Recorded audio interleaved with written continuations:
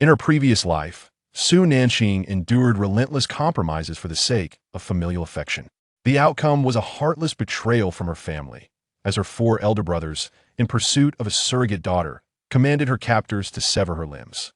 Her husband displayed even greater cruelty, callously pushing her down the stairs while she was with child, resulting in a tragic demise that claimed both their lives. In this second chance at life, she rejected her scoundrel of an ex-husband, a wealthy heir, dismissing their marriage certificate with disdain. She chose to forsake her brother's self-destructive paths, relishing the downfall of her ex-husband as he fell prey to the machinations of his first love. Unafraid and unapologetically fierce, she confronted the deceitful woman and trampled upon her treacherous brother, revealing her remarkable talents and emerging as a dazzling figure in her own right. Moreover, she was surrounded by 3 non-biological brothers who adored her unconditionally. Her eldest brother declared, "Our Qingbao is delicate and gentle, do not dare to bully her." Her second brother added, "Qingbao fears the dark, do not frighten her." The third brother chimed in, "Qingbao, a good horse does not turn back to eat the grass it has passed." Onlookers were left in tears. Was this soft and adorable powerhouse truly afraid? When her ex-husband pursued her, groveling with a durian in hand and bloodshot eyes, he lamented, "Wife, I was wrong, my first love has always been you." The day Nanqing met her tragic end was New Year's Eve, amidst swirling snow and dazzling fireworks, when she and her husband's mistress, Song Jiaqing, were abducted. Her 4 brothers and husband chose to rescue Song Jiaqing over her, leading to her being pushed down the stairs by the one she cherished most, resulting in the loss of her life and that of her unborn child. As her spirit ascended, witnessing the aftermath of her demise, she could only laugh bitterly. The family she devoted herself to wished for her death. On the first day after her death, her eldest brother, in an attempt to save Song Jiaqing, allowed her captors to disfigure her exquisite visage. The following day, her second brother ordered her hands to be broken to preserve Song Jiaqing's life. On the third day, her third brother commanded the most excruciating poison to be injected into her. And on the fourth day, her youngest brother demanded her legs be shattered for the same purpose. By then, she was already 4 months pregnant. In her agony, they arrived, but the man she loved most pushed her down the stairs to save Song Jiaqing. Though her appearance was irrevocably marred, she felt a sense of relief. It was liberation. Yet, her spirit could not depart for decades. It lingered among her family, witnessing their fates. It was only on the day Gu Yushin passed away that she found peace, knowing she could finally leave. After years of wandering, her soul was unable to reincarnate, and she was uncertain why. With Gu Yushin gone, her resentment dissipated. Casting a final glance at Gu Yushin's photograph, she walked towards the villa's entrance without a shred of longing. As she reached the threshold, a blinding light caught her eye, and she realized that Gu Yushin was the very shackle on her soul, and now, liberation was at hand. However, in the next moment, an unseen force yanked her back. Nanqing gasped, grasping at nothingness. Nanqing, cease your pretense of death and rise. How dare you employ such vile tactics against Jiaqing? You are courting your own demise, a frigid voice thundered from above. Startled, she opened her eyes to find a handsome man before her. Gu Yushin. How could he be here? She was furious mere moments ago. She had witnessed his demise, and now his spirit was in pursuit of her. Nanqing, you wicked woman. How dare you conspire to kidnap Jiaqing? How could I, Gu Yushin, marry such a venomous creature as you? Do not feign ignorance. Get up and sign this divorce agreement immediately. Given your care for me over the past 2 years, I shall not pursue this matter, but we must divorce, he declared. Divorce?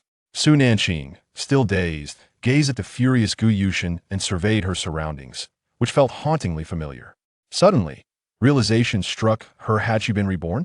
She had returned to the year of Song Jiaqing's birthday banquet, where Jiaqing had framed her for kidnapping. Gu Yushin had subsequently presented her with a divorce agreement. The Song family, including her biological parents and 4 brothers, had severed ties with her, branding her as an adopted daughter due to her upbringing in Qian Town. In her infatuation, she had clung to Gu Yushin, whom she had saved against all odds, refusing to sign the divorce agreement, ultimately leading to her tragic fate. Recalling the moment she was pushed down the stairs while pregnant, she felt overwhelming sorrow. She was the granddaughter of the Su family, and she remembered the disappointment in her grandfather's voice as he condemned her as worthless upon seeing her lifeless body. A man who had never uttered a harsh word to her, now filled with despair. In this new life, She finally comprehended that love unreturned remains unseen, regardless of the sacrifices made. This time, she would not fall for Gu Yushin again. Instead, she would focus on becoming a wealthy woman. The first order of business in her rebirth was to cease the mental turmoil and confront challenges hidden. Those who had tormented her would now feel her wrath. As she began to clarify her thoughts, an enraged voice interrupted. "Su Nanqing, our Song family has no daughter as malicious as you. Before all our guests, we sever all ties with you. Here is the notice of disownment, sign it." Turning to face her furious biological father, who held the disownment document, she glanced at a tearful Song Jiaqing and her resentful mother, as well as her 4 brothers, whose glares could pierce through her. The familial ties of the Song family were not something she desired. With a bittersweet smile, she replied to Song Nanfeng, "Very well. I will sign." Song Nanfeng was taken aback, not expecting such a swift agreement. Song Jiaqing, too, was stunned. In the past, Su Nanqing would have begged for mercy, only to incur her father's disdain. Yet, this time, she had acquiesced without hesitation. "Please, sister, do not sign. It was I who took your identity and position, causing your resentment towards me. I truly do not wish to pursue this matter any further. I forgive you. Please do not leave." Su Nanqing gazed at her tear-streaked face, finding it to be the most repugnant display of false compassion. With a knowing smile, she remarked, "Song Jiaqing, is this not what you desired? I agree to the divorce and to leave the Song family. Is this not your wish? You claim you took my place, so why do you not graciously depart?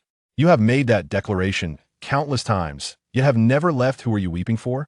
Song Jiaqing was momentarily speechless, bewildered by Su Nanqing's unexpected composure. Observing Jiaqing's inability to respond, Su Nanqing turned to Song Nanfeng, "Chairman Song. When Gu Yushin had his accident and lost his sight, Song Jiaqing fled abroad. It was then that you brought me back to marry Gu Yushin in her stead. I repay your kindness with this act." Relieved, Song Nanfeng exhaled. He had feared she would reveal the truth about that incident. Song Jiaqing too felt a wave of relief. It was crucial that Su Nanqing remained unaware. Without a glance at the document, Su Nanqing took the disownment paper from her father's hand, having previously read its contents in her past life. Without hesitation, she signed her name. Though she was the biological daughter of the Song family, they had never acknowledged her, as she had grown up in Xiantown and was deemed unworthy of recognition. The Song family publicly claimed her as their adopted daughter. The disownment notice existed in duplicate. She retained one for herself and picked up the other from the ground, placing it in her bag as she sent a message to her brother. "Brother, I am returning home. Song Jiaqing has framed me, and I require evidence within 20 minutes. She could depart, but before doing so, she intended to deliver a grand gesture to Song Jiaqing. Guests seated nearby continued to discuss her alleged malice, leaving Su Nanqing feeling numb with heartache. She handed the signed disownment notice to Song Nanfeng, stating, "Chairman Song, please keep this safe." Taking the document, Song Nanfeng observed her icy demeanor, feeling a twinge of unease despite her apparent indifference. Su Nanqing gazed at Gu Yushin, noticing that he still clutched the divorce agreement in his hand. She had fainted moments ago because Gu Yushin had struck her twice in a fit of rage, seeking to vent his frustrations regarding Song Jiaqing, and it had rendered her unconscious. 3 years had passed, and she had forgotten that her martial prowess could have easily avenged this despicable man. "Oh, Su Nanqing, how naive you are in matters of love." Taking the divorce agreement from Gu Yushin, she scrutinized his chiseled features. He was a noble from the imperial capital, possessing a prestigious lineage and striking looks. It was no wonder Song Jiaqing pursued him so relentlessly. A bitter smile graced her lips. This would be her final moment of sorrow for this man.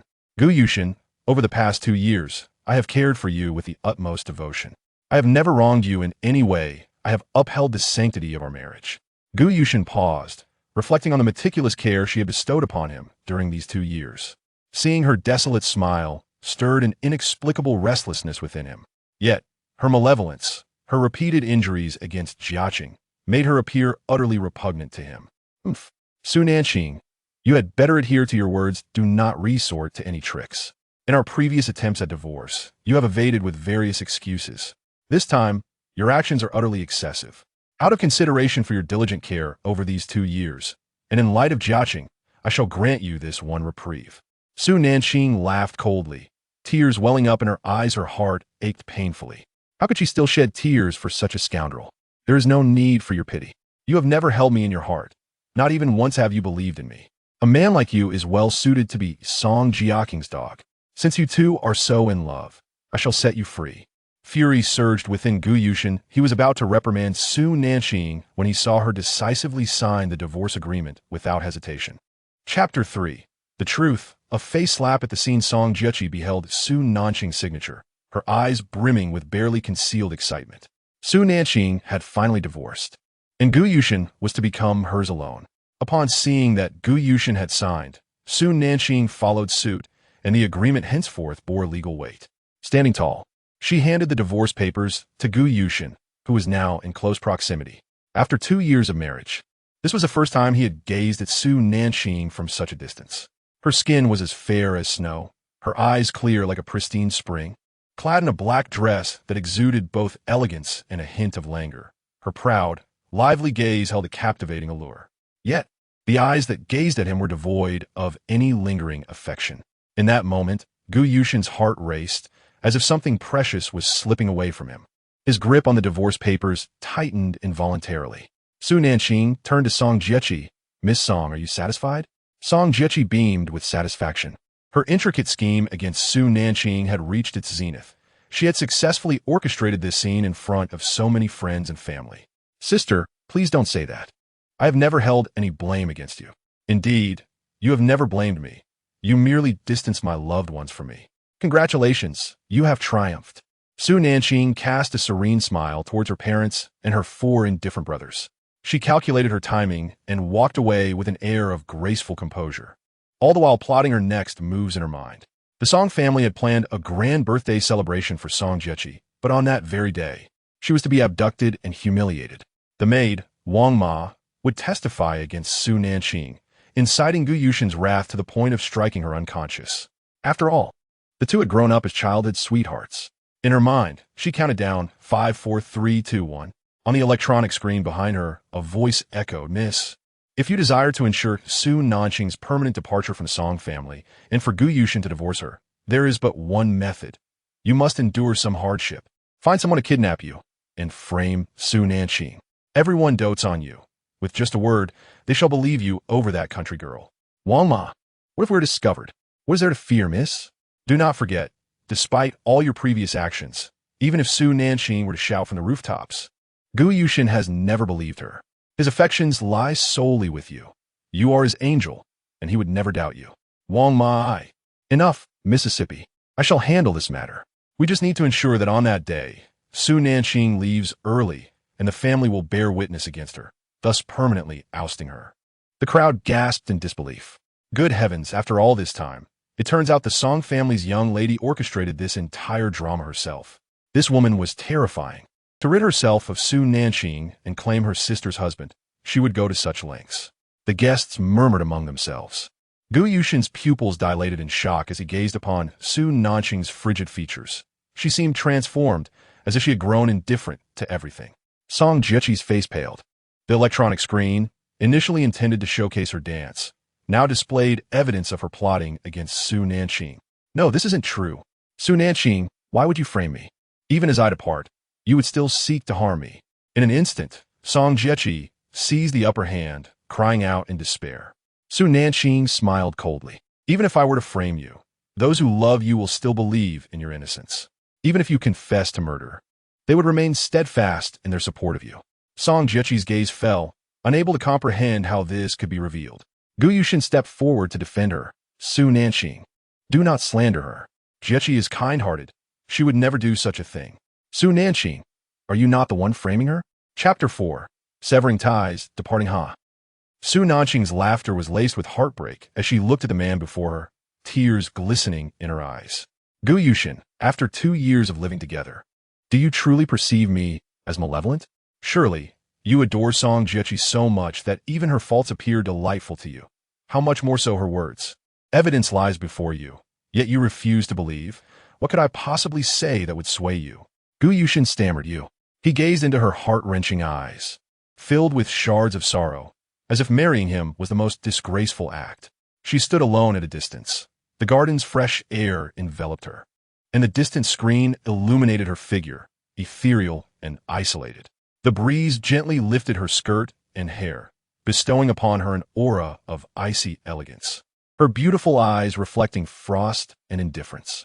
Gu Yushin suddenly realized she had changed. The depths of her gaze held emotions he could not fathom. Su Nanqing, the truth is apparent, yet you refuse to believe in me once more, she said, her words dripping with melancholy. Gu Yushin felt a pang of uncontainable anguish. Just then, the police entered, escorting two men. The crowd reveled in the unfolding drama. In the capital, the Gu and Song families were perennial topics of gossip. The two men brought and pointed towards the astonished Wang Ma, exclaiming, "It was that old woman who bribed me. She provided the funds. Officer, I have evidence." The police turned to Wang Ma, who, suffering from high blood pressure, trembled and knelt upon seeing them. "Everything was my doing. It has nothing to do with our young lady. If you must arrest someone, take me. It was my own initiative." Su Nanqing regarded Wang Ma's tearful confession with confusion. How could she willingly shoulder all the blame for Song Jiechi? All she desired was to leave with her dignity intact, yet this farce had unfolded. Feigning disbelief, Su Nanqing inquired, "Wang Ma, I have never wronged you. Why do you seek to ensnare me?" Wang Ma hesitated, gazing at Su Nanqing's exquisite visage, sensing an unfamiliar aura. "Su Nanqing, blame your own misfortune. I acted thus because I found you displeasing. Your husband does not love you, and your brothers harbor resentment towards you. I merely wish to prevent chaos in this household. You are a harbinger of misfortune." Su Nanqing managed a bitter smile, realizing even a servant found her distasteful. How pitiable had her existence become. Yet from now on, she vowed to live well, refusing to allow anyone the opportunity to harm her again. She had sacrificed her life for an unworthy man. In her previous life, she had let down too many. In this life, she would not betray those who loved her. In the aftermath, the family would be thrown into turmoil, and she would quietly observe from sidelines. Su Nanqing, you truly are a lovesick fool. Fortunately, you have the chance to start anew. Turning to the police, she smiled sweetly. "Dear officer, please communicate any developments in the case with my lawyer. They will be at the station shortly." Having concluded her remarks, she approached Madame Gu, whispering, "Madame Gu, for the sake of your husband and the daughter born outside of wedlock, you seek to cast away your own flesh and blood. Let us await the unfolding of future events." With that, Su Nanqing dropped a bombshell and strode away with purpose. Indeed, Song Jiechi was not an adopted daughter, but the offspring of Song Nanqing's extramarital affair. To reclaim the daughter of the man she loved, he had orchestrated this exchange. This was what her spirit had discerned amidst their presence. Madame Gu stood, astonished and aghast, watching Su Nanqing's retreating figure, her pupils widening in disbelief. Gu Yushin observed her frail silhouette, realizing she had departed without casting a single glance in his direction. He turned to Song Jiechi, who looked at him nervously. "Brother Shun, I am unaware. I know nothing. Wang Ma has borne all the blame, her only wish being to remain oblivious to it all." As Song Jiechi gazed at Gu Yushin approaching her, darkness engulfed her vision, and she fainted. Gu Yushin, in a state of panic, cradled Song Jiechi and rushed her outside. Upon exiting the villa, he caught sight of the proud silhouette of Su Nanqing slipping into a luxury car. He dashed after her, but the vehicle sped away, leaving only a cloud of dust in its wake. Chapter 5. Enlightenment, Cry My Foolishness Inside the Car. Su Nanqing observed Gu Yushin's anxious demeanor towards Song Jiechi with a cold smile. Such was Gu Yushin. Despite Song Jiechi's treachery, he treated her like a treasure. Suddenly, a voice filled with authority and age resonated beside her. Su Nanqing shivered, glancing at the elder beside her, and tears streamed down her face. "Grandfather!" she exclaimed, overwhelmed to see him come to fetch her. Su Lao, her grandfather who raised her with love, wore a face marked by hardship, tinged only with anger. "Gu Yushin and the Song family have made my precious granddaughter suffer like this. They shall pay." Su Lao glared at her. "Stop crying. I am still here."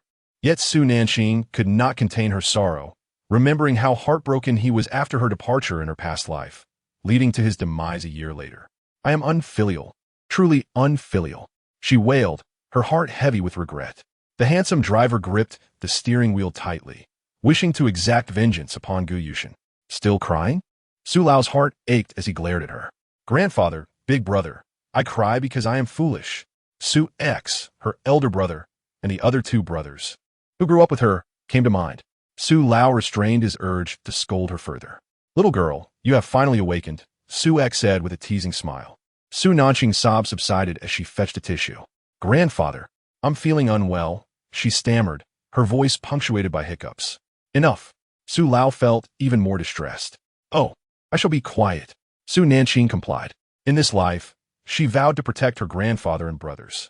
In her previous life, her brother was murdered by assassins hired by Song Jiechi, and she would rewrite her fate this time. She would unmask Song Jiechi and live freely. Qingqing, would you like to step out for some fresh air? Su X suggested lazily.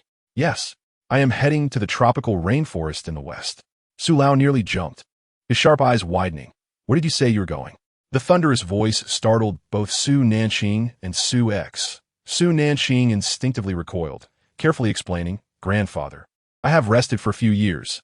It is time for me to grow. Having been given a second chance at life, she intended to live it fully for herself.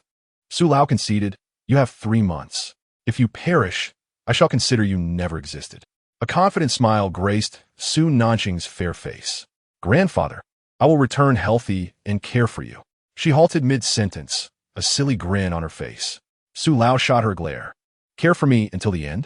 You ungrateful girl. Dare you say the last word? Yet he nodded, satisfied. AX, take Qingqing with you. Let her clear her mind before returning. With a lazy smile, Su X escorted their grandfather home before taking Su Nanqing on a private plane to the west. 3 months later, at the international airport, Su Nanqing appeared in a sleek black bodysuit, her physique sculpted to perfection through rigorous training.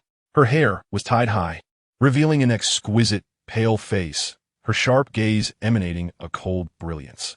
Passers-by were captivated by her presence as she pushed her luggage outside. Checking the time, she noticed her companion, Qin Yue, had yet to arrive. Hasn't she said she would be here? Taking a deep breath, she surveyed the familiar city, finally back. Suddenly, a familiar icy voice pierced the air. Su Nanqing, where have you been all this time? Chapter 6. Encounter. She has changed. Su Nanqing furrowed her brow. Her luck seemingly diminished as she encountered Gu Yushin upon her return. On the 10th of this month, an incident awaited her, necessitating her presence. She regarded Gu Yushin, whose demeanor had transformed, striding toward her with an erect posture, exuding an innate nobility. Regardless of the life they shared, he always felt unattainable to her. Gu Yushin, taken aback by the strikingly different Su Nanqing, noted her change. For 3 months, he could find no trace of her. With her departure, he realized how empty his world felt without her. Speak, where have you been? Seeing her aloof expression stirred unease within him. Just returning from a business trip, he had mistaken a fleeting silhouette for hers, only to confirm it was indeed her upon closer inspection. She appeared slimmer, with an even more alluring figure. Su Nanqing's cold gaze met his, her lips parting slightly. Gu, I have divorced you. My whereabouts are of no concern to you. Su Nanqing, allow me to remind you. We have yet to finalize our divorce. You are still my wife. His irritation surged as he observed her indifferent demeanor. Aren't you the one who constantly fawns over Song Jiechi? I have signed the divorce papers. Why have you not processed them? Gu Yushin, you despicable man. Do you truly think you deserve Song Jiechi after all her schemes against me? That incident was Jiechi's fault. She promised to apologize personally. So do not make things difficult for her. Su Nanqing, prepared for his defense of Song Jiechi, was taken aback by the extent to which he would go. She had been ambushed and left unconscious, made to sign divorce and severance agreements, while she was expected to accept a mere apology from Song Jiechi. Gu Yushin, keep your distance. Your presence is repugnant to me. Furthermore, do not appear before me again. I have no interest in you while seeking companionship elsewhere. Su Nanqing, you. Miss, a respectful voice called from a distance, belonging to Qin Yue, who approached wearing sunglasses. Yes, Su Nanqing replied coolly, nodding slightly. Qin Yue, with a cool demeanor, took the luggage from Su Nanqing and placed it in the trunk, then respectfully opened the car door for her. Throughout, Su Nanqing did not cast a single glance at Gu Yushin. Surprised, Gu Yushin watched this scene unfold.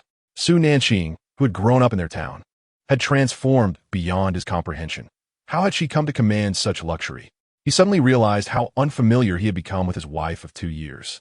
She had always been obedient and caring, devoted to him during his illness, never complaining of exhaustion. He had defended Song Jiechi merely due to her being his lifesaver. Perhaps Su Nanqing would return to him. After all, she had always been the first to apologize after their quarrels. Convinced she would relent, he was wrong. Time passed without her returning to amend their relationship, prompting him to send his assistant to investigate her whereabouts. At the Blue Chin Hotel in the capital, in the garden, Su Nanqing sat gracefully on a lounge chair, savoring life. After returning for half a month, she has gained a clear understanding of the situation in the capital. The events that transpired at the Song family that day were not reported. Under the protection of Gu Yushin, no media dared to cover the matter concerning Song Jiaqing. However, this did not concern her, for Song Jiaqing had grown bolder as a result, while she herself could merely sit back and watch the drama unfold.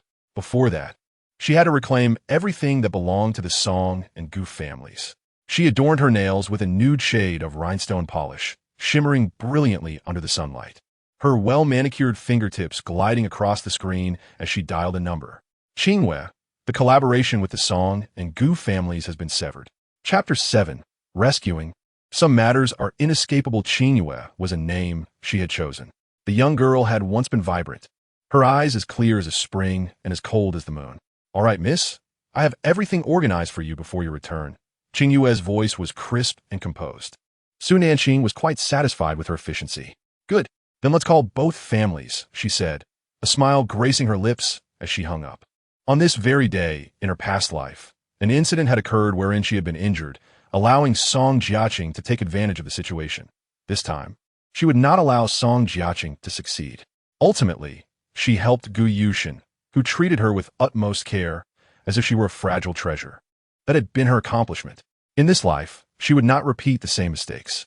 "Nanqing, what are you doing here?" Upon hearing Song Jiaqing's voice, Su Nanqing was momentarily taken aback. She had not encountered Song Jiaqing this early in her previous life. She glanced over, her beautiful eyes narrowing slightly, to see Song Jiaqing and Gu Yushin together. After the divorce, the two no longer shied away from public scrutiny, boldly appearing side by side in plain sight. Su Nanqing raised an eyebrow and replied, "What I do here is of no concern to you." Song Jiaqing was taken aback.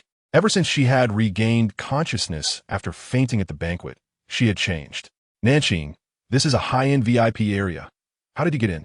I fear you might be looked down upon for lacking a card, which would embarrass the Su family." Nearby, Gu Yushin gazed at her intently. "Where have you been these past 3 months? Su Nanqing, where have you gone?" he asked, stepping closer, observing her in a white dress, lazily reclining on a lounge chair.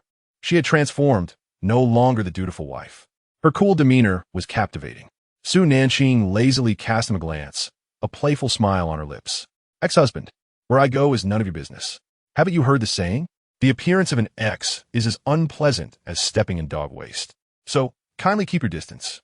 She was now impervious, untouchable. "Su Nanqing, do not overstep," Gu Yushin warned, his brow furrowing at her newfound sharpness. Su Nanqing laughed defiantly, "Indeed, I have been quite excessively blind to have ever seen anything admirable in you." Gu Yushin frowned. The spirited Su Nanqing was stunning. She then turned her gaze to Song Jiaqing with gratitude. "Thank goodness for Miss Song's diligent trash collection. Your presence affirms that my choices were indeed correct.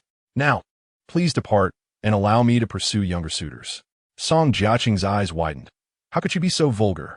Noticing that time was slipping away, Su Nanqing strolled toward the nearby swimming pool.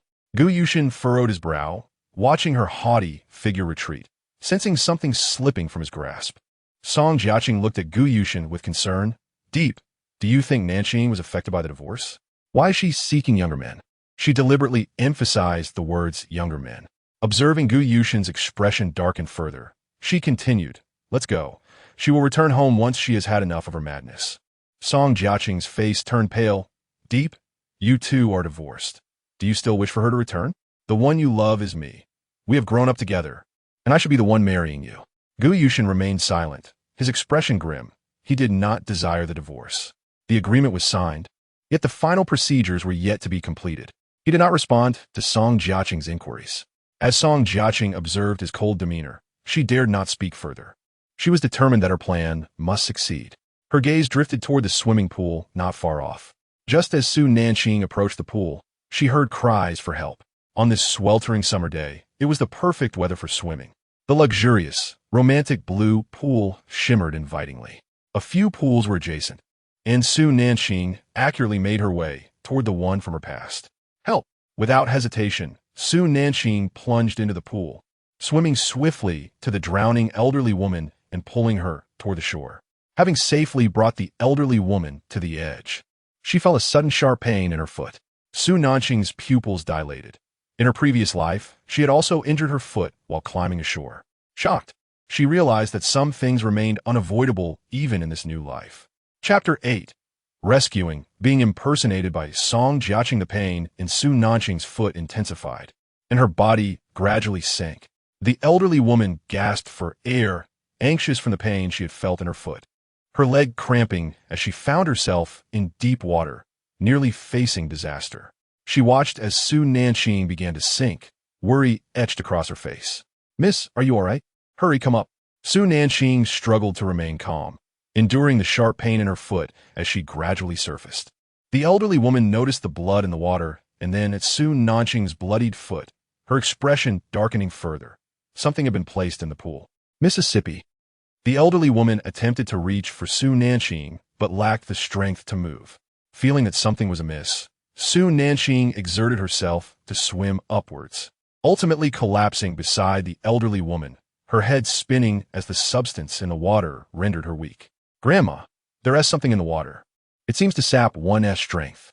Soaked to the skin, Su Nanqing's foot continued to bleed. The wound on her foot was alarming. The elderly woman gazed at her own foot, realizing it was worse than Su Nanqing's. She could feel her strength fading. "It's all right. My bodyguard will be here soon. Thank you for saving me. Without you, I would have perished today." The elderly woman spoke weakly, while Su Nanqing struggled to articulate her thoughts, gradually losing consciousness. "Elderly lady, are you all right?" The elderly woman's bodyguard rushed over in panic.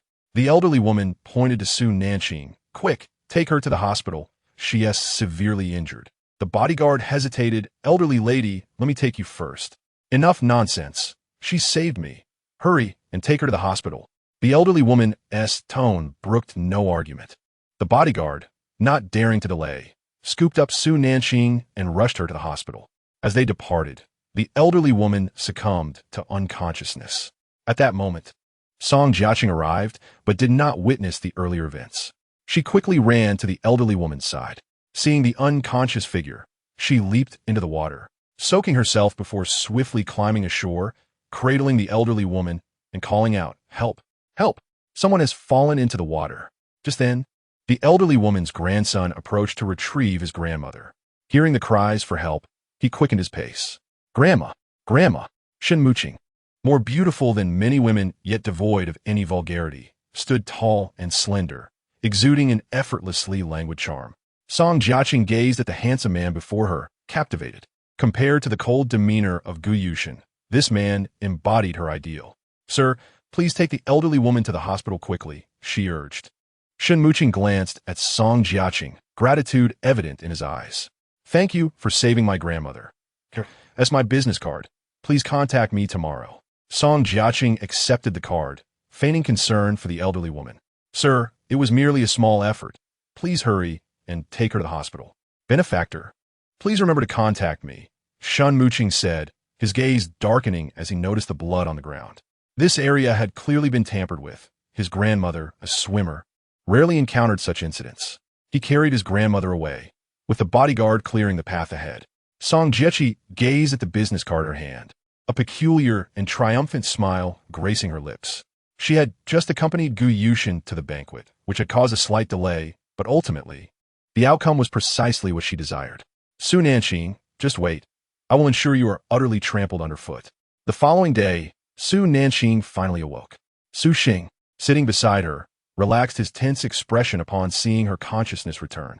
Unable to contain himself, he scolded, "You little brat, if you don't wake up soon, your name might be inscribed on a tombstone." Surprised, Su Nanqing inquired, "Brother, are you saying I nearly died?" "Yes, indeed. This time, you actually listened to my advice." Su Xing replied lazily, reclining in his chair. Feeling dejected, Su Nanqing pouted unhappily. In her previous life, it had not unfolded this way. The old matriarch had fainted first, and she had followed suit, only to be taken away by Song Jiaqing, who became the savior of the old matriarch. In this new life, could many events truly not be altered? She had met the grandson of Madame Shun once. That man was extraordinarily handsome, to the point of inciting envy among the gods. Song Jiechi had formed a close friendship with him, and they often went out together. This connection allowed Song Jiechi to acquire numerous business secrets, assisting that enigmatic man. But who was he? She had never encountered him in her previous life. Su Xing chuckled. The news claimed Song Jiechi saved the old matriarch of the Shun family. When I found you, you were clearly soaked. Pray tell, O swimming prodigy, how did you manage to get into such a predicament? This blatant mockery left Su Nanqing feeling quite displeased. Brother, have you brushed your teeth today? She shot back with a dismissive glance. Huh? Su Xing sighed in self-disgust. Do I have bad breath? Not at all. I used mint toothpaste this morning, so my breath is fresh, Su Nanqing replied. Suddenly, Su Xing realized something, leaping to his feet in anger. Humph. Ungrateful little brat. I'm leaving. Your ex-husband is outside and seems to have misconstrued our relationship. Puffed. That scoundrel means nothing to me.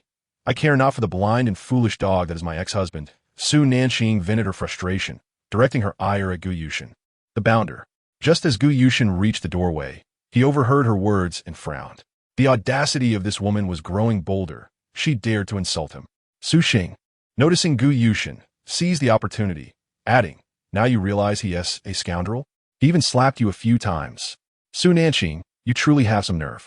After your chat with the scoundrel, call me. I'll prepare your favorite lobster for dinner. Su Nanqing sprang up. You better not cheat. Come pick me up in 5 minutes. Su Xing cast a fond glance at the clock. Very well. You have 5 minutes. He departed without sparing Gu Yushin a glance. Gu Yushin, witnessing their affectionate exchange, felt an inexplicable discontent swell within him. He stepped inside, his deep gaze locking on Su Nanqing, whose pale, delicate face was both pitiful and breathtaking. Thoughts of Su Xing's earlier departure darkened his expression. Have you been with him for the past 3 months? Su Nanqing was acutely aware of Gu Yushin's capabilities. If he wished to uncover her past, he could do so effortlessly.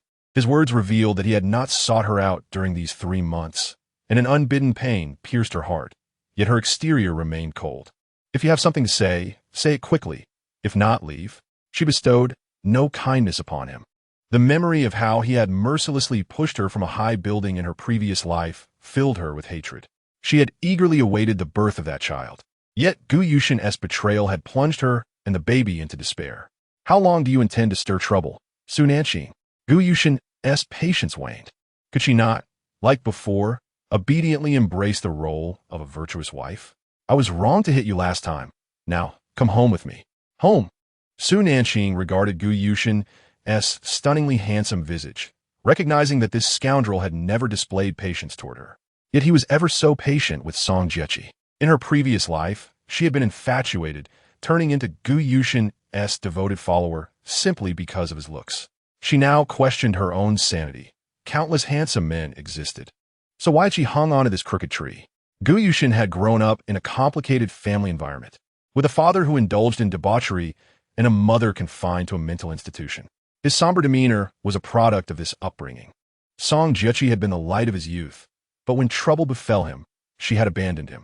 Reflecting on this, Su Nanqing realized she had never encountered that illegitimate child from her previous life. Lost in thought, Gu Yushin's cold, deep voice jolted her back to reality. Su Nanqing, are you even listening to me? Startled, Su Nanqing gasped, patting her chest, her rosy lips forming a pout as her large eyes sparkled. Are you trying to scare me to death? Gu Yushin observed her adorable demeanor, lively and charming. The Su Nanqing he remembered had been rigid and composed, embodying the role of a dutiful wife during their marriage, always preparing meals and waiting for his return. This was the first time he had witnessed her vibrant side. He had been blind to the darkness of that period, during which she had steadfastly stood by him. As long as she did not oppose Jiechi, he could have maintained a good relationship with her. Su Nanqing remained silent, prompting Gu Yushin to continue. Ex-husband, if you're unwell, seek a veterinarian. At Song Jiechi's birthday banquet, you coerced me into signing the divorce agreement, leaving me with nothing, and you signed it too. The agreement is effective. Why should I return home? Am I to facilitate your reunion with your Moonlight? At this juncture, Su Nanqing recollected how she had always been the one to plead for reconciliation during their arguments stemming from Song Jiechi. The memory of her subservient demeanor sparked a fierce self-slap. Gu Yushin raised an eyebrow. Why are you hitting yourself? Su Nanqing retorted with a cold smile. to remind myself not to fall for a scoundrel again. Her words seemed to trigger Gu Yushin, his expression darkening. Su Nanqing you. Ching, 5 minutes are up. Su Xing announced from the doorway, a mischievous smile adorning his face, his lazy yet handsome demeanor captivating. After being accustomed to Gu Yushin's brooding presence, even a young man like Su Xing was a refreshing sight. Su Nanqing quickly extended her hand in a playful manner. I want a hug. Su Xing chuckled indulgently as he stepped closer. I can't carry you. You're quite heavy. Su Nanqing playfully smacked his shoulder. Being overweight can lead to hemorrhoids. Su Xing retorted, you in your ominous predictions. He genuinely felt the weight of her words. Remember, you need to rest well. Your foot injury is quite severe, and the anesthesia will leave you without taste for a while. Then what's the point of eating lobster if I can't savor it? Su Nanqing lamented, realizing the numbing sensation in her mouth. As Su Xing patted her broad back, warmth surged through Su Nanqing's heart, her eyes glistening with unshed tears. In her previous life, her brother had been assassinated after being bought off by Song Jiechi. In this life, if she could just avoid Gu Yushin, perhaps such calamities would never come to pass. Su Nanqing leaned against his back, her voice thick with emotion. Brother, let us go home. Su Xing sensed the odd tone in her voice, his heart aching for her. How much suffering have you endured, little sister? Gu Yushin glared at the pair. Su Nanqing, are you really going to follow him home? Su Nanqing composed herself, her spirits ignited, and despite her soft tone, she replied defiantly, Ex-husband, it's none of your business where I go. We're divorced, just as you wished. Although your looks are refreshing, I've grown tired of them. Su Xing couldn't help but laugh. Now that's the Su Nanqing I raised, sharp-tongued yet kind-hearted. Gu Yushin fixed his gaze on Su Nanqing for a lingering moment before storming out in anger. With a sigh of relief, Su Nanqing declared, Brother, let us go. Su Nanqing leaned against his back, feeling the warmth radiate from her brother. Let's go home, she said. Su Xing carried her downstairs. She was surprisingly light. In her pursuit of marrying Gu Yushin, she had distanced herself from them. But now, this resolute girl had finally come to her senses, quietly resting on him.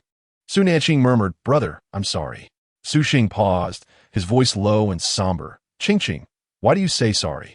With tears brimming in her beautiful eyes, Su Nanqing replied, In my quest to marry Gu Yushin, I rarely contacted you all, and I hurt Grandpa's feelings. Second brother completely ignores me. And third brother dislikes me so much that he has gone abroad. Only you, without holding grudges, have stayed by my side.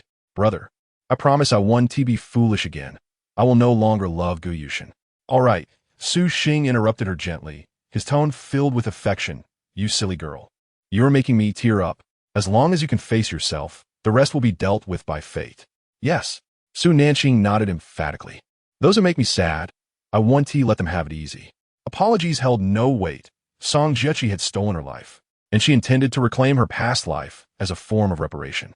Su Xing led Su Nanqing back to Qingfeng Garden, a grand villa spanning 500 square meters, adorned with dreamy white jade walls and soaring 10-meter-high floor-to-ceiling windows, exuding opulence in every corner. This was her favorite style of decor. Grandpa resided on the first floor, she on the second, and her older brothers on the third and fourth floors. Each level boasted entertainment spaces they cherished. She had grown up here, and when the Song family found her, she was training in the countryside, while the Su family believed she was merely an inconsequential village girl. She had fallen for Gu Yushin at first sight, willing to sever ties with her grandfather just to marry him. In retrospect, she felt like a foolish pig. Grandpa, I'm back. Su Nanqing called out upon entering. Old Su was secretly sipping alcohol from a cup, and upon hearing her voice, his hand trembled slightly, spilling some on his wrist. Ouch, that's hot. He glared at Su Nanqing. If you're back, just come in quietly. No need to shout. Seeing his hand shake, Su Nanqing widened her eyes. Old man, did I scare you? Old Su frowned. The moment you appear, it's as if all the birds have flown and all paths are deserted. Su Nanqing touched her nose. Was she really that intimidating? Old Su glanced at the hot liquor in his cup, thinking it wasn't easy to have a sip in secret without getting caught. Oh, brother. Grandpa is secretly drinking. Looking at the cup, Su Nanqing noted that the old man wasn't in good health and shouldn't be drinking. The corners of old Su's mouth twitched. This stubborn girl always riled him up upon her return. He raised his cup and downed it in one go, patting his chest with a satisfied expression. Oh, what a comfort. Su Nanqing. Suxing. Dinner time. Su Boss headed to the kitchen. Su Xing carried Su Nanqing to the kitchen for dinner. The meal was lavish, but Su Nanqing lacked taste and ate in silence. After dinner, a servant brought tea. Old Su looked at her injured foot and asked, "You walked out and are lying down now. What happened? Did you encounter a ghost?" Su Nanqing's face fell. Indeed. She had encountered someone scarier than a ghost.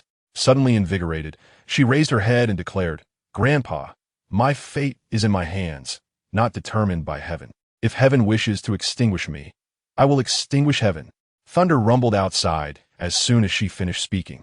Su Nanqing shrank her neck.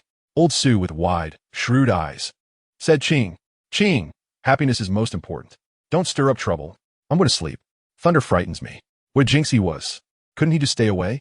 The old man hopped away like a child fleeing. Su Nanqing. Su Xing chuckled heartily. With Qing at home, even the old man was wary of her. "Come, Qing, I'll take you back to your room to rest. Let us look forward. If we don't miss those rotten fruits, how will we know what is truly the best?" Su Xing stood up to carry Su Nanqing. She found his words quite insightful. Changing fate was challenging, so she would change herself. "Brother, I understand now. It's easy to evade the obvious, but the hidden treachery is hard to guard against. I will rise." Chapter 12. Why do you scheme against old Madam Shen? Su Xing's lips twitched. "You're a woman. How do you plan to rise?" Sunanjing, Chokit, Harcheg's Fudushin Kudimson. What was he thinking? Did he mean what she thought he meant? Never mind that. Just take me back to my room. Only then did Su Xing carry her to the elevator.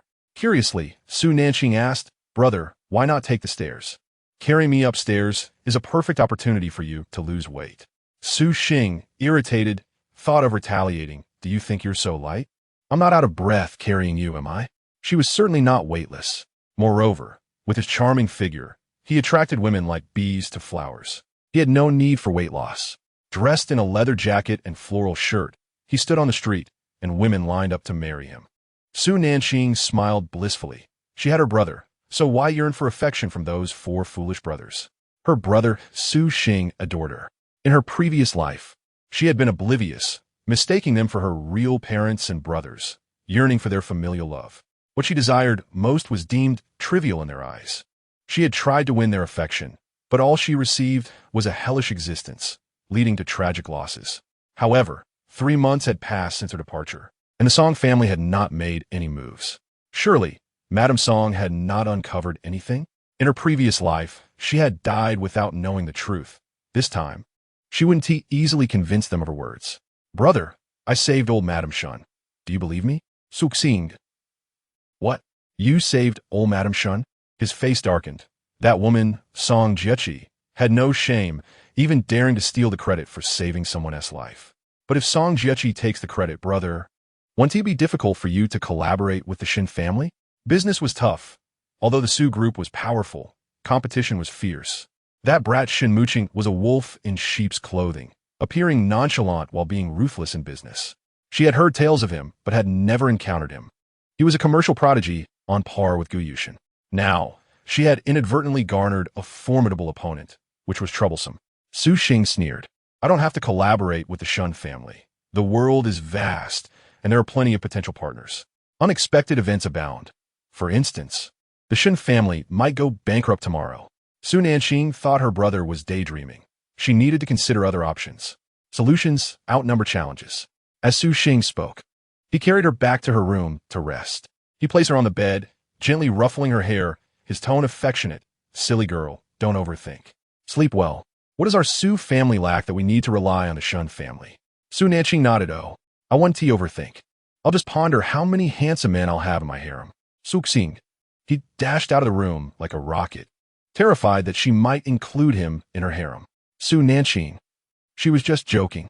Reclining on the enormous bed, sprawled out without a care, she gazed up at the crystal chandelier, contemplating how to break the deadlock. If she wasn't careful, Song Jiechi might discover that she was the one who saved old Madame Shun and might retaliate. That woman was adept at scheming. If she claimed second place in manipulation, no one would dare claim the top. On the day she appeared at the scene, Shun Muqing would undoubtedly investigate the incident involving the old madam, checking the surveillance footage from that day. Before that, the cunning Song Jiechi would likely destroy the evidence. Su Nanqing abruptly sat up, her mind racing.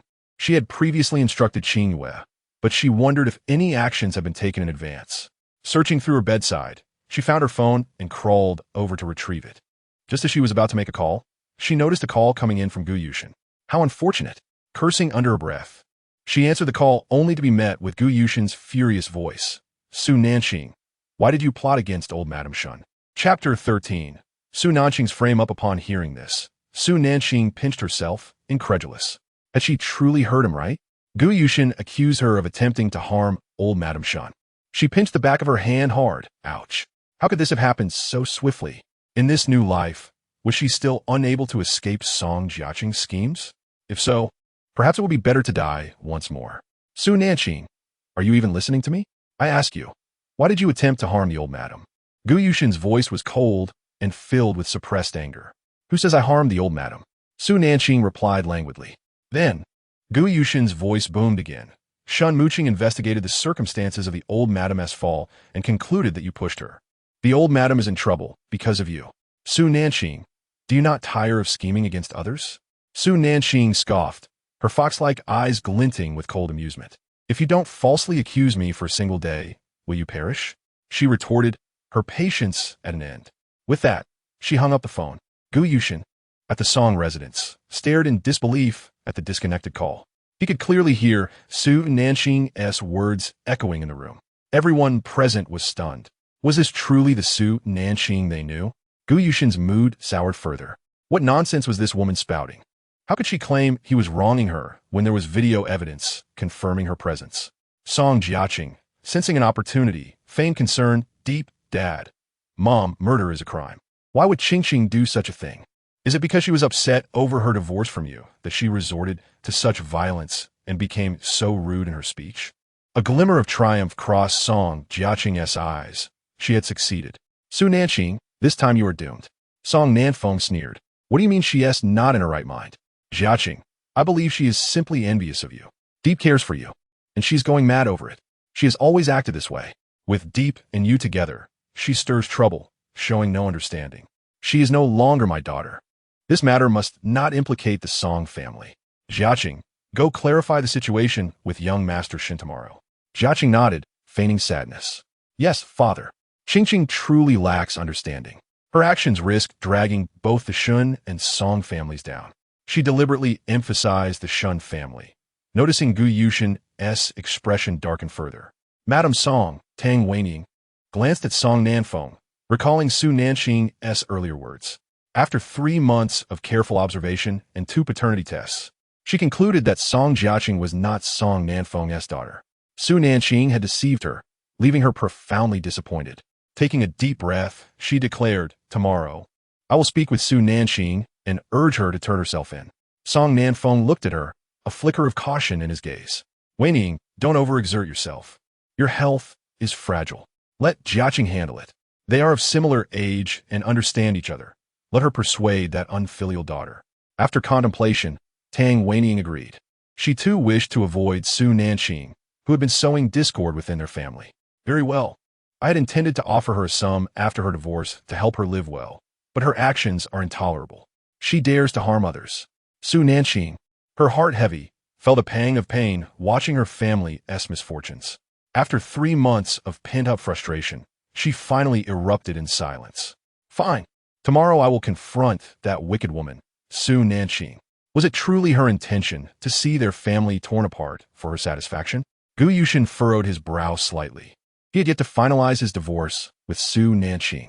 Casting a cold glance at the three, he felt an icy chill pervade the household. He left the Song residence in silence, determined to investigate further. This time, he would ensure Su Nanqing would submit to the truth. Chapter 14. Anger and blocking the scumbag. Meanwhile, Su Nanqing had just finished a call with Qingyue when her phone rang again. She glanced at the screen, another call from Gu Yushin, and her irritation peaked. In the past, he often ignored her calls, yet she would always answer his immediately. That humble affection had seeped into her bones, earning her no respect from him. With a sly smile, Su Nanqing thought, Gu Yushin, I will treat you as you treated me. She tossed the phone aside, allowing it to ring freely. Rejecting her romantic entanglements, she found her rationality could quell any lingering emotions. Gu Yushin attempted to call Su Nanqing several times, only to receive no answer. His handsome face darkened with frustration. Su Nanqing, your audacity grows. Do you dare to ignore my calls? Song Jiaqing, following closely, felt her jealousy boiling within her. Why was he still trying to contact Su Nanqing? Deep, are you leaving? She asked softly, reluctant to let him go. Gu Yushin, his mood increasingly agitated, recalled Su Nanqing leaving with another man, even seeking a hug. He and T slept well for days. I have matters to attend to. You should go inside, he replied tersely. Song Jiaqing sensed something was amiss, but Gu Yushin had already strode away. Watching his retreating figure, she felt an inexplicable sense of loss. Why? After their divorce, did she feel as though she might lose him? A hint of panic flickered in her heart. Su Nanqing had recuperated for 3 days and finally felt fit enough to walk again. During this time, Tang Weining had incessantly called to meet her, all of which she had declined. As for Gu Yushin, she had resolutely blocked him. Why would he keep calling her when he was with his beloved? His white Moonlight only cared for his wealth. Indeed, the greatest fortune in Gu Yushin's life was meeting Song Jiaqing. Now, post-divorce, she savored the luxury of sleeping in without the burden of caring for him. From that moment on, she resolved to be the villain whom all loathed rather than the soft-hearted fool whom everyone could trample upon. She had once been foolish, forsaking a carefree life to endure Gu Yushin's injustices, culminating in a tragic end. In this second chance at life, she grasped that the fault lay not in humanity, but in her own lack of strength. There exists only the strong and the weak. Where then is compassion or love? Reflecting on her severed ties with the Song and Gu families, she pondered the silence from their side. Tilting her head, her peach blossom eyes twinkled as she calculated the days. Old Master Song's unfortunate fate was nearing. In her previous life, she had warned him of his car troubles, only to be met with scorn. Unlike Song Jiaqing, who always considered his well-being, she would offer another warning this time. Whether he could evade disaster now depended on his own fortune. After freshening up, Su Nanqing descended to prepare breakfast for her grandfather. With a light-hearted skip, she hummed her favorite tune. As the old man opened the door, he caught sight of her joyous figure, a tender smile gracing his weathered face, his eyes moistening with affection. His beloved granddaughter, whom he had raised, had truly returned. Su X had been busy, having not returned home for 3 days. That morning she made egg pancakes and millet porridge, which the old man relished before heading to the park for square dancing, excitedly mentioning his desire to find a companion for a second spring. Su Nanqing's lips twitched at his words, not responding. Just then, Su Nanqing received another call from Tang Weining. This time, she did not refuse. They arranged to meet at the Liang Club. After preparing herself, Su Nanqing set off to meet Tang Weining. In the luxurious private room, a pot of blooming butterfly orchids adorned the marble table. To Su Nanqing's eyes, her life had never appeared as beautiful as this butterfly orchid. Tang Weining was exquisite, seated gracefully on the sofa. Upon noticing Su Nanqing's seemingly good spirits, she felt a surge of anger, recalling the torment she had endured for over 3 months. Su Nanqing, must you destroy my happy home before you relent? Chapter 15. Su Nanqing, are you determined to tear my family apart? Su Nanqing leisurely took a seat opposite her and inquired, Madam Song, have you undergone a paternity test? Tang Weining retorted with fury, I have indeed completed the paternity test, and the truth is far from what you claim. Chi-Chi is not your father's daughter. As Su Nanqing regarded her, she perceived the depths of her failures, living a lifetime ensnared in the deceptions of others. Ultimately, whether she believed her or not bore no significance. Their fates had diverged. When she had been kidnapped, everyone had sided with Song Jiaqing. This family held no affection for her, while she had foolishly relinquished the love of those who cherished her. In this life, she vowed to protect those who loved her. The lives of these people were inconsequential to her. Su Nanqing rose, her voice icy. In Shangjing, there are 3 major medical institutions, one being associated with both the Gu and Song families. They all know you. Should you pursue a paternity test, they will soon be informed. Do you genuinely believe you can obtain a legitimate report? Your belief is irrelevant, for we are no longer connected. I do not covet a mother like you, as you chose your adopted daughter over your own flesh and blood. If nurturing another's daughter brings you joy, I shall not hinder your dismal fate. With that, Su Nanqing felt a sense of liberation. In due time, your tragic destiny shall commence, not just for you, but also for your 4 sons and your parents. Tang Weining's pupils contracted, her eyes mirroring Su Nanqing's, filled with an abyss of despair. Su Nanqing, how can you be so malicious? How can you utter such cruel words? I am your biological mother. How can you wish for my misfortune? Hearing the anguish in her voice, Su Nanqing felt exasperated. She smirked. What does it matter that you are my biological mother? When I was wronged, you always chose to believe Song Jiaqing.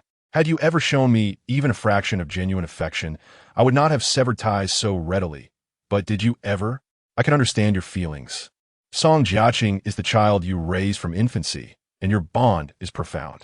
I can comprehend your maternal love for her, while your indifference towards me, your daughter, whom you only reclaimed in her teenage years, is equally logical. You cast me aside, and I have wronged you not. Deep within, Su Nanqing felt a piercing pain. The mother she had longed for had bestowed upon her only despair. She held no more expectations. With her grandfather and 3 elder brothers by her side, that was sufficient. Tang Weining trembled with rage. Unable to contain her fury, she shouted at Su Nanqing's retreating figure. The incident with the old lady Shen is far from over. Shen Muqing is searching for you and will not spare you. Su Nanqing turned to face her, her enchanting eyes chillingly cold. I am aware of that matter. Rest assured, my troubles will not implicate the Song family or that scoundrel Gu Yushin. With a graceful smile, Su Nanqing departed. Tang Weining watched her go, a pang of pain striking her heart. Could it be that she was truly in the wrong? Chi-Chi was her beloved daughter, gifted in every art, her pride and joy. Su Nanqing, with her malevolent thoughts, had repeatedly targeted Chi-Chi, yet she dismissed her as a mother. Each time the evidence of Su Nanqing's bullying presented itself, she would deny it, claiming Chi-Chi was slandering her. Truly, she was unrepentant. The events of Chi-Chi's birthday celebration had been clarified by Chi-Chi herself. Why could she not let go? Su Nanqing had ensnared Chi-Chi countless times, while Chi-Chi had only retaliated once. Why could she not grasp a modicum of understanding?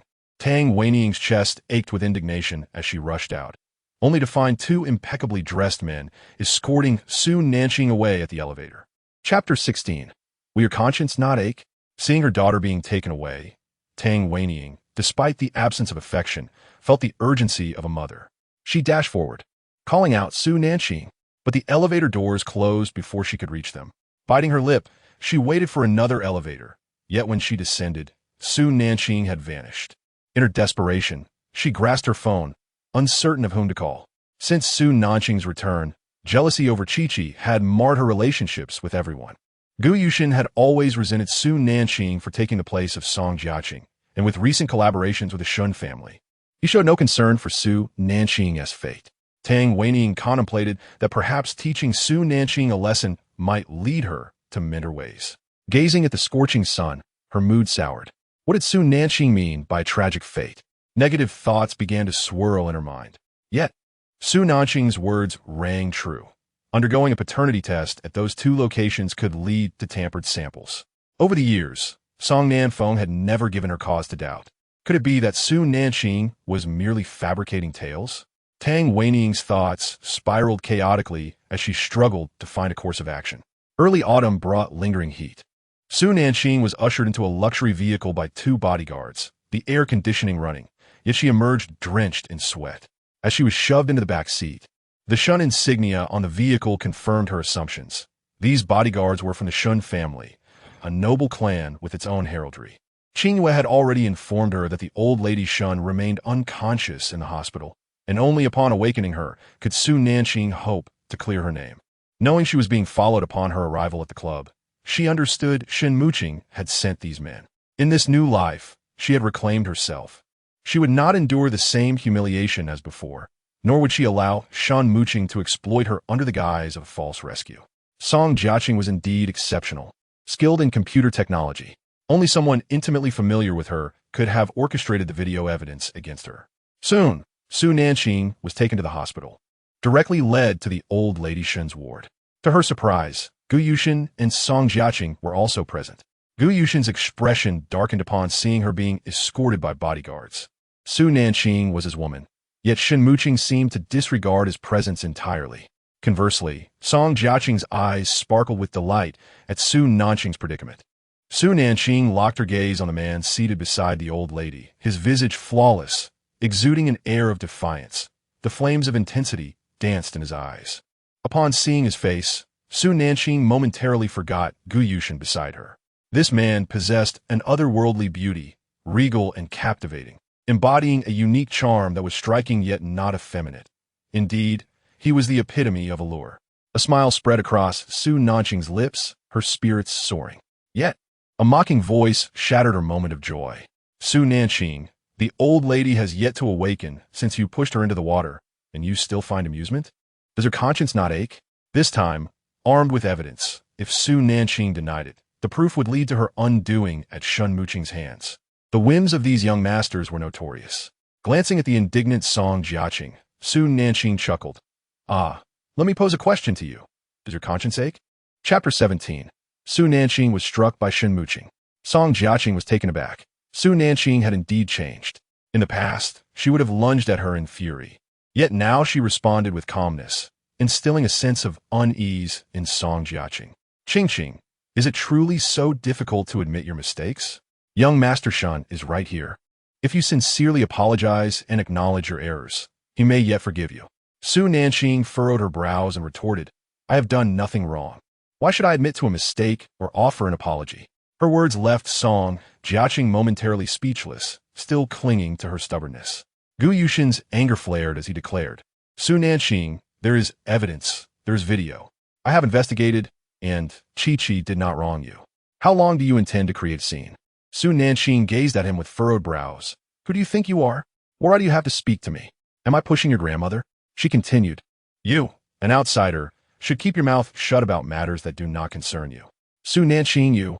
With an icy glance directed at Shen Muqing, she stated, I have heard that tomorrow evening you intend to hold a banquet for Miss Song Jiaqing to express gratitude for saving the old lady. Why not? In a show of sincerity, I kneel and apologize publicly tomorrow night? What do you think? Song Jiaqing was taken aback. If she were to apologize publicly, it would turn her into a pariah. Shen Muqing looked at Su Nanqing with a half-smile, a beautiful yet venomous expression on his face. He stood up, approached her, and with a resounding slap, struck her face. Gu Yushin stepped forward, furrowing his brows in anger. Shen Muqing, do not overstep. Su Nanqing is my wife. Instantly, her fair face swelled. She looked at Gu Yushin with a cold smile, her heart aching for him despite everything. Gu Yushin, spare me the hypocrisy. For Song Jiaqing, I've been struck by you more than once. Have you forgotten? You are the one who is truly excessive. Get away from me. Your presence disgusts me. Gu Yushin's brows knitted together, a trace of disdain flickering in his eyes. She was truly unrepentant. Shen Muqing adjusted his suit and calmly stated, This slap serves to remind you of your insolence. Should you dare to act arrogantly in front of Chi-Chi again, I will mar that pretty face of yours. His gaze roamed over Su Nanqing with a wicked glint. Yet, she remained unperturbed, returning his gaze with a knowing smile. This man, as always, relished in defending others. Very well, Shen Muqing. I shall remember this slap. Tomorrow night, I will repay you tenfold, and I will personally break your hands. With that, Su Nanqing turned and exited the hospital room. Song Jiaqing stood dumbfounded. How could she be so audacious? Gu Yushin hurried after her, his heart agitated as he watched her slender figure retreat. Just then, a strikingly beautiful girl approached. Darling. Seeing her friend Lin Chi-Chi, Su Nanqing was taken aback. Chi-Chi. The two embraced, jumping with joy. Qingqing, I missed you so much. It has been 3 years since we last met. Stepping back, Lin Chi-Chi noticed Su Nanqing's swollen face and her expression darkened. What happened to your face? Did someone hit you? I will avenge you. Su Nanqing quickly stopped her. Do not act rashly. I encountered 3 dogs just now. Why would I stoop to their level and bite back? How disgusting. Gu Yushin remained silent. Lin Chi-Chi looked at her with concern. I had a feeling you were in danger, so I came down the mountain to find you. It seems I was right. Su Nanqing felt grateful. Their master Lin rarely left the temple, and her coming down for her was truly touching. Thank you so much, Chi-Chi. I am fine.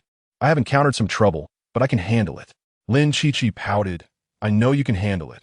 I am well aware of your abilities. As long as you're not blinded by love and foolishly devoted to Gu Yushin, you can resolve anything. Su Nanqing chuckled, his beloved returns. We divorced 3 months ago, and I am now single. Lin Chi-Chi was ecstatic. Qingqing, you did not deceive me. You truly divorced? Chapter 18, D Brother. Su Nanqing is too arrogant. Su Nanqing found it amusing to see her. In her previous life, Lin Qiqi had warned her that Gu Yushin would bring her demise. But she had dismissed it. Lin Qiqi, a disciple of Master Yin Guang, possessed a keen insight. In her past life, she had been blinded by love, entranced by the man's looks. Now, however, she believed it. Song Jiaqing's slightest whim had Gu Yushin wrapped around her finger. No matter how much Song Jiaqing schemed against her, he never believed her, only trusting his childhood companion. Now, the sight of them together made her sick. Only those who have experienced it can truly understand. Lin Qiqi embraced her tightly again, patting her back in sympathy. That's wonderful, Qingqing. You have finally awakened from your infatuation with that scoundrel Gu Yushin, who enjoys the best of both worlds while bullying you. Let us go. Such a man belongs in the trash heap. I will take you to treat your face. Those who strike you will not have a good end. Lin Qiqi pulled Su Nanqing along. Su Nanqing coldly smiled. Those who struck her would indeed not fare well, for she would return the favor tenfold. She sent a message to Qingwei, asking her to sneak in and awaken the old lady. The old lady had a poisonous wound on her foot, difficult to treat, and ordinary doctors could not diagnose it. Gu Yushin watched the two depart, clenching his fists. Su Nanqing was serious this time. His heart ached for Song Jiaqing, who had grown up alongside him, her sensitivity evident. The last time he struck Su Nanqing was in a fit of rage over the kidnapping incident involving Qiqi. However, it had been a misunderstanding, and a sudden thought crossed his mind. He did not want a divorce anymore. He felt an emptiness within him, unable to bear the thought of Su Nanqing leaving. He knew her worth.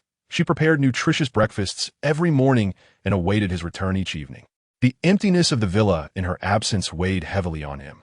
Yet, thoughts of Song Jiaqing, who had often been bullied by Su Nanqing, swiftly replaced any fondness he held for Su Nanqing in his heart.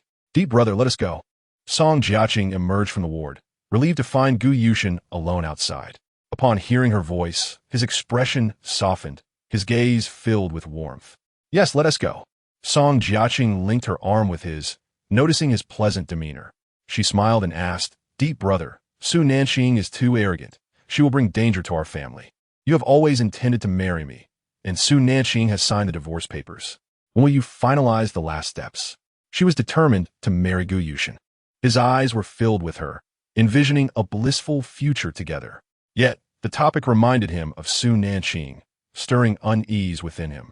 He gazed at the woman beside him, her eyes brimming with affection, akin to an ocean filled with love. They had grown up together, and her loving gaze was irresistible. However, recalling Su Nanqing's mocking expression, he replied, We will discuss this matter later. I will fulfill the promises I made to you.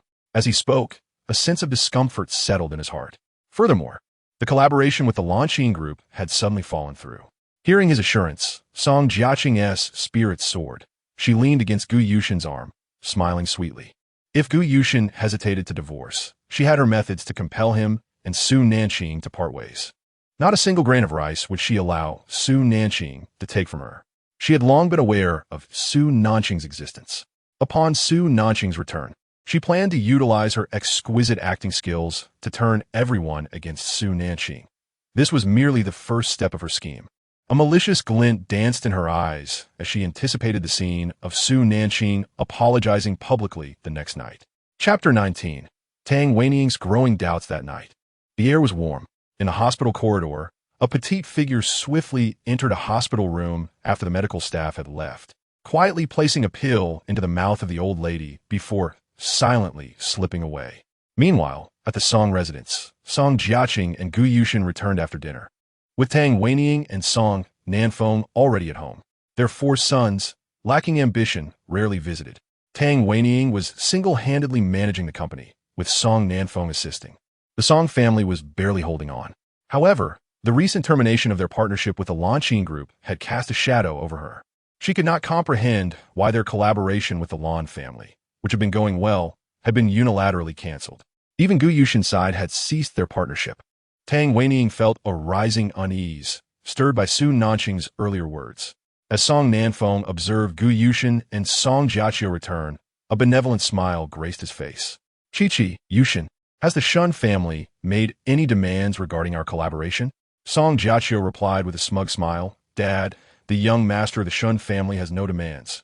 Rather, Su Nanqing pushed the old lady into the water, and the Shun family insists that Su Nanqing kneels and apologizes publicly tomorrow.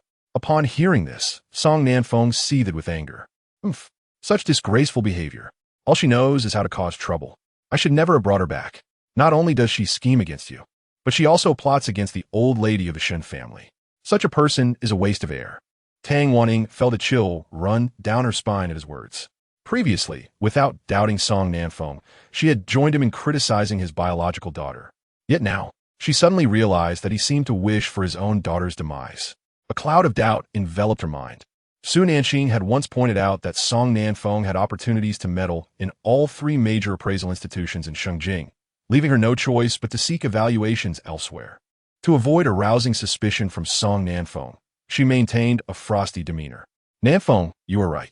I should never have brought back a girl raised in the countryside. Someone so unrefined. It has caused Chi-Chi so much distress. Rest assured, I will not allow her to enter this home again, to spare us further humiliation. Song Nanfeng's gaze flickered momentarily, revealing his distress. Our family troubles may be inconsequential, but poor Yushin must face the malice of Su Nanqing daily. It truly burdens him. Tang Wanying's heart sank as she recognized his clear intent to turn Gu Yushin against Nanqing, all to ensure Song Jiaqio's marriage to him. Yet it was Song Jiaqio who had fled abroad after the accident that left Gu Yushin with disabilities, all to escape the consequences. Had she not run away, it would have been Song Jiaqio marrying Gu Yushin.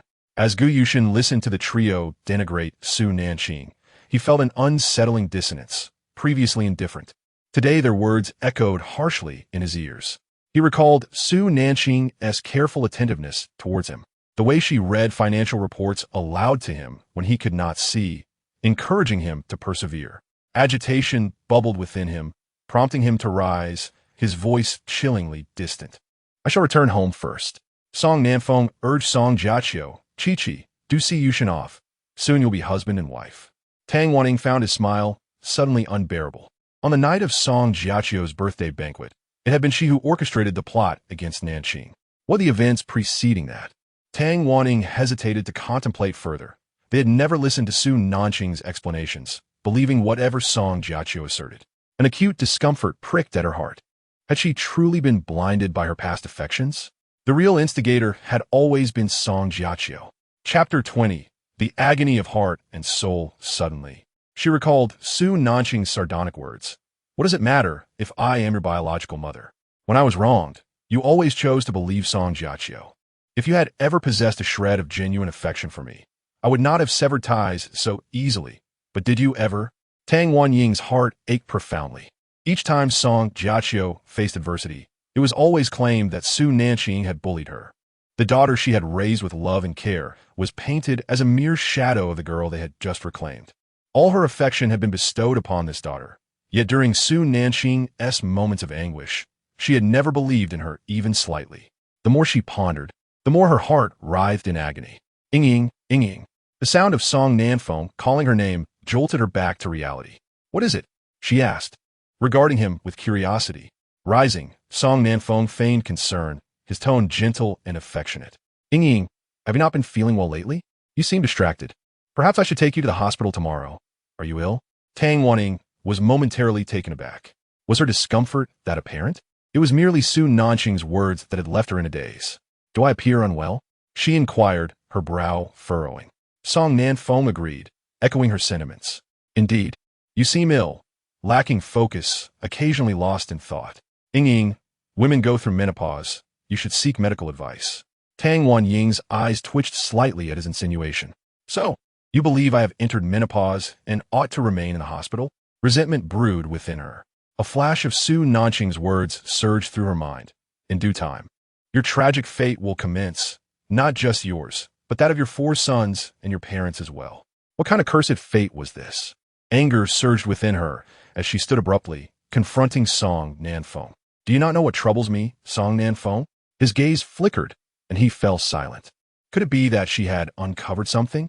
After all these years, she had been oblivious. Could her suspicions now be ignited? Do you not realize that the Nanqing Group has severed ties with our company? Our operations have faltered significantly over the past 2 years, and I am on the verge of burning with anxiety. Yet you say I am in menopause? Seeing me in distress, as your husband? Should you not rise early each morning to offer me your blessings? Song Nanqing exhaled quietly, approaching her with a smile, wrapping her in his embrace.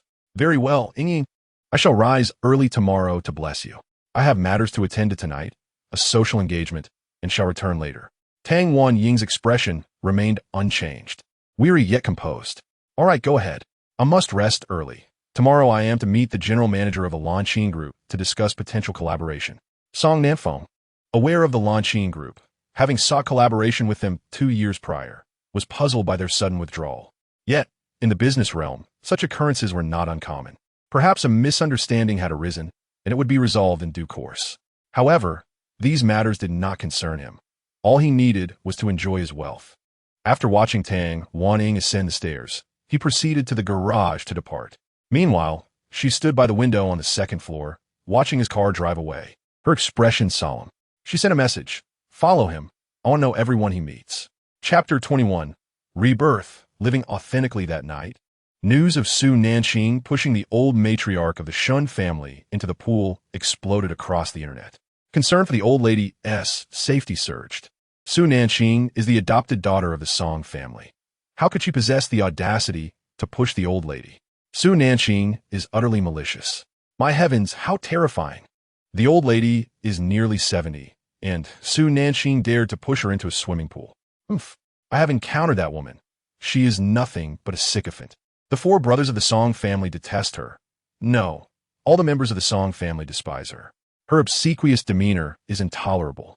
Yet she has committed such a dreadful act. Such individuals, when they erupt, are genuinely fearsome. Why would she target an elderly woman? Word has it that the Song family's eldest daughter selflessly leaped into the pool to save the old lady. How can there be such a stark contrast within the same family? Indeed, Song Jiaqio is gentle, kind, beautiful, and talented, a true paragon of excellence. I cannot fathom why the Song family would adopt someone so utterly lacking. In an instant, the news was rife with vitriol aimed at Su Nanqing, making her the target of public scorn. Only Song Jiaqio, the architect of this chaos, found herself unable to sleep from excitement. How splendid! Su Nanqing's emergence had merely served to enhance her own image. Everything that had once been mimicked by Su Nanqing, even the man she had coveted, would now be meticulously unveiled, turning Su Nanqing into a pariah, reviled by all. In less than half an hour, the news soared to the top of every platform's trending list. Meanwhile, someone dropped another bombshell. We've received inside information that tomorrow night, young Master Shun will host a special appreciation banquet to thank Miss Song Jiechi for saving the old lady Shun. Young Master Shun is magnificent. His beauty captivates me. More exquisite than any woman. Oh no, too bad I can't attend the event tomorrow. I've heard only those with invitations can enter. Don't worry, such a spectacle will be live-streamed. Just grab a chair and wait with your phone to enjoy the show.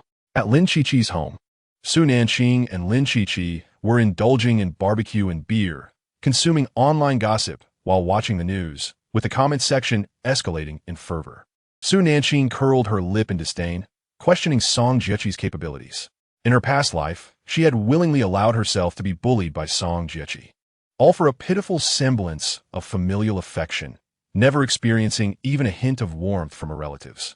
Constantly compared to Song Jiechi, her own excellence only incited jealousy from her 4 brothers. How foolish she had been.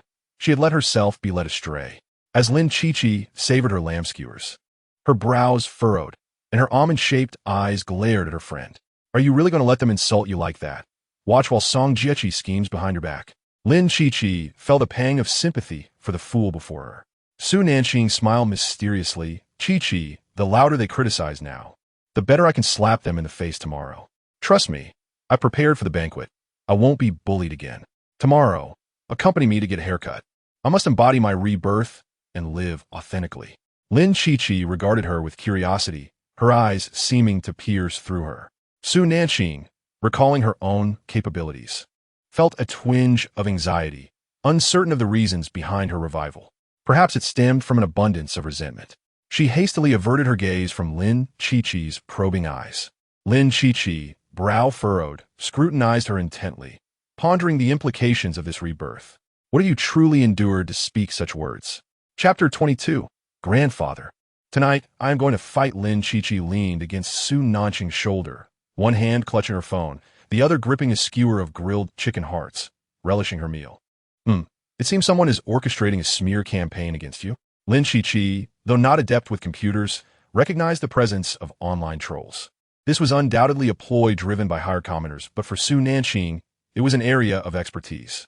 As the heir groomed by the Su family, she was well-versed in many matters. Unfortunately, she was somewhat foolish, a love-struck, brainless girl. The scenes of her fawning over Gu Yushin were almost unbearable for even her closest friend to witness. Lin Chi earnestly patted Su Nanqing on the shoulder, urging her, "Sister, truly let go this time. Stop being a doormat. If you keep groveling before Gu Yushin, I might just deny our friendship. You're young. Why make things difficult for yourself? It's hard to find a three-legged frog, but two-legged men are everywhere. Think about it. Is it worth sacrificing an entire forest for a single tree?" Su Nanqing detected a hint of a gold-digger vibe in her friend's words. She smiled brightly. "That scoundrel is no longer of my concern. Let him have Song Jiechi. They are well-suited for each other." After saying this, Su Nanqing lowered her head to drink her beer.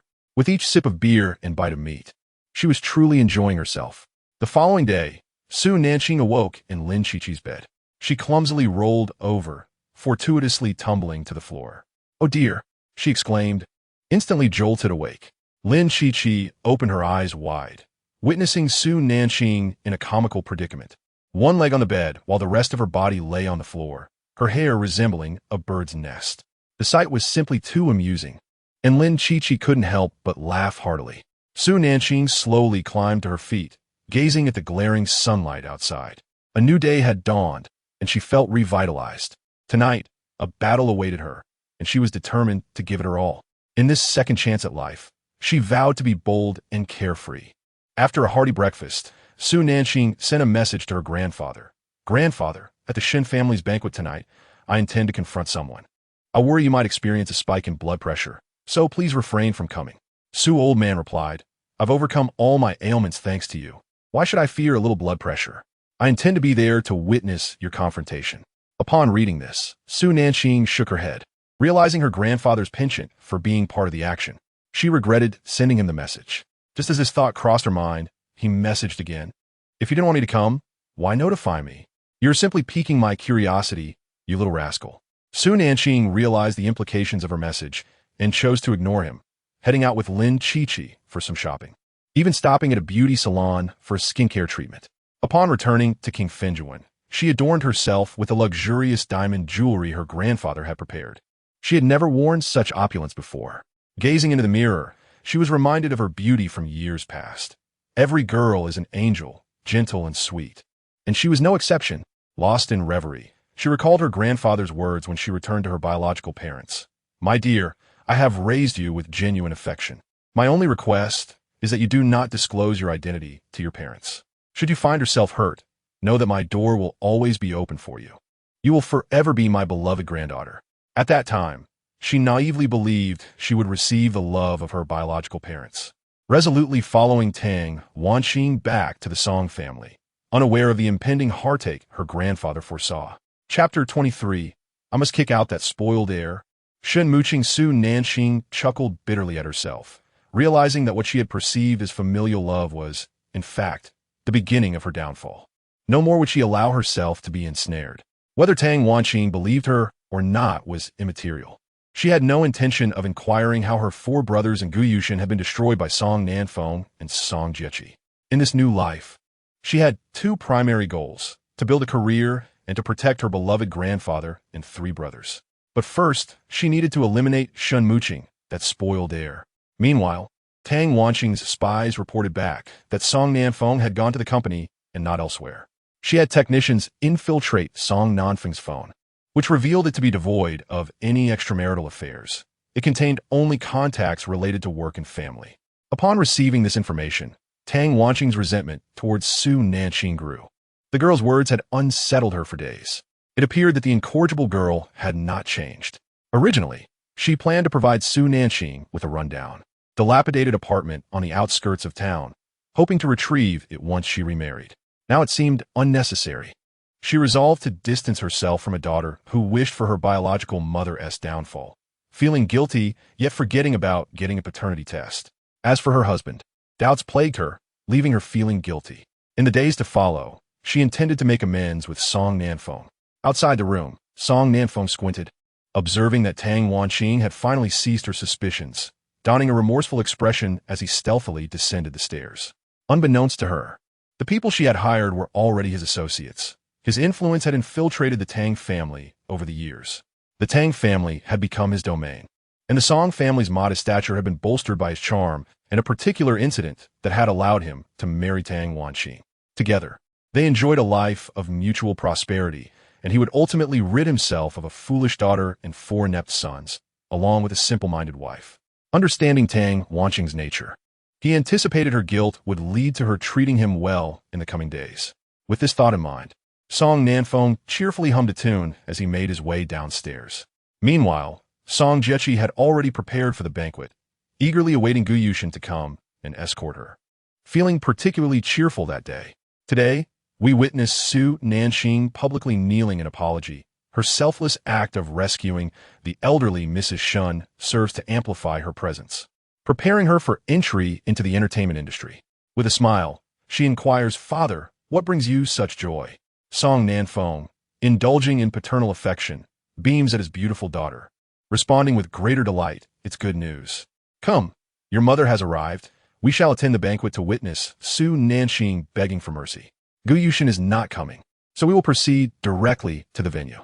Song Jiechi, with a malicious grin, has prepared paparazzi to ruthlessly drag Su Nanqing down to the depths of despair. The online discourse is fervent, with everyone clamoring to attend the banquet to see Su Nanqing's apology.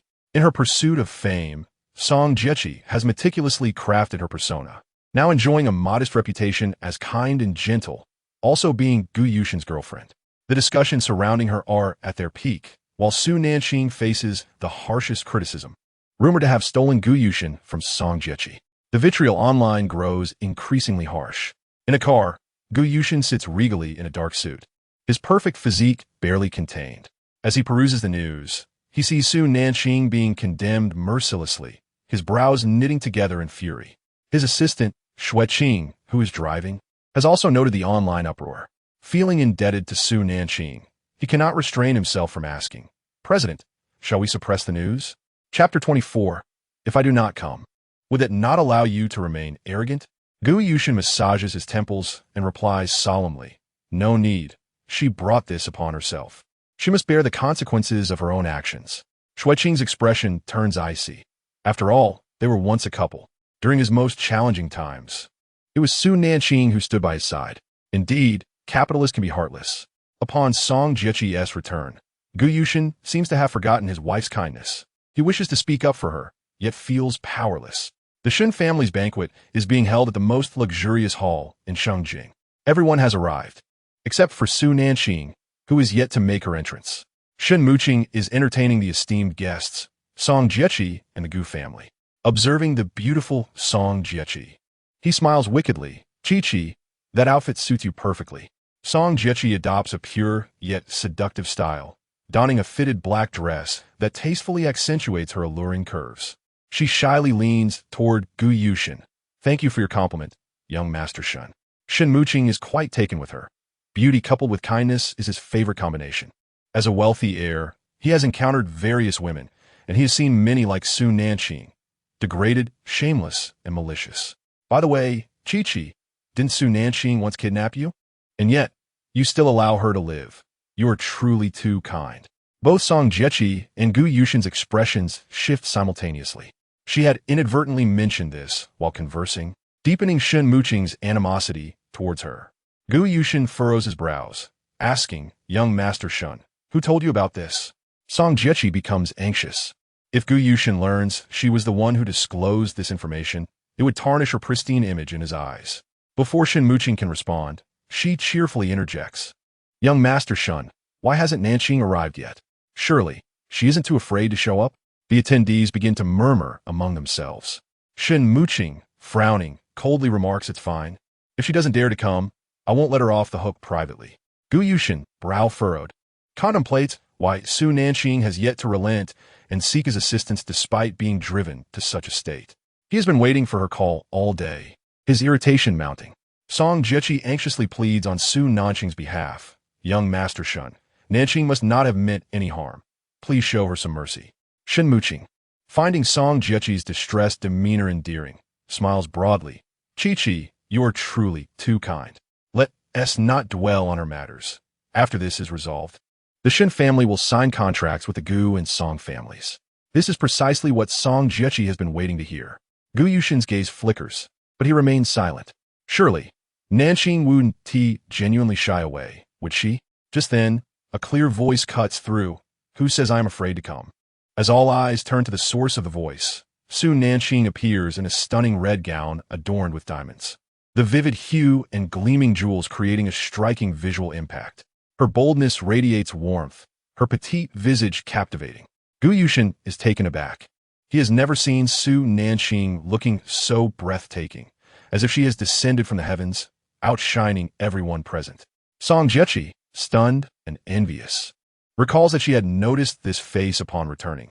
She had given Su Nanqing the very dress she no longer desired, attempting to suppress her beauty, only to find Su Nanqing now beyond her control. Shen Muqing is equally astonished, questioning whether this truly is Su Nanqing, who appears as though she has stepped down from the clouds. The men at the banquet fixate on Su Nanqing, their fervent gazes drawn to her every movement. There is an enchanting quality about her that effortlessly captivates attention. Standing before Song Jiechi, she declares, Song Jiechi, if I do not show up, would that not allow you to remain arrogant? Chapter 25. Slap in the face. Who says Song Jiechi saved me? Su Nanqing's icy voice snaps everyone back to reality. Song Jiechi looks at her with feigned innocence. Nanqing, what are you saying? Just moments ago, I pleaded with young Master Shun to spare you. No need. Following the incident with old Madam Shun, her bodyguard also met with an accident. Such coincidences do occur, yet some fools, despite being computer savvy, fail to discern the truth. Song Jiechi is momentarily speechless. Gu Yushin, frowning, queries, Su Nanqing, at this point, do you still wish to stir trouble? Su Nanqing coolly regards him. What are you? How dare you accuse me of causing a scene? Su Nanqing, you. Gu Yushin is struck by the unfamiliarity in her gaze. His inner turmoil, growing increasingly difficult to manage. Su Nanqing scans the room, searching for her grandfather. Where's Grandpa? Has the old man hidden away to avoid witnessing any bullying? Before entering, I asked Chi-Chi to find him and keep him company. I can handle this alone. Shen Muqing. Let's begin. Shen Muqing's sharp gaze meets her defiant expression, and he feels a strange sensation in his hand. His voice turns cold. Su Nanqing. Today you shall experience what it means to wish for death. Su Nanqing responds with a radiant smile, her white teeth and fiery red lips creating an enchanting sight. Young Master Shun, do you remember what I said yesterday? For that slap, I shall reclaim it tenfold today. As the crowd listens to her audacity, they can no longer contain themselves. Su Nanqing, your malice is palpable, and you remain so arrogant. Do you know the consequences of being here today? Su Nanqing, how wicked you are, not even sparing an elderly person.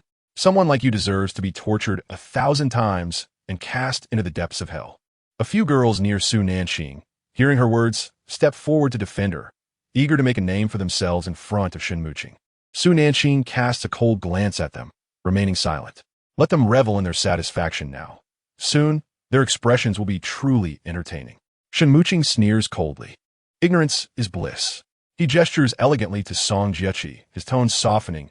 Our beautiful Miss Chi-Chi, please join me on stage. Song Jiechi takes a deep breath. This moment of glory will place her at the center of high society, bringing her father endless support and collaboration. Even Gu Yushin will be uplifted by association, treating her better in the future. Su Nanqing watches Song Jiechi's retreating figure, a faint smile gracing her lips. Gu Yushin, catching a glimpse, feels a shock within, not due to any other reason, but because the Su Nanqing before him now feels both foreign and mesmerizing. In the past, wherever Su Nanqing was, those eyes were always glued to him. Now, the girl who once gazed at him with adoration seemed to have no desire to see him any longer. Gu Yushin felt increasingly agitated. He took a few steps closer to Su Nanqing, intending to speak, when she turned and walked away. Gu Yushin paused, casting a cold, disdainful glance at Su Nanqing, her eyes clearly conveying a message. Do not approach me. At that moment, Shen Muqing enthusiastically introduced, thank you all for attending tonight's gratitude banquet. This beautiful Miss Song Jiechi beside me saved my grandmother and, consequently, the entire Shen family. Everyone was aware that the shares held by Shen's grandmother represented absolute power. Shen Muqing turned to Su Nanqing, demanding, Su Nanqing, kneel and apologize. After your apology, I will break your hands, ensuring you can no longer engage in wrongdoing. Su Nanqing raised an eyebrow, remaining unmoved. Gu Yushin frowned, questioning whether Shen Muqing was being excessively harsh.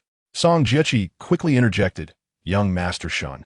My sister acted out of carelessness. Please forgive her.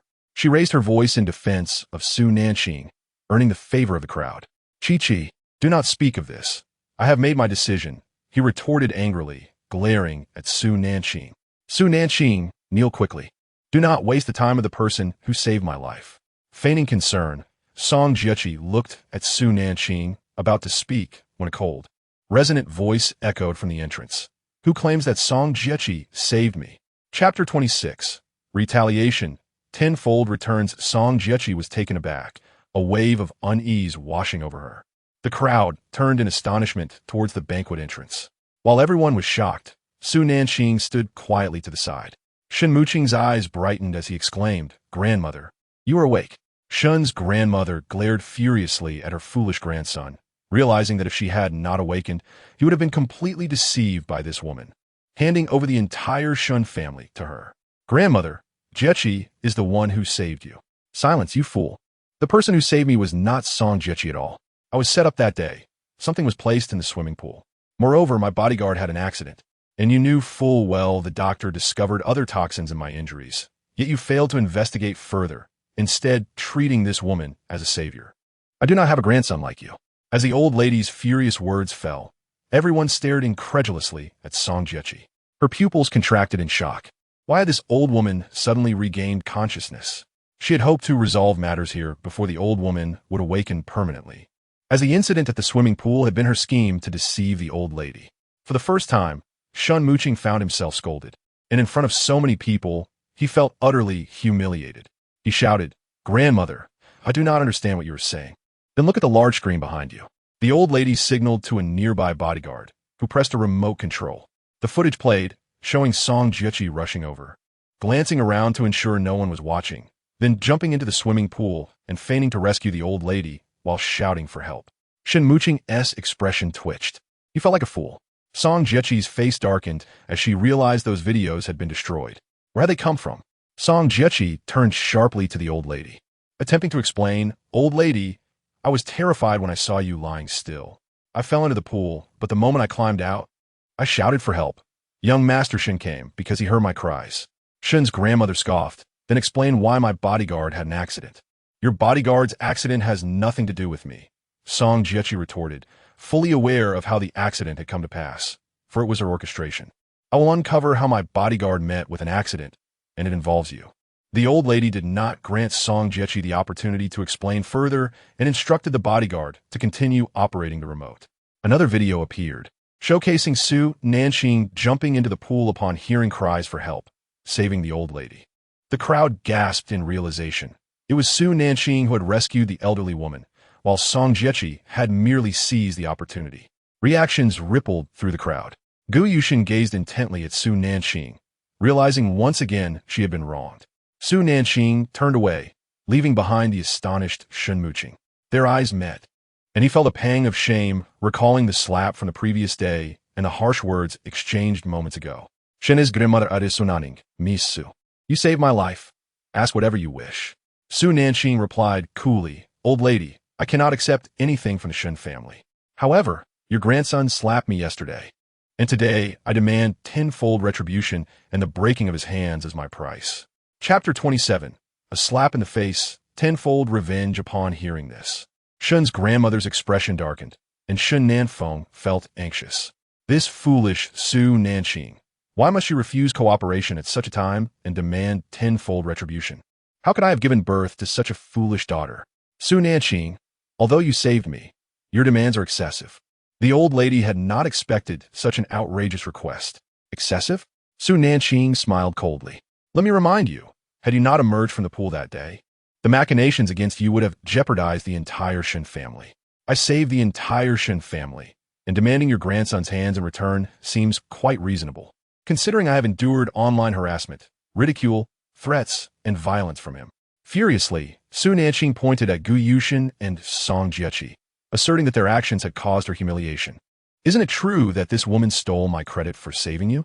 Gu Yushin stepped forward. "Su Nanqing, breaking young Master Shun's hands is excessive. We misunderstood you, and we apologize." "Gu Yushin, be silent. You lack the qualifications to apologize.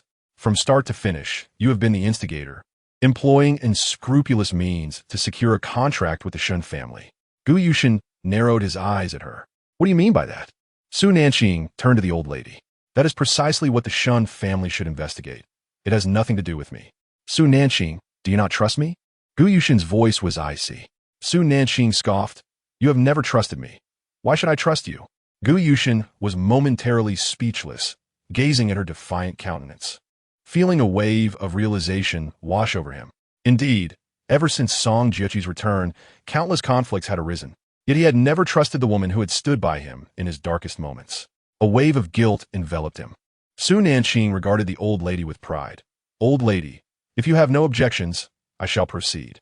Shun's grandmother acquiesced. Shun Mooching stammered, "Wait." Slap. In his moment of distraction, Shun Mooching felt a stinging pain across his face. Anger surged within him, but before he could respond, another resounding slap landed. A total of 10 slaps later, Su Nanqing finally ceased. Following this, Shun Mooching, dazed and disoriented, felt excruciating pain in his wrists. "Ah!" His anguished cry echoed throughout the banquet hall. The old lady stared in shock at Su Nanqing's swift actions, her mouth agape in astonishment. Suddenly, another cry of agony pierced the air as Shun Mooching's hands were forcibly broken by Su Nanqing. The crowd watched in stunned silence. Shun Mooching curled up on the floor, glaring hatefully at Su Nanqing. "Ah, it hurts. Having lived as a wealthy scion all my life, I have never experienced such pain." The entire venue fell into silence. Thud. The sound of Su Nanqing's high heels shattered the stillness. Su Nanqing gazed at the pained Shun Mooching and declared, "Shun Mooching, I am aware of your wealth and your arrogance. Your mere words have subjected me to countless slanders, and your private threats have made my existence unbearable. Do you comprehend the consequences of your actions? Wealth may afford you arrogance and pride, but it does not grant you the right to trample on others' lives indiscriminately." In her past life, she had endured much persecution, all at the hands of this man, who was ensnared by Song Jiaqing, sending people to trouble her on a frequent basis. In this life, she would no longer tolerate it. After finishing her words, Su Nanqing knelt down and grasped Shun Mooching's injured hand. Madame Shun could not bear to watch any longer and swiftly intervened, her voice trembling. "Su Nanqing, you have taken your revenge. What more do you seek?" Chapter 28, Bone Setting. "Get away from me." Su Nanqing looked at the old lady, a frosty smile gracing her lips. "Madam, it was I who broke his hand. Naturally, I must set his bones. If I do not restore them within 10 minutes, he shall truly become a waste." The old lady responded, "You should have mentioned this sooner. I would not have stopped you."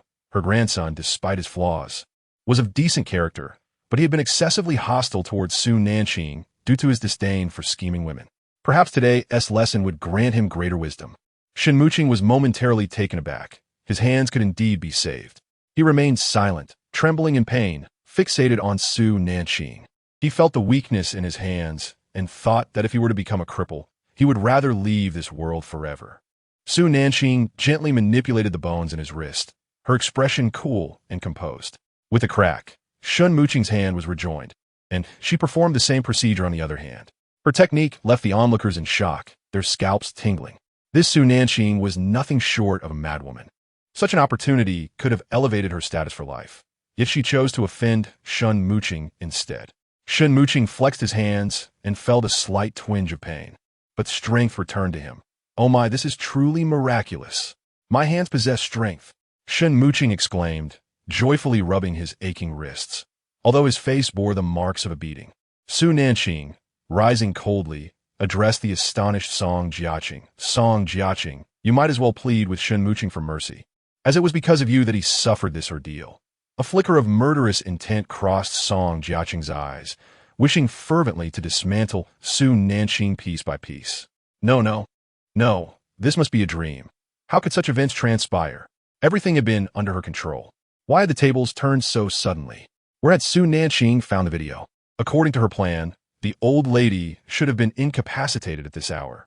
Having said her piece, Su Nanqing departed elegantly, approaching the old lady to whisper, "Madam, I apologize for tonight's events, but had I not acted, your grandson would have faced far worse consequences. We have both been ensnared by the same poison. The antidote is of my creation, yet the poison's source lies with you. Investigate who purchased it, and you shall uncover the truth.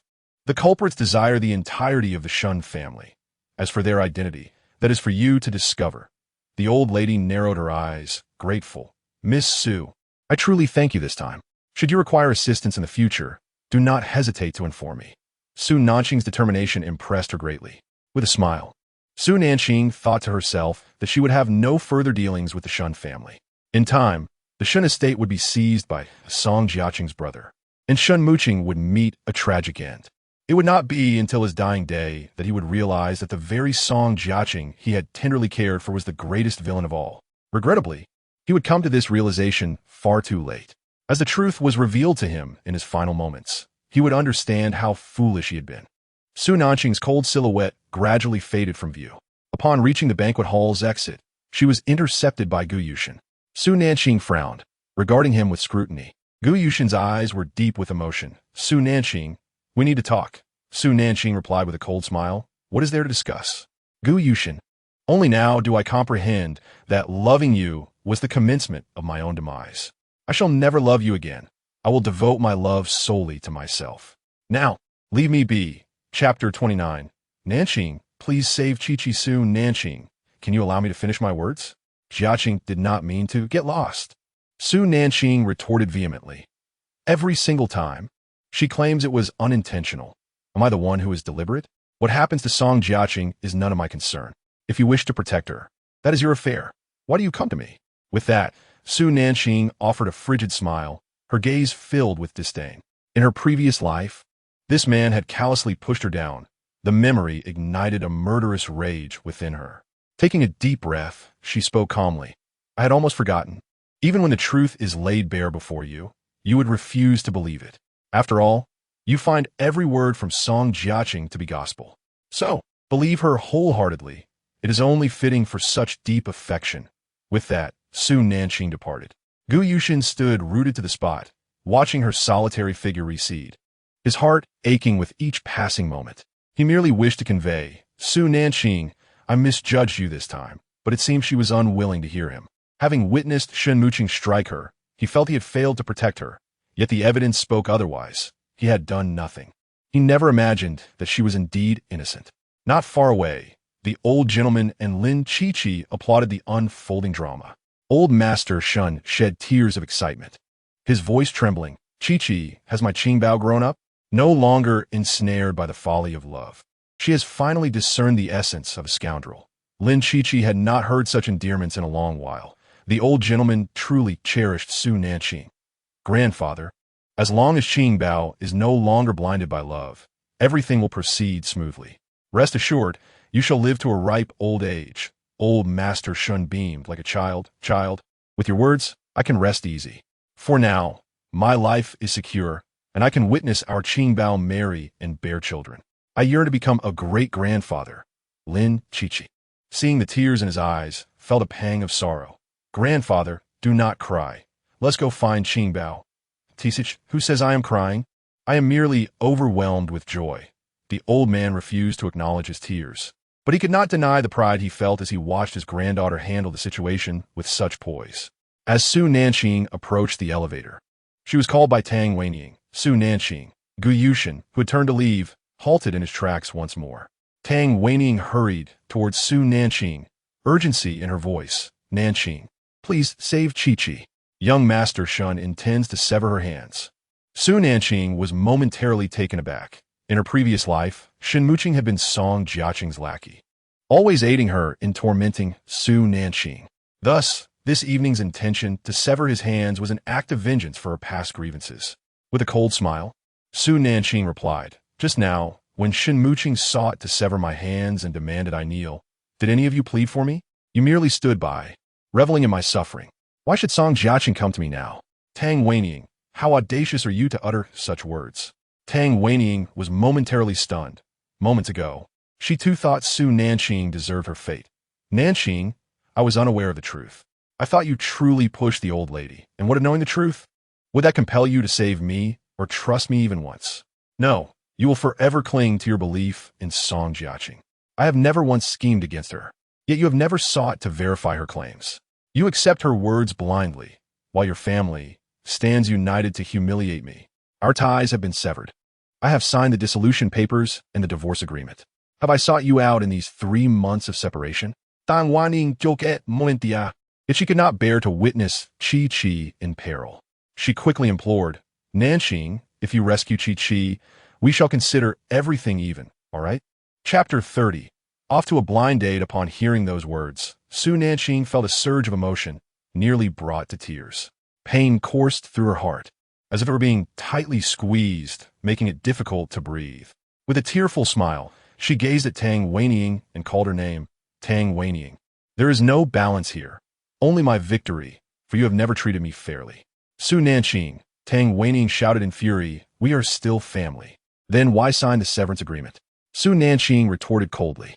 Tang Weining fell silent, realizing that she and Su Nanqing had indeed signed that agreement. She observed the inherent nobility and beauty of Su Nanqing, reminiscent of her youth, yet was profoundly disappointed. Su Nanqing, you truly disappoint me. You never had any expectations of her. How can you feel disappointed? A voice, cold and weary, resonated from short distance away. Tang Weining turned sharply to see Lin Chi supporting old Su as they approached. Oh, Grandpa, why didn't I see you inside just now? Were you scared? Su Nanqing's demeanor towards old Su transformed entirely, adopting a sweet and gentle tone, as if she were a different person. Old Su replied, you wretched girl. Can't you show him a bit of respect in front of others? How could he possibly be frightened? He stepped in front of Tang Weining, his piercing gaze fixed on her. Get lost. When you needed her, she was Nanqing. Now that you don't, she is just Su Nanqing. My granddaughter has been bullied by you lot to this extent, and you dare feel disappointed? You disgraceful family. Tang Weining stared in astonishment at old Su. Realizing that her daughter had been raised by such a man, no wonder her actions were so outrageous. Gu Yushin also scrutinized old Su, an ordinary old man. Yet he was Su Nanqing's grandfather? Why had she never mentioned it before? Qingbao, let's go. Don't waste this beautiful attire. I'll take you on a blind date. A few days ago, Grandpa met an old man while playing chess in the park, and his grandson is just 25, a perfect match for you. He just returned from studying abroad and has his own company. All he needs is a wife. Su Nanqing was taken aback. This plot twist was too abrupt. It seemed out of place compared to her previous life. Grandpa, what are you talking about? Your granddaughter has only just emerged from one tumultuous relationship. Why push her into the grave of marriage again? I refuse to go. Are you foolish? You are currently in a state of emotional vacancy, making it easier to accept another man. I tell you, Grandpa has seen the photos, and he is incredibly handsome and wealthy. You will surely be captivated by his looks. If he doesn't suit you, I can find a few more young suitors for you. Su Nanqing was incredulous. Can you really say that in front of others? Gu Yushin interjected, approaching with gritted teeth. Old man, Su Nanqing is still my nominal wife. She cannot go on a blind date. Old Su paused, visibly anxious. Girl, didn't you tell me you were divorced? Su Nanqing nodded. Grandpa, as heaven is my witness. That day, they forced me to sign the divorce agreement and the severance letter. I signed the divorce agreement. It was this gentleman who signed first. We are truly divorced. Oh, you scare me. If you were still bound to that scoundrel, I would have been compelled to take matters into my own hands. Gu Yushin remained silent. Old Su, looking relieved, exclaimed, good. Let us go meet him. He is truly handsome. The grandson-in-law I am most pleased with. Su Nanqing recognized that the old man had good taste. Perhaps it was worth a glance. With that thought, a smile blossomed in her eyes. All right, Grandpa, let us go take a look. Chapter 31. You are merely using me to deal with Su Nanqing. Su Nanqing. You cannot leave. Tang Weining chased after her, once more obstructing her path. Nanqing, Jiechi is in dire straits. Please, I beg you, appeal to the old lady. If her hands are saved, she will be able to compete in the piano contest. She cannot afford to be incapacitated. At the mention of Jiechi's hands, a flicker of pain crossed Su Nanqing's eyes. Why was Jiechi's condition a concern while her own suffering was disregarded? Tang Weining, I will never forgive you in this lifetime. You do not regard me as family. Why should I consider you as human? Did you not witness the conversation between Jiechi and Wang Ma at her birthday banquet? They have plotted against me time and again, countless times. The last incident, when she intentionally fell from the stairs while Gu Yushin was present, was merely to provoke him into striking me. And you, at that moment, struck me as well. There were no cameras at the stairs. She could slander me however she wished, for she was the victim while I deserved to be beaten and scorned by you. Tang Weining, the harm and humiliation you have inflicted upon me will never be forgotten. A tear slipped from the corner of Su Nanqing's eye as she continued. Jiechi has ensnared me so many times. I will repay her in kind, little by little. Oh dear, Qingbao, you have endured so much. Why not return home? You foolish girl, come, let these people's fates be of no concern to you. The old man gripped Su Nanqing's hand, ushering her into the elevator. Lin Qiqi cast a cold glance at Tang Weining. Madam, losing Qingbao as your own daughter will be a regret you will carry for a lifetime. Tang Weining stood speechless. Gu Yushin furrowed his brow, recalling the incident of Jiechi tumbling down the stairs. He had acted out of impulse when he struck her. Witnessing Jiechi lying on the ground, bloodied and battered, who wouldn't he be enraged? Su Nanqing had merely accompanied him. That was insufficient for him to fall in love with her. Had she not returned, he would have married Jiechi. But after his accident and subsequent blindness, Jiechi went abroad for treatment due to health issues. He could not blame her for that. Gu Yushin reasoned with himself, though his heart felt heavy with discomfort. Could he still trust Jiechi after her repeated transgressions? His gaze deepened with concern. Tang Weining stood rooted in place, eventually convincing herself that what she had witnessed was true. Su Nanqing was indeed the deceitful one. She turned back to save Jiechi. In the banquet hall, Jiechi incessantly implored Shen Muqing, Mr. Shun, I truly did not know that it was Su Nanqing who saved the old lady. I was genuinely shocked when I arrived. However, I immediately called for help for the old lady. Jiechi, known for her good reputation, had allies in her defense. Mr. Shun, Miss Song is not entirely at fault. Apart from not knowing that Su Nanqing had rescued the old lady, she did indeed call for assistance. Please let this slide. Shen Muqing's face was already swollen, throbbing with pain. Song Jiechi, you are merely using me to deal with Su Nanqing. Do not elevate yourself to such heights.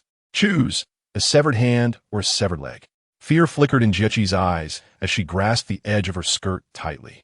Her plan had failed, and anger and fear made it hard for her to breathe, her eyes filled with murderous intent. I did not. She adamantly denied it. At that moment, Gu Yushin approached. Jiechi instantly saw a glimmer of hope. He would not stand idly by while she faced danger. Deep brother, I truly did nothing wrong. Please save me. I am terrified. She appeared fragile, on the brink of collapse. Gu Yushin's deep-set gaze fell upon Shen Muqing. Mr. Shun, Jiechi is innocent.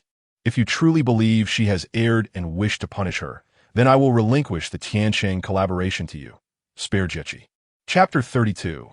Su Nanqing on a blind date. Shen Muqing scrutinized Gu Yushin, suspecting that the man and Jiechi were in cahoots, all for the sake of collaborating with the Mu family. Very well. Gu Yushin, Song Jiechi, if my grandmother has been schemed against, and if the bodyguards were in an accident, I hope you two have nothing to do with it. Otherwise, I have ways to make your lives a living hell. Shen Muqing turned to his grandmother. Grandma, I will take you home to rest. Madame Shun gazed sharply at Song Jiechi, stating, though I possess no tangible evidence against you. A video reveals that after your separation from Gu Yushin, you visited the swimming pool, where your silhouette was seen discarding some items. Although lacking concrete proof allowed you to escape this time, consider yourself fortunate, for next time luck may not be on your side. She then turned her attention to her ineffectual grandson, Mu Qing, advising, Miss Su Nanqing is not only talented but also possesses a kind heart. You ought to spend more time with her. After merely an hour of interaction, I discerned her genuine nature. Mu Qing, recalling the woman's adeptness, felt a pang of envy, chuckling despite the pain from Su Nanqing's firm grip. Madame Shun, concerned, inquired, is your hand all right? Mu Qing shook his hand dismissively. It's fine, just a bit sore. Gu Yushin furrowed his brow, pondering if Su Nanqing had medical skills. He abruptly dismissed the thought, reminding himself that the doctor had been summoned by his grandmother. Yet, he couldn't shake off the nagging irritation at the idea of her adeptness in bone setting. Turning to Song Jiechi, he said, you should return and rest. I have matters to attend to. Song Jiechi grasped his hand, her eyes filled with distress. Shingu, won't you stay with me? I'm feeling quite down. Gu Yushin, feeling agitated, walked away without responding. Reflecting on Madame Shin's words, he recalled that Song Jiechi had indeed stepped out during the banquet, but returned shortly thereafter. In his eyes, Jiechi was gentle and kind, incapable of such actions. He suspected Su Nanqing had once again spoken ill of her before the elder. This thought somewhat eased his mind, as he recalled the numerous malicious deeds attributed to Su Nanqing. As he recalled her accusatory words at the elevator, he scoffed. It was implausible that Song Jiechi had ever harmed her. Watching Gu Yushin's retreating figure, Song Jiechi felt a surge of indignation, tears welling up. For Gu Yushin would never abandon her. Tang Weining supported her, saying, "Come, Chi-Chi, let us return home." Song Jiechi nodded in acquiescence. All right. The banquet resumed, with guests enjoying the festivities. After entering the car, Gu Yushin instructed Xueqing, inquire about Su Nanqing's whereabouts. Xueqing pointed toward a restaurant across the street, chuckling. Miss Su is on a blind date over there. I noticed while fetching dinner. The gentleman across from her is quite handsome and possesses a fine demeanor. It appears they are enjoying their conversation. Gu Yushin opened the car door and strode toward the restaurant. Inside, soft, elegant music filled the air. Su Nanqing was savoring her steak while engaging in lively conversation with her date. Seated across from her was Qin Mawei, a promising young man who had spent years abroad and recently returned to the country. She recognized that in a few years, he would undoubtedly rise to become a top-tier tycoon. In her previous life, they had crossed paths at his welcome-back banquet, but in this life, she met him earlier thanks to her grandfather's introduction. Su Nanqing could hardly fathom that her blind date was the esteemed tycoon she had envied in her past life. As they conversed enthusiastically, she shared her experiences from our country, finding common ground with Qin Mawei. Gu Yushin entered just as this scene unfolded. He intended to approach, but was halted by a sudden force. Chapter 33. Encountering a super tycoon on a blind date, Lin Chi-Chi pulled Gu Yushin back. Her voice low yet firm. What do you intend to do? Old Master Su interjected, his tone stern. Gu Yushin, if you dare disrupt my granddaughter's date, do not blame me for being unkind. If you wish to dine, choose another venue. I've reserved this place solely for her blind date. Have you not noticed how joyfully she smiles? She has endured enough while with you, being wronged and mistreated. This is the best match I have ever chosen for her. If you dare intrude, I will expose all of Song Jiechi's misdeeds and ensure your little sweetheart ends up in prison. Gu Yushin narrowed his eyes at the elderly gentleman, clad in a gray Zhongshan suit, whose gaze, though seemingly ordinary, held an exceptional depth. Sir, please refrain from slandering Jiechi. Otherwise, I shall not hesitate to send you a lawyer's letter, Gu Yushin replied, his tone grave, exuding a palpable tension. Old Master Su chuckled. You are welcome to do so at any time. I doubt you possess the courage. You are unwelcome here, so be gone. Gu Yushin frowned but was tugged back by Lin Chi-Chi, urging him, come over here. Do not let Qingbao see you, lest it affect her mood. Lin Chi-Chi hoped fervently that Su Nanqing would develop feelings for another man, leading to a promising future. The two had little prospect together. Gu Yushin attempted to speak, but was met with Lin Chi-Chi's fierce glare, compelling him to swallow his words. He and Su Nanqing had yet to finalize their divorce. She remained his wife. How could she engage in a blind date? Mr. Qin, if you have any business opportunities in Shengjing, may I be considered first? I am in fashion design and fluent in 5 languages, including translation. I've also heard about your involvement in antiques. I possess skills in antique restoration as well as medical knowledge. Su Nanqing, eager to impress the tycoon, sought to establish a connection, recognizing the importance of aligning with someone of his stature. Qin Mawei regarded her with surprise as she marketed herself. Her eyes sparkled, and her smile was enchanting. Thus far, she was the most beautiful woman he had encountered. He sipped water to temper his astonishment before smiling. Your grandfather speaks highly of you. I had no idea you were this remarkable. Su Nanqing blushed slightly, replying, Mr. Qin, please do not view me as a potential romantic partner, but rather as a colleague or friend. I have been married before and understand I am not worthy of you. Right now, I simply wish to focus on my career. Her smile revealed her pearly teeth, and her cunning fox-like eyes were captivating. She felt unworthy of the distinguished man before her. She merely aspired for wealth. Qin Mawei, intrigued, remarked, I do not mind. Su Nanqing was taken aback, unsure of what he meant. Did he not care about her previous marriage? Yet, She certainly cared about his wealth. Mr. Qin, you are an exceptional man, deserving of better. Here is my business card. If any collaboration arises, please do not hesitate to contact me. Thank you. Qin Maowei accepted the lavender card, which was elegantly simple, bearing only her name and phone number. They share an engaging conversation while dining together. After dinner, Qin Maowei excused himself, as he had much to attend to after returning to the country. They agreed to meet again the following day. Once Qin Maowei departed, Su Nanqing stepped outside, only to find her grandfather waiting for her. She felt exasperated. Had he been lurking there the entire time? Old Master Su, brimming with excitement, inquired, "Qingbao, I wasn't lying. Was I? He truly is a fine man." Su Nanqing observed the proud expression on the old man's face and smiled. Can Grandpa's judgment really be questioned? We had a delightful conversation. Could it be anything less? He is a future tycoon. Old Master Su eagerly pressed. Do you like Qin Maowei? Chapter 34. Encountering an ex-husband, Su Nanqing's lips twitched. They had just met, and how could she possibly feel affection? She had yet to respond when the old man continued. Qingbao, it's wonderful if you have feelings. If not, that's fine too. You've been clamoring for a harem, and as of now, there isn't even one. I have recently scouted several charming young men for you. If you're interested, we can invite them over to play.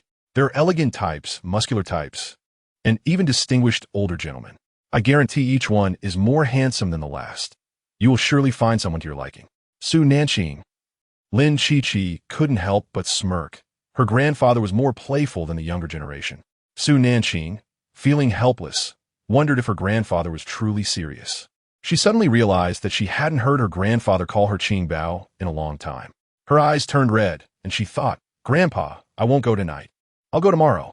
As Su Nanqing's words fell, a chilling breeze swept over her. She raised her gaze abruptly and was taken aback to see Gu Yushin standing across from her. Su Nanqing thought, he heard everything I just said to Grandpa. The fact that he heard was of little consequence. After all, they were already divorced. Su Nanqing's heart raced with excitement. Her grandfather was truly a great ally. She straightened her posture, disregarding the cold aura emanating from Gu Yushin. This man only seemed gentle when he was with Song Jiaqing, with a radiant smile that outshone flowers. She linked her arm with her grandfather's and said, "Grandpa, Chi-Chi, let us go home. I have an appointment to meet Mr. Qin tomorrow. He just returned to the country and is unfamiliar with many places. I can show him around." Upon hearing this, Grandpa Su beamed with joy, exclaiming, "That's wonderful. Our Qingbao has such good taste. The young master is strikingly handsome. His looks could turn heads anywhere. My granddaughter is so beautiful. She wouldn't even need to use any tricks to enchant him." Su Nanqing gasped, "Grandpa, are you being dramatic today?" However, she thought it was illegal to be excessively handsome. It was better to be that way only in front of him, lest other young ladies take notice. Bah. How could the man my granddaughter likes be interested in other women? Qinamo was not the kind of man who would fawn over Gu Yushin. Feeling the brunt of the conversation, Gu Yushin interjected sternly, "Su Nanqing, can we talk?" Confused, she replied, "What is there to discuss? Haven't we already clarified everything? I didn't take a single item from the Gu family when I left, just the clothes I wore that day. Do you want money?" Gu Yushin frowned. Was he really that petty? "We are not divorced yet," he replied coldly. "Oh, that's your issue. You were the one who signed the divorce agreement first. I also signed my name. The cooling-off period has passed. If you need, you can have Xueqing handle the paperwork. Or do you require me to visit the Civil Affairs Bureau tomorrow morning?" Su Nanqing cooperated, determined to finalize the divorce. With Song Jiaqing's luck, tonight's events would not alter her position in Gu Yushin's heart. In her past life, after her death, Gu Yushin had been manipulated by Song Jiaqing into marrying her. But without that manipulation, he would have chosen Song Jiaqing regardless. Therefore, the woman he had always wanted to marry was indeed Song Jiaqing. This time around, she would not obstruct their love nor impede Tang Weining and the other's self-destructive paths. Seeing her unwavering resolve to divorce, Gu Yushin asked once more, "Do you really intend to leave?" Witnessing her interact with another man ignited a tempest of fury within him. Su Nanqing thought he was being unreasonable. Hadn't he been the one insisting on divorce? "Gu Yushin, you were the one who wanted this divorce. I am facilitating your union with Song Jiaqing.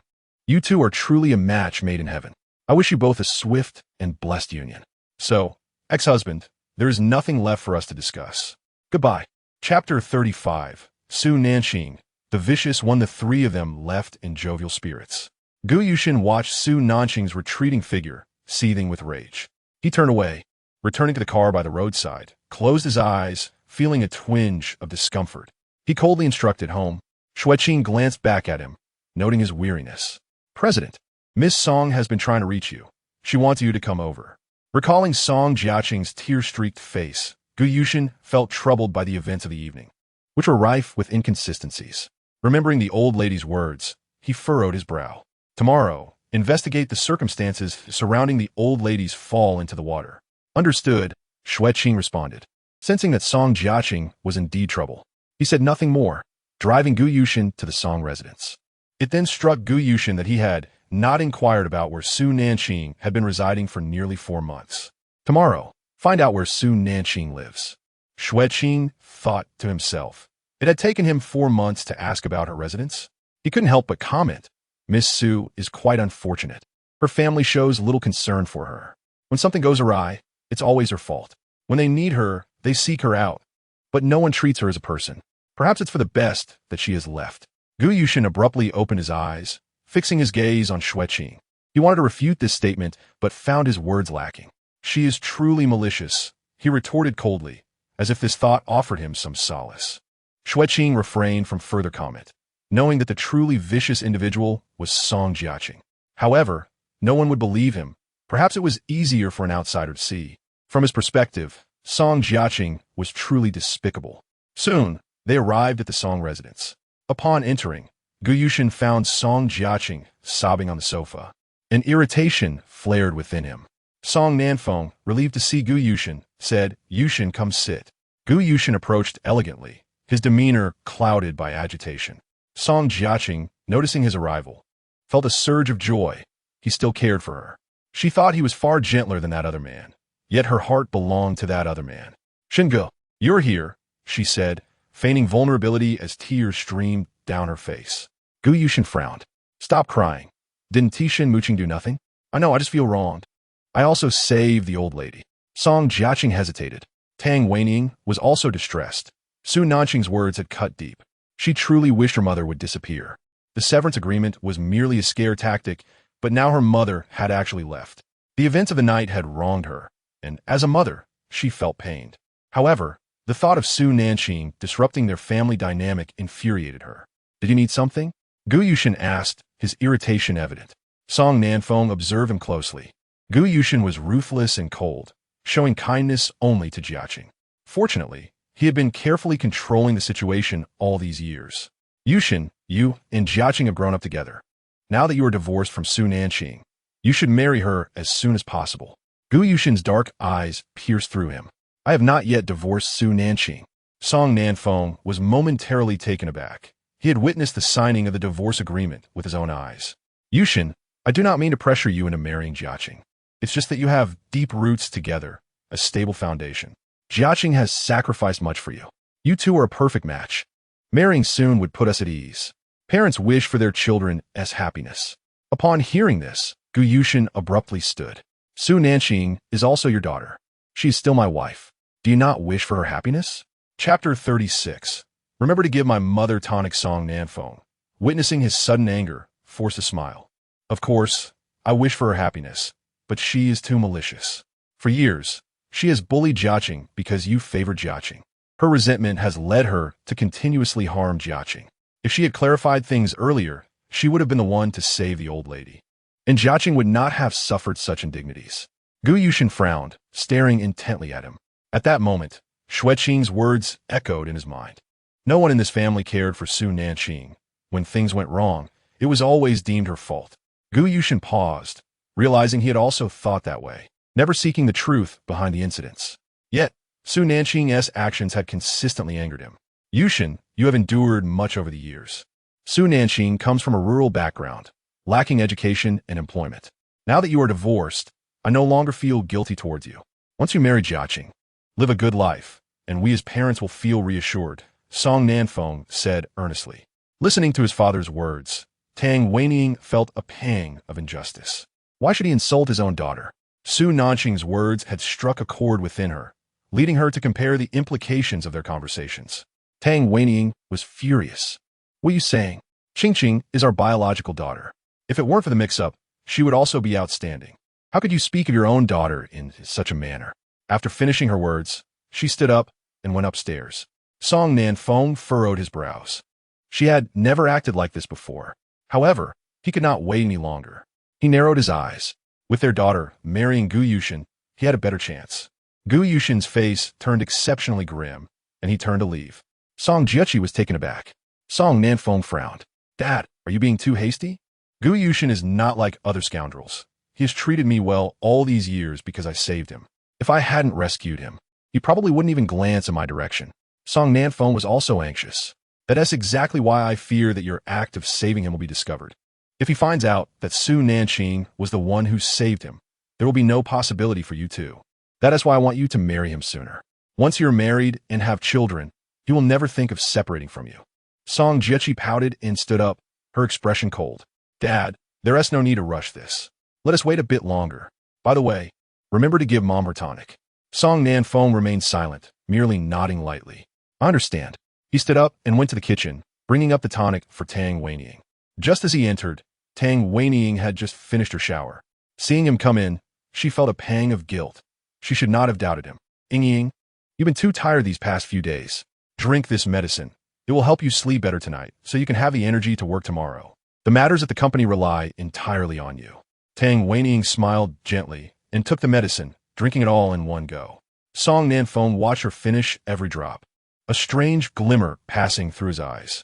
Tang Weinying didn't notice. She was only contemplating how to make it up to him later. She placed the empty bowl aside, turned to the bedside table, opened the drawer, and took out an expensive tie, handing it to him.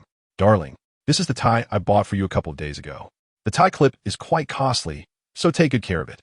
Song Nanqing happily accepted the tie, knowing she would compensate him out of guilt. He understood her character all too well. Ying, I have plenty of ties. Why spend so much? If you have money, you should buy yourself more clothes, take better care of yourself, and love yourself a bit more.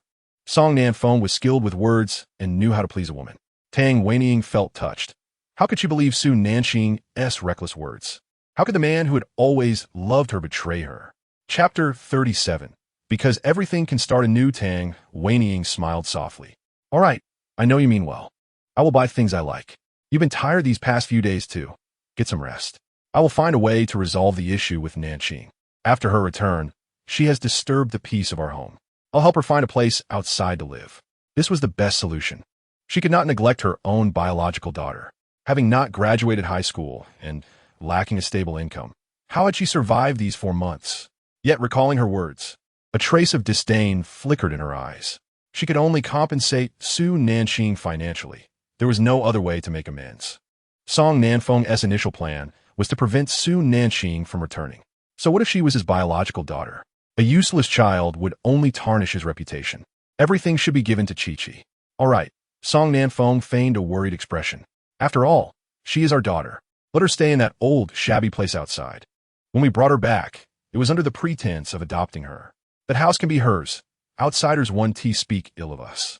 Dan Wanning, not that. Good. I was thinking the same. Su Nanqing, you cannot blame your mother. If you must blame anyone, it can only be yourself. A daughter who wishes to destroy her parents' happiness cannot be brought back home. Gu Yushin returned home, gazing at the desolate house, feeling somewhat out of place.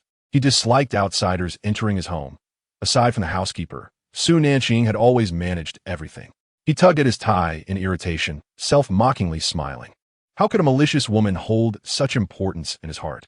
Yet, he overlooked the fact that Su Nanqing had been meticulously caring for him during those 2 years. The more he thought about it, the more agitated he became. He stood up and went upstairs for a shower. As he ascended, the image of Su Nanqing smiling brightly at another man during a blind date made him feel uncomfortable all over. So Nanqing, along with her grandfather and Lin Chi-Chi, returned home. She eagerly pulled Lin Chi-Chi upstairs.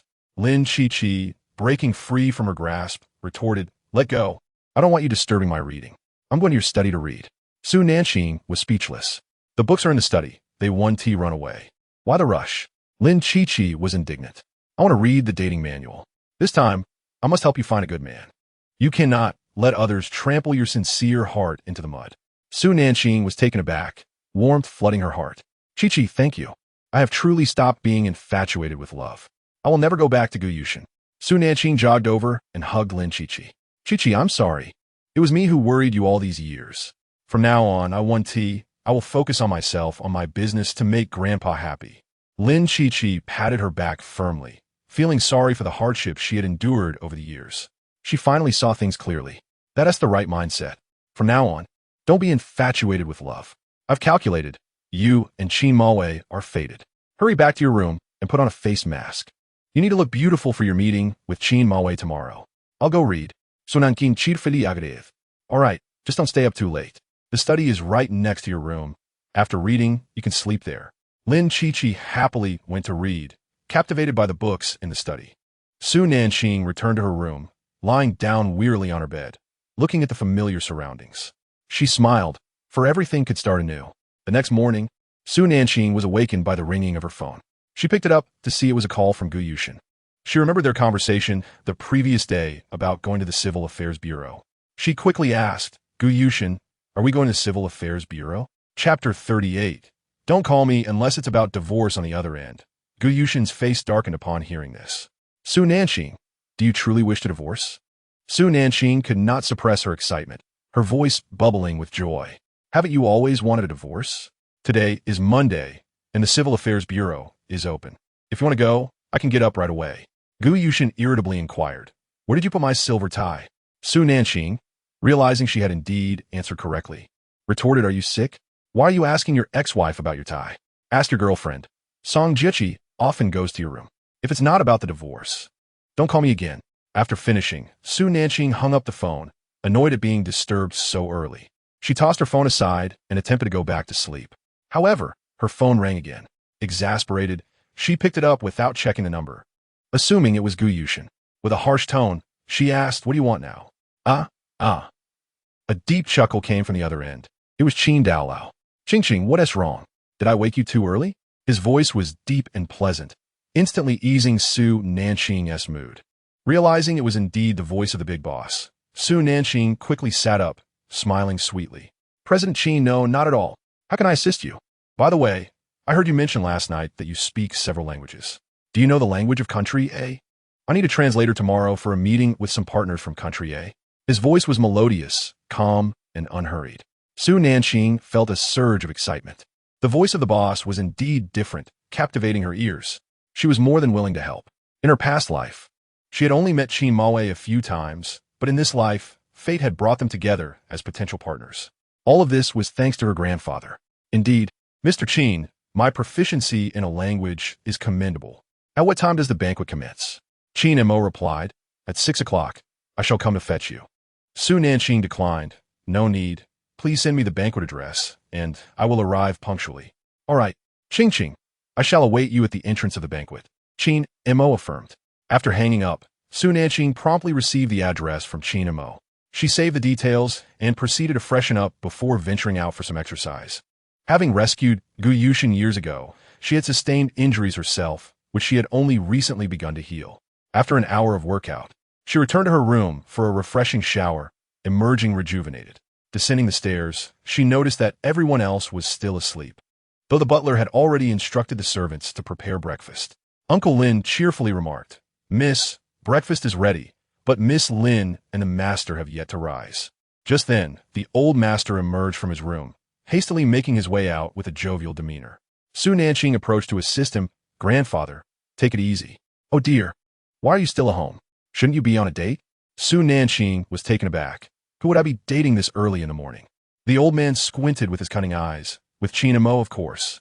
Su Nanqing felt that her grandfather had developed a fondness for the type represented by Qin Mo. In this lifetime, to avoid Guyushin, she decided to give it a try.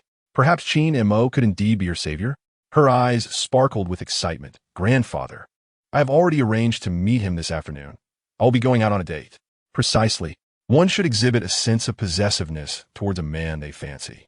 The old man declared, pleased with his granddaughter's newfound enlightenment. Ah, grandfather, my possessiveness has reached its peak. I feel as though all your wealth is mine. The old man shot her a glare. Such ungratefulness. I'm still alive, you know. Why flaunt your blatant ambition? Haven't I already given you all my money? Chapter 39. Qingqing, You will have good fortune tonight, he. Su Nanqing awkwardly touched her nose, linking arms with her grandfather. Grandfather, I knew you cherished me the most. Why would she need a man when she had wealth? Ah, she was indeed quite affluent, merely maintaining a low profile. From now on, she would diligently embrace her status as a wealthy lady. Stay humble, stay humble. Oomph. To utter such words, she still had some conscience. The old man glanced back, noticing Lin Chi-Chi had yet to come down. He furrowed his brows, wondering why the girl, who had no boyfriend, was still asleep at such an hour. They were all at the age for marriage, yet none seemed anxious. Ironically, it was he, the old man, who felt the urgency. Grandfather, what kind of logic is that? Do women with boyfriends always rise late? So Nanqing quidith perplexed. The old man turned red in the face. Was this silly girl truly oblivious, or was she feigning ignorance? All right, you young folks have it tough. You should sleep a bit longer. The old man, grumbling, went to have breakfast, his eyelids drooping. He could not meddle in the affairs of the youth. Su Nanqing called Lin Chi-Chi, who was still enveloped in slumber from reading late into the night.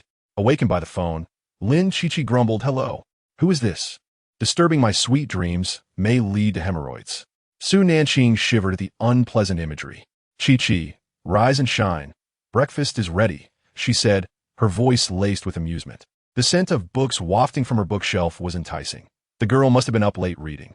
Lin Chi-Chi, sounding apologetic, replied, "Ching-Ching, your study is delightful, and the bed is so soft, I simply cannot rise. Please convey my apologies to grandfather and let me dream a little longer.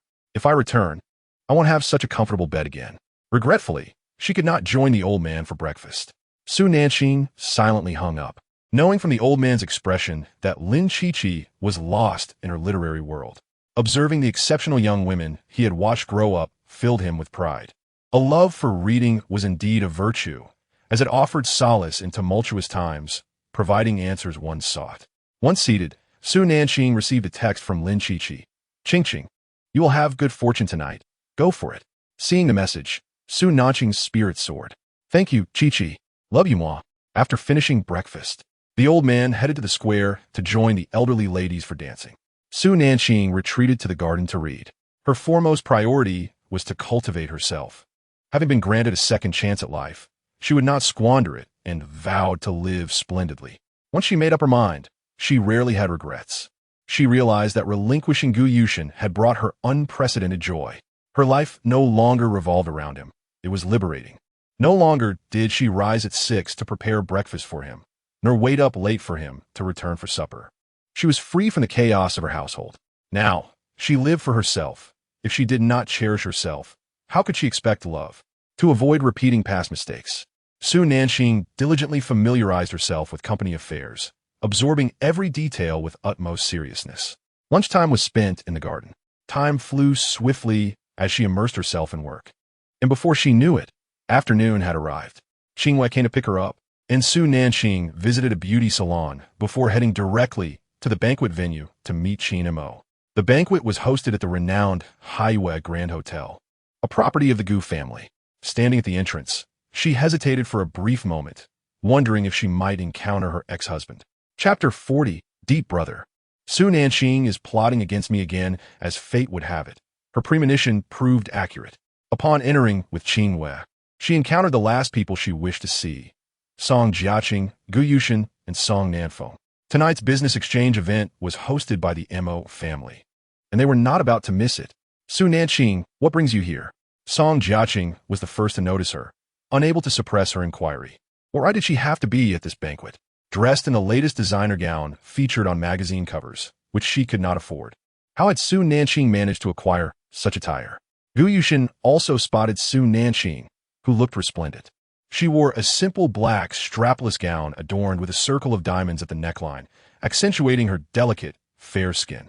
Her hair was elegantly styled, exuding an aura of cool grace, understated yet exuding a breathtaking luxury. A fleeting glimmer of astonishment crossed Gu Yushin's eyes. She had truly transformed.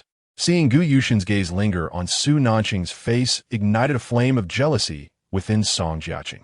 Since the debacle with Shun Muqing, she had been in a state of despondency.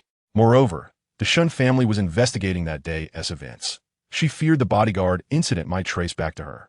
Su Nanqing raised an eyebrow, a radiant smile on her lips. If you can come, why can't I? Song Jiaqing's disdain was palpable. Su Nanqing, do you even realize where this is? This is a banquet hosted by the old MO for his grandson's return, a business exchange event. I know you wish to cling to Gu Yushin as before, but you must understand the context. Tonight, he has a crucial collaboration that cannot be disrupted by your antics. You ought to exhibit some decorum. Gu Yushin recalled Su Nanqing's previous entanglements with a flicker of disgust in his eyes, which Su Nanqing perceptibly caught. It stung her deeply. Realizing her past concern for him was met with his aversion. Unable to contain herself, Su Nanqing burst into laughter, her eyes sparkling with mirth. Song Jiaqing, I didn't even glance at Gu Yushin. Who are you performing for? I consider anything taken from me to be worthless. If you enjoy collecting trash, be my guest. Gu Yushin may adore you, allowing you to bask in his affections, but why involve me? I am divorced from him, and if you dare to link me with him again, beware that I may expose your sordid secrets. Su Nanqing warned with a smile, her laughter capable of inciting Song Jiaqing's ire. The course of events in this lifetime diverged from the last. Previously, during this exchange event, she had not attended. It was Gu Yushin and Song Jiaqing who had been present. After the banquet, it became evident to all that Song Qiaoqi was truly Gu Yushin's cherished one. Subsequently, it was revealed that she had intruded upon the relationship of another. Is it not true?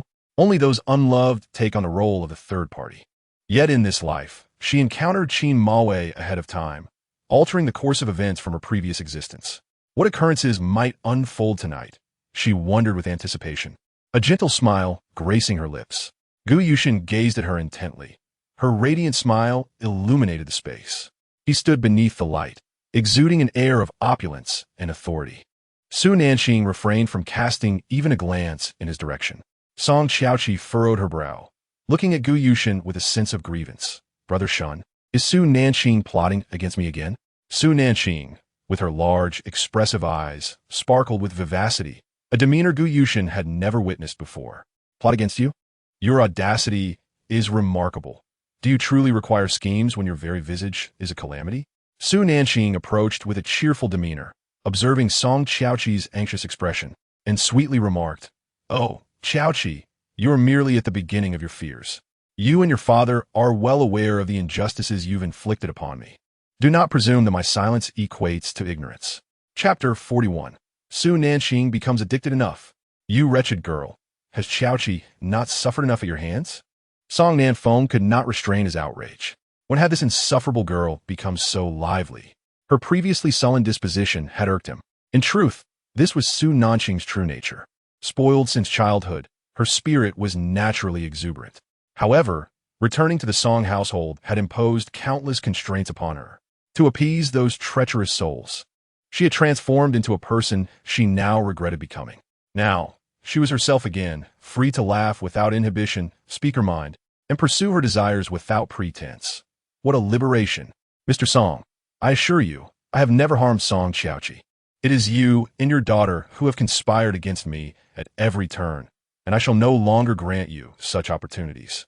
Su Nanqing maintained her joyous demeanor while addressing him. Song Nanfeng's chest heaved with anger. This girl had grown increasingly sharp-tongued. Su Nanqing, tonight's banquet is for foreign guests. How can you, an ungraduated high schooler, engage in conversation? Depart at once and spare us the embarrassment. He wished to conceal the fact that he had such a disgraceful daughter. Song Qiaoqi feared Su Nanqing would disgrace her tonight, jeopardizing the piano performance that Gu Yushin had secured for her. She intended to shine alone and capture the attention of the Qin family. As for the truths Su Nanqing spoke, she was unperturbed. Who would believe her? Nanqing, I understand you must be feeling down after your divorce. Su Nanqing's temper flared. Song Qiaoqi, why do you consistently derive satisfaction from my divorce? Gu Yushin is already yours. Why must you incessantly remind him of me, your predecessor? Can you not change your insults? Furthermore, when I regarded you as a person, do try to act like one rather than a monkey flinging mud at others. Su Nanqing was incensed. Why did she persist in referencing her divorce? Song Qiaoqi, stunned into silence, could not respond. Qingwei, seemingly disinterested, inquired, Miss, is this Mr. your ex-husband? Su Nanqing shot a wary glance at Qingwei. Her sudden inquiry fell off, as Qingwei rarely spoke. She nodded cautiously, yes. Qin Wei, with a hint of derision, regarded Gu Yushin. Miss, how can such a man be worthy of you? You must be blind. Gu Yushin's expression darkened, his countenance resembling a brewing storm. Feeling the chill emanating from him, Su Nanqing felt a moment of trepidation.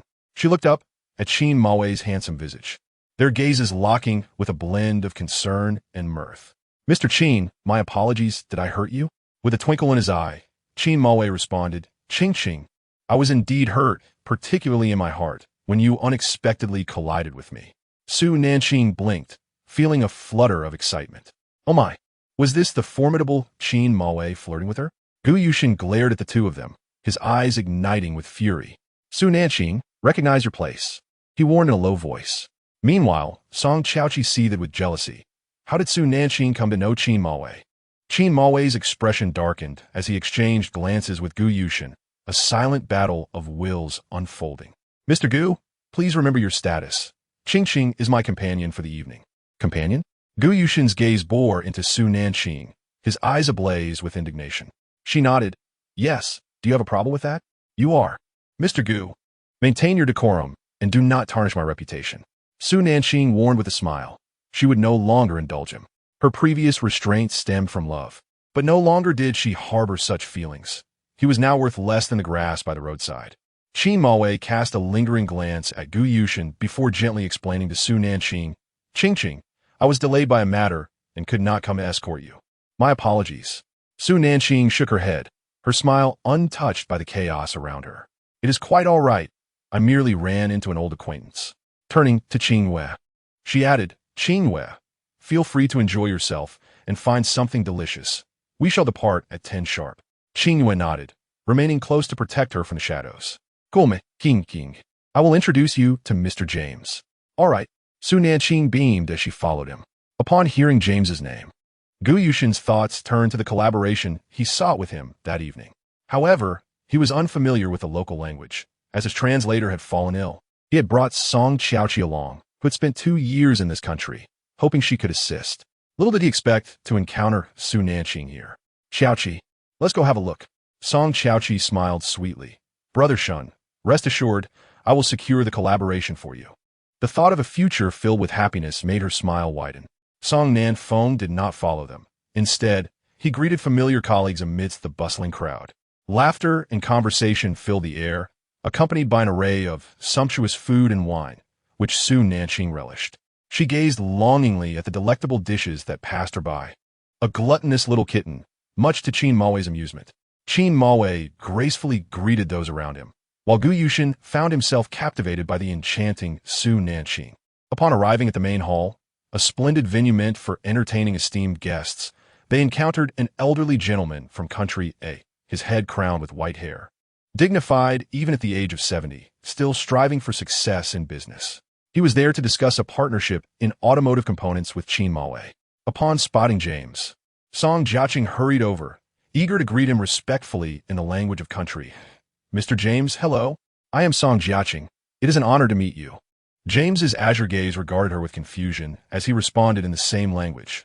What are you speaking? Frog language. Chapter 43. A lesson for Song Jiaqing. She can speak the language of country A. Taken aback, Song Jiaqing, who had spent 2 years in country A and spoke its simpler dialect fluently, repeated her greeting. Yet, James remained utterly bewildered. He then uttered in Mandarin, I'm not feeling well, I need a doctor. Misinterpreting his words, Song Jiaqing, believing he had understood her, grasped his hand with a bright smile. Mr. James, hello. It is a pleasure to meet you. While he could comprehend these words, his brow furrowed with age-worn lines, now filled with ire. Su Nanqing nearly burst into laughter at Song Jiaqing's misunderstanding. She knew the old man had a rather volatile temper. Suddenly incensed, James brushed her hand away. You do not understand my words. Go away. If your mind is muddled, please seek a neurologist. Song Jiaqing fell into Gu Yushin's arms, prompting Su Nanqing to finally stifle her laughter. Song Jiaqing shot her a dark glare, while Gu Yushin silently warned her to avoid further trouble. James glowered at Qin Mawei, his only acquaintance there, and declared, I need someone who can understand me to assist. Qin Mawei, equally puzzled, looked to Su Nanqing for help, trusting her. With a cheerful demeanor, she approached, apologies, Grandpa James, this young lady is not with us. If you are unwell, I can assist. I am a doctor. Su Nanqing's fluent command of the language startled Song Jiaqing. How could she? Hadn't she dropped out of high school? Song Jiaqing recalled her previous words of encouragement to Su Nanqing, now feeling the heat of embarrassment on her face. Gu Yushin's deep gaze trembled. Su Nanqing could indeed speak the language of country, eh? James sighed with relief, a faint smile gracing his features, as he finally found someone who could comprehend him. His assistant had fallen ill, and he had urgently come to discuss a crucial partnership with Gu Yushin. Thank you. Dear girl, you are truly lovely. Su Nanqing blushed at his compliment. Thank you, Grandpa James. You are very kind. James was touched by her endearment, smiling brightly. You are indeed a warm-hearted child. As Su Nanqing crouched to check his pulse, she discerned his ailments: weak spleen and stomach, high blood pressure. Suddenly, she looked at him in surprise. Grandpa, do you have a malignant tumor in your brain? James's gray-blue eyes quivered slightly. How did you discern that, little girl? You were merely checking my pulse. Traditional Chinese medicine is indeed profound. With an air of authority, Su Nanqing replied, Grandpa, I can tell you are anxious to return home. Combined with your high blood pressure and missing lunch, has led to your discomfort. Though he was a few years her senior, James had maintained his health through careful regimen, whereas the constant travels had taken a toll on his body, leaving him vulnerable to a stroke. James nodded, acknowledging the importance of this project, which was why he had come personally. You truly are a miraculous girl. However, I came to discuss cooperation with Mr. Gu and Mr. Qin. Su Nanqing handed him a pill. Grandpa, please take this medicine. It will help alleviate your discomfort. Thank you, dear girl. James gazed into her clear eyes, trusting her implicitly. Turning to Qin Malwei, Su Nanqing requested, Mr. Qin, could we have a serving of sea cucumber congee brought in? Qin Malwei nodded. Qing, please ask Mr. James if he requires anything else. Chapter 44. Jealousy. Su Nanqing's excellence. Su Nanqing inquired further, learning that James favored boss of fish, but he could only eat light fare at the moment. She smiled. Grandpa, please take the medicine first. I'll prepare boss of fish for you. My boss of fish is quite delectable, but with your high cholesterol and blood pressure, you must avoid greasy foods. James was excited and nodded. Thank you, kind girl. Su Nanqing turned to Qin Malwei. Mr. Qin, please arrange for fresh boss of fish. I will prepare it immediately. Qin Malwei, surprised, asked, Qing, you'll cook it yourself? She affirmed, yes. I know Grandpa James's taste. He may not eat what your chef prepares. The old gentleman was renowned for his picky palate. Qin Malwei had heard of Su Nanqing's attentiveness, noting that she had even researched James's preferences. Very well. I will have it arranged right away, he said, making a call to the kitchen. Su Nanqing exchanged a few words with James before following the server to the kitchen. Song Jiaqing was astonished, her eyes nearly popping from disbelief. How could Su Nanqing? Gu Yushin was equally shocked, realizing he knew very little about his own wife. Qin Malwei remained present, while Gu Yushin and Song Jiaqing sat nearby. Song Jiaqing felt restless, aware that the evening's events had spiraled out of control. The language of country A was complex, comprised of various ethnicities, each with distinct dialects. She only understood the common language. What to do? Su Nanqing could not surpass her in excellence. Stealing a glance at Gu Yushin, she saw him sitting composed, his handsome face impassive, exuding an aura comparable to Qin Malwei. He was the heir of the Qin family. How could Su Nanqing possibly know him? Jealousy gnawed at Song Jiaqing, leaving her feeling helpless. James sipped the congee, his stomach gradually feeling better. Half an hour later, Su Nanqing returned with the dishes she had prepared. Grandpa, dinner is served. Her voice was melodious, enchanting James, who could not help but smile. Su Nanqing placed the fresh boss of fish before him. Its tender, flavorful flesh, free of bones, made it ideal for both the elderly and children. She also prepared a warming cabbage soup. After tasting a piece of boss of fish, James gave Su Nanqing a thumbs up. Her radiant smile was both lively and soothing, capturing the attention of Qin Malwei and Gu Yushin alike. Half an hour later, James elegantly dabbed his lips with a napkin. Su Nanqing brewed a cup of oolong tea, saying, Grandpa, this is oolong tea. Please give it a try. After pouring him a cup, James took a sip, savoring the rich, lingering flavor. He smiled, nodding, delicious. Beautiful young lady, shall we commence our business discussion? Su Nanqing nodded, turning to Qin Malwei. Mr. Qin, are we ready to discuss business?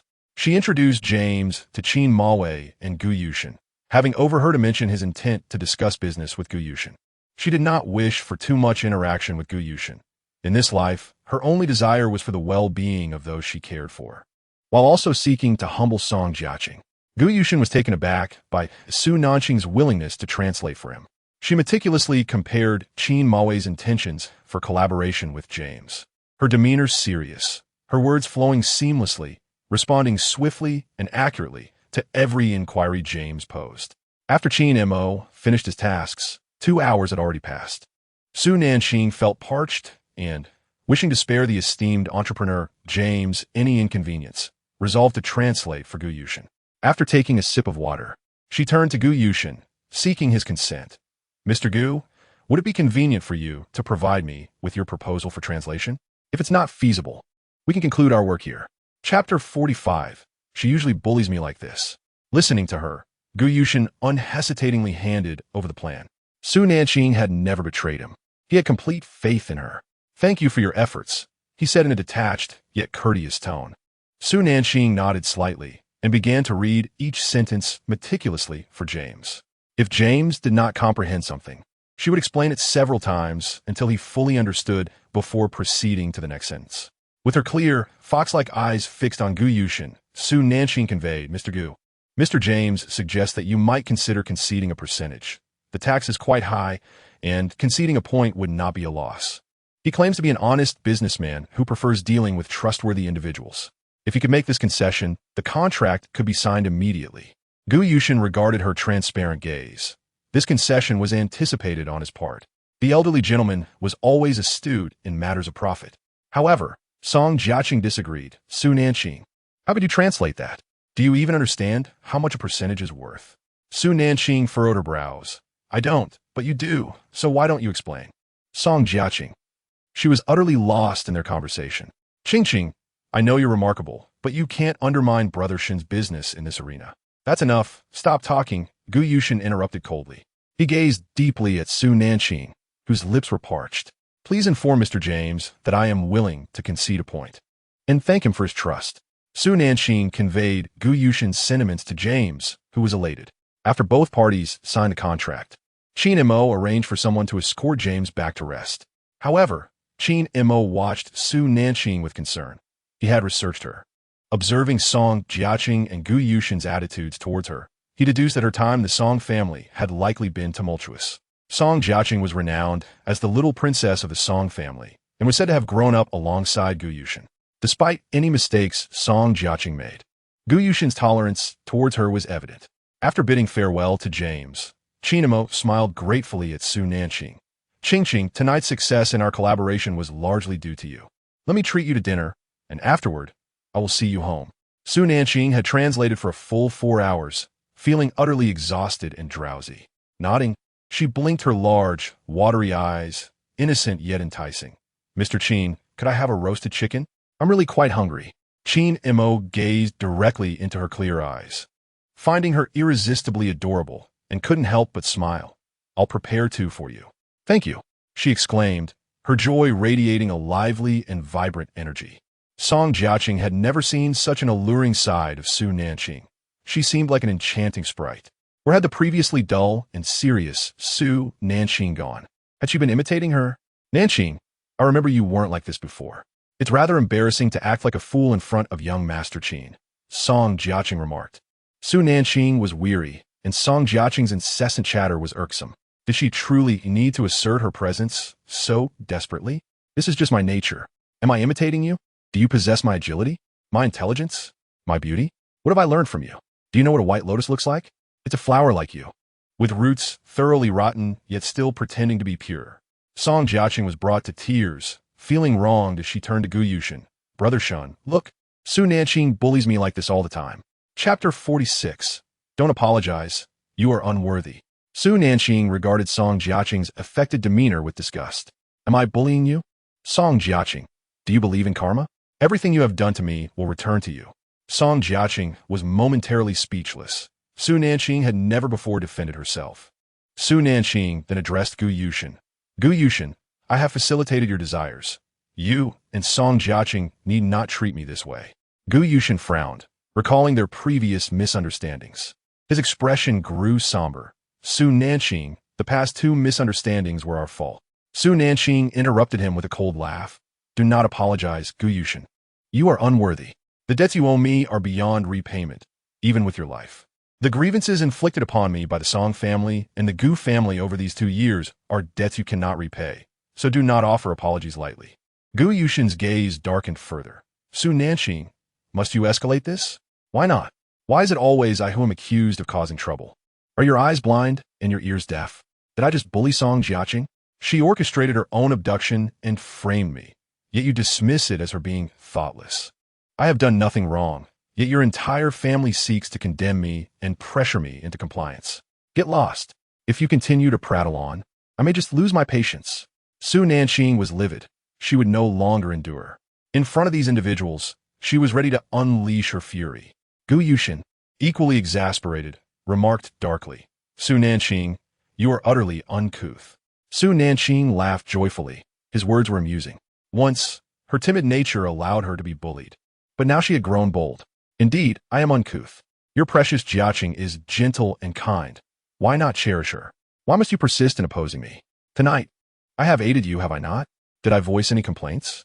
With a frosty smile, Su Nanqing turned and walked to Qin Mo's side. Mr. Qin, let us go. There is no need to argue with a dog. After all, we are not of the same ilk. I am famished. Qin Mo shook with laughter. Her words were sharp. He noticed Gu Yushin and Song Jiaqing's expressions were extremely grim, and he escorted her to dinner. Song Jiaqing trembled with rage. Su Nanqing had indeed changed, becoming far less easy to bully. Gu Yushin watched the two depart, engaged in light-hearted conversation, his chest brimming with suppressed anger. Song Jiaqing, observing Gu Yushin's fury, feared he might take Su Nanqing's words to heart. Brother Shun, given how Su Nanqing has acted, why do you not divorce her? Gu Yushin fixed his penetrating gaze on her. Why? Song Jiaqing was taken aback, looking at him in confusion. Brother Shun, why do you ask why? Gu Yushin's gaze bore into her. Why attempt to frame Su Nanqing? Song Jiaqing faltered. This was a question he had never posed. Why? I was driven away by your mother. You know how frantic she was at the time. How could I dare to stay when you had your accident? I wished to remain and care for you, but my father insisted on marrying Su Nanqing off. You know better than anyone my position as an adopted daughter. As she spoke, Song Jiaqing's voice quavered with tears, portraying herself as the victim. Thankfully, that woman had been rendered a lunatic and confined to a mental institution. No one could thwart Song Jiaqing's desires. Gu Yushin was destined to marry her. She would never return to that man. She had come to realize that only Gu Yushin truly cared for her. Gu Yushin, recalling his mother's temperament, felt a sense of helplessness. Let us go. I will have Xueqing escort you home. Without waiting for Song Jiaqing to respond, Gu Yushin strode out. Chapter 47. You are still married to him. Upon hearing that Xueqing would take her home, Song Jiaqing instantly felt displeased. Typically, it was Gu Yushin who personally saw her home. Reluctantly, she chased after him, feigning a pout. Brother Shun, you usually take me home. Why not today? Are you worried about Su Nanqing? If your concern lies with her, let me remind you that it was because of Su Nanqing that we parted ways, and it was her presence that caused our separation. You have betrayed me by being with her. Enough. It was you who left back then, and I never established a relationship with you. Thus, betrayal does not exist. Under my grandfather's coercion, I had no choice but to marry Su Nanqing. You may go back now. I do not wish to hear such words again. The agitation in Gu Yushin's eyes became increasingly evident. Song Jiaqing was taken aback. No established relationship, no betrayal. Indeed, Gu Yushin had never expressed a desire to marry her. Yet, he had never spoken to her with such weight before. Upon seeing her in tears, his heart softened. Jiaqing, please go back for now. I will come to see you tomorrow. His tones softened considerably, leading Song Jiaqing to speculate that he still held feelings for her. Reminiscing about the past caused her deep distress, tears flowing uncontrollably. She loved that man. How could she marry Gu Yushin? Gu Yushin had grown in darkness, and her presence was his beacon of hope. The kinder he was to her, the more repulsed she felt at the time. She deserved better. This dark man, seemingly emerging from hell, was so cold that she dared not meet his gaze. But having been hurt, she finally understood Gu Yushin's goodness. She obediently nodded and followed Xueqing away. The banquet proceeded smoothly. Qin Maowei left the butler and assistants to attend to the guests, while he took Su Nanqing to a quieter place for a meal. Qin Maowei had thoughtfully prepared a fragrant roasted chicken for Su Nanqing. Once seated, she poured herself 2 cups of hot water, feeling much more comfortable. Observing her unpretentious and generous demeanor, Qin Maowei smiled gently. Though he was typically a profound man, he always appeared cheerful in the presence of Su Nanqing's genuine nature. In the distance, his assistant gaped in astonishment at the warmth radiating from Qin Maowei's handsome features. Su Nanqing smiled apologetically. President Qin, I'm truly hungry now, so I want to be putting on any airs. With that, she donned disposable gloves, tore off a chicken leg, and began to feast heartily. Qin Maowei's gaze flickered, a hint of disappointment barely concealed within. When a woman disregards her image in front of a man, it suggests she does not regard him as a significant figure, but merely as an accessory. Qin Maowei's expression hardened momentarily, but upon seeing her savor the food, his disappointment quietly dissipated. He chuckled, "Eat slowly, it's all for you." Su Nanqing giggled, her mouth full, remaining silent, yet his gentle voice was undeniably melodious. A warm caress to the heart. She nodded, somewhat incoherently, and after consuming a chicken leg, her stomach was contented, alleviating her previous anxiety. She slowed her eating pace, meeting Qin Maowei's intense gaze. "President Qin, why are you staring at me? I'm neither fragrant soft rice nor crispy roasted chicken. You should focus on your meal." Qin Maowei chuckled at her remark, his gaze tenderly resting upon her, making Su Nanqing feel as though a gentle spring breeze had brushed against her heart. With a smile, Qin Maowei inquired, "Qing, have you and Gu Yushin not divorced yet?" Chapter 48. I've already signed. What more do you want? The mention of this matter made Su Nanqing feel nauseous. President Qin, a few months ago, Gu Yushin and I signed the divorce agreement. We just haven't completed the final procedures yet. However, she had already formulated a plan. With Gu Yushin's infidelity with Song Jiaqing, she could apply for divorce unilaterally. Qin Maowei's gaze deepened. You haven't completed the final procedures yet? Qing, if you need any assistance, please do not hesitate to ask. Our company's lawyers are quite capable. No need. When I left, I did so with nothing. As long as Gu Yushin agrees to go to the Civil Affairs Bureau to obtain the divorce certificate, it will be straightforward. If Qin Maowei intervened, matters would become complicated. Simple matters ought to remain simple. All right, if you need anything, don't hesitate to ask. Also, thank you for tonight. Su Nanqing thought he owed her a favor. President Qin, you are too polite. We are friends, and it is only natural to help one another. Her smile was as sweet as honey. Had she latched onto the leg of a powerful ally? Qin Maowei then lowered his head, elegantly resuming his meal.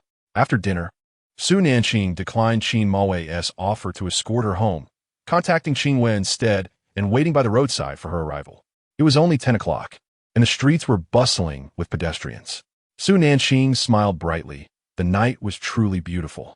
How foolish had she been, confining herself within a luxurious villa, waiting for a man who would never change his heart?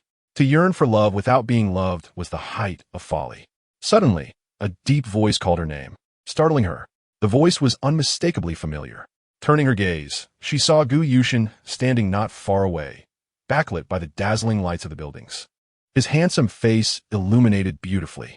His tall, imposing figure exuded an undeniable authority. Su Nanqing raised an eyebrow at him. Why did he always seem to linger?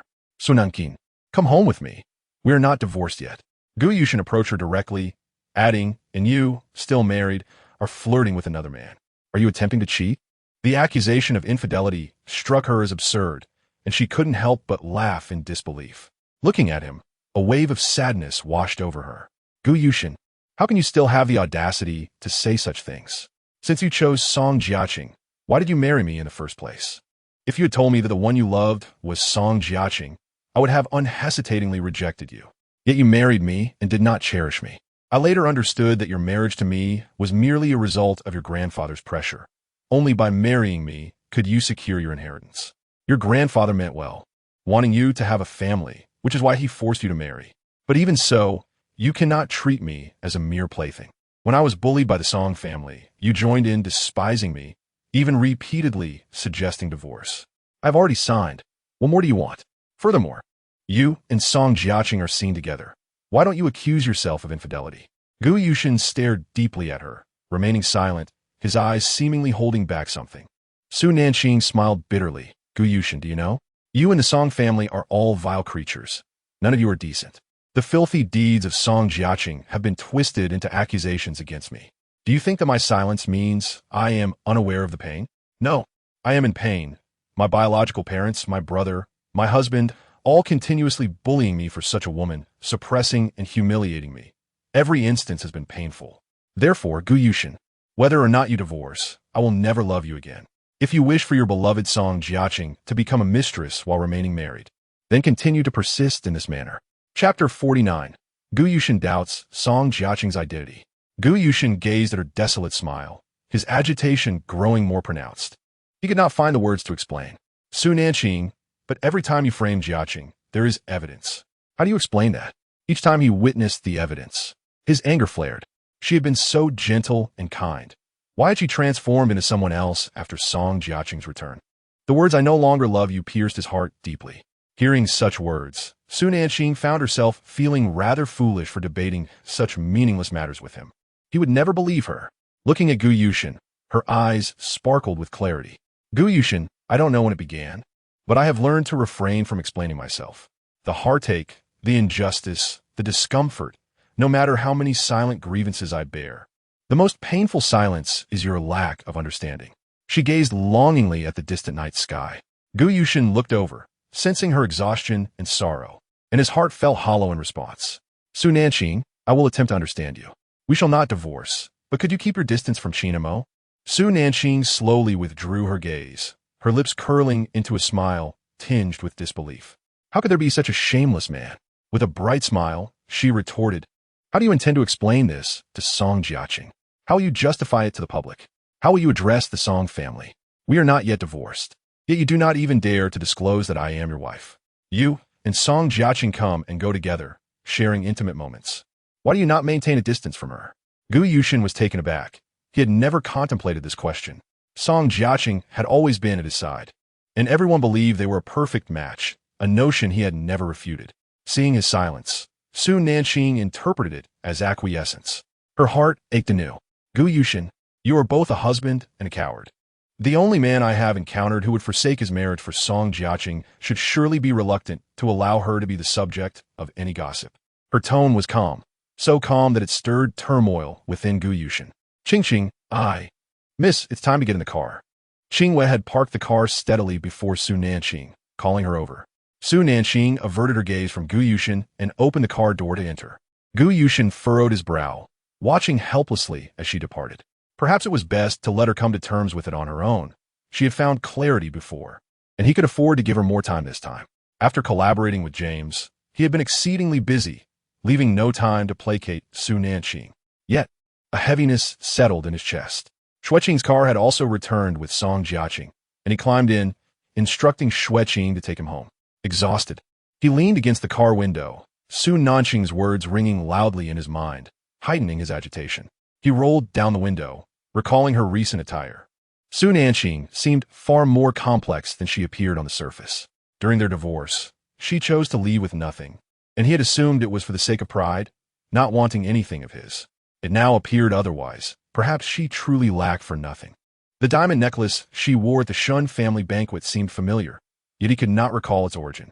The image of her laughing with Qin Mo ignited a flare of anger within him. Moreover, how could she be proficient in multiple languages? Su Nanqing was an enigma. Gu Yushin turned to Xueqing, his voice hoarse. Xueqing, investigate Su Nanqing tomorrow. No matter the means, ascertain who she truly is. Xueqing, puzzled, replied, President, you are divorced. Why investigate your ex-wife? Gu Yushin shot him a cold glance. I instructed you to investigate, so do it. Realizing he had overstepped, Xueqing replied respectfully. Understood, President. I will begin the investigation tomorrow. Gu Yushin closed his eyes, recalling Qingyue's words, which only fueled his anger. That woman claimed Su Nanqing was unworthy of him, that his status did not match hers. Frustrated, he attempted to rest, yet the more he pondered, the less he understood Su Nanqing. She had merely been a pawn in his quest for control, yet he could not forget the kindness she had shown him. In the car, Su Nanqing leaned against the window, observing the fleeting scenery outside. She reminded Qingyue, be cautious of Gu Yushin. Tonight, I made my presence known, and he has begun to suspect my identity. We We must ensure he does not uncover the truth. She understood Song Nanqing's character well. Should he learn of her connection to the formidable Nanqing group, he would surely devise a scheme to seize it. Qing Yue's eyes sharpened.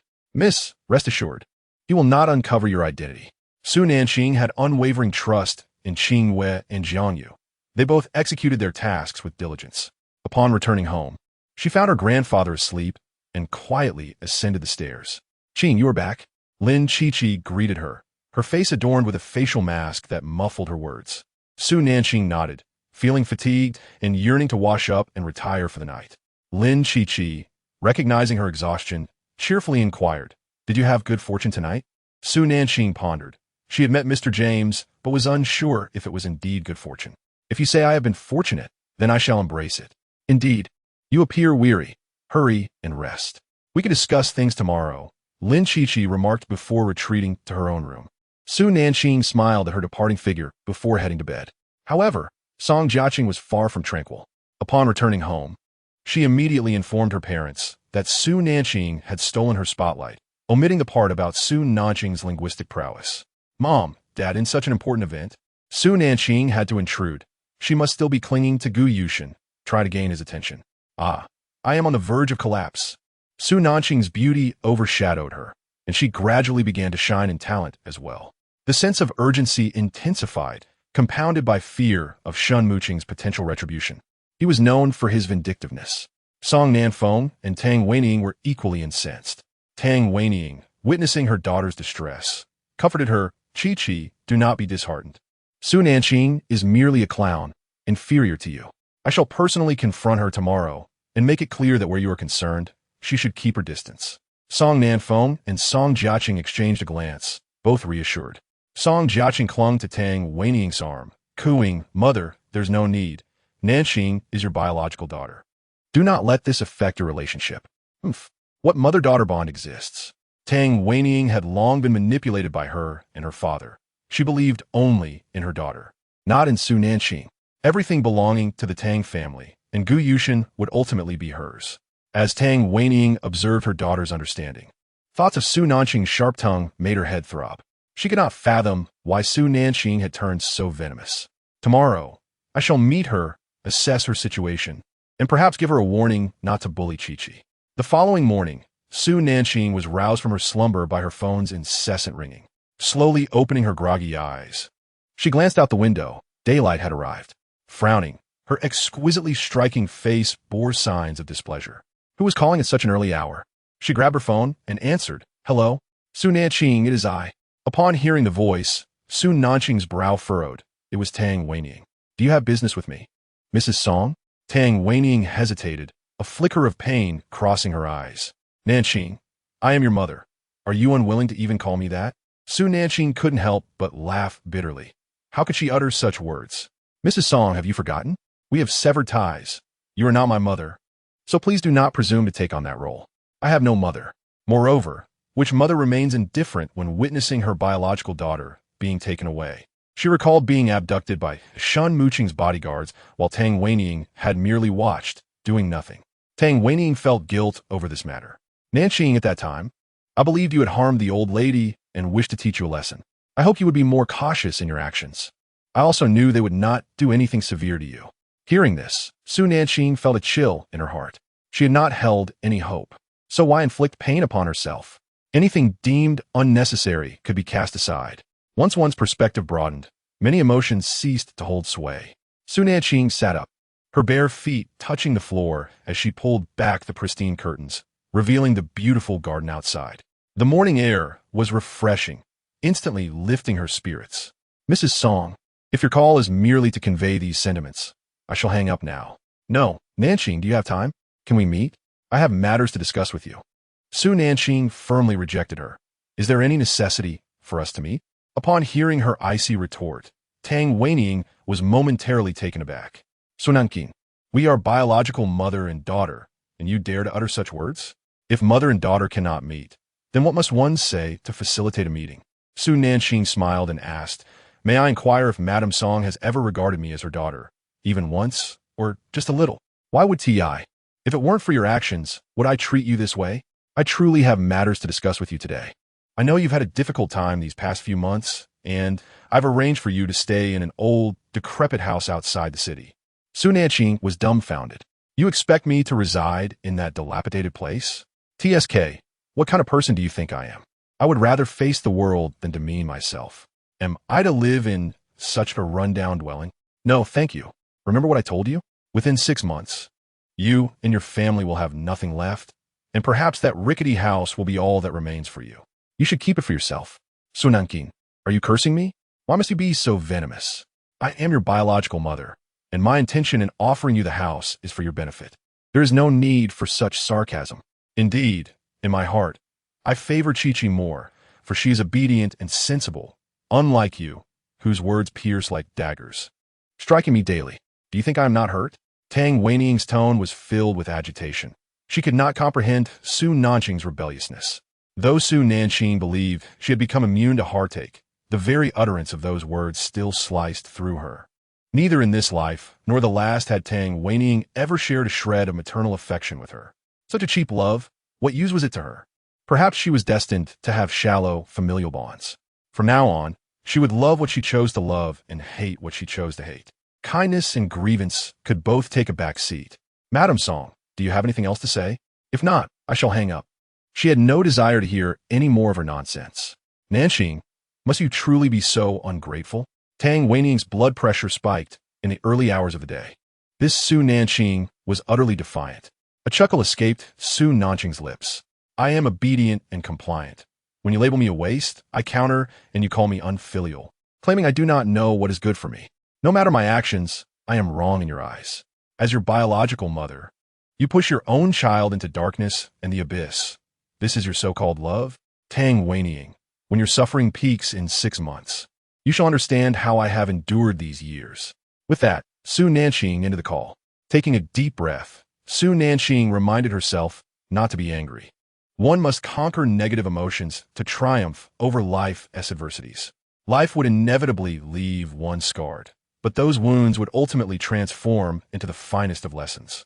Laughing, she made her way to the bathroom, finding that the act of smiling had indeed broadened her perspective. After refreshing herself, she descended to engage in some physical exercise. An hour later, after her workout, she showered and then headed downstairs for breakfast. Qingbao, come quickly, there are dumplings, your favorite. The old gentleman called cheerfully. Seeing his granddaughter return to a semblance of normalcy filled him with joy. Grandpa, I'm coming, Su Nanqing replied, taking a seat beside Lin Chi-Chi and bowing her head to indulge in the dumplings. The old gentleman gazed at her with affectionate pride. Qingbao, you seem quite clear-headed these days. I am relieved. Su Nanqing smiled at her grandfather, who looked at her with adoration. Grandpa, living too clearly can be quite a sorrowful thing. You speak as if you lack companionship, but at least your intellect remains intact. Why force yourself to play the fool? Su Nanqing felt silent. Yet, human hearts are such that one cannot change reality, forget the past, and yet still possesses nostalgia. Grandpa, hurry and eat. Soon the square dance will conclude, and your chance at a second spring will be lost. At the mention, the old gentleman finished the last 2 dumplings and rose. You 2 young ladies enjoy your meal. I'm off to seek my second spring. Su Nanqing and Lin Chi-Chi could not suppress their laughter. After he left, Lin Chi-Chi asked, where shall we go today?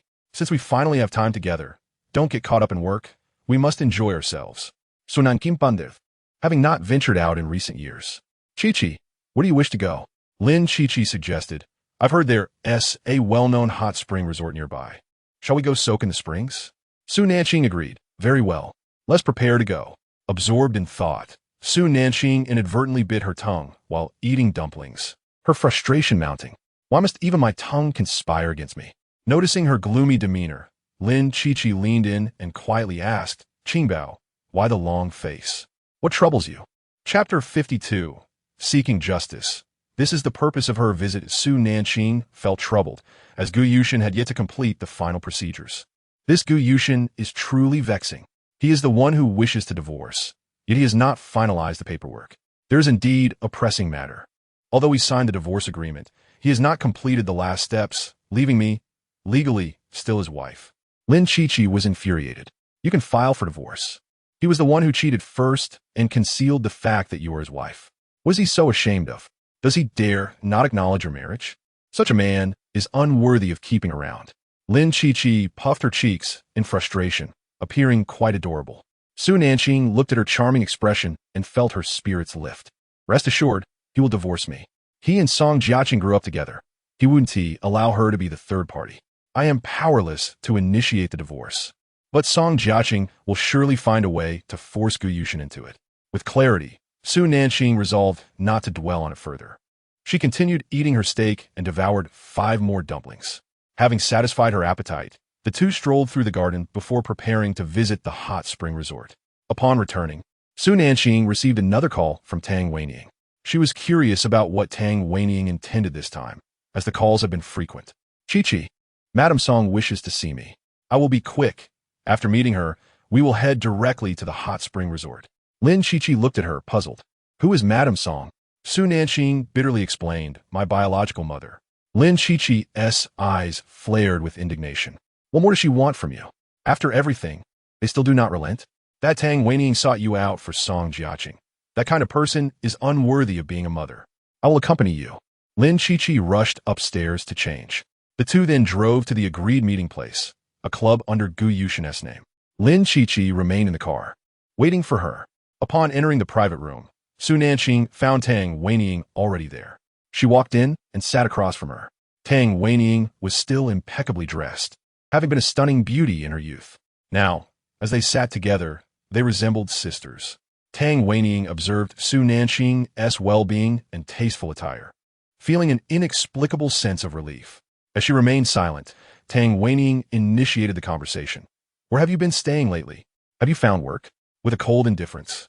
Su Nanqing replied, Madame Song, my living arrangements should not concern you, nor does my employment status. I will not be seeking a single penny from you. There is no need for your worry. Seeing her maintain such a frigid demeanor ignited the suppressed anger within Tang Weining once more. Su Nanqing, must you be so frostily indifferent? I am your mother. Su Nanqing furrowed her brows, noting the impatience in her mother's eyes. Her voice grew even colder. If you have come merely to discuss trivial matters, I shall take my leave. Tang Weining, exasperated, retorted, you truly are an ungrateful wretch. Su Nanqing furrowed her brows, cold light flickering in her eyes. Tang Weining, did you ever nurture me for even a single day? Upon returning to the Song family, I found myself donning the discarded garments of Song Jiaqing, while you prepared tens of thousands worth of clothing for her. Not a single piece did I take when I left. I resided in your home for an entire year. Have you ever considered how much I consumed from the Song family? Convert that into monetary terms, and I shall reimburse you. What? Tang Weining was momentarily stunned, a flicker of guilt crossing her gaze. She had forgotten that she, too, once wore the clothes that Song Jiaqing no longer desired. Her eyes darted away, unable to meet Su Nanqing's. What are you talking about? We are family. Su Nanqing, observing her evasive demeanor, found it laughable. Madame Song, I am merely a girl raised in the countryside, lacking in education and taste, too timid to aspire to the heights of your esteemed family, let alone be considered one of you. Is there anything else? After speaking, Su Nanqing lowered her head, transferring a sum of 100,000 to Tang Weining. Tang Weining had intended to discuss the events of the previous night, but upon seeing the sum that Su Nanqing had sent, her heart raced in panic. Nanqing, I have already stated that we are family, and you are my biological daughter. After a year of sharing my meals, would I ever demand money from you? Her chest rose and fell with anger, conflicted within. She longed to cherish her own daughter, yet Su Nanqing was a source of constant trouble, unable to coexist with Jiaqing, even threatening to disrupt their marriage. This was what pained her the most. Although her tone was often harsh, it stemmed from profound disappointment. I apologize, but after a year, including rent and food, 100,000 should suffice. From this moment forth, I owe you nothing.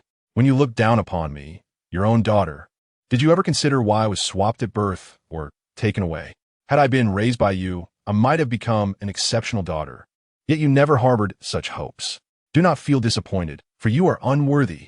Even without your care, I am still remarkable, a brilliance beyond your reach. Tang Weining's chest tightened with pain. Anger flared within her as she glared at Su Nanqing's unyielding gaze.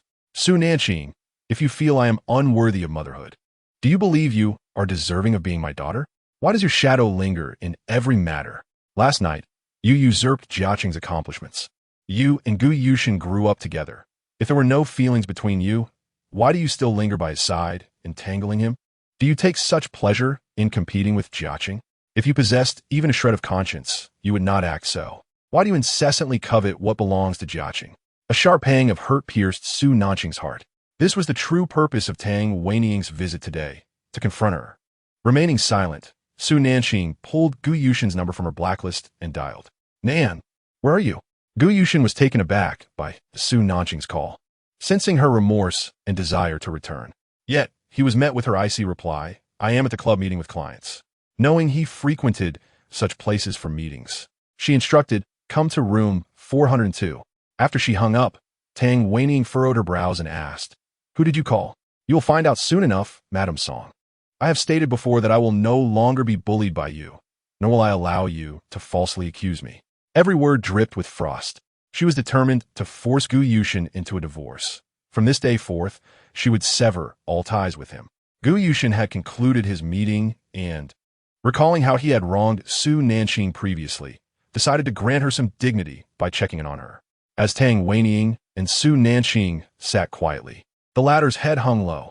Tang Weining felt increasingly uneasy, questioning whether they had once again wronged Su Nanqing. Chapter 53.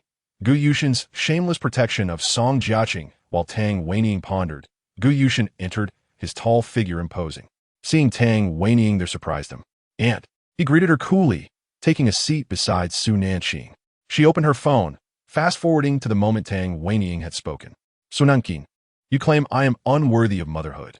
Do you believe you are worthy of being a daughter? Why does your involvement permeate every issue? Last night, you appropriated Jiaqing's accomplishments. Gu Yushin frowned. What accomplishments? Su Nanqing turned her gaze towards him, her eyes devoid of warmth. Mr. Gu, might you clarify whether I indeed appropriated Song Jiaqing's accomplishments last night? Gu Yushin directed his attention to Tang Weining. Aunt, what is this about? Why do you claim that Nanqing took Jiaqing's accomplishments? Tang Weining recounted the events honestly. Last night, Jiaqing returned, claiming that Su Nanqing also attended the banquet and stole her translation credit. Thankfully, your collaboration was successful. Otherwise, it would have caused you significant trouble. Gu Yushin began to comprehend the situation. Had Song Jiaqing lied? Su Nanqing remained silent, a cold smirk on her lips. Gu Yushin, please speak the truth. Gu Yushin, observing her frigid demeanor, recalled her laughter with Qin Mo during their blind date, which contrasted sharply with her chill towards him. A mischievous smile flickered in his eyes. Nanqing, last night, you did indeed take Jiaqing's credit. She did not err. Su Nanqing's body tensed, pain coursing through her. She knew Gu Yushin would not stand up for her. He only called her over to humiliate her further. Gu Yushin noticed the anguish in her eyes, his gaze sharpening. Tang Weining, now furious, splashed her tea onto Su Nanqing's face. You deceitful wretch, is there a single word of truth in your mouth? You lie and expect Gu Yushin to be your accomplice? Gu Yushin's eyes darkened as he shot a cold glare at Tang Weining. Aunt, what is the meaning of this? Tang Weining, seething, retorted, Yushin, ignore this. I merely wish to teach this liar a lesson. How dare she summon you for corroboration? She is utterly detestable, and I am grateful I did not acknowledge her as my biological daughter. Tang Weining's furious outburst made Su Nanqing's tears flow uncontrollably. Trembling, she opened the last audio recording. You and Gu Yushin grew up together. If there were no feelings between you, why do you still linger by his side, entangling him? Do you take such pleasure in competing with Jiaqing? If you possessed even a shred of conscience, you would not act so. Why do you incessantly covet what belongs to Jiaqing? With tears in her eyes, Su Nanqing gazed at Gu Yushin, her heart aching. She longed to speak, her lips moving several times, yet no words escaped. Closing her eyes, she took a deep breath before quaveringly uttering, Mr. Gu, I did not entangle you last night. I no longer wish to hear such accusations. Please proceed with the divorce agreement. Slowly rising, she felt an overwhelming wave of anguish, her body trembling slightly. Gu Yushin, witnessing her tear-filled eyes, was engulfed by a profound sorrow. Clenching his fists, he murmured, Su Nanqing, I. Yet, Su Nanqing strode away, denying him the chance to speak. Gu Yushin quickly stood and pursued her. So Nanqing, Guat. As he caught up, he met her icy gaze, his words faltering. Gu Yushin, you truly are a loyal dog to Song Jiaqing. I fail to comprehend. I have made space for her, yet you all persist in tormenting me? I have vowed to no longer allow you to bully me. The humiliation you inflicted upon me will be repaid in kind. They had already taken her life once. Must they attempt to do so again? No, this time, she would not grant them another chance. If you wish to linger, then do so. Last night's events reveal your collusion to wrong me. Gu Yushin, I shall retaliate fiercely. You must protect Song Jiaqing well, for I shall ensure she does not fall into my hands. Su Nanqing's gaze was frigid, her tone chillingly reminiscent of a demon, tinged with an anguish that rendered her nearly unrestrained. After speaking, she proceeded towards the elevator. Gu Yushin chased after her, but was intercepted by Song Jiaqing, who rushed over. Brother Shun, she grasped his arm. I've been looking for you for ages. Didn't you say you would accompany me for lunch? Gu Yushin regarded Song Jiaqing with an icy stare. Song Jiaqing, did you return home last night to tell your parents that Su Nanqing usurped your achievements? Song Jiaqing was taken aback. How could he possibly know? Remembering last night's events, she felt anger rise within her. Brother Shun, I was simply upset last night. You didn't take me home, and I vented a little. Who knew Su Nanqing would come looking for trouble? Song Jiaqing, this is not merely a matter of trouble. Do you not comprehend what Mr. James conveyed? Su Nanqing translated for 4 hours to assist me in signing the contract, and you possess no gratitude whatsoever? Moreover, since the divorce, she has not harassed me. Why did you tell your parents that Su Nanqing is the one bothering me? I have grown up alongside you, yet I will not continually tolerate your lies. Startled by the coldness in Gu Yushin's eyes, Song Jiaqing was momentarily taken aback. With tear-filled eyes, she looked at him, her innocence almost heart-wrenching. It suddenly dawned on her that Gu Yushin had never called her by her full name before, sending a wave of panic through her. Brother Shun, it's really not that serious. I was just feeling down. What's wrong with venting a little? Can't anyone express their frustrations? Your deceit led your mother to confront Su Nanqing today. Gu Yushin withdrew his arm from her grip.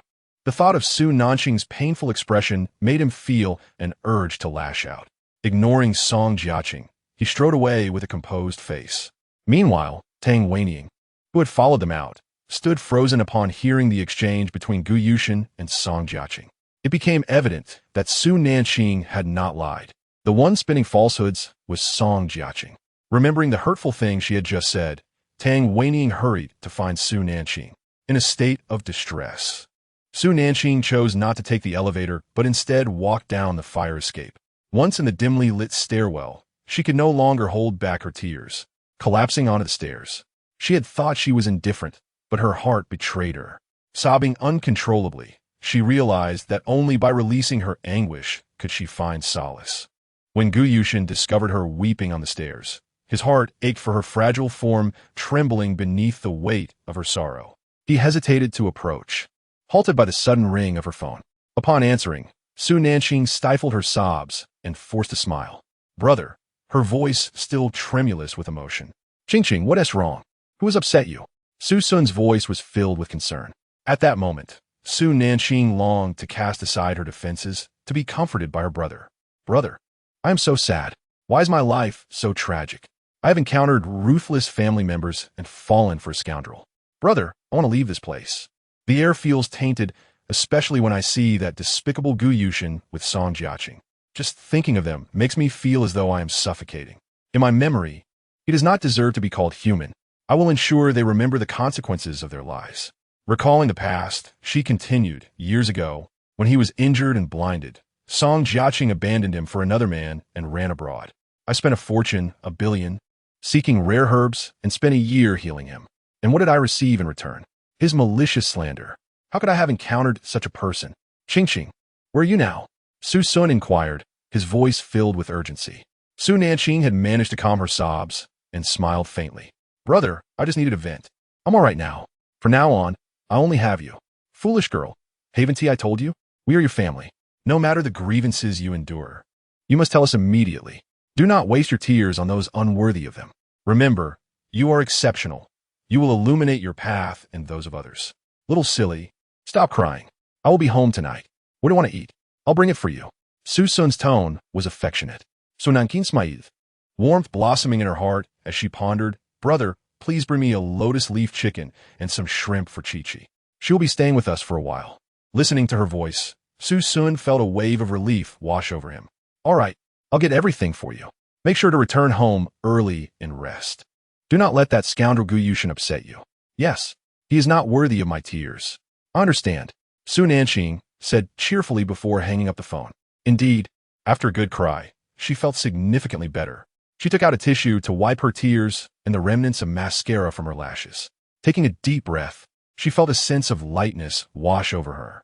She stood and descended the stairs at a leisurely pace, hoping that by the time she reached the ground floor, her face would betray no evidence of her tears, sparing Chi-Chi from unnecessary worry. Unbeknownst to her, Gu Yushin stood at the foot of the stairs, the echoes of her words ringing in his ears. It became clear to him that Su Nanqing had saved him years ago. Song Jiaqing had indeed run off with another man. A cold light flickered in Gu Yushin's eyes as shadows enveloped him in the dim corridor. His clenched fists trembled, his heart racing with rage and disbelief. So she was aware of everything. Meanwhile, Tang Weining had exited the building without spotting Su Nanqing. In her frantic search, she caught sight of Su Nanqing emerging from the door, her eyes red from crying. She rushed over to explain, Nanqing, Mrs. Song, there is no need for explanations. Your opinion of me is irrelevant. Please refrain from contacting me in the future. If you have any evidence, go directly to the police. I will never see you again. With that, Su Nanqing turned and walked away, leaving no room for Tang Weining to respond. Did she not realize that Su Nanqing was her own flesh and blood? Tang Weining pursued her, but Su Nanqing's pace was swift. Nanqing, please let me explain what happened. I've said there is no need for explanations. You may think whatever you wish. Song Jiaqing is perfect in your eyes. I have never contested that. In your view, everything I do is wrong. Furthermore, the severance agreement has been signed. I have lived in your household for a year and cover my own expenses. What more do you want from me? State it, and I will repay you in full. Tang Weining, seeing the pain in her daughter's eyes, trembled as she opened her mouth but could not utter a word. Su Nanqing mused, as a daughter, I owe you a duty of care. When you turn 60, please feel free to sue me, and I shall pay whatever the court decrees. Nanqing, that is not what I meant. Su Nanqing turned away and entered a luxurious car parked by the roadside. Gu Yushin descended the stairs and encountered Song Jiaqing. Upon seeing Su Nanqing drive off in the lavish vehicle, jealousy surged within her. Mom, Brother Shun, why is Su Nanqing in such an extravagant car? Could it be that in her desperation, she has resorted to unsavory means? Tang Weining, still simmering with anger, retorted, Song Jiaqing, silence yourself. Does she find herself in this situation not because of you? Since your return, Gu Yushin has sought a divorce. She signed the agreement and left, and yet you continue to slander her. Song Jiaqing was left speechless, staring incredulously at her mother. Is she speaking on behalf of Su Nanqing? Mother, I am also concerned about Nanqing. After all, she is your biological daughter. However, Tang Weining remained silent, her gaze fixed intently on Gu Yushin. He had also conspired with Song Jiaqing to frame Nanqing. She had misjudged him. A sudden wave of isolation washed over her. Memories of Su Nanqing's words flooded her mind. Song Jiaqing is the daughter of Song Nanfeng and his mistress. She needed to investigate further. This time, she would take matters into her own hands. With a cold glare directed at Gu Yushin, she said, Gu Yushin, do you realize that a single lie could cost you a lifetime of losing someone? Gu Yushin felt a chill run down his spine under Tang Weining's piercing gaze. Deep down, he feared that she would never acknowledge him as her son-in-law again. The memory of Su Nanqing's words echoed in his mind, leaving him empty and breathless with pain. He had been furious. Nanqing was not even divorced yet. How could she go on blind dates? Especially with Qin Mo. Song Jiaqing observed her mother's departing figure, her heart racing with guilt and anxiety. She was acutely aware that the lies had been uncovered, plunging her deeper into a quagmire, for one lie necessitated 100 more to cover it up, and some may never be resolved. Just as she was engulfed in turmoil, Gu Yushin's voice pierced through, Song Jiaqing, you are truly disappointing. Go eat lunch by yourself. His tone was as cold as ice, startling her. She inhaled deeply, catching up to him, her eyes filled with unease. Brother Shun, I was just joking. Are you really angry with me? Chapter 55, Despicable Man. Stay away. Gu Yushin withdrew his hand coldly, fixing his gaze on her. Jiaqing, in my eyes, you are gentle and kind. I unconditionally trusted you when you slandered Su Nanqing, which was inherently unfair to her. But why did you choose to malign her last night? Song Jiechi was momentarily speechless, unsure of how to respond. She had always disparaged Su Nanqing in front of him, and he had never rebuffed her like this before. Hadn't he always believed her? I was just angry and venting. Who knew my mother would take it seriously and go find trouble with Su Nanqing? Brother Shun, I have grown up alongside you. You know my character well. It's Su Nanqing who returned and stole our happiness. Gu Yushin recalled the conversation between Su Nanqing and her brother. When he had his accident years ago, Song Jiechi had run off with another man, and he had never doubted her. He believed everything she said. Song Jiechi, if you hadn't left back then, the one who would have married me would be Su Nanqing. She is the true daughter of the Song family, and my grandfather only acknowledges the daughters of that family. At that time, he had been ignorant of love. Had his life not taken an unexpected turn, he might have married Song Jiechi. But fate had brought Su Nanqing into his life. Gu Yushin walked away. Song Jiechi, in tears, lamented that had she not left back then, he would not have married her. Gu Yushin, do you realize you are merely my backup? Tears streamed down her face as she braced against the wind, taking a deep breath to suppress her inner pain. She needed to cling to Gu Yushin to attain everything she desired. Su Nanqing, you cannot defeat me. She was determined to find an opportunity to turn the tables and ensure Gu Yushin despised Su Nanqing completely, thus paving the way for her own marriage to him. On her way back, Su Nanqing closed her eyes, wounded by Gu Yushin's words. His remarks pierced her heart like a sharp blade, causing her immense pain. Lin Qiqi observed her, shaking her head at Su Nanqing's suffering. What a twisted fate. Su Nanqing reminisced about the past, recalling the warmth she had shown Gu Yushin daily, reminding him to eat lunch and dinner, often receiving little to no response. Yet, she persisted, believing that one day her kindness would touch him. But she had been mistaken. That man was cold-hearted, loving only himself. In the end, her devotion had merely led to self-pity. She had thought she would endure a lifetime with him. And indeed, she had in her previous life. But in this new life, she felt utterly exhausted. Once filled with love for him, she now found herself devoid of any remnants. It was only at this moment that she comprehended. Even the most beautiful and profound love can eventually fade. After the divorce, she harbored no regrets, only a sense of liberation. The decision stemmed from all her past grievances. Having chosen to divorce, there was no need to remain together.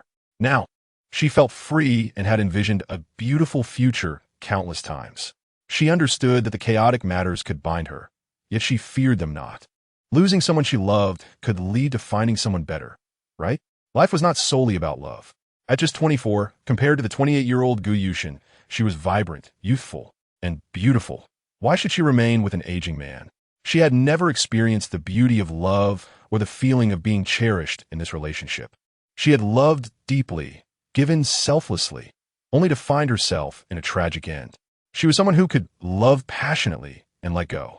Yet now, reflecting on it all, she felt furious and resentful. Gu Yushin took her affection for granted, disregarding her feelings. On their wedding night, he had coldly stated, Su Nanqing, I am marrying you for the sake of our grandfathers, but I will never love you. After uttering those words, he had walked away, leading to his accident.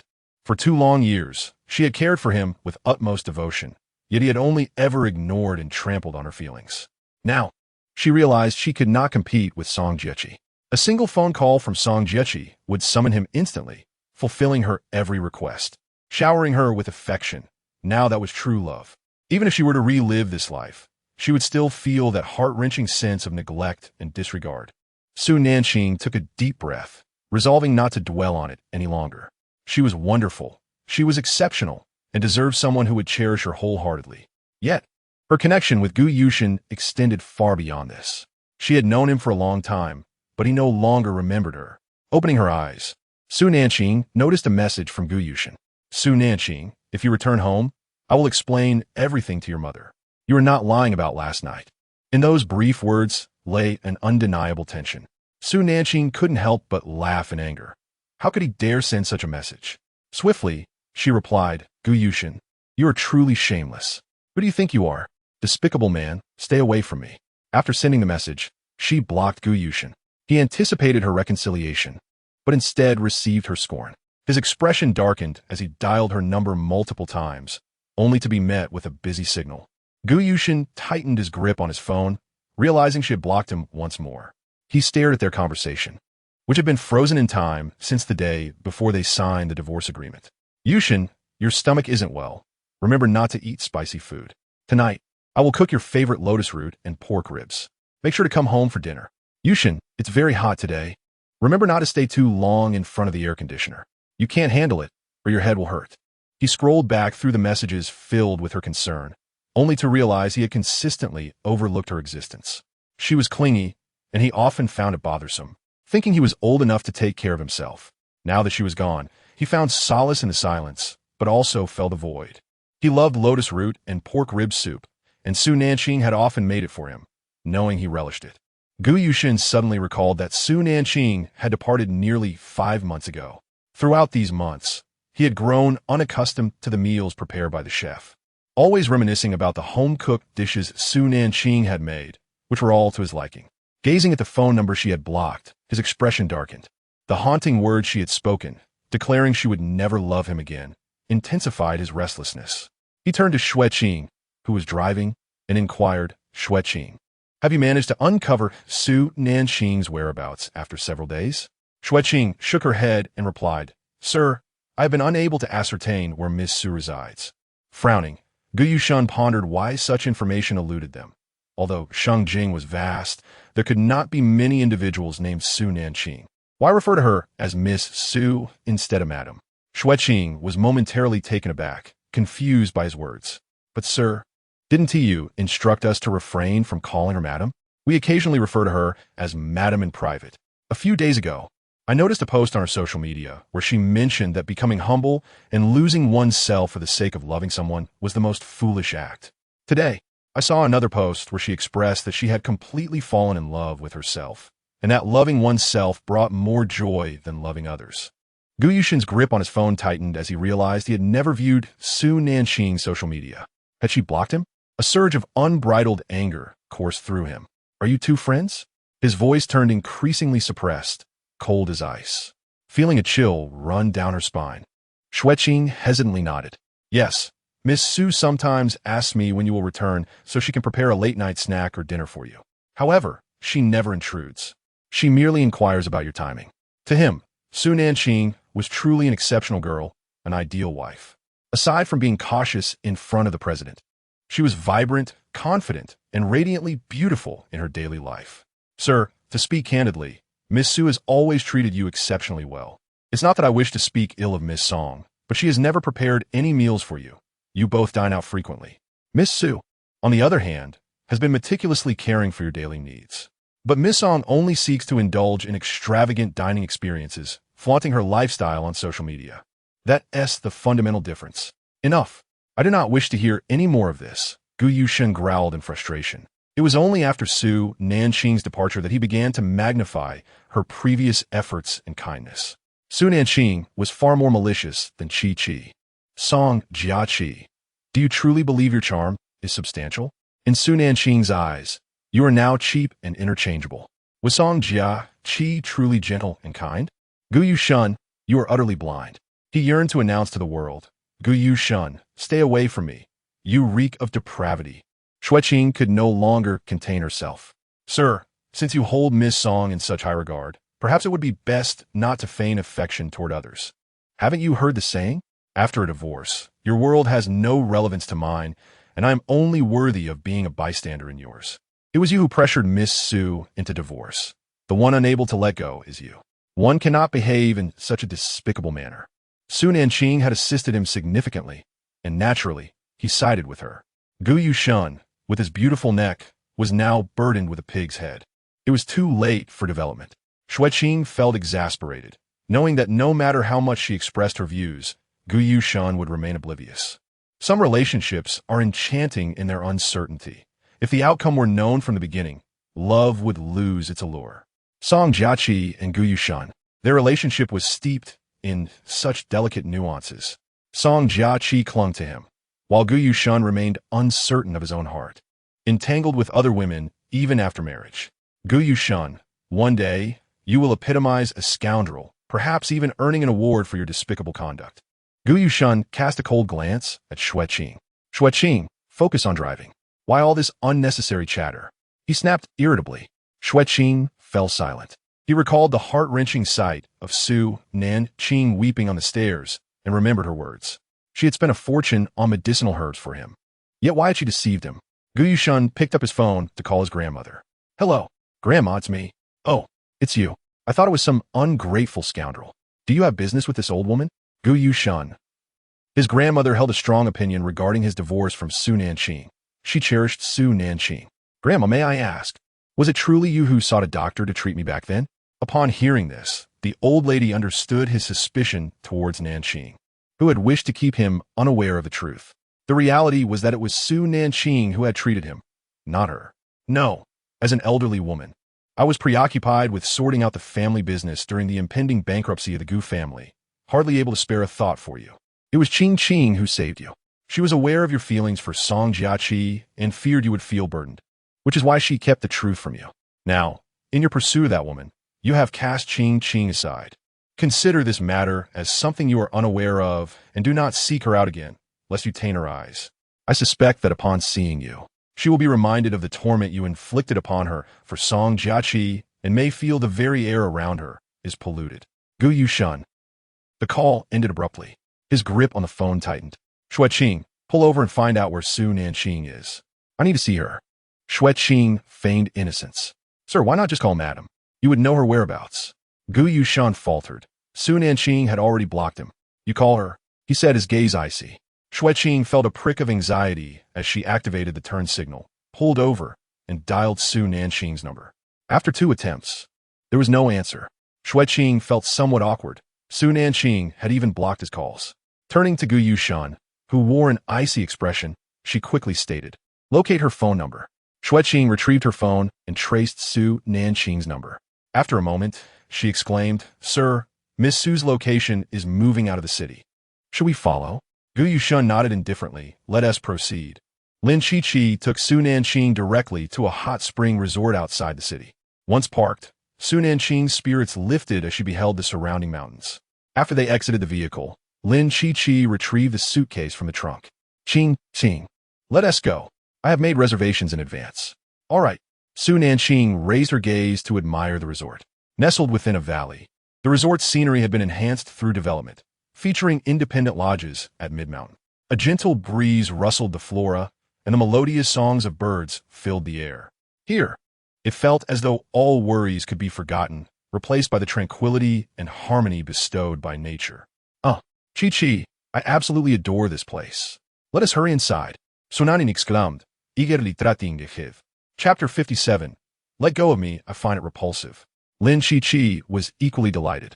Just as she was about to enter, she noticed vendors outside selling fruits and snacks. She called out to Su Nanqing, who had run ahead. Qing Bao, wait a moment. There are so many food stalls over there. I'm going to buy some. Su Nanqing quickly returned to her side.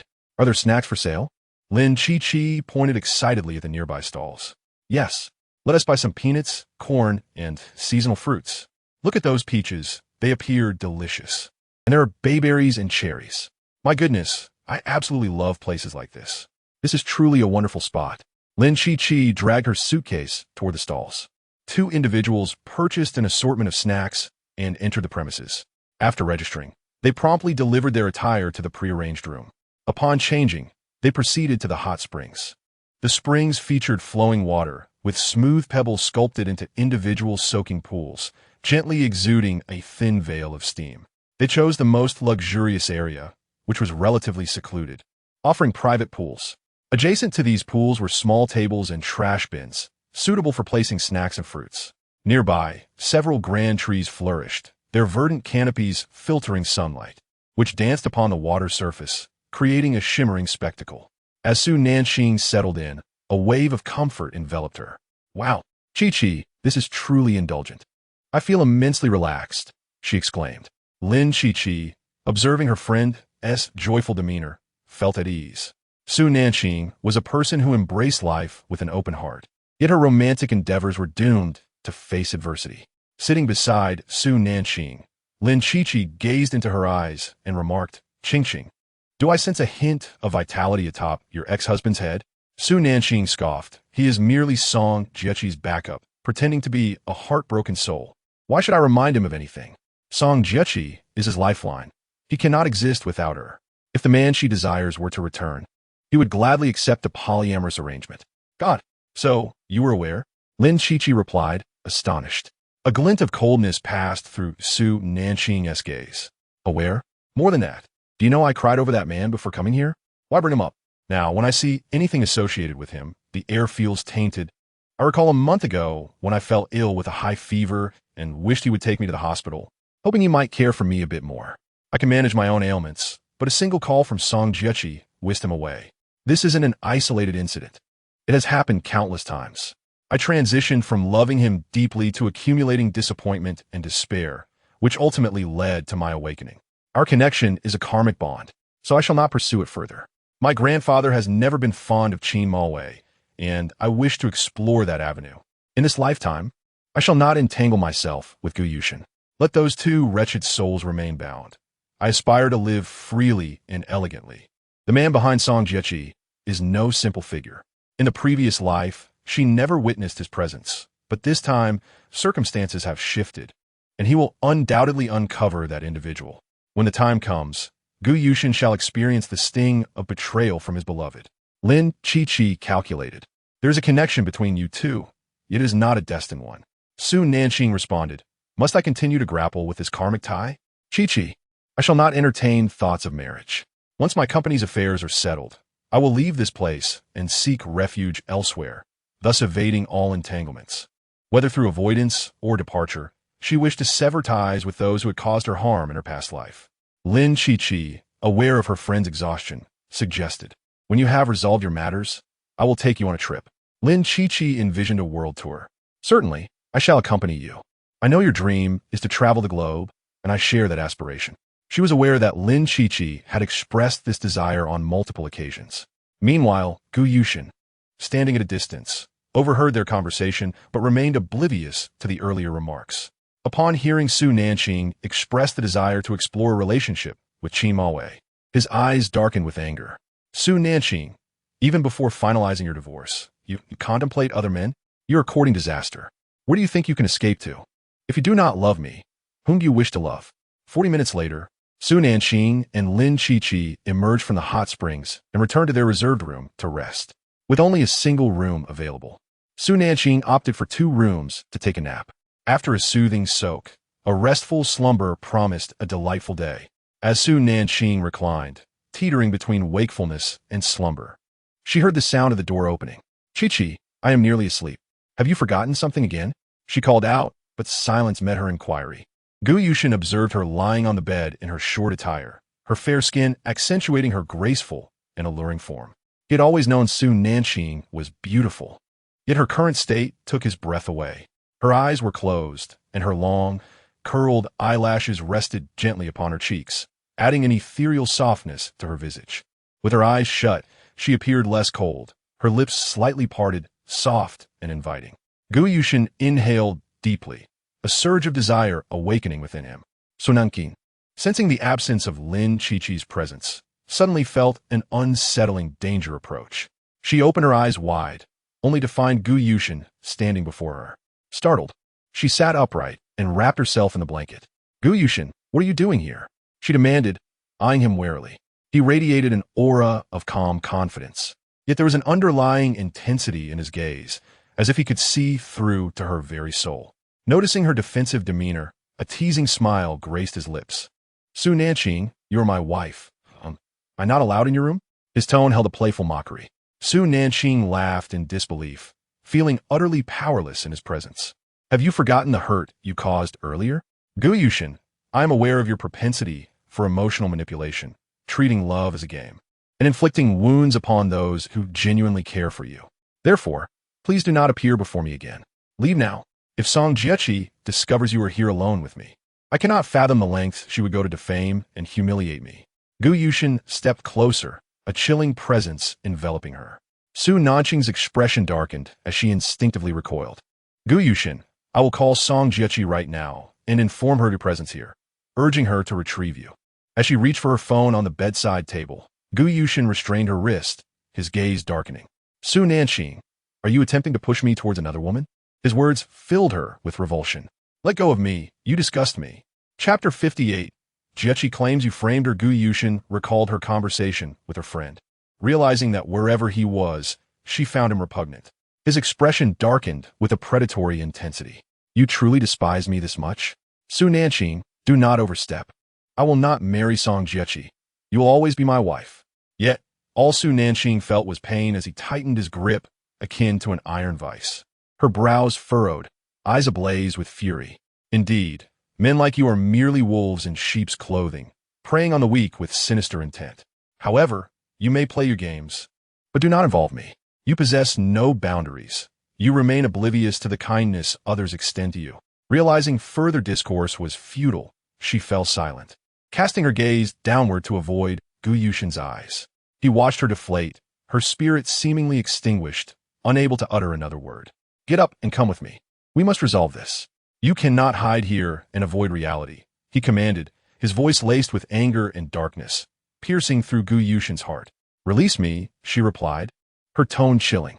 He relinquished her wrist and sat beside her, determined to have a serious conversation. Nanqing, let us talk. His demeanor softened. Su Nanqing's eyes brimmed with lethal intent. Gu Yushin noticed the change, momentarily taken aback. Su Nanqing had never harbored such animosity towards him until this day.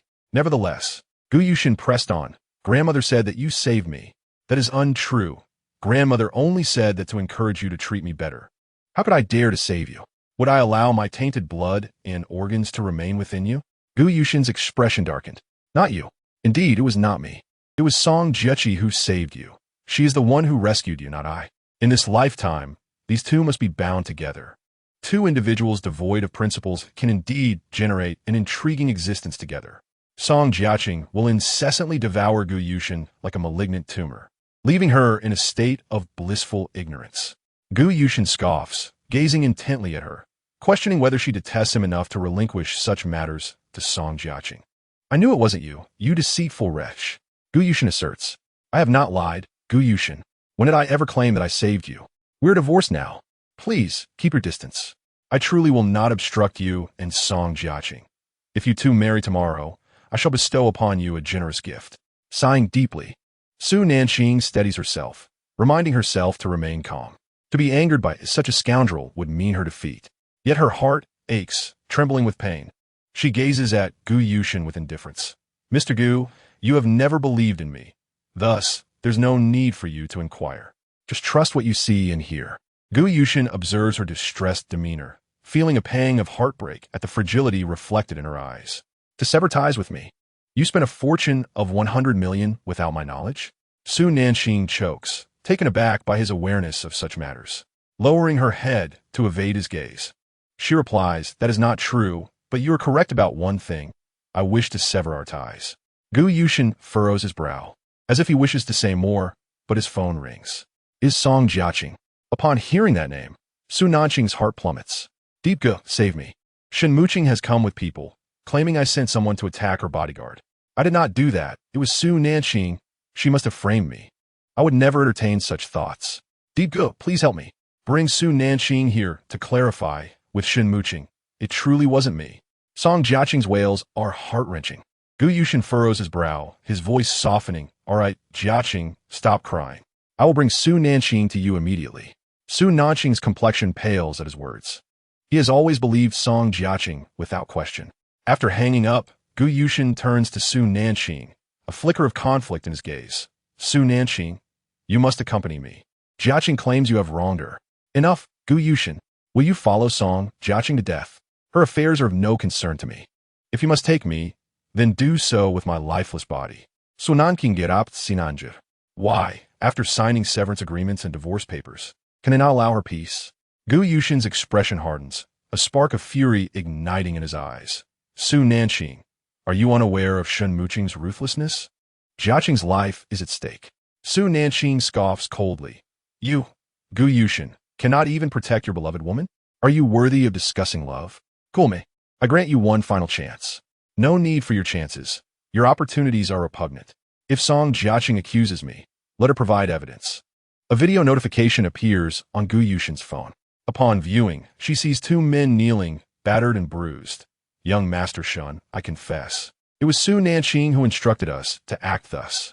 Gu Yushin's eyes turn icy as he shows the video to Su Nanqing. She feels numb upon seeing it, a painful smile creeping across her face. She had thought that leaving would end the scheming, but it seems unavoidable. Since she cannot escape, she shall retaliate fiercely. Gu Yushin, confused by her words, erupts in anger. Su Nanqing, how long will you continue this wickedness?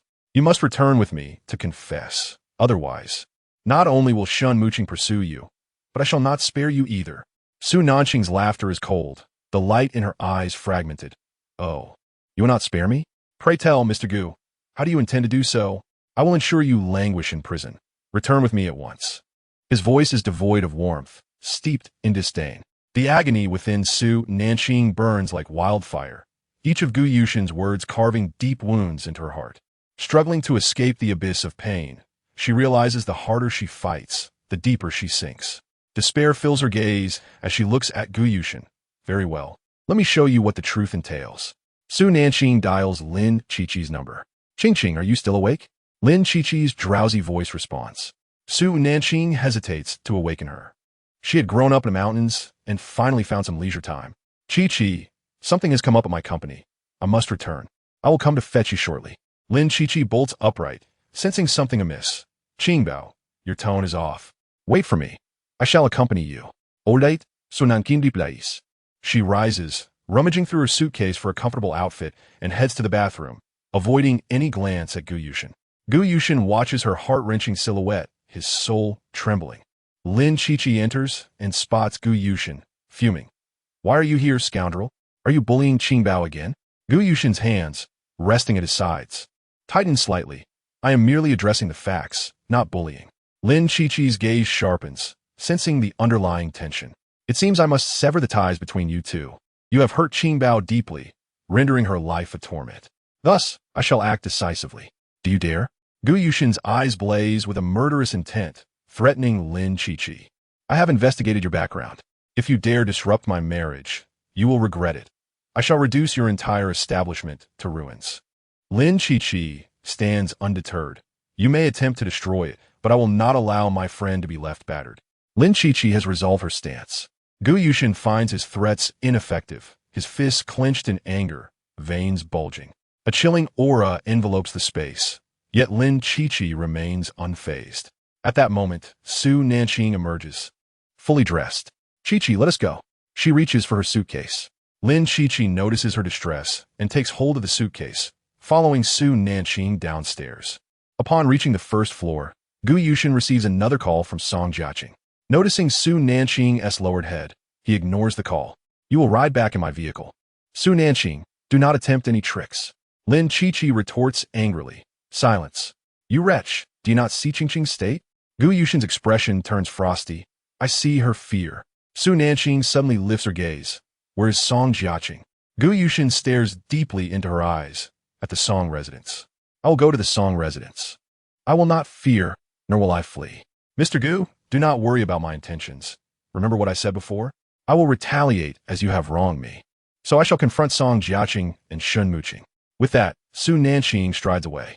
Gu Yushin, his expression cold, enters his vehicle. After Su Nanqing gets in, she calls Qingyue. Qingyue, compile the video of Song Jiaqing instructing someone to attack old Madam Shin's bodyguard and send it to the Song residence. If I have not arrived, wait for me at the entrance. If the bodyguard recovers, bring him along. Understood. Mississippi Lin Qiqi drives, her anger simmering. She refrains from questioning Su Nanqing, knowing that the truth will unveil itself upon reaching the Song residence. The journey takes an hour, and upon arrival, Su Nanqing remains silent, resting her eyes. Gu Yushin's vehicle trails closely behind, observing as Su Nanqing's car halts at the entrance of the Song residence. Qingyue stood at the entrance, awaiting Sun Nanqing's arrival. Upon seeing her descend from the vehicle, she approached and exclaimed, Miss. Sun Nanqing inquired, Is everything prepared? Qingyue glanced at the car and replied, Everything is ready. The people are inside, and the video has already been sent to Shun Mooching. If that fool doubts the footage, I will seize the opportunity to eliminate him. Her voice was frigid. On Jiang Yu's side, all was in readiness. Sun Nanqing smiled as she patted her arm, saying, "Do not worry. Shenmuqing is not so foolish. Let us enter first. I will call you shortly to bring them in," she instructed. Qingwei understood and sent another video to Sun Nanqing. Gu Yushin drove directly into the Song residence. Lin Qiqi and Sun Nanqing entered, taking a moment. Shenmuqing arrived with 10 bodyguards. The hall of the Song family was crowded, with only heads visible in the dim light. As the four of them entered, Song Jieqi rushed over, crying, and embraced Gu Yushin. "Shinge, you have finally come. You must help me. I have never done anything to harm the Shin family." Gu Yushin gently patted her back, his gaze involuntarily shifting to Sun Nanqing, who wore an indifferent expression devoid of emotion, igniting a surge of unexplained anger within him. "Sun Nanqing, why have you framed Jieqi?" Song Nanfeng was the first to attack. Tang Weining, who had harbored some guilt, lost all semblance of it upon hearing the two men accuse Sun Nanqing of framing Song Jieqi. "Nanqing, why are you so wicked? I should never have given birth to you. Had I known you would turn out this way, I would have suffocated you at birth." Tang Weining glared at Sun Nanqing with disappointment. Sun Nanqing's heart ached at these words, while Lin Qiqi felt a sudden pang of sorrow. Was this truly what a mother should say? Meanwhile, Song Jieqi, nestled in Gu Yushin's embrace, wore a triumphant smile. Sun Nanqing, today marks your demise. She anticipated Shenmuqing's arrival and had made arrangements accordingly. Upon seeing Sun Nanqing, Shenmuqing's eyes burned with anger, recalling the humiliation she had inflicted upon him that day. "Hiring someone to kill? You shall pay for this." He sneered. "Sun Nanqing, weren't you quite arrogant that night? You broke my hands and slapped me 10 times. Did you not think I would gather evidence? You were the one who did it and framed Jieqi." Sun Nanqing regarded him with a look of disdain. He was not as ignorant as he pretended, merely too lazy to investigate. However, even geniuses can act foolishly. Suddenly, Shenmuqing received a video on his phone that ignited fury within him. Realizing he had nearly fallen for Song Jieqi's trick again, Lin Qiqi smiled and suggested, "Young Master Shun, why not call the police? With them present, things will be fair." Shenmuqing gazed at the beautiful Lin Qiqi, enchanted by her allure, and agreed, "Very well. Since a beauty has spoken, let us summon the police." Upon hearing the mention of the police, the two kneeling men trembled in fear. One of them pointed at Lin Qiqi and shouted, "Sun Nanqing, you instigated us. If we go to prison, it should be you who faces the consequences." Lin Qiqi was taken aback, as was everyone else. Song Jieqi's expression darkened. How could this fool? Lin Qiqi smiled mischievously. "I did not instigate you. Do take a good look at my face. Am I truly the one who commanded you?" As a man considered it, he realized he had never seen Sun Nanqing. Yet, with Lin Qiqi's rebuttal, he felt compelled to affirm that it was indeed Sun Nanqing. "Yes, it was you," he declared firmly. Gu Yushin's face darkened as he pushed aside Song Jieqi, towering over the man. "Are you certain she is Sun Nanqing?" The man quivered under Gu Yushin's icy demeanor. "I am sure. She is the one who gave me 1 million to frame Miss Song Jieqi," he stammered. Chapter 60. What a fool. A glint of murderous intent flashed in Gu Yushin's eyes. Was he once again misunderstanding Sun Nanqing? He turned abruptly to her. Her expression remained calm, her beautiful eyes betraying no emotion. Gu Yushin's heart raced. Had he misjudged her again? Shenmuqing quickly grasped the situation. Song Jieqi was attempting to frame Sun Nanqing once more. Realizing she had orchestrated this, Shenmuqing narrowed his eyes at Song Jieqi. "Knowing I would seek trouble with you, you brought in these two fools to stage this charade, deliberately leading me to catch them and frame Sun Nanqing. How malicious you are." Song Jieqi was left dumbfounded, unable to comprehend her accomplice's incompetence. "No, it's not like that. Young Master Shun, please listen. They pointed out Sun Nanqing on their own. It has nothing to do with me," she cried, desperate for defense. Lin Qiqi scoffed, pointing fingers. "When you bribed them, you should have shown them Sun Nanqing's picture. Otherwise, they wouldn't have misidentified her, and you wouldn't have been caught." Song Jieqi glared at Lin Qiqi, confused by this strikingly beautiful woman who resembled Tang Weining. "Who are you? This is my home. What gives you the right to speak?" Lin Qiqi smirked, her stunning beauty captivating all. "I am the Sun Nanqing you speak of, the person at the center of these incidents. Do you truly believe I lack the right to speak?" Song Jieqi glared at her furiously. Lin Qiqi then cast a true word spell upon one of the men, unnoticed by anyone. Suddenly, Shenmuqing's authoritative voice cut through the tension as he kicked the man to the ground, demanding, "Who instigated you to assault my family's bodyguards? Speak now, or I will break your legs." Terrified, The man stood and pointed at Song Jiechi, stammering. It was her, Song Jiechi. She offered us 1 million, claiming that Nanqing had instigated it. We only did it for the money. Please spare me. The man, bewildered, could not comprehend why he was revealing such details. Song Jiechi, aghast, stared at him in disbelief. How dare he say that? At that moment, Nanqing approached, activating a video linked to the Song family's digital television. The screen displayed 3 figures, Song Jiechi and the 2 men before them. Here is 1 million. You two split it. Your task is to claim that Nanqing orchestrated this when Shinmuching comes to you. This way, not only will we absolve ourselves of suspicion, but we can also manipulate the narrative of that night. I want that old hag to admit that I saved her. Song Jiechi turned pale, disbelief washing over her. How could this happen? How could Nanqing possess such footage? No, it's not me. Nanqing, you are framing me. Why are you doing this? Who created this video? It looks so real. Are you intent on destroying me? She wailed, directing her anguish at Nanqing.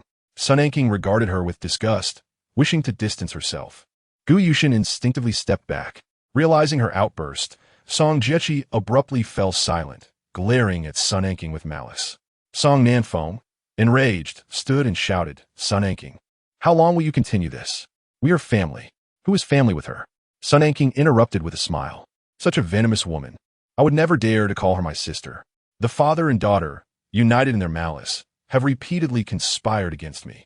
Song Jiaqin aired, and you were the first to cast the blame upon me, a scenario that has played out countless times. At the last banquet, I made it abundantly clear that I would no longer tolerate your bullying. Each act of aggression would be met with a fierce retaliation. Song Nanfeng choked back his words. This wretched Su Nanqing had indeed changed. Estamadet, Su. Nanqing, what are you insinuating?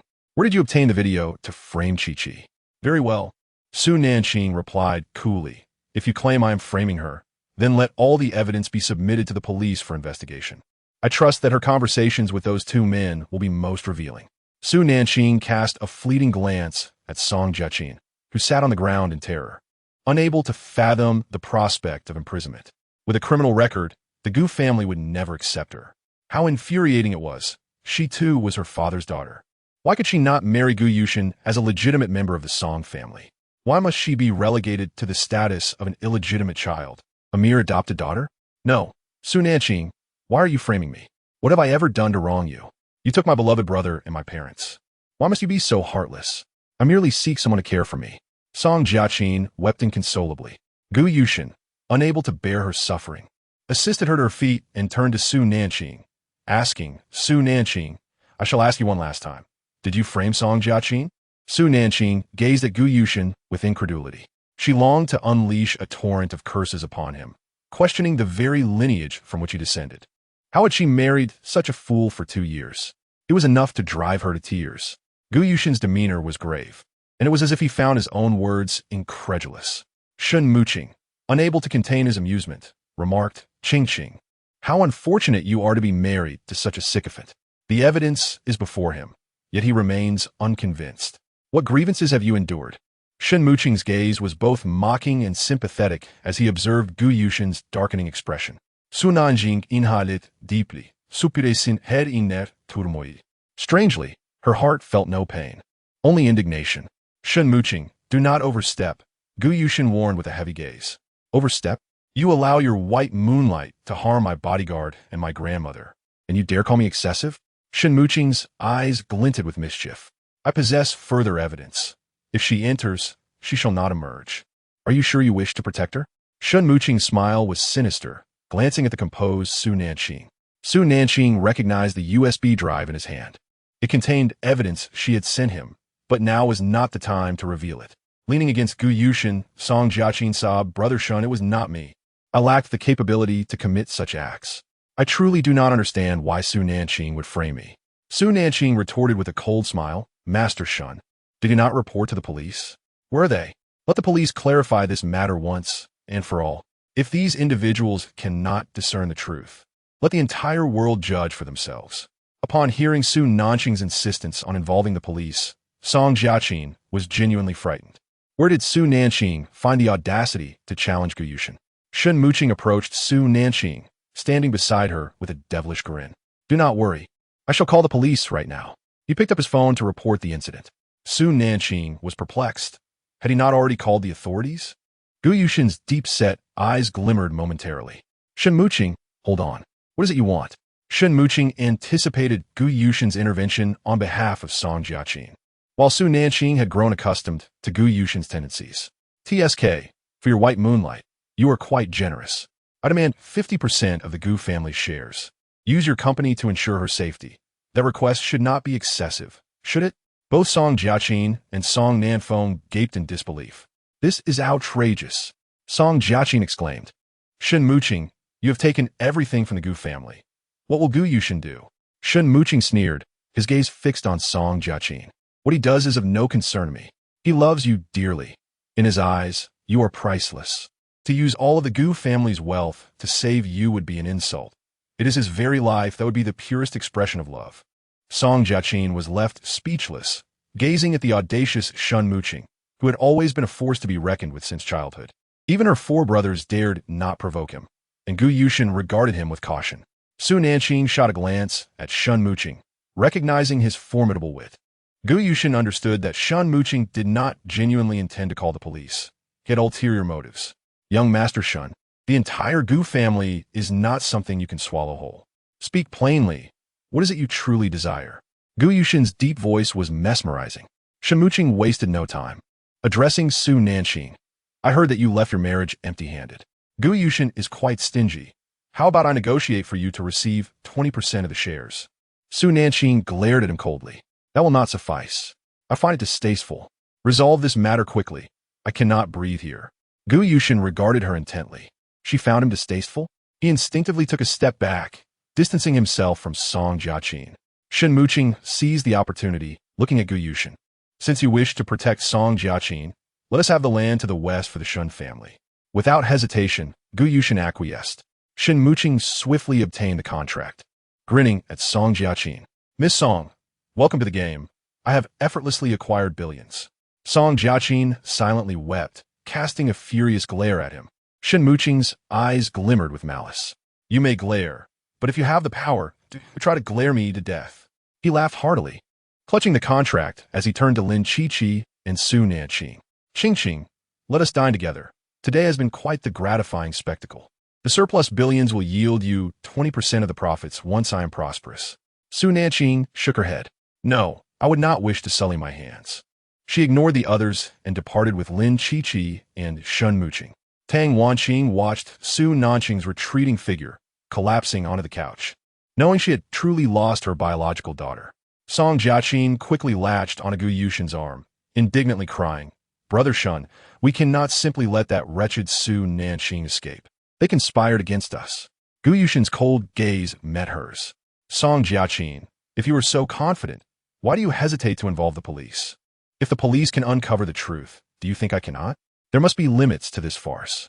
I have tolerated you, but this is the final time. In light of your saving my life, I shall extend this last act of forbearance. Should it occur again, you shall resolve it yourselves. With that, Gu Yushin departed, leaving Song Jiaqin frozen in place, stunned by his lack of faith in her. Song Nanfeng's face turned ashen as he rose, furiously kicking the two men. Useless fools. You cannot even manage this simple task. Get out. His furious roar echoed through the room as the two men scrambled for the door. Tang Wanqing sat on the sofa, numbly observing the scene, tears streaming down her face, lamenting her regrets too late. At the entrance, just as Gu Yushin was about to push the door, he heard Shen Muqing's voice. Qingqing, why won't you let me present the evidence? With that evidence in hand, we could imprison Song Jiaqing for at least 20 years. Su Nanqing inhaled deeply. It's futile. Gu Yushin will spare no effort to protect her. Even if you submit the evidence, Song Jiaqing will remain unharmed. What our backers desire is the entire Shen family. I don't know who they are, but I can only advise your family to be cautious. Qingqing, I nearly misunderstood you again today. I will continue my investigation. I suspect Gu Yushin and Song Jiaqing are colluding to swallow the Shen family. After all, both appeared at the swimming pool that day, deliberately poisoning me to save my grandmother, which brought them closer to our family, allowing them to obtain numerous business secrets. Su Nanqing was momentarily taken aback. He had deduced correctly. The previous outcome had been similar, and her appearance this time altered the fate of the Shen family. She shook her head. It's not Gu Yushin. That person desires the Gu family as well. I'll investigate further and contact you with any findings. I want to join you for dinner. I'm exhausted and wish to return home to rest. Seeing her attempt to leave, Shun Muqing called after her. Qingqing, aren't you upset about marrying someone like Gu Yushin?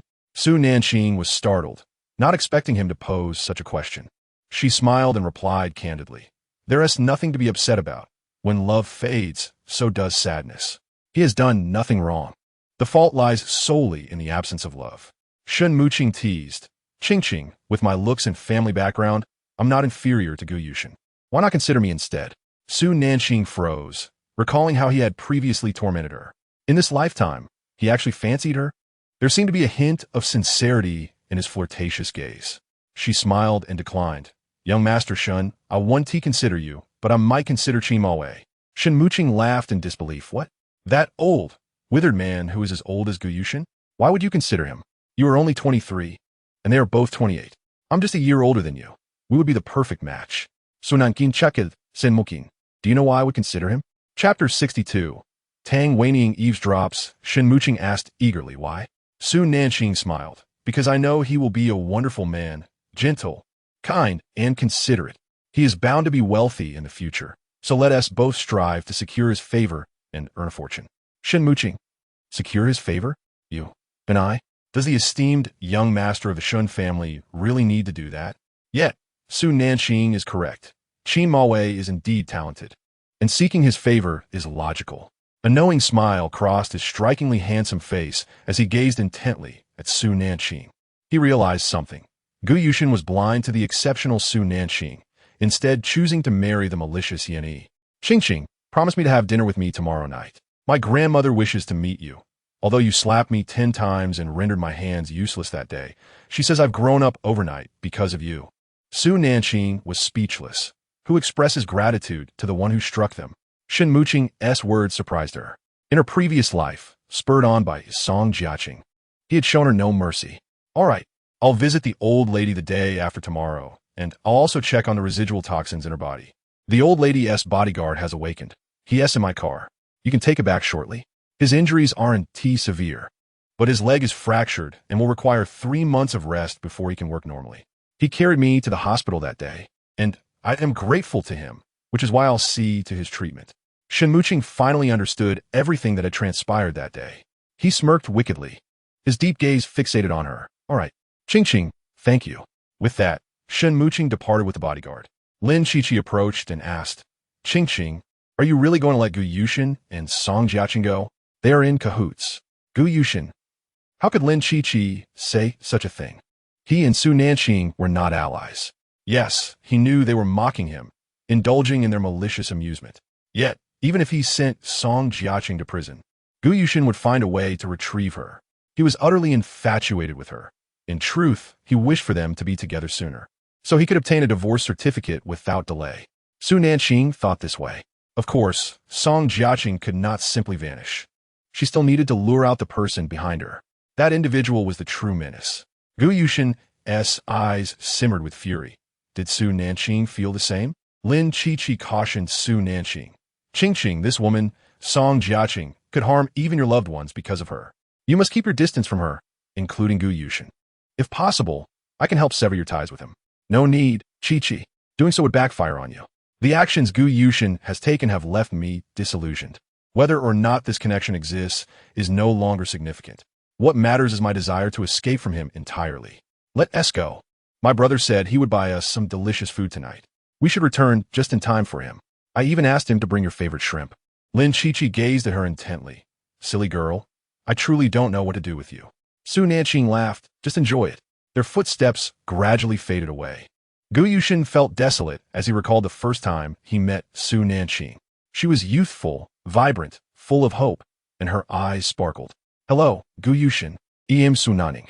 After saying this, she blushed. Was Su Nanqing truly ready to abandon him? Gu Yushin felt a pang of discontent. Could the girl who once had eyes only for him simply stop loving him?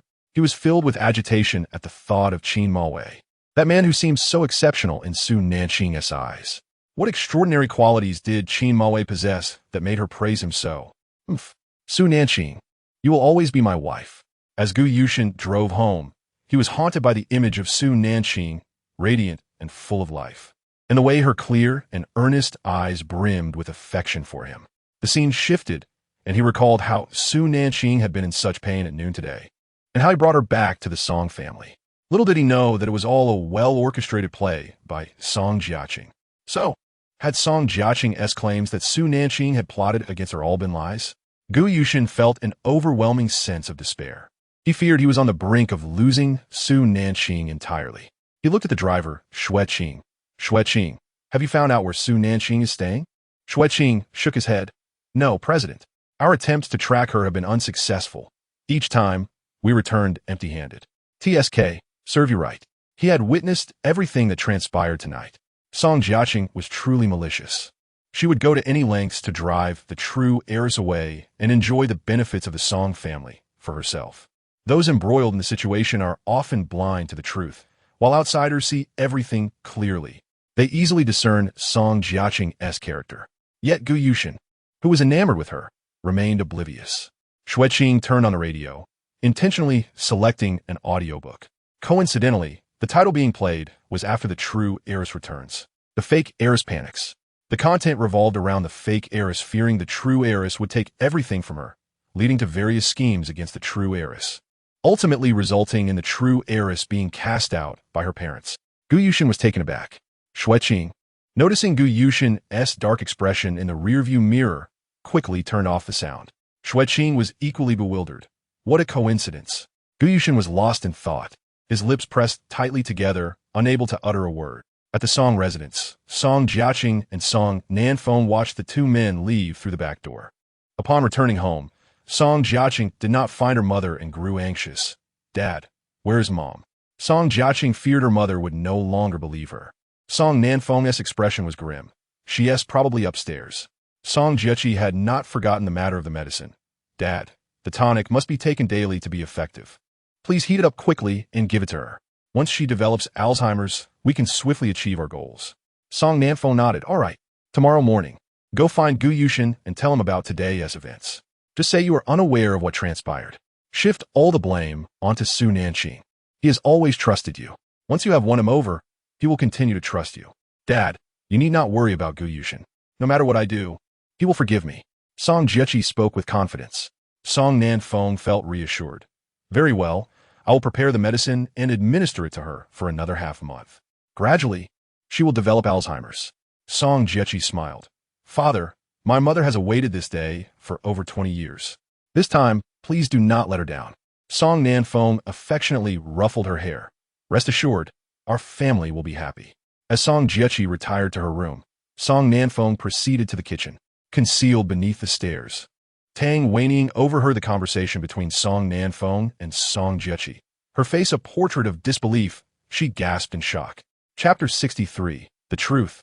It turns out what Qingqing said was true, she sobbed in anguish, realizing that everything Nanqing had said was indeed true, and she had forever lost her biological daughter.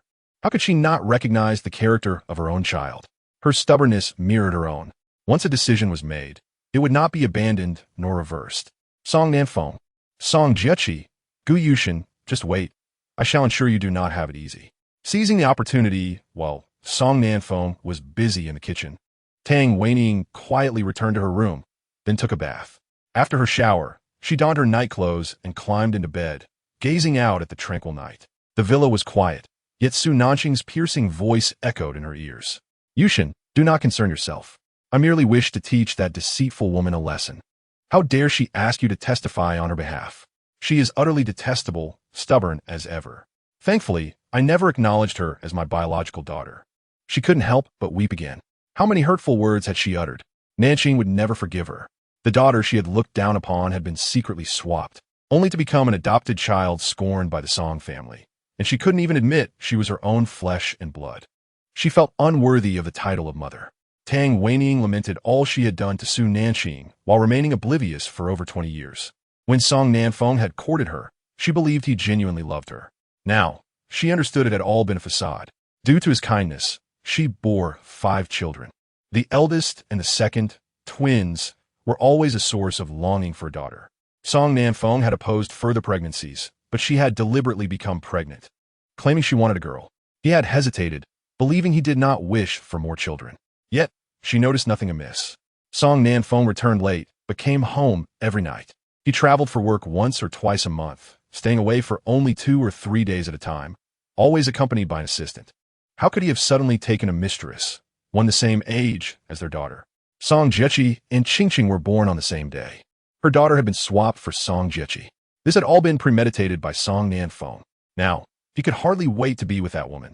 Thus, he was administering a slow-acting poison to her, intending for her to succumb to Alzheimer's, to rob her of everything, and then abandon their 4 sons and daughter. He envisioned a blissful future with his mistress and their child. Tang Weining could never have imagined her marriage was a deception. She sensed Song Nanqing approaching and quickly wiped her tears, tearing off a face mask to conceal her signs of distress. Moments later, the door opened. Ying, are you applying a face mask? I've warmed the tonic for you. Please take a sip. You were startled today, and I'm unsure what happened. I also drank a bowl to calm my nerves. You should do the same. Song Nanqing's voice was gentle as he placed the medicine on the side table. Tang Weining feigned sitting up, accidentally nudging the bowl in his hand, spilling some. All right, just set it down. I will drink it after I remove the mask. It's inconvenient now. Her tone was unchanged, as always gentle.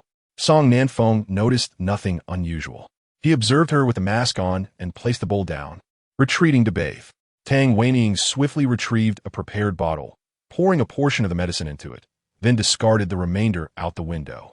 After completing her task, she returned to bed, stashing the remaining medicine beneath the mattress, waiting for Song Nanqing to lower his guard before seizing an opportunity to have it tested. Beneath the mask, Tang Weining's expression was one of torment. She had never doubted Song Nanqing's sincerity. Over the years, he had never slipped up. Had he not been eager to start a life with his mistress, she feared she would remain oblivious until her dying day. This wretched man, she vowed not to let him have an easy time. He had caused her to lose her biological daughter, and she would ensure he faced repercussions. As for Song Jiechi and Gu Yushin, that shameless couple, since Qingqing disdained them, she would ensure they were locked away. The thought of her daughter's cold, indifferent demeanor pierced her heart. What had she done to utter such damaging words? She wept quietly, fists clenched, gripping the blanket tightly, unable to escape her anguish. After crying for a while, she felt somewhat better. Removing the mask, she descended to wash her face. After cleansing her face with cold water, she gazed into the mirror at her reflection. She still possessed charm. Why should she spend her life with Song Nanqing, that bloated, aging man? Yet, she vowed to strip him of everything, ensuring he received nothing. A cold smile crept across Tang Weining's lips. Upon discovering Song Nanqing's betrayal, she had merely shed a few tears and moved on. Indeed, aside from sweet talk, he had done little for her over the years. There were no profound memories, only her own self-deception. Taking a deep breath, the once formidable woman felt unafraid of Song Nanqing's empty facade. Song Jiechi, despite her outward appearance, owed her success to Tang Weining's wealth. Without it, she would not be the renowned pianist she claimed to be. Song Nanqing wished to see her become an Alzheimer's patient, but she intended to expose who the true afflicted one was. Narrowing her eyes, she returned to the upstairs bedroom. Song Nanqing emerged from the bathroom, wrapped in a towel, his once youthful face now showing signs of age. Tang Weining found him repulsive. Without a filter, he was genuinely unattractive. Dear, let us retire for the night. Seeing that she had taken the medicine, he felt at ease. Soon, he would be rid of her. Tang Weining, repulsed by his insincere smile, felt a wave of rejection wash over her. After recognizing his true nature, she perceived him as a man reeking of deceit. Yet, to ensure he left with nothing, she swallowed her disdain. Of late, I have felt unwell, waking frequently at night. I fear it may disrupt your sleep. Perhaps you should sleep in the adjacent room. Song Nanqing paused, taken aback. He had just bathed, and there was an air of intimacy. Despite her age, Tang Weining still had an enviable figure and skin. Ying, we are married. How can we sleep apart? I long for you. I do not wish to be separated. Tang Weining chose not to elaborate. For the sake of the truth, she endured. Tomorrow, she would procure the medicine that would render him temporarily impotent. With this thought, she felt a sense of balance. Lying on the edge of the bed, she turned off the light, facing away from Song Nanqing. He wrapped his arms around her waist, his breath warm against her ear. Song Nanqing was a man who valued cleanliness, always presenting himself well, and he retained a semblance of handsomeness. Tang Weiniang rejected him. I am not in the mood tonight. I'm contemplating whether those individuals from earlier were indeed sent by Jiechi to trap Qingqing. Chapter 64. Regret. The complete loss of a daughter Song Nanfeng was taken aback by her words, narrowing his eyes as he observed her dazed expression. Instantly, his mood soured. Lying flat, he felt a wave of melancholy wash over him. At his age, he could only be aroused when in the right frame of mind. Yet, with Tang Weiniang, he often found himself quite intrigued, as she possessed an exquisite figure. Conversely, Jiqi's mother had gained some weight over the years and was no longer as vibrant and beautiful as she had been a few years prior. However, she remained his childhood sweetheart, his first love, the one who had always stirred his heart. He spoke softly. No, it was Su Nanqing. Jiqi is too kind-hearted. She would never do such a thing. He found it puzzling why those two men dared to betray them after accepting money. Dan Waning's no. Reflecting on how foolish she had been to align herself with that father-daughter duo, along with her 4 sons, to chastise her own flesh and blood. Each misunderstanding and insult must have felt like a fate worse than death for Qingqing. Having endured misunderstandings herself, she knew the bitterness of such experiences. Her dear daughter had suffered too much. Thinking of the hardships Qingqing had faced over the years, she felt an overwhelming urge to slap herself. After all, that was her own daughter. She had never believed in her even once, and now her heart was shattered, leaving her daughter unwilling to accept her as a mother. Tang Weiniang realized that she was reaping the consequences of her own actions. She had not anticipated that everything had been orchestrated by Song Jiqi and Song Nanfeng in collusion. Even her 4 inept sons had been bought off by Jiqi. Not only were they useless, but they also frequently stayed out late. The eldest was fond of racing, a money-burning pursuit, and most of the earnings he made at his company were funneled into it. In hindsight, Song Nanfeng had provided no meaningful support to his sons, merely allowing them to indulge in whatever they desired. Reflecting on this now, she found his parenting frightening. He was enabling his sons to become worthless. A terrifying thought struck Tang Weiniang. Could it be that Song Nanfeng had another son outside? Only this could explain his motive to ruin her children and their future. Jiqi would eventually marry, so it stood to reason that there must be another son outside. The pain within Tang Weiniang was unbearable. She then heard the sound of Song Nanfeng snoring, prompting her to sit up abruptly, clutching her pillow, and retreat to the adjacent room to sleep. Oblivious, Song Nanfeng continued to slumber soundly. Unaware of her departure, Gu Yushin returned to the villa, greeted only by an overwhelming darkness. The absence of Su Nanqing rendered the space cold and lonely. He sank onto the sofa, resting his forehead in despair. How long would Su Nanqing continue to stir up trouble? A self-deprecating smile crossed his lips as he realized that the once icy demeanor he had maintained now yearned for Su Nanqing. Acknowledging this, he felt a mix of confusion and vulnerability. After sitting in silence for what felt like an eternity, he turned on the light. Having skipped dinner, his stomach ached faintly. Rising, he opened the refrigerator, only to find it utterly bare. If Su Nanqing were home, it would always be stocked. Now it was empty, exuding an unpleasant odor.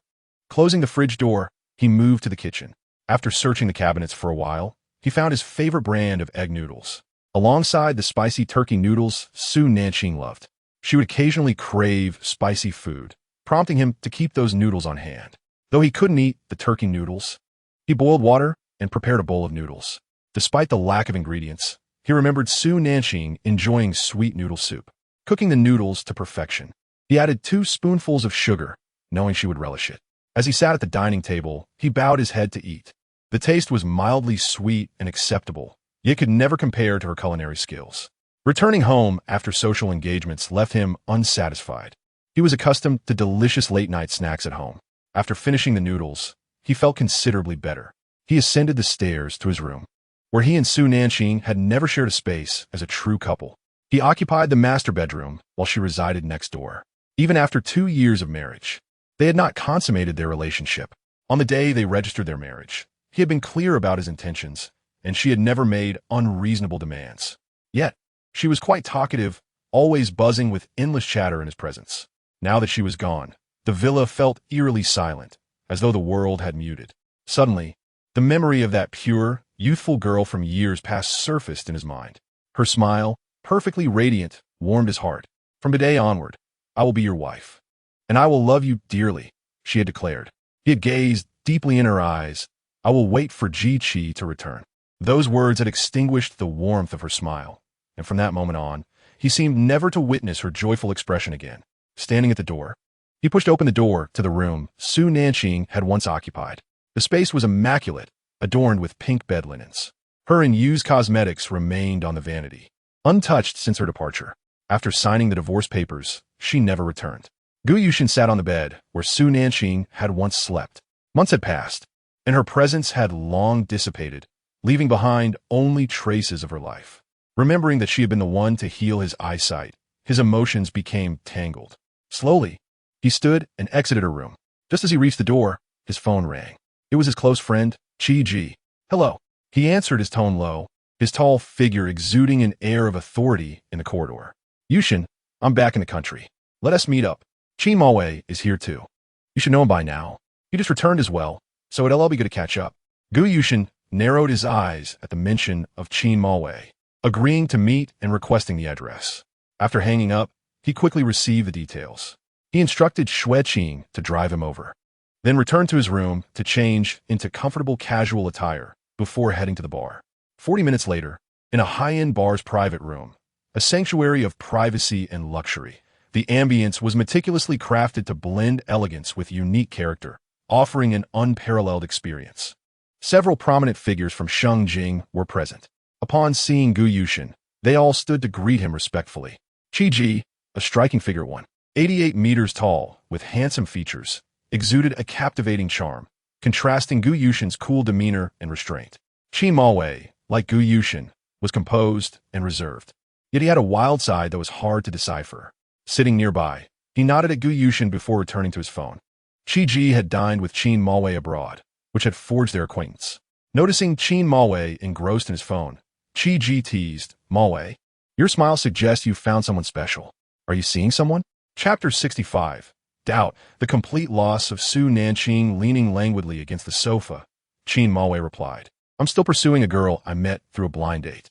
She is quite interesting, outstanding and composed, but I'm uncertain if she is interested in me." Gu Yushin's expression darkened at the mention of Su Nanqing. Chi-Ji's curiosity piqued. He had heard that many women were enamored with Qin Maowei, but he had never been interested in any of them. "Which girl has captured your attention? I've never heard of you liking anyone before. It's intriguing that you've found someone since returning." "Oh, if you're interested, I can introduce you next time we meet. I'm meeting her for dinner the day after tomorrow. Her name is Su Nanqing," Qin Maowei said with a smile, casting a fleeting glance at Gu Yushin. Gu Yushin's icy gaze swept over him. "Qin, it seems inappropriate to covet another man's wife." Chi-Ji's smile faltered. Su Nanqing. Was it the same Su Nanqing he knew? He abruptly turned to Gu Yushin, the soft lighting casting shadows on his striking face, as the atmosphere grew increasingly tense. Even the young men playing cards nearby sensed the chill, beads of cold sweat forming on their backs. Chi-Ji felt an overwhelming sense of gloom. He had been away for several months, and he could not fathom what had transpired. Gu Yushin was equally troubled, pondering the reason behind his self-imposed torment in this very moment. He and Qin Maowei were at odds, as their fates seemed to clash in every conceivable way. "Mr. Qin, Su Nanqing remains my wife," Gu Yushin coldly reminded him. With a faint smirk, Qin Maowei regarded him and replied, "Oh? Yet I heard from Qingqing that she has been divorced for several months. Moreover, I have conducted my own investigation, uncovering that you pressured her into signing the divorce agreement. She has indeed signed it. Your infidelity with Song Jiechi has become common knowledge in Shengjing, where people believe you two are a match made in heaven. However, no one is aware that Su Nanqing is your wife. Thus it is you, Mr. Gu, who ought to be cautious. Do not entangle me with your future girlfriend after your divorce." As Qin Maowei finished his statement, Su Nanqing sent him another message. "Mr. Mo, I won't intrude today. I overindulged at dinner and will go for a walk. How about I treat you to dinner the night after tomorrow?" Qin Maowei deliberately replied in front of Gu Yushin, "Certainly, Qingqing." Qingqing responded with a playful "moi." After putting his phone away, Qin Maowei turned to Gu Yushin and asked, "Mr. Gu, do you know the feeling I experienced upon seeing Qingqing for the first time?" Gu Yushin's gaze darkened with a predatory intensity as he remained silent. Unfazed, Qin Maowei elegantly sipped from his glass of wine and continued, "From the very first moment, I realized she was the girl I wished to marry for the rest of my life. What you take for granted is something others yearn for. Gu Yushin's fist clenched, a desire to strike rising within him, but he was halted by Qi Ji. Observing the tension in Gu Yushin's expression, Qi Ji sensed something amiss. Qin Maowei was an enigmatic figure. Gu Yushin abruptly stood and left, while Qi Ji offered an apologetic glance toward Qin Maowei. Mr. Qin, enjoy your time. Tonight's expenses are on me. Let us have dinner together another day. Qin Maowei smiled. Let us arrange it for another time. Qi Ji hurried after Gu Yushin until they reached the car. Unable to contain his curiosity, he asked, Yushin, what transpired? Gu Yushin, resting his head against the seat, murmured, It's nothing. Qi Ji doubted his words, knowing Gu Yushin harbored feelings for Song Jiechi. I understand you married Su Nanqing out of compulsion. Since Jiechi has returned, why not divorce her? It's evident that Su Nanqing loves you deeply. If you divorce her, she will surely be heartbroken, he continued. Gu Yushin's mind flashed to the image of Su Nanqing weeping on the stairs, her shoulders trembling as she spoke words of not loving him anymore. The pain gripped his heart. But I do not wish to divorce, he suddenly confessed. Qi Ji was taken aback. Isn't your heart with Song Jiechi? Why not end things with Su Nanqing? He urged, You cannot treat her this way. You have another woman in your heart, and now that she has returned, you ought to let Su Nanqing go. It's unfair to her. No one will wait indefinitely for you. Su Nanqing has been neglected for 2 years. Moreover, he struggled to comprehend Gu Yushin's mindset. If I were interested in a woman, I would never allow her to be entangled with others. Yet here you are, embracing both sides. Gu Yushin frowned, incredulous that even Qi Ji did not believe him. There is nothing between me and Song Jiechi. She saved my life back then. I merely showed her some compassion, but I never intended to condone her mistakes. Noticing Gu Yushin's reluctance to elaborate, Qi Ji conceded, Very well. This is your affair and not mine. I only wish to remind you that regardless of the hatred you harbor, do not harm innocent women. Thoughts of his mother's sudden madness filled Gu Yushin's mind, his eyes glinting with cold light. He had long suspected that her plight was somehow connected to the Song family. Qi Ji sighed, recognizing Gu Yushin's inherently cold demeanor. In his eyes, his relationship with Song Jiechi was particularly unique. However, divorcing Su Nanqing would benefit both you and Song Jiechi. What benefits? Gu Yushin's gaze darkened, his handsome features betraying a predatory demeanor. He had no intention of divorcing Su Nanqing. Let's not dwell on this. Shall we return home? Thoughts of Qin Maowei's conversation with Su Nanqing ignited a flame of frustration within him. Today, he had wounded her twice. The thought of her speaking to shun mooching further fueled his ire. Did Song Jiechi have someone behind her? Was Su Nanqing purposely saying such things? Or did he simply misunderstand Song Jiechi? The potential influence of Song Jiechi's connections loomed large, and Gu Yushin found himself leaning towards her. They had grown up together. She could not possibly harbor such grand ambitions. He attempted to convince himself, yet doubts continued to gnaw at him. What evidence did Shen Muqing possess? Su Nanqing seemed confident, yet unwilling to reveal her hand. Gu Yushin had never doubted Song Jiechi, but recent events, including her frequent accusations against Su Nanqing, warranted further investigation. He sent a message to Xue Qing.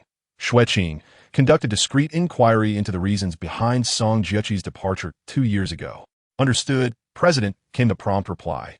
Qi Ji, having abstained from drinking, drove Gu Yushin home.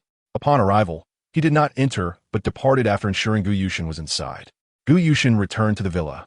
Casting a glance at the cold, unwelcoming hall, a shadow of darkness loomed in his eyes. In just 2 years, Su Nanqing had woven herself into the fabric of his life. The thought of her blocking him on social media ignited a murderous rage within him. The realization that she would not even acknowledge saving him stoked the flames of his fury. The memory of her utterly disappointed gaze made him feel as though he truly might lose her this time. Chapter 66. Surprise. The new design director is Su Nanqing. The following morning, Su Nanqing awoke naturally. Just as she stirred from her slumber, her phone rang. It was Qingwei. Miss, is something the matter? Today is the day for our routine meeting, and I feared you might forget. We have encountered some issues with our fashion design. Jiang Yu has requested your presence at the company today. Frowning, Su Nanqing lazily inquired, What sort of issues? Qing Yue's tone was icy, laced with anger. The design director, Director Yang, has been poached, and the company that stole our designers is Gu Yushin's. Su Nanqing was taken aback. What on earth? Why does Gu Yushin seem intent on opposing me at every turn? No matter, I happen to be free at the moment. I shall take on the role of design director myself. Inform Jiang Yu that I will be assuming the position, but do not disclose my identity. Qingwo was thrilled. Miss, with you at the helm, Director Yang will surely be left feeling humiliated, especially since she took the new autumn collection with her. Su Nanqing's eyes darkened momentarily, realizing that more than just design drafts have been taken, potentially, company secrets were at stake. Have Jiang Yu investigate what exactly she took.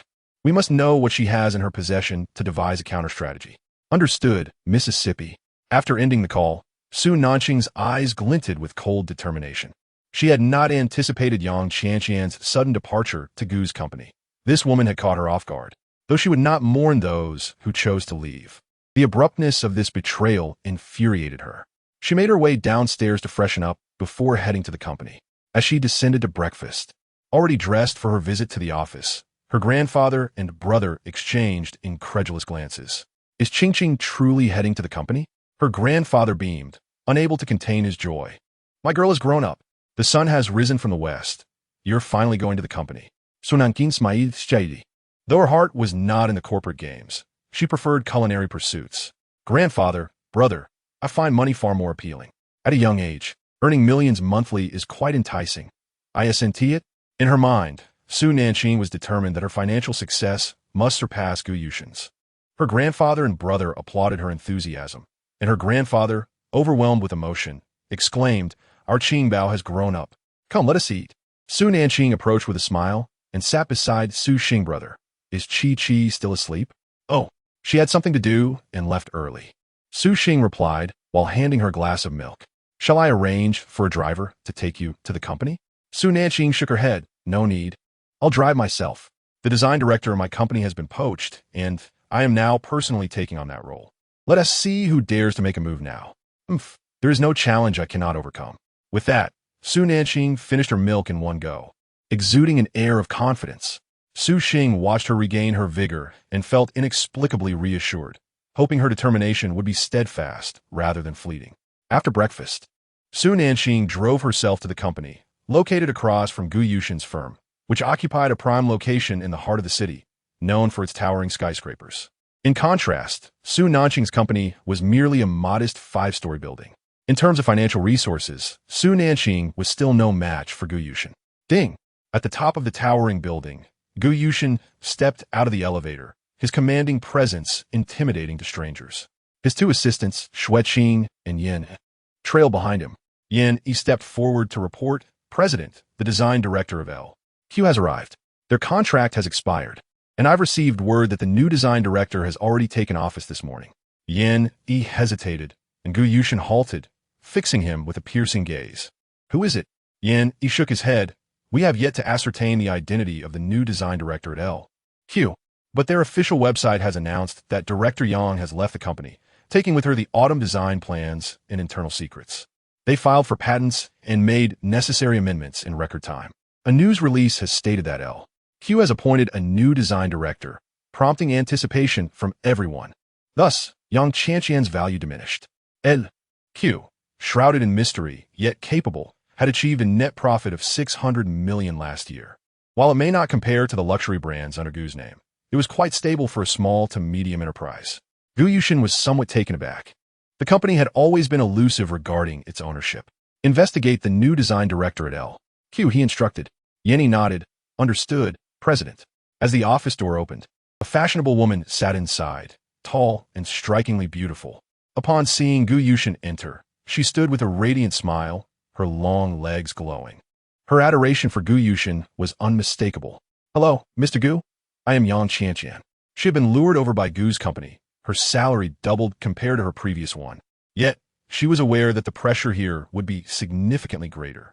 Gu Yushin nodded indifferently and spoke in a detached tone. The confidential information you obtained is already known to the other party. Aside from the design plans you possess, that information is of no use. Go to the 12th floor of the fashion design department to report.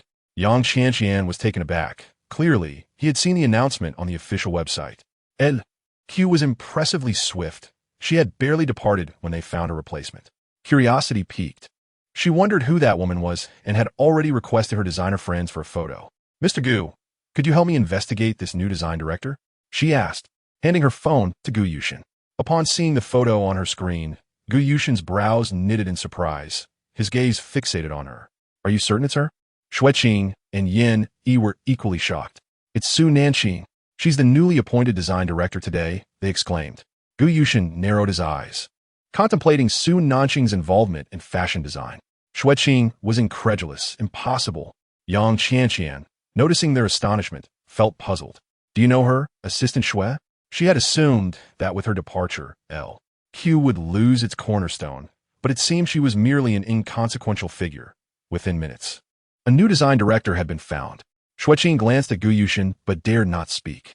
The atmosphere around Gu Yushin was suffocatingly cold, leaving them all breathless. Without further inquiry, Gu Yushin commanded, Xueqing, take Director Yang to the HR department to complete her onboarding. Xueqing respectfully replied, Director Yang, please. Yang Qianqian cast a lingering glance at the icy Gu Yushin before reluctantly departing. Her goal was Gu Yushin, which was why she had made a decisive career move. Gu Yushin sat like a statue in his swivel chair, his expression darkened. Su Nanqing seemed to have transformed, almost unrecognizable to him. She was proficient in English, skilled in design, and knowledgeable in medicine. What other talents did she possess? Chapter 67. Truth and Regret. Gu Yushin's interest in Su Nanqing deepened.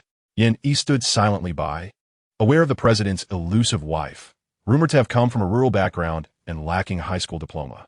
They had seen her return home, sun-kissed and gaunt. Little did they know, during those 2 years, Su Nanqing had completed her studies while cultivating medicinal herbs in the countryside. Who would have imagined she was a designer? Now appointed as a design director? President, shall I investigate further to avoid any mistakes? Yin Yi suggested. Gu Yushin raised an eyebrow, his voice icy and lethal. You doubt my wife's capabilities? Yin Yi was taken aback. It was the first time he had heard Gu Yushin acknowledge Su Nanqing as his wife. Isn't Miss Su from the countryside? I heard she didn't graduate from high school. Have you ever encountered someone who didn't graduate yet speaks fluent English and possesses remarkable medical skills? Or designer?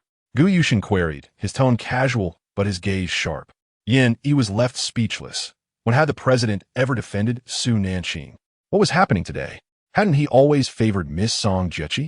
However, to become the design director at LQ, one must possess genuine talent, especially as a newly appointed one. He was skeptical, believing Su Nanqing's beauty might only carry her so far. Yet, this reasoning failed to convince him entirely. Gu Yushin's eyes narrowed, reflecting a profound curiosity. He truly did not understand his own wife. You may leave now. Understood, President. Yin Yi exited, still in disbelief. Gu Yushin took out his phone and attempted to call Su Nanqing, but the call failed to connect.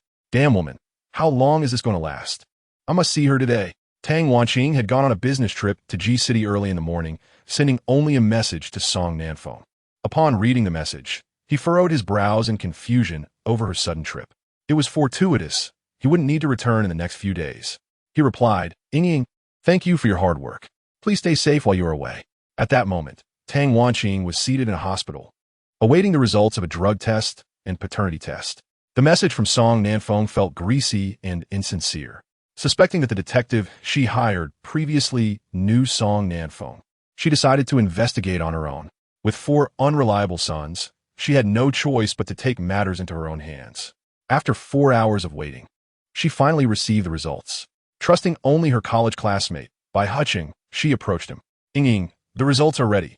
I hope you haven't waited too long, Bai Huqing said. Dressed in a white coat, his physique well-maintained and his features strikingly handsome. He smiled warmly at Tang Wanqing. Tang Wanqing shook her head with a smile. No, I work here, so time flies. Did you find out the components of the medication I sent you? Bai Huqing's expression grew serious. Ying, who is this medication for? Tang Wanqing's gaze faltered. You don't need to concern yourself with that. Just tell me what the components are. Bai Huqing regarded her in silence, refraining from further inquiries. Inside, there lay a chronic poison that if consumed excessively, could lead to dementia. Prolonged use beyond a month would result in hair loss and diminished memory, rendering one incapable of distinguishing between identities. Tang Wanqing was taken aback, tears welling in her eyes. Why did Song Nanfeng treat her in this manner? That despicable scoundrel. Gazing at Bai Huqing's still handsome visage, she implored him, Huqing, please do not disclose the matters I have brought here today. to anyone. Their bond as close friends instilled trust in her to seek him out. Bai Huqing looked deeply into her eyes. Wei, we have been good friends for many years. Should you require anything, do not hesitate to inform me. Tang Weining managed a smile, bid him farewell, and departed from the hospital. On her way, she avoided looking at the results, fearing the heartbreak it might bring. Upon returning to the hotel, she finally opened the paternity test results. The moment she confirmed the father-daughter relationship between Song Jieqi and Song Nanfeng, she could no longer contain her anguish and wept uncontrollably. How could she have been so foolish? How could this happen? She had been deceived by Song Nanfeng for over 20 years. That wretched man, she wished for him to suffer. Nanqing had warned her, yet she had never believed her. Qingqing, I am so sorry. I apologize for failing you. Tang Weining was overwhelmed with sorrow and regret. Reflecting on her words from the previous night, she felt unworthy of being a mother. How could she have uttered such cruel things to her own flesh and blood? The truly malevolent ones were Song Jieqi and Song Nanfeng, and her Qingqing had always been innocent. Song Nanfeng, you covet my inheritance? Dream on. Gu Yushin, you deceive my daughter and wish to marry Song Jieqi? I shall grant you that. I will never allow Qingqing to share her life with someone like you. All the faults lay with her as a mother. Over the past year, Gu Yushin and Song Jieqi had relentlessly tormented her Qingqing. Among those who had wronged her, she too was included. She bore the weight of so much injustice alone. It was no wonder she was so enraged. She deserved it. She truly did. Tang Weining took several deep breaths to calm her emotions before calling Su Nanqing. However, the call failed to connect.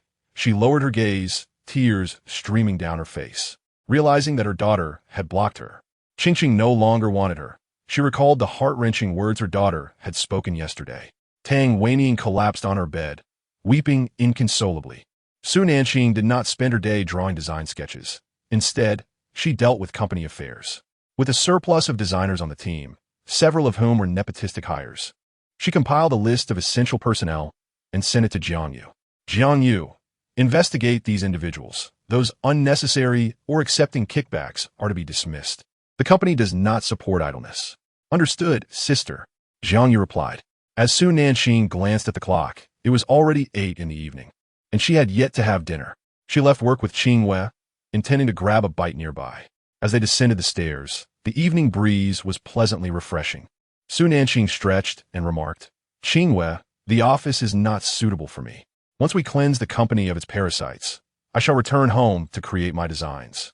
Qing Wei observed her fatigued countenance. Miss, it is due to your poor health. You have not properly rested these past few years. In my youth, I was unaware, nearly sacrificing my life for someone unworthy. Su Nanqing preferred not to dwell on past matters. Let us not revisit bygone events. I wish to move on, having endured too much suffering. I cherish my newfound freedom and life all the more. The evening breeze tousled her hair, her smile radiant like the stars. Qing Wei, seeing her newfound perspective, allowed a rare smile to grace her usually cold features. Miss, let us go. Indeed, as she stepped outside, she beheld a tall and striking silhouette, halting her in her tracks. Chapter 68, Get away, I no longer want you. Gu Yushin gazed at Su Nanqing, clad in a black professional outfit, her long legs elegantly displayed, emanating an aura of confidence. The moment she smiled against the wind captivated him entirely. How had Su Nanqing transformed into such a dazzling presence? Gu Yushin realized he hardly knew her. She had been obedient and understanding during their marriage, never raising her voice, merely expressing discontent at his closeness with Song Jieqi. Yet now, she radiated charm and femininity, as if she had become a different person. Su Nanqing, upon seeing Gu Yushin, felt a surge of irritation. Before their divorce, it was a challenge to encounter him. Now they crossed paths daily. She walked confidently in her 5-centimeter heels, her poise graceful, standing beneath the lights like a brilliant star, exuding an alluring charm. She embodied the essence of a queen in the workplace, showcasing her wisdom perfectly. Gu Yushin narrowed his eyes. Come home with me. Stop this nonsense. I wronged you before, and I apologize sincerely. Su Nanqing retorted, You have no right to apologize. Spare me your hollow words. You are unworthy. Now that we are divorced, kindly keep your distance. Troubled, she pondered how to rid herself of this scoundrel. That cursed marriage certificate, why had it not transformed into a green one? Su Nanqing, I've already apologized. What more do you desire? Gu Yushin frowned, prideful and used to never having to apologize. Su Nanqing smiled, her lips red and alluring. Gu Yushin, do you have any idea how much I have suffered this past year? Do you think a mere apology can absolve you? You are sorely mistaken. You desire to have your cake and eat it too, but I cannot accommodate that wish. Complete the remaining formalities and marry your beloved by Yueguang. You and Song Jiechi are truly a match made in heaven. She raised her delicate finger, her laughter dripping with sarcasm. How ludicrous is our marriage. I married you, yet all I received was a mere certificate. There was no ring, nothing. Do you truly believe I would cherish such a union? A foolish man like you? Su Nanqing's gaze suddenly turned frigid. Get as far away from me as you can. In this lifetime, she wished to be beautifully independent. Gu Yushin's pupils contracted. She spoke the truth. Their marriage had always been a means to exploit her. She was fully aware of this, yet had still acquiesced. He had not even deemed it necessary to provide her with a wedding ring. Su Nanqing, if you desire a ring, I shall take you to buy one tomorrow. Indeed, this was something he owed her. Su Nanqing regarded him with confusion. Her captivating eyes seemed to silently beckon. Gu Yushin, how many times must I reiterate? There is no future for us. I no longer want you. Song Jiechi is your future. Do not let her love for you go to waste, nor your motives for infidelity. You are determined to shield her, spending billions to cover her mistakes. She is your true match. With that, Su Nanqing strode away. Gu Yushin attempted to follow, but Qingyue promptly intervened. President Gu, our miss is quite fatigued today. Please refrain from disturbing her further. Gu Yushin furrowed his brow, a bloodthirsty aura swirling within him. His dark, profound eyes followed Su Nanqing's slender form as she refused to accompany him home. Qingyue, unwavering, turned to leave. Gu Yushin watched as Su Nanqing entered a luxury car by the roadside, with Qingyue taking the driver's seat, and they drove away. His hand at his side clenched slightly. Su Nanqing had misunderstood him far too deeply. Taking a deep breath, he turned only to find Qi Ji standing behind him. Qi Ji smiled, a glimmer of light flickering in his dark eyes. Yushin, Xueqing has informed me of the recent events. To be fair, I no longer see a path to forgiveness for you. I heard that last night. In order to save Song Jiechi, you ceded the western plot of land to Shunmuqing. The Shin family has experienced remarkable growth in recent years, while your ex-wife has not contributed a single cent. Yet, you lavishly spend on Song Jiechi. If I were in your shoes, I too would believe that the one you love is Song Jiechi. Gu Yushin furrowed his brow and replied, You do not understand. Song Jiechi and I grew up together. Suddenly, Gu Yushin found himself at a loss for words. Reflecting on Song Jiechi's recent actions, he realized that last night was the final time he would assist her. There would be no more chances after that. After speaking, Gu Yushin turned to leave, but the memory of Su Nanqing's desolate gaze gnawed at his conscience. Qi Ji observed his upright silhouette and shook his head slightly. He could not believe this was the last time. However, he was certain that Su Nanqing would never look back. Gu Yushin had grown up in darkness, unfamiliar with the concept of love. He only knew that Song Jiechi was akin to family, and if she were in trouble, he would be the first to protect her. Qi Ji caught up to him and delivered a devastating blow with his words. Yushin, even if she grew up with you, how can you stand by and allow an outsider to bully your own wife? Even if evidence is presented before you, you must listen to your wife's explanation. Take my advice. Su Nanqing will never turn back. Gu Yushin clenched his fists. Why was Qi Ji so verbose? Let us go eat, he replied. Having missed dinner while waiting for Su Nanqing, his stomach ached subtly, causing him discomfort. Qi Ji ambled forward, following him into the car, where Xueqing started the engine. Gu Yushin instructed, Take me to the private dining restaurant ahead. Understood, President, Xueqing replied. Qi Ji busied himself with his phone, avoiding the earlier topic. Gu Yushin was resolute in his decisions, and Qi Ji chose not to provoke him further. Qi Ji's thoughts deepened as he recalled Su Nanqing's beauty from that evening. It was breathtaking. He understood his reason for marrying Su Nanqing, recognizing it as a flawed beginning. Gu Yushin sat in silence, his gaze lowered, lost in contemplation. His phone vibrated, and he glanced down to see a call from Song Jiechi. Without hesitation, he hung up, recalling Su Nanqing's words. As long as Song Jiechi makes a call, it will always be me who is abandoned. Recently, when she fell ill, he had been summoned by Song Jiechi. Why hadn't she mentioned her discomfort? Gu Yushin felt agitated and opted to close his eyes. At the Song residence, Song Jiechi had attempted to contact Gu Yushin multiple times, but he refused to answer. She felt anxious after being countered by Su Nanqing. Gu Yushin had seen her true colors and seemed to trust Su Nanqing instead. Frantic and on the verge of tears, she called out to her father as he descended the stairs. "Dad, Gu Yushin isn't answering my calls. What should I do?" Song Nanqing sensed a crisis. Gu Yushin had never treated Jiechi this way. Ordinarily, a call from her would suffice to have him rush to her side. These recent incidents revealed the truth. Did Gu Yushin truly believe Su Nanqing? He was also incensed by how suddenly Su Nanqing had become so formidable. With venomous eyes, Song Jiechi trembled with frustration. How could I have known she would become so powerful? In the past, she seldom refuted me and bore her grievances in silence. Now she has only grown stronger. Unbeknownst to her, Su Nanqing had transformed into someone entirely different. Furthermore, Shen Muqing would undoubtedly retaliate for being outsmarted. As her agitation intensified, she threw a cushion to the ground in frustration. I must win back Gu Yushin's heart. He is willing to do anything for me. How can the bond he shares with Su Nanqing compare to ours? Seeing his daughter in distress, Song Nanqing felt a pang of sympathy and pondered if there was any leverage against Su Nanqing that could sway Gu Yushin back to Jiechi. Suddenly, an idea struck Jiechi. Qi Maowei. Su Nanqing is still not divorced from him. She is committing adultery. Song Nanqing shook his head. No, that plan is too perilous. It may very well turn out that Gu Yushin is the one who strayed, and you would find yourself as the third party. Everyone has witnessed what Gu Yushin has done for you. It would be easy for you to be caught in the turmoil. You have your piano competition coming up. You cannot afford to tarnish your reputation. As for Su Nanqing, there will be opportunities to deal with her later.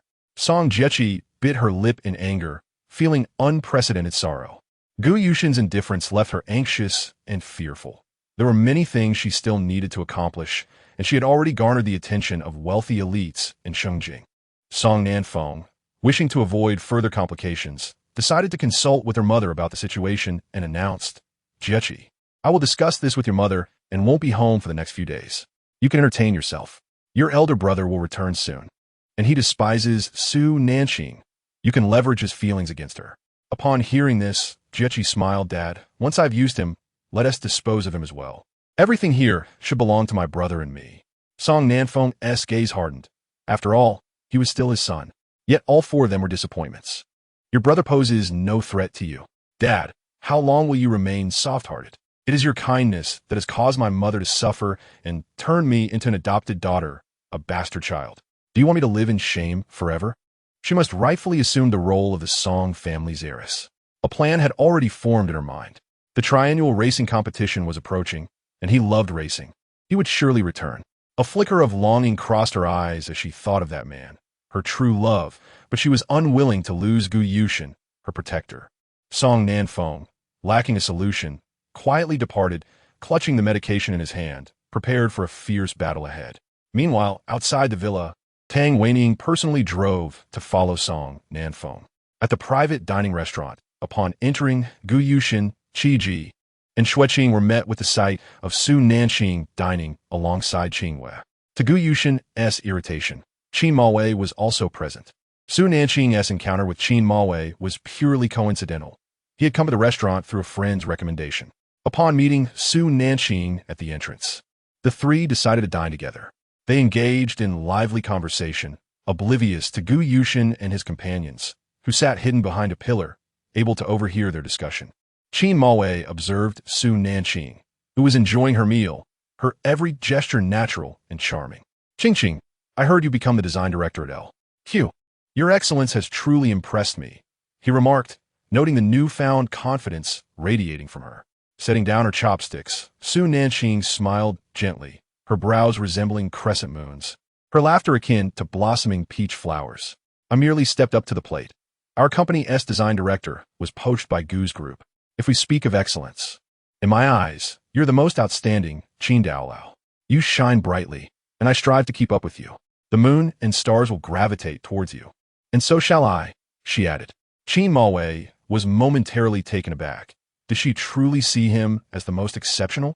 He gently probed, "Qingqing, is it really how you feel? In your heart, am I truly the most outstanding?" Su Nanqing nodded emphatically, recognizing him as the future's wealthiest magnate, one whose character surpassed even Gu Yushin's. Certainly, Qin Daolao, you are the most exceptional. I envision a grand castle in my heart, one that only houses you. Gazing upon your exquisite visage, I suddenly comprehend that all the artistry and landscapes in the world exist solely to accentuate your unparalleled beauty. Ah. Qin Mo was overjoyed by her compliments. Qing, every conversation with you brings such joy. Why is your tongue so sweet? Su Nanqing smiled and explained, my sweetness comes from a sweetheart, and that sweetness is because of you, for you are a cherished friend residing within it. How could her heart not be sweet when befriending such a wealthy mogul? Ah, it was sweeter than an overturned honeypot. Qin Mo's smile dimmed slightly, as her last remark altered the mood. Qingwei. The young lady seemed devoid of romantic sensibility. She felt superfluous moments ago, now merely a bystander. Qin Mo's smile faded a little. Qing, their steamed beef and fish are exquisite. Do indulge. He gazed at her breathtaking visage with a smile in his phoenix-like eyes. Thank you. I have eaten quite a bit already. Qin Daolao, you should eat as well. She turned to Qingwei. Yeah, do have more. Qingwei replied, Sister, I'm already full. You've talked so much yet barely touched your food. Hurry and eat. Su Nanqing was indeed satiated. She discovered that she and Qin Mo had an abundance of topics to discuss. Her encounter with Gu Yushin was tumultuous, culminating in a sudden halt, devoid of true fate. Merely a twisted bond. After consuming the last piece of fish, she declared, I'm full. Let us head back. Qin Mo observed her candid demeanor, finding it adorable. He tentatively asked, Qing, it's quite late. Shall I escort you back? Chapter 70. Confirmation. Deceived for over 20 years, Su Nanqing's eyes flickered. Her radiant smile enchanting. Qin Daolao, why not let me extend a favor and drive you home? Qin Mo was taken aback. She intended to take him home? He chuckled, genuinely amused. Silly girl, why should a grown man require your escort? He found her amusing, her sincere laughter a delightful sight, more dazzling than the moon outside. Regardless, I simply wish to accompany you. Su Nanqing expressed her determination. After a moment's thought, Qin Mo feigned reluctance. Very well, since you insist on this escort, let us proceed. He was intrigued to see what this young lady intended. In just a few days, she had piqued his interest. Yet, he understood that the admiration in Su Nanqing's gaze was not romantic, but rather filled with reverence. He was oblivious to what he had done to earn such adoration. Su Nanqing excitedly urged Qingwei. Hurry and drive. Qingwei. Has the young lady's romantic inclination returned? She had just shed her infatuation with Gu Yushin. Could she be falling for Qin Mo? Little did Qingwei know that Su Nanqing merely sought collaboration with Qin Mo. As for romantic inclinations, she had long discarded them. She aimed to have Q join the sales live-streaming platform owned by Qin Mo, as autumn had just begun and winter products promised significant profits. No one could obstruct her path to prosperity. Qin Daolao, on our way back, may we discuss a potential collaboration? I'm aware of your QM platform, which is currently the most popular. I would like to share my proposal and provide you with a detailed plan by tomorrow. Qin Mo smiled as he regarded her. His gaze deep and compelling, hard to ignore. Qing, must we be so formal? I trust your abilities and your products. Trust between individuals can be established at first glance. Indeed, trust can be forged at first sight, yet some individuals willingly diminish their own intelligence, turning foolish. I knew I had not misjudged you, unlike certain individuals who foolishly lower themselves. Su Nanqing's thoughts turned to that scoundrel Gu Yushin, igniting her anger. Oh, are you referring to your ex-husband, Gu Yushin? Su Nanqing laughed, her smile radiant. I never said it was him. Then let us not mention him. Let us go. Su Nanqing cheerfully followed him, entirely oblivious to Gu Yushin's furious glare directed at her departing figure. Su Nanqing admired Qin Mo's robust silhouette, embodying the maturity and stability of a true man. Gu Yushin, along with Qi Ji and Xue Qing, watched the pair depart. A palpable chill enveloped Gu Yushin, as though winter had arrived. Qi Ji and Xue Qing, in unison, chose silence. In many respects, Gu Yushin was indeed foolish. It was no wonder Su Nanqing had distanced herself. Gu Yushin's cold gaze remained fixed on Su Nanqing's joyful figure. She was going to escort Qin Mo home? Once again attempting to entice Qin Mo. He raised a glass of red wine from the table, tilting his head to down it in a single gulp. Qi Ji and Xue Qing exchanged glances, detecting a hint of jealousy in his demeanor. Su Nanqing and Qing Wei delivered Qin Mo to the villa district, where Su Nanqing discovered that Qin Mo resided in the same neighborhood, directly across from her home. Su Nanqing, what a remarkable coincidence. After Qin Mo exited the vehicle and observed Su Nanqing following suit, he said, Qing, thank you for accompanying me home. Would you like to come in for a moment? His voice was deep and magnetic, exuding comfort. Su Nanqing surveyed the surroundings, appreciating the tranquil ambience of the evening. The night view here is truly beautiful. I'd prefer not to go in. Let us arrange a walk another day, as I live just behind your house, merely 2 buildings away. She pointed to the nearby white villa. That's my home. Gu Yushin was taken aback. It was no wonder she chose to leave everything behind during the divorce. Clearly, she lacked for nothing. With confidence and capability, she could afford to let it all go. Qing, good night. He concluded, gracefully opening the car door for her. Good night. After Su Nanqing entered the vehicle, she waved goodbye to Qin Mo. As Qing Wei drove away, she realized her earlier misjudgment of the young lady. It was all about business. Previously, Jiang Yu had sought to collaborate with Qin Mo, but had failed to secure an appointment. The moment the young lady stepped in, the collaboration was sealed, significantly alleviating Jiang Yu's burden. Miss, I will inform Jiang Yu of this news shortly. He will undoubtedly be thrilled. Su Nanqing leaned back, a confident smile gracing her features, strikingly alluring. In this life, many things were transforming. Free from toxic men, she felt lighthearted and unencumbered. Henceforth, she vowed to bestow upon herself a vibrant existence, to witness the most splendid fireworks. Aside from Gu Yushin, nothing in the world would deter her from moving forward. Even if she endured the tribulations of life, she would relentlessly preserve her tenderness. A smile danced on her lips. Yeah, once we finalize the contract tomorrow, you can inform him, or I might accompany him when we sign the agreement. Qingwen nodded enthusiastically. All right, miss, let us bring him along. Jiang Yu has been trying to reach Qin Mo without success. All right, we shall see tomorrow. Qingwei, mem. As they conversed, they arrived at the villa. Returning late, the household was already asleep. She ascended the stairs gently to rest. Tang Weining followed Song Nanfeng to a villa district area where Song Nanfeng drove into a compound. A slightly plump woman emerged, embracing Song Nanfeng as he exited the vehicle. Tang Weining watched the two entwined in an embrace. Under the desolate moonlight, the pain on her face was starkly evident. Her heart ached, enveloped in loneliness and despair. She had never doubted this man. After Qing's reminder, she had even reproached her. What had clouded her judgment? It was the deceit of that father-daughter duo. They truly deserved to be condemned. The beautiful moments of the past shattered in an instant. She had once believed herself a fortunate woman, with a loving husband, caring parents for sons, and a beloved daughter. Dreams that others could only aspire to were within her grasp. Yet in this moment, all that beauty crumbled. Her fingers dug painfully into her palm, the pain radiating throughout her body, as though an invisible hand clutched her heart, stirring a profound ache and rendering her breathless. Song Nanfeng, after all the kindness I have shown you, why have you deceived me for over 20 years? You despicable liar, you scoundrel.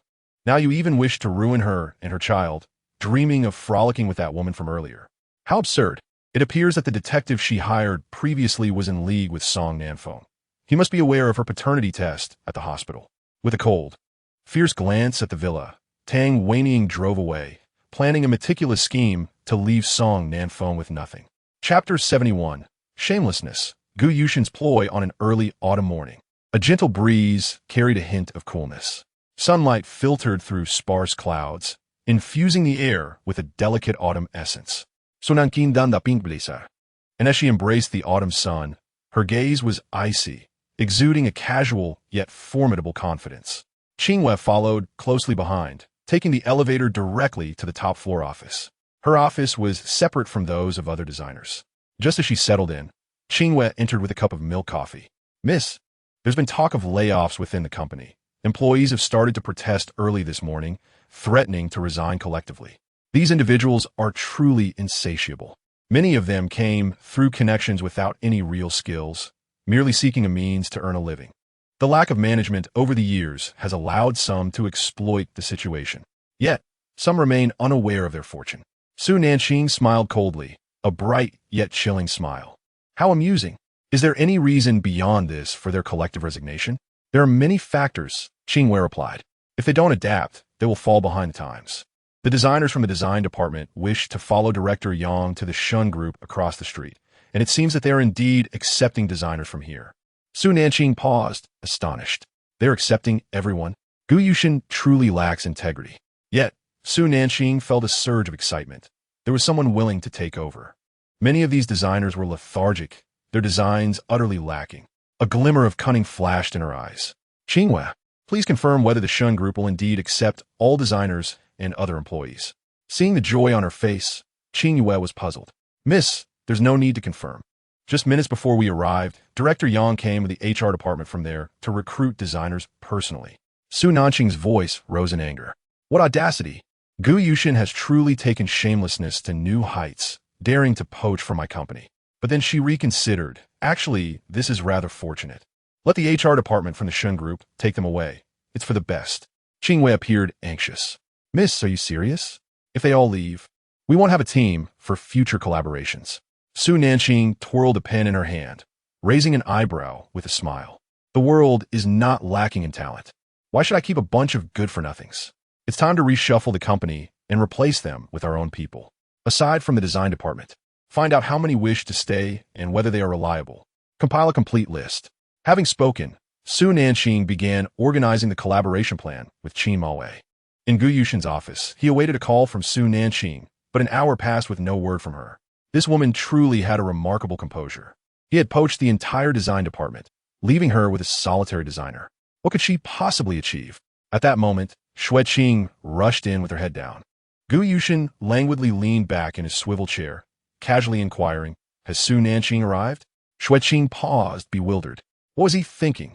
This scoundrel still yearned for Su Nanqing, even though she had long moved on. President, Miss Su has not arrived, but the entire design department is here. Some lack capability. Several are merely connected individuals, but they excel at gossip. Gu Yushin's expression darkened. So now only Su Nanqing remains as a designer, and she remains unperturbed. Not coming to find me? Xueqing hesitated, mustering the courage to ask, President, may I ask why Miss Su would seek you out? Gu Yushin regarded him as if he were a fool. I have taken all her designers. Surely she must be furious? Xueqing, perplexed by his reasoning, replied, President, not only will Miss Su not come, but she might also express gratitude. Her company was harboring a batch of parasites, and now they have all come to us. Do you truly believe she would come looking for you? Gu Yushin's gaze turned frigid. As she prepares for a collaboration with the Qin family, she will require a familiar and capable team. I will have her entire team. Let's see how long she can thrive outside. Xueqing, staring at him incredulously, protested. President, this logic escapes me. Miss Su will not come seeking you. Your actions will only make her believe you are trying to sabotage her. You have poached her design director and the entire design team. President, she will only resent you. Consider how you cater to Miss Song Jiechi. Your current actions, however, are pushing her into a corner. Gu Yushin's demeanor shifted. He seemed to realize the gravity of his actions. In an instant, a chilling aura enveloped him, akin to a vengeful specter from the depths of hell. Xueqing instinctively lowered his head. Have someone wait for Qin Mawei's arrival to sign the contract, and inform me immediately. Gu Yushin's voice resonated, low and devoid of warmth. Xueqing could only shake his head in confusion as he departed, still puzzled by Gu Yushin's intentions. 2 hours later, Qingwei entered the office. Su Nanqing observed the irate young woman and smiled. How many have left? Qingwei, exasperated, replied, Miss, everyone from the design department has departed. Those from sales, HR, and marketing remain, yet their attitudes are less than favorable. Poor attitudes, you say? Su Nanqing slowly rose, her elegant silhouette striking against the vast window as she surveyed the world outside. A mischievous glint flickered in her eyes. On the desk, you will find a list of company benefits. Distribute it to HR. Those willing to stay may do so. Those wishing to leave can collect their salaries from finance and depart. From now on, they will earn based on their capabilities. Since they wish to band together, I shall separate them, allowing them to earn by merit. To let them flourish, one must first allow them to run wild. Turning to Qingwei, she inquired, in sales this month, who has performed the best? Liang Sun, Qingwei replied. He is competent, yet has been consistently undermined by the manager. leaving him with no opportunity for advancement. Su Nanqing smiled, her lips curving in delight. Excellent. Promote him to manager and grant him 3% of the total sales. Only by aligning his interests with others can we inspire him to work harder. A small increase can uplift his spirits and satisfaction with his job. Qingwei was taken aback. Miss, are you truly going to give him 3%? Chapter 72, Defamation.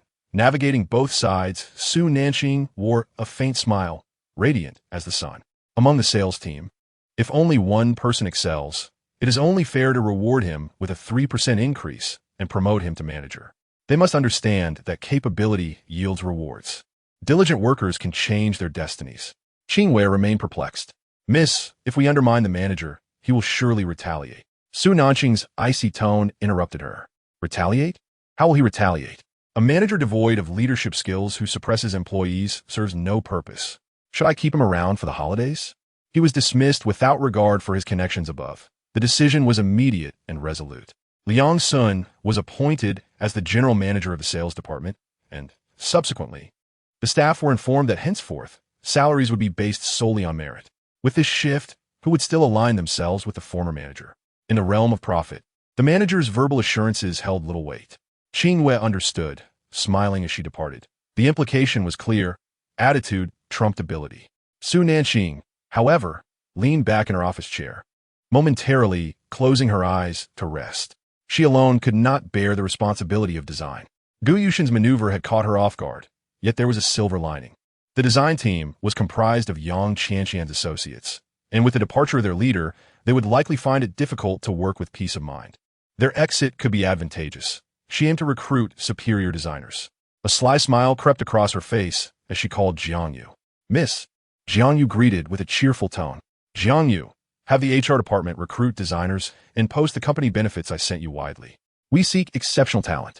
Offering generous compensation should attract designers, right? Jiangyu, upon seeing the benefits for designers, chuckled. Miss, with such perks, I feel tempted to become a designer myself. Su Nanqing teased. Jiangyu, you are not cut out for design. Mississippi, you are destined to be a CEO, so there is no need to mingle here. Jiangyu laughed, recognizing her playful spirit. Yes, miss, I'll arrange for HR to publicize it. After the call ended, the company's recruitment announcement appeared on the official website.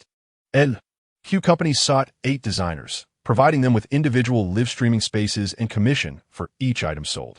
Such enticing benefits drew more designers to apply. The prospect of annual salaries rising from 200,000 to 1 million was irresistible, yet it was tied to the value they created, as their products would wield the most influence. The HR department's phone was inundated with calls. Su Nanqing resolved the design department's affairs, while stability returned to other departments. After eliminating some pests, she retained those whom she deemed competent. In a single day, the company underwent a transformation, finally achieving a semblance of tranquility. Su Nanqing left work in high spirits. She refrained from asking Qin Mo to join her. The atmosphere at the company had been chaotic, and her proposals were yet to be finalized. She sincerely wished to excel in business, and a solid plan was essential to gain Qin Mo's attention, not merely their acquaintance. She earned her living by catering to women's desire for beauty, and thus could not afford to be careless. Upon learning of Jiang Yu's actions, Gu Yushin's eyes glimmered with cold malice. Rather than compelling Su Nanqing to meet him, he had become the one to pick up the pieces. Meanwhile, Yang Qianqian and the designers she had brought were left astounded by LQ's strategy. The departing designers were taken aback by the benefits, but it was too late for regrets. Yang Qianqian's eyes darkened with determination. She was intent on turning Su Nanqing into a laughingstock. How dare she treat them this way? Yet, she forgot that it was she who had abandoned LQ first when a Shun group extended an olive branch. Wang Xin, discontented, remarked to Yang Qianqian. Director Yang, we followed you here, and our monthly salary is less than 10,000. We must earn more based on our abilities, which is 1,000 less than what we made at the previous company. For novice designers like us, this is quite challenging. Had we stayed, we might have developed our own style, especially if the company was willing to showcase our designs to the public, providing us a chance for fame. The Shun Group's competitiveness means we will always be sidelined. Yang Qianqian looked down on her. Why the rush? Do you think the fashion business is easy to navigate? They are merely a small company. Do you believe they can compete with President Shin? If I recall correctly, The true owner of the company hasn't been seen in 4 or 5 years. It has always been Jiang Yu managing it on his behalf. Thanks to my presence, the company's performance has soared. Without me, changing designers would equate to a complete overhaul. Do you think they have the audacity to act so recklessly? Wang Xian bit her lip, falling silent. Listening to Yang Qianqian's words, it seemed she was claiming sole credit for the company's success. Q's prosperity stemmed from effective management, but returning was no longer an option. They had to carve out their own path. In an industry rife with competition, she hoped to rise against the current at Shun's. That evening, Su Nanqing had dinner plans with Shun Muqing and the elder matriarch. Just as she exited the company, her phone rang. It was Shun Muqing. Hello. Su Nanqing's voice was cool. Qing, it's me. No need to be so frosty. We are friends now. Shun Muqing's tone held a hint of charm. As she faced the setting sun, a slight smile graced Su Nanqing's lips. Young Master Shun, I wouldn't dare be cold towards you. In this era of connections, I mustn't be indifferent. Please send me the address. I'll come straight away. Shun Muqing replied. I can't let you go alone. I'm right outside. Look to your left. Do you see a flashy red sports car? That's me. Su Nanqing glanced left and indeed saw the striking red vehicle parked at the entrance. Shun Muqing waved, a naturally handsome figure whose smile was dazzling. Su Nanqing instructed Qing Yue to follow in the car as she approached Shun Muqing's vehicle. He personally alighted to open the door for her, inviting her inside. Su Nanqing's lips curved in a slight smile. Thank you. Shun Muqing admired her exquisite features, his playful gaze growing warmer, preferring casual attire to suits. He wore a white shirt paired with jeans, exuding youthful energy. After work, Su Nanqing changed into a comfortable sweatshirt. Both were dressed casually, a reflection of Shun Muqing's contentment. Qing, let us be off, Shun Muqing said as he drove to the restaurant. Not far behind, Gu Yushin arrived too late. Witnessing Su Nanqing being picked up by Shun Muqing, Song Jiaqing, who had come to see Gu Yushin, also observed this scene, jealousy flickering in her eyes. Shun Muqing had once treated her well, but since the incident's revelation, his attention had shifted entirely to Su Nanqing. In a soft voice, she asked Brother Shun, what is going on with Nanqing? First it was Qin Mo, now Shun Muqing. Isn't she playing both sides? Chapter 73. Indifference, I never loved you upon hearing her words. Gu Yushin's lips curled into a faint, cold smile. Playing both sides? You had lunch with President Zhang's son today and seemed to enjoy it thoroughly. What was that? Yet when it comes to my wife, it's suddenly playing both sides. Song Jiaqing was taken aback. What? What did he just say? Wife. Is he acknowledging Su Nanqing as his wife in front of me? Brother Shun, what are you talking about? You love me. I never loved you. If treating you well equates to love, then that is not love. My kindness and countless aids stem from the fact that you saved me years ago. But your recent actions have disappointed me. I told you last night was the final time I would assist you. I have incurred significant losses, with multiple projects costing billions. Song Jiaqing, you must learn to be content. Gu Yushin's tone was frigid as he finished speaking and entered a car parked by the roadside. After Gu Yushin got in, he instructed Xue Qing, follow them. Leaving Song Jiaqing alone, bewildered in the wind, she stomped her foot in frustration. Her gaze filled with resentment as she watched Gu Yushin drive away. How dare you not love me? How dare you love Su Nanqing? Song Jiaqing murmured to herself in disbelief. Just because of these two matters, she had been cast aside by Gu Yushin. They were the golden couple in the spotlight. Often deemed a perfect match, she had finally gained Gu Yushin's trust, successfully distancing Su Nanqing from him. She did not desire such an outcome. She yearned for Gu Yushin to utterly despise Su Nanqing, ideally to the extent that he would take matters into his own hands and eliminate her. Gu Yushin's character was enigmatic and difficult to fathom. Relying on the faint connection from when she had rescued him years ago, he had showered her with affection. Had her portrayal of a gentle and kind-hearted persona been so easily penetrated by him following these two incidents? That simply would not do. Gu Yushin, you must belong to me now, and the Gu family must be his as well. She would pave the way for him, awaiting his return. Song Jiaqing lifted her lake blue skirt and hailed a cab at the roadside to follow Gu Yushin's vehicle. A peculiar smile flickered in her eyes. Gu Yushin, I am not someone you can easily discard. She took out her phone and instructed the driver to track Gu Yushin's location. Shun Muqing brought Su Nanqing to a private dining room in a restaurant. The elderly matriarch, adorned in a deep blue qipao and a pearl necklace, had her naturally white hair styled into an elegant bun, exuding grace and nobility. Upon seeing Su Nanqing enter, She greeted her with a soft and refined smile. Qingqing, you are here, come sit by Grandma. Su Nanqing, looking at the amiable old lady, felt a pang of nervousness. After all, at the last banquet, she had been rather imposing and had even struck her precious grandson. The old lady's warmth during their second encounter felt somewhat surreal. Su Nanqing's steps faltered slightly. Grandma, hello. She responded obediently, echoing the endearment. Good, good, good. Ever since I took your medicine, I have been feeling much better. The elderly lady held great affection for Su Nanqing. Recalling her swift and decisive actions from their previous meeting, she recognized the girl's open-mindedness and exceptional character. Such magnanimity was beyond Shun Muqing's capabilities, who tended to be rather petty. Grandma, I have brought you a token of our meeting, passion fruit pills that can remedy minor ailments. Su Nanqing presented a delicately crafted brocade box. Shun Leo Furin accepted it with a smile, cradling it as if it were a treasure, admiring this young girl's remarkable medical skills. However, Shun Muqing felt a twinge of displeasure. Qingqing, don't I get a gift? Su Nanqing rummaged through her bag for a moment and produced a jet-black pill, offering it to Shun Muqing. It's a life-saving medicine. Do you want it? Shun Muqing, I am aware of your fondness for racing, which can be perilous. Be sure to inspect your vehicle before getting behind the wheel.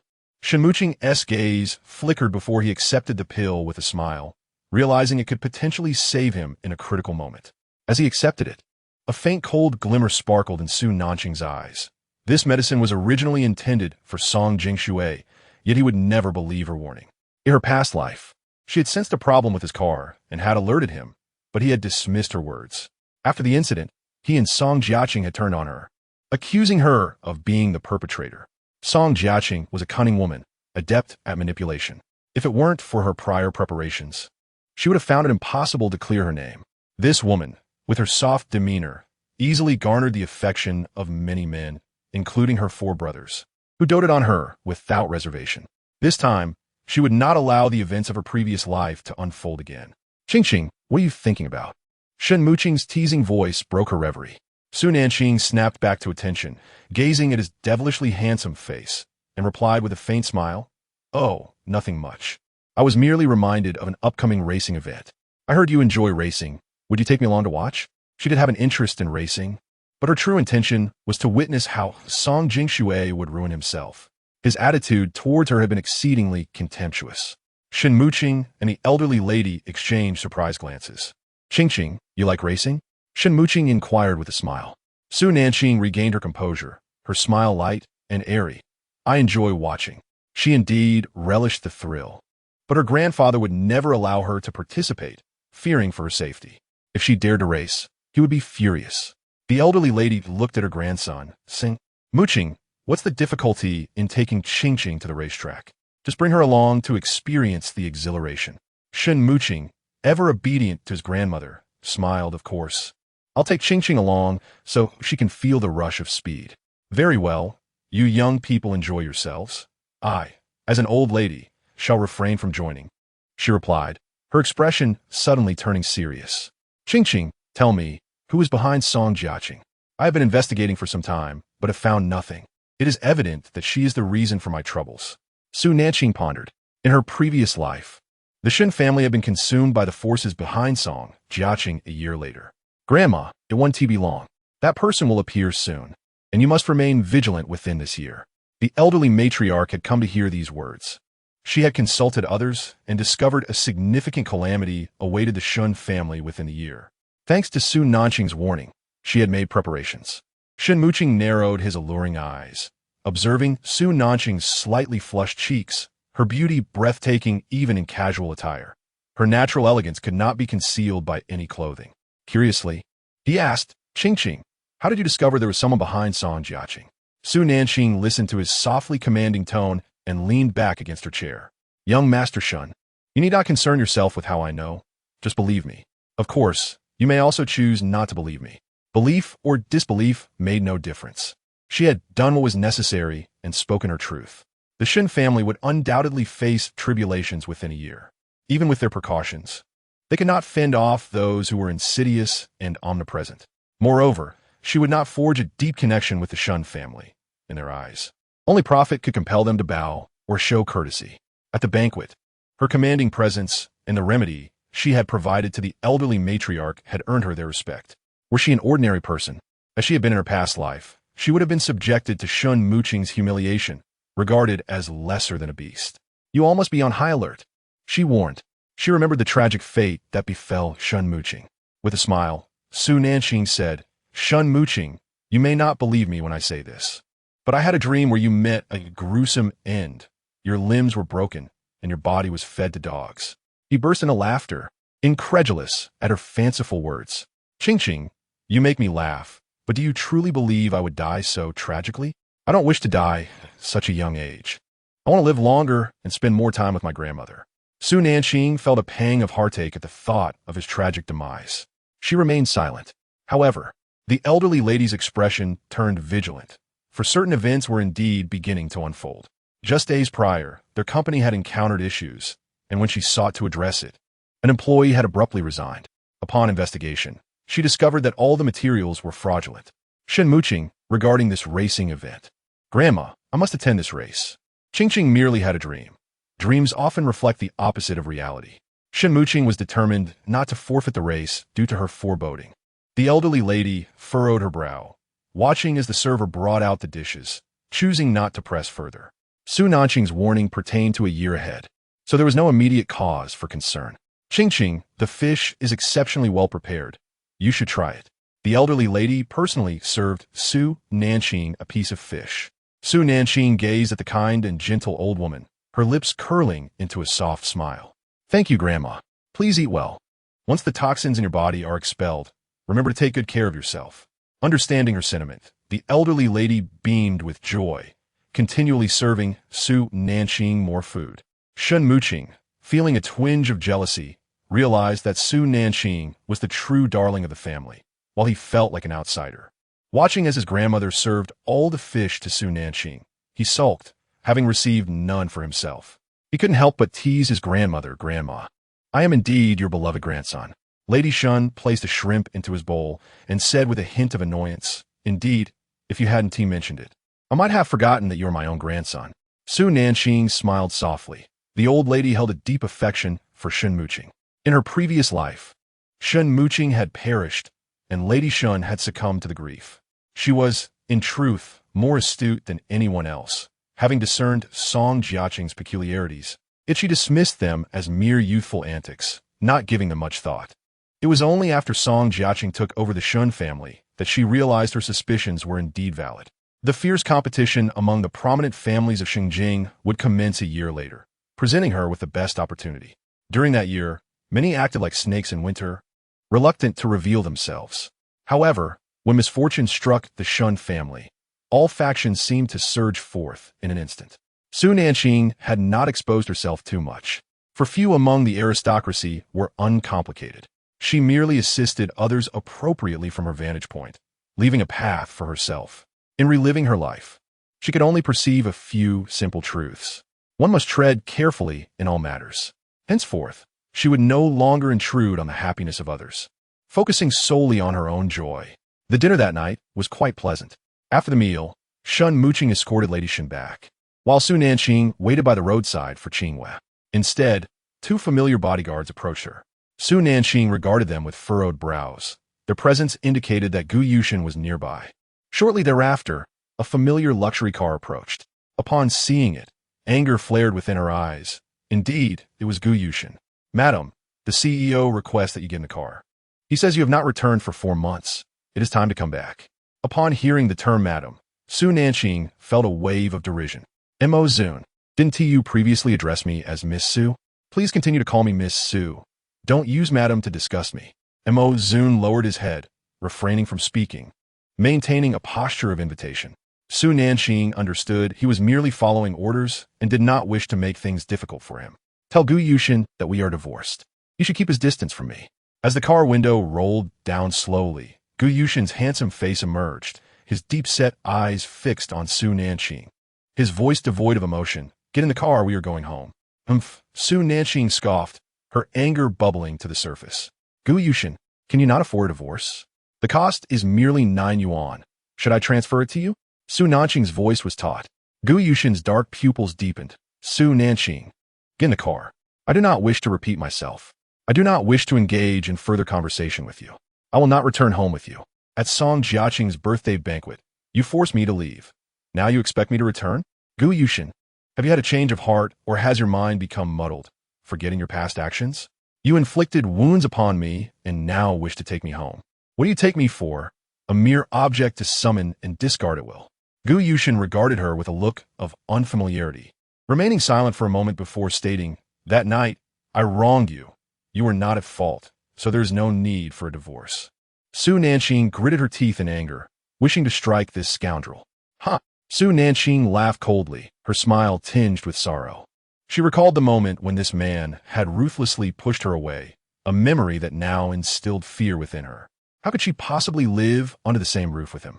Gu Yushin, you have maintained an improper relationship with Song Jiaqing, yet you expect me to return as your free maid? The memories of his past actions pierced her heart sharply. Gu Yushin frowned, his tone indifferent. I never thought of it that way. Your actions have led to many misunderstandings. You be quiet. I have never been at fault. It is you and that wretched pair, along with the foolish Song family, who have wronged me. Can your flippant you were wrong compensate for the pain I have endured over the years? Su Nanqing lowered her gaze, burdened by the suffering of her past life. Compounded by this one, she wanted nothing more than to draw a line between herself and Gu Yushin, and slowly spoke. Gu Yushin, you have mentioned divorce countless times, and I have agreed. Why do you continue to cling to me? Chapter 75, Go back, do not touch me. Upon hearing this, Gu Yushin let out a light, derisive laugh. Su Nanqing, you are overthinking. I am not clinging to you. You are my wife, and since we're not divorced, you should return home. How can I return to a loveless marriage? I will not go back with you. In this lifetime, I shall never be with this man. Gu Yushin narrowed his eyes, losing patience. He suddenly yanked open the car door and stepped in front of Su Nanqing.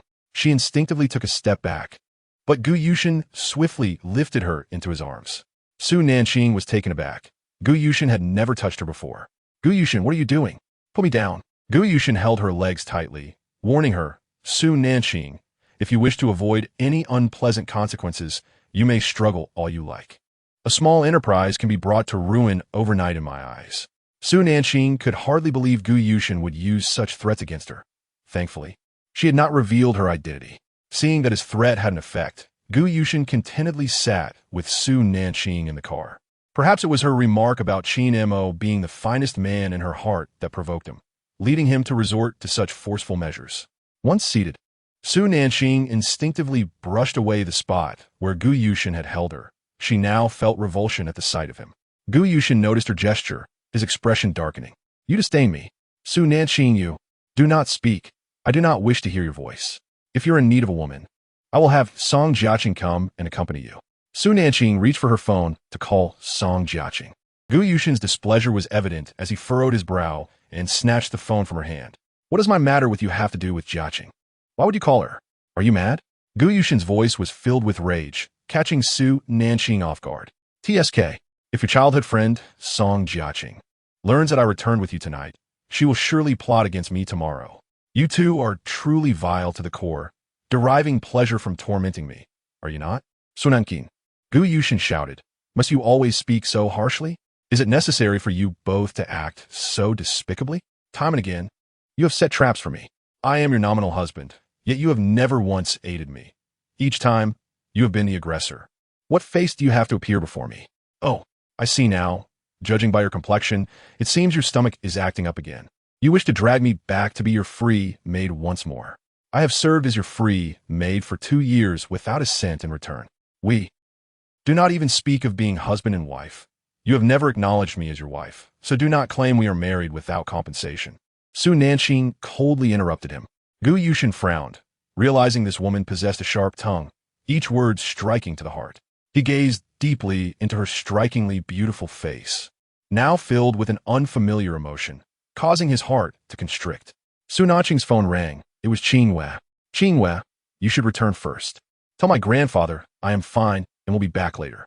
Qingwei replied anxiously, Miss, I saw you being taken away by Gu Yushin. Yes, do not worry about me. I will be fine. Just inform my grandfather that I am busy with company matters and do not tell my brother. All right. As Su Nanqing hung up, she heard Gu Yushin's chilling voice. You have a grandfather and an elder brother. Why have you never mentioned them to me? Su Nanqing smiled faintly. Did you ever care? Had it not been for the recent events, you probably wouldn't even remember what I look like. Su Nanqing regarded him with a prickly demeanor, her voice growing increasingly cold. Su Nanqing, we cannot discuss this in this manner. Why should I even discuss anything with you? When you conspired against me, did you ever consider giving me a chance to speak? Did you ever grant me the opportunity to explain myself? Gu Yushin, with an imposing demeanor, attempted to imbre Su Nanqing. She cried out, don't touch me. Song Jiechi is so filthy. You've held her before, so keep your hands off me. Gu Yushin was momentarily taken aback by her outburst. He continued to assert his dominance. Warning, Su Nanqing, you are utterly unreasonable. What right do you have to speak of Song Jiechi's character? Look at your own conduct. You dare to disdain me? Let me be clear, until our divorce is finalized. If you dare to provoke other men or betray me in any way, do not expect me to be gentle. Su Nanqing's heart twisted painfully. She lowered her gaze, feeling as though his words had drained her of all strength. In his eyes, she was truly expendable. She had loved this man throughout her youth. A sardonic smile curled her lips. She neither struggled nor retorted. It was apparent that whatever she said would be deemed wrong, and she lacked the energy to continue the argument. Noticing her sudden silence, her downcast demeanor, and the distance she maintained from him, enveloped in an aura of isolation, Gu Yushin recalled the Su Nanqing of the past 2 years, quiet and pure. The current her, vibrant and innocent, was the type that attracted men. Gu Yushin felt an overwhelming frustration. All he desired was her compliance. Xue Qing, glancing at Su Nanqing in the rearview mirror, felt sympathy for her plight, lamenting how she encountered such a scoundrel. Gu Yushin, a man devoid of love, would not relinquish those he could exploit for family interests. Su Nanqing was still of use to him. He had a special affinity for Song Jiechi. Why was Gu Yushin unwilling to accept Su Nanqing's agreement to divorce? Upon returning to the villa, Gu Yushin exited the car first. This time, Su Nanqing did not resist. She despised his touch. Watching her quietly get out of the vehicle, he refrained from losing his temper or calling her a dog. She seemed to revert to the Su Nanqing of a few months ago, silent and nonchalant, merely existing. Yet, she was inherently not a quiet person. She had only constrained herself under the guise of being Mrs. Gu. Now liberated from that identity, she resembled a bird that had escaped its cage, living joyfully each day. Gu Yushin found it increasingly intolerable to witness this subdued version of her, particularly as she seemed to push him closer to other women. Once inside, Su Nanqing ascended the stairs directly. Gu Yushin noticed his suit jacket, which he had offered her, still hanging unclaimed. He was momentarily stunned.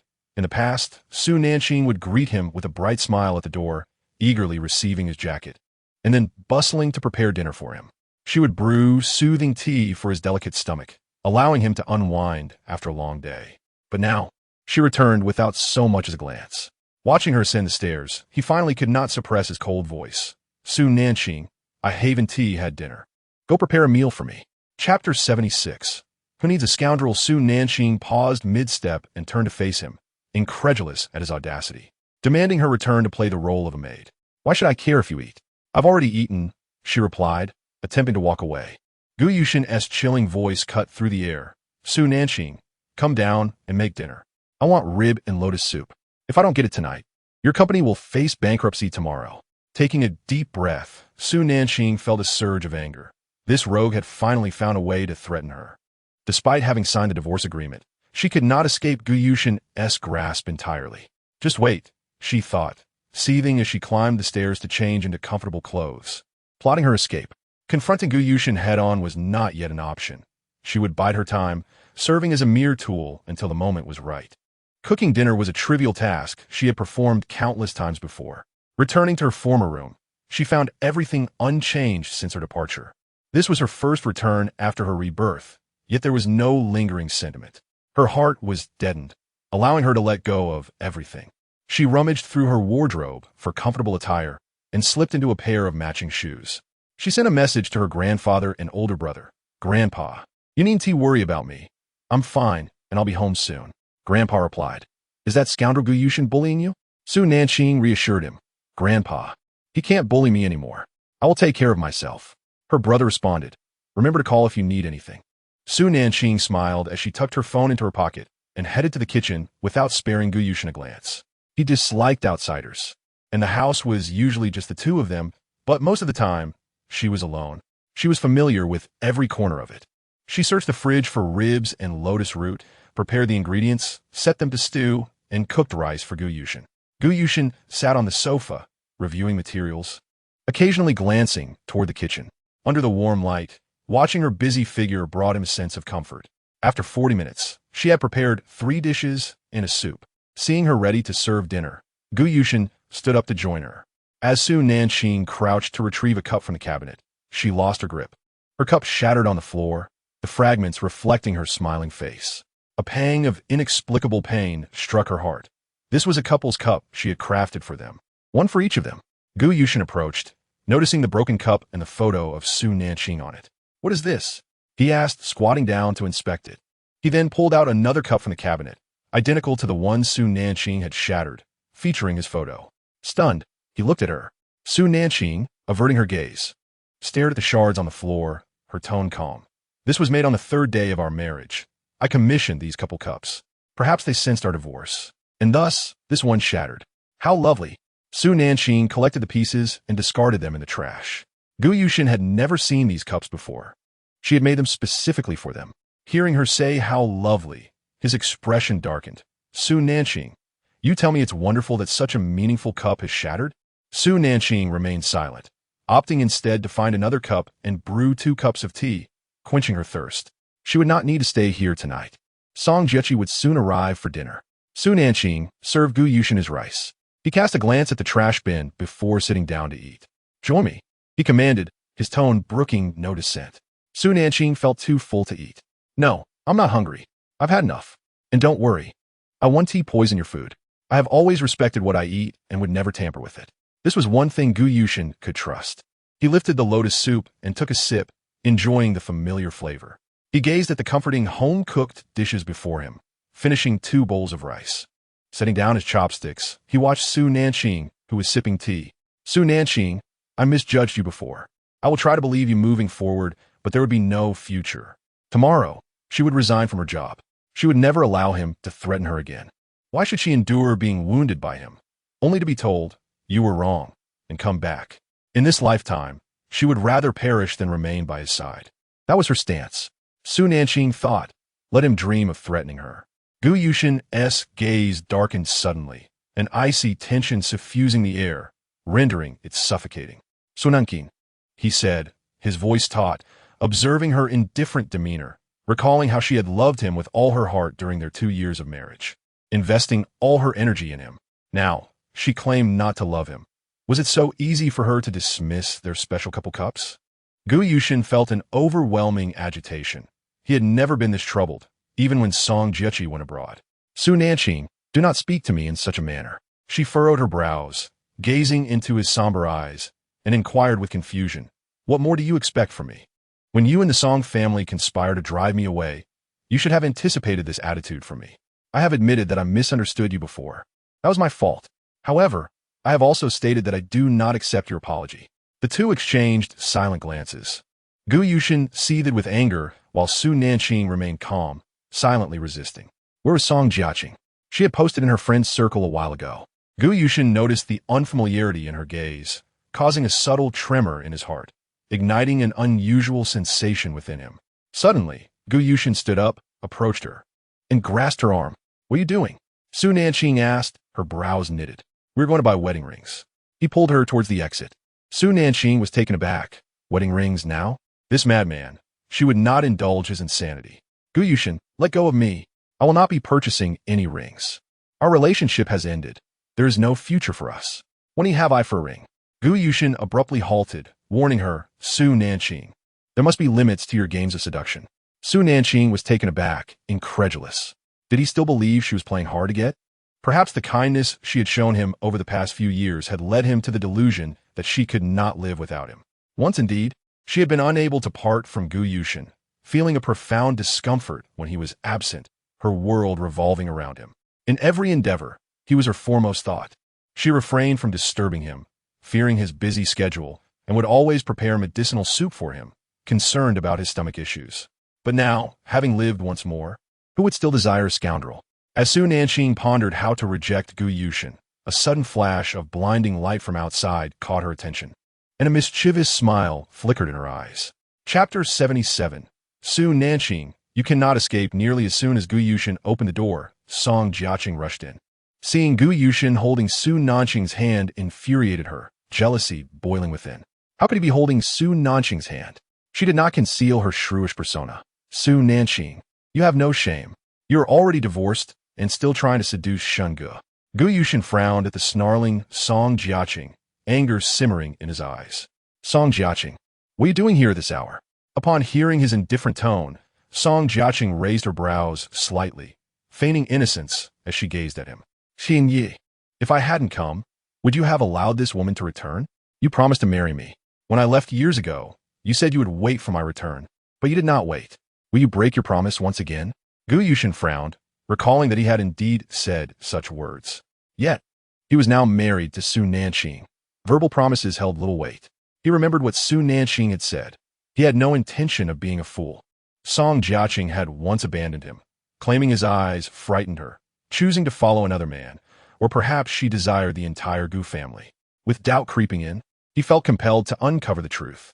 Seizing the opportunity, Su Nanqing struck back. Gu Yushin, you promised to marry Song Jiaqing and then took me back. You truly are the epitome of a scoundrel. It's too late. I shall not interrupt your love affair. She wrenched her hand from his grip and strode away. However, after just a few steps, Gu Yushin seized her wrist, his gaze darkening. So Nanqing, behave yourself. Where do you think you're going? In that moment, tears filled her eyes as she turned to face him. Mr. Gu, we are divorced. Please maintain your distance. This Miss Song Jiaqing is your beloved.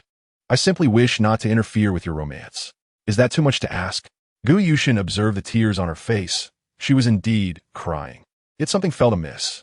He yanked her back, commanding, return and wait for me. Wait for what? Who would want to wait for a scoundrel who holds another woman in his heart? Su Nanqing forcefully shook off Gu Yushin's hand and fled. Just before changing clothes upstairs, she had exchanged her shoes for a pair more suited for running. Damn it, mustard, she thought, as a burning sensation shot through her head. Su Nanqing, come back. Gu Yushin was about to chase after her when Song Jiaqing soon ensnared him, tearfully questioning. Gu Yushin, why are you treating me like this? Snap back to reality. Gu Yushin's dark expression remained cold as he fixed his gaze upon her. Song Jiaqing, why have you come here at this hour? Taken aback by his frosty demeanor, she hesitated and replied, I came to find you. You have not answered my calls all day, nor have you spoken to me. I was frightened, terrified that you no longer love me. I never loved you, he replied, his tone frigid. Song Jiaqing was stunned. Having endeavored to draw closer to Gu Yushin since childhood, he had always treated her well and provided her with whatever she desired. But now, he claimed he did not love her. Was his heart for Su Nanqing? Shunge, must you treat me this way? I have loved you throughout my youth. Gu Yushin scoffed. You truly are naive. Do you still believe in the wishes of youth? How laughable. Song Jiaqing, had it not been for your previous actions, I might have continued to treat you well. Yet your reckless schemes against Su Nanqing have left me deeply displeased. You deliberately sought to frame her, hoping to force my hand in divorce. I am not blind to your petty tricks. I have merely permitted you to harm Su Nanqing. But as you grow more outrageous, I will retract all kindness I have shown you. With that, Gu Yushin turned and entered the villa, locking the door behind him. Song Jiaqing stood in the night breeze, her thoughts in disarray. Gu Yushin no longer trusted her, cursed Su Nanqing, who had occupied her youth to win him over. How had she managed to acquire evidence in the past? No, she could not lose, not to Su Nanqing. There were still many things left undone. She absolutely could not afford to lose. Su Nanqing, you are despicable. Song Jiaqing seethed as she departed. Gu Yushin stood on the upper floor, his expression darkening further as he watched Song Jiaqing leave. He picked up his phone and dialed Xueqing. President. Xueqing answered, his voice laced with sleepiness. Gu Yushin's tone was displeased. Why did Song Jiaqing leave back then? Have you found out? Xueqing, startled awake by the coldness in his voice, replied quickly, President, I have looked into it. Although it was 2 years ago, I have uncovered some leads. I suspect Miss Song has never truly left Shengjing. On August 15th, 2 years ago, I found that she stayed at the Shengjing Hotel for 3 days, but there was only her name on the record, no one else's. Gu Yushin narrowed his eyes. Could it be that Su Nanqing had spoken the truth? Why had Song Jiaqing suddenly come tonight? Had she indeed never left Shengjing? Continue investigating. I must know whether she was alone back then or if someone else accompanied her. Xueqing, puzzled by the need to examine someone like Song Jiaqing, hesitated but refrained from questioning further. Understood, President. I will continue my investigation and inform you the moment I have news. Very well. Gu Yushin hung up, gazing out the window, which had returned to calmness, while Su Nanqing had long since vanished without a trace. A knowing smile crept across his face. Su Nanqing, you cannot escape. Gu Yushin's solitary figure stood by the window, his expression one of triumph. Recalling the shards of the cup she had discarded into the trash, he shuddered, turning to descend the stairs. He retrieved the fragments from the bin, placing them into a bag. Searching the cabinets, he discovered couple's chopsticks and the carefully prepared medicinal ingredients she had set aside. He suddenly stood upright, surveying the empty villa, a growing restlessness gnawing at his chest. Memories of their first encounter flooded his mind, her fiery passion, her unwavering gaze filled with light. But now what had become of Su Nanqing? Su Nanqing returned home by car. Seeing that both her grandfather and Su Xing were still awake, she approached them with a smile, cheerfully exclaiming, "Grandfather, big brother, I have returned." Upon seeing her safe return, Su Lao let out a sigh of relief. "Qingbao, we were just discussing whether to ride a rocket to rescue you." Su Nanqing couldn't help but smile. "Grandfather, at your age, perhaps it's better to ride a turtle instead." Su Lao retorted, "You little rascal, he has always been worried about you. That scoundrel Gu Yushin is indeed ruthless and cruel. If I hadn't seen it with my own eyes, I wouldn't be so concerned." In Shengjing, few dare to provoke Gu Yushin. Su Xing's expression darkened. "Qingqing, what madness has Gu Yushin been up to, suddenly bringing you home?" Chapter 78. Encountering Song Jiaqi again seated beside Su Xing, Su Nanqing linked her arm with his and said, "Brother, he wanted to taste my cooking. I went home to prepare dinner for him and returned. In the future, if you encounter such situations, do not worry. Though he is formidable, I am not easily bullied. For the sake of harmonious coexistence, I shall not confront him head-on." Upon reflection, Su Nanqing realized that Gu Yushin's harshness towards her was largely instigated by that woman, Song Jiaqi, who also harbored no affection for her. The image of Gu Yushin tenderly embracing Song Jiaqi flashed through her mind, causing her heart to tremble. She pondered further. A wise woman knows how to bend. Before she became stronger, she must avoid direct confrontations with Gu Yushin. This time, she would employ her intellect to obtain everything she desired. The resources that had belonged to Song Jiaqi in her previous life would be seized and transformed into her own. In her former life, for the sake of Gu Yushin, she had become utterly helpless. Now, having been granted a second chance, she could still feel the protective embrace of her grandfather and three brothers. The sensation of being cherished was truly delightful. Su Xing furrowed his brows, a coldness enveloping his handsome features. "Qingqing, if he dares to threaten you again, the four of us siblings will join forces. Surely, we can stand against Gu Yushin." He was determined not to allow Qingqing to suffer harm again. With a playful smile, Su Nanqing twirled her hair, responding lightly, "Brother, there is no need for a life-and-death struggle. There are other methods. We need not expose our identities. To my knowledge, there are other individuals behind Song Jiaqi, and this person harbors ambitious designs to swallow all the noble families. If we reveal ourselves, we may become their targets. There is no rush. We shall wait for the opportune moment." In this lifetime, she would safeguard her three brothers and grandfather, ensuring they would not endure the same plight as in her previous life. Her brothers genuinely cherished her, and in her last life, she had been bewildered, abandoning them to join the Song family, culminating in tragedy. Su Xing smiled indulgently. "All right, we will heed your advice. You should go rest. Chi will not be back tonight." "Okay, you all should rest early too," she replied. Feeling exhausted, she ascended the stairs to rest. However, memories of her previous life began to resurface. In that life, only her eldest brother had been willing to cheer her up during her moments of sorrow. When she felt wronged, he would buy her gifts, never holding her anger against her, but instead patiently comforting her. Having experienced the burdens of her former life, she felt she could trust only Chi, her grandfather, and her three brothers. Everyone else was to be regarded with caution. Life had been exhausting then, but in this life, she vowed to pursue happiness. Su Xing and Su Lao watched her retreating figure, with Su Lao expressing his concern. "This girl truly worries me. You three brothers must work hard to protect your sister." Su Xing assured him, "Grandfather, rest assured, We are prepared and will not allow Qingqing to be harmed. Shu Lao spoke, This girl is kind-hearted, but I fear her goodness may be taken advantage of. One could be benevolent, but it is crucial to possess a certain sharpness. Su Xing understood his grandfather's sentiments, a flicker of pain crossing his eyes. Grandfather, I will take good care of Qingqing. You need not worry. Besides, you are aware of her capabilities. Before her, we three brothers are rendered ineffective. I heard she has reorganized the company today and is set to sign a contract with the Qin family. Su Lao beamed with pride. I haven't raised you all in vain. Each one of you is a business prodigy. You are all doing well, but alas, my second spring has yet to arrive. Kulme, come, I must sleep. Tomorrow, I shall continue my quest for love at the square dance. Su Xing could only shake his head, bemused. After all these years, his grandfather remained a solitary figure. Su Xing rose and gazed out at the deepening night, knowing that Qingqing had truly moved on from Gu Yushin. Yet, she had loved him throughout her youth. Could she truly let go this time? Anyone could, but not that ruthless man, Gu Yushin, who was born of darkness and would not bring light to others. After her bath, Su Nanqing gazed at her familiar luxurious room, a gentle smile gracing her lips as she felt a sense of reality wash over her. She was alive, lying on the grand bed. She stared at the ceiling for a while, then sat up to message Lin Chi-Chi. Chi-Chi, are you coming back tomorrow?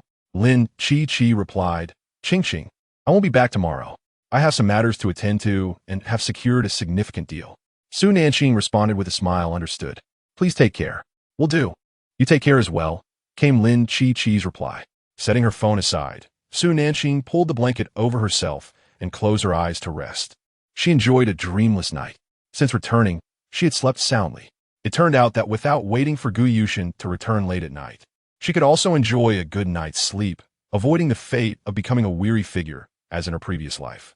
Furthermore, she could rise early, with ample time for exercise and share breakfast with her family, relishing the joy of togetherness. With good intentions in her heart, every day was a good day. Su Nanqing felt invigorated as she set out to exercise. An hour later, she returned to have breakfast with her grandfather. After breakfast, Su Xing headed to the company, while Su Lao continued to the park for chess. Su Nanqing printed her proposal and prepared to meet Qin Maowei for lunch. She invited Jiang Yu to join her, waiting for him at the restaurant entrance. After a brief 2 minutes, Jiang Yu arrived, handsome and exuding the aura of a charismatic leader. Yet his features held a gentle warmth, his smile soothing.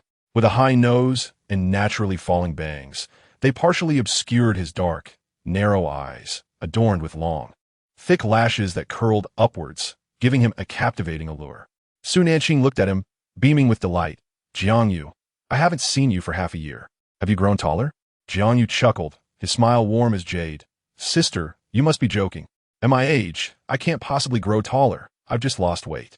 Su Nanqing noted his slimmer frame. It seems you've been too busy with work lately. Now that I'm back, I can help share the burden. Jiang Yu observed her smiling countenance and teased, Sister, are you really not returning to the Gu family? Planning to focus on your career now? He hoped she would realize that Gu Yushin was not a good man. So Nanqing flash estará dientes mal. Indeed. I'm not going back. Let us go meet President Qin. As they entered, they spotted Song Jiechi and her friend Shi Yushu, who was also the fiancé of Song Jingrui, the eldest son of the Song family. Upon seeing Su Nanqing, Song Jiechi approached with a smile, but envy flickered in her heart at the sight of the handsome, gentle Jiang Yu beside her. Oh, Su Nanqing. Yesterday it was Shun Muqing, and today, who is this? Chapter 79. Accusations against Su Nanqing. Su Nanqing marveled at the serendipity of encountering Song Jiechi daily. Song Jiechi, this has nothing to do with you. I have left the Song family and will not compete with you for anything. You would do well to keep your distance and not provoke me again. Gu Yushin may protect you once or twice, but after the 8th or 10th time, will he continue to shield you? Do you think he will still uphold you after witnessing your malicious demeanor laid bare before him? Last night, she posted a moment on social media, revealing that she had returned to her ex-husband's home, accompanied by a photo of herself cooking in the kitchen. Immediately, Song Jiechi rushed over, fully aware that her greatest fear was that she would return to entangle Gu Yushin. His attitude towards her had already shifted, and she felt a sense of impending crisis. Upon seeing her post, she would promptly arrive, as her moments were visible only to her. Song Jiechi choked back a response, realizing that after her departure last night, she was likely unaware of the subsequent events. She smugly boasted, "Su Nanqing, after you left last night, I stayed behind to accompany Brother Shun. He was so gentle, my body still aches." Su Nanqing, having experienced similar circumstances, understood the implications of her words. A sharp pain pierced her heart. She thought that hearing such statements would dull the ache, yet it still struck her unexpectedly. With a cold smirk, she retorted, "TSK? Eager to play the mistress and flaunt it publicly. No one but you, Song Jiechi." Su Nanqing you. Song Jiechi stomped her foot in frustration, unable to counter her words. After all, Gu Yushin and Su Nanqing had not divorced, but she had already devised a plan to facilitate their separation. Shi Yushu stood haughtily before Su Nanqing, her appearance strikingly fierce. With a disdainful smile, she declared, "Su Nanqing, only the unloved become mistresses. You've taken everything that belonged to Jiechi. Fortunately, you signed a severance agreement with your family. I wouldn't want someone like you as my sister-in-law. It would be quite embarrassing." Su Nanqing was merely a country girl, yet her attire today suggested a sophistication surpassing that of noble ladies. She found it absurd that Shi Yushu had such confidence in considering her a potential sister-in-law. Whether she could even step into the Song family was still debatable. "Shi Yushu, who wants to be your sister-in-law? You haven't even married into the Song family yet. You can only say such things once you're wed. Even then, I could never be your sister-in-law. Don't overestimate yourself." Song Jingrui was a fool, not only dim-witted but also utterly oblivious to being manipulated by his girlfriend. Ultimately, he would become an unwitting victim, a cuckold, raising another man's child. However, these matters were not for her to disclose to Song Jingrui. He would never believe her. In her previous life, after revealing the truth, she had been humiliated by them all. This time, she had no intention of caring about their fates. "That's fine. I'm just afraid you might become my sister-in-law, lowering my status. After all, you haven't even graduated high school, just a wild village girl." Shi Yushu had no intention of allowing her to assume that role. Song Jiechi and she were good friends, united in their disdain for Su Nanqing. Moreover, I understand how you feel being cast out, but in this society, sympathy is in no short supply. Su Nanqing, you have nothing.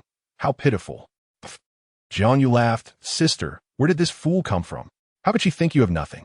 Look at her pathetic face. How dare she say that? Her entire outfit is worth less than 100,000, while yours is worth 1,000,000. After speaking, Jiang suddenly wore an apologetic expression. "Sister, I shouldn't have compared you to such a person. It lowers your status." Su Nanqing shook her head with a smile. "It's all right. Some people just love to flaunt their superiority." Shi Yushu was infuriated. Being called out by such a handsome man left her both angry and embarrassed. He appeared to be of considerable wealth. "Do you knit sweaters at home? How can you be so deluded as to think you're worth 1,000,000? Su Nanqing, how shameless can you be? How can you pretend so effortlessly?" As the time approached, Su Nanqing wished to avoid further banter. "Shi Yushu, the righteous path is often fraught with hardships. Do not live too ostentatiously." She turned to Jiang Yu. "Let us go." After they departed, Song Jiechi sent the photo she had just taken to Gu Yushin, saying, "Brother Shun, look, I ran into Su Nanqing, and she is dining with this man. For money. She accepts any man. What a promiscuous woman." While working in his office, Gu Yushin received Song Jiechi's photo and message, his expression darkening. He recognized the restaurant, closed his computer, and summoned Xue Qing to accompany him there. He had warned Su Nanqing she was challenging his limits. Knowing Gu Yushin would come, Song Jiechi and Shi Yushu stood at the entrance waiting for him. They had known each other since childhood and shared unspoken secrets. During the wait for Gu Yushin's arrival, Song Jiechi discovered the room number where Su Nanqing was located. As expected, Gu Yushin arrived in just 20 minutes. His tall figure entered, seemingly carrying the wind and snow with him, emanating an icy aura. His handsome face bore no warmth whatsoever. Feigning concern, Song Jiechi approached. "Brother Shun, you're here. I was just so worried about Nanqing that I sent you a message. I found out she's in room 302. Gu Yushin remained silent, his lips pressed tightly together, and ascended with Xue Qing. Song Jiechi exchanged knowing glances with Shi Yushu, both eager to witness the unfolding drama. Inside the room, Qi Maowei reviewed the proposal Su Nanqing had presented. After reading it, he was intrigued. Their company's streamer had offered an additional point, a win-win strategy, and he agreed to sign on the spot. Feeling somewhat regretful, He gazed at Su Nanqing appreciatively. Ching, if you had told me you were a designer earlier, I would be sitting here negotiating with General Manager Jiang today. Su Nanqing smiled. I remember telling you the first time we met. Whether he believed her or not was uncertain, but she had indeed mentioned it. Qin Moe looked at her intently. She was truly remarkable, her smile innocent and untainted. I'm sorry. I've been too busy since returning to remember this matter. Jiang Yu, with an elegant smile, added, President Qin, you must not poach from my company. Qing is our senior designer. With her on board, you need not worry about design. She has a constant flow of inspiration. Su Nanqing glanced at Jiang Yu, appreciating his flattering words. Qin Moe flipped to the last page of the contract, assuring, rest assured, I am not Gu Yushin, who would directly come to your company to steal talent. He would go to great lengths to drive Qing away.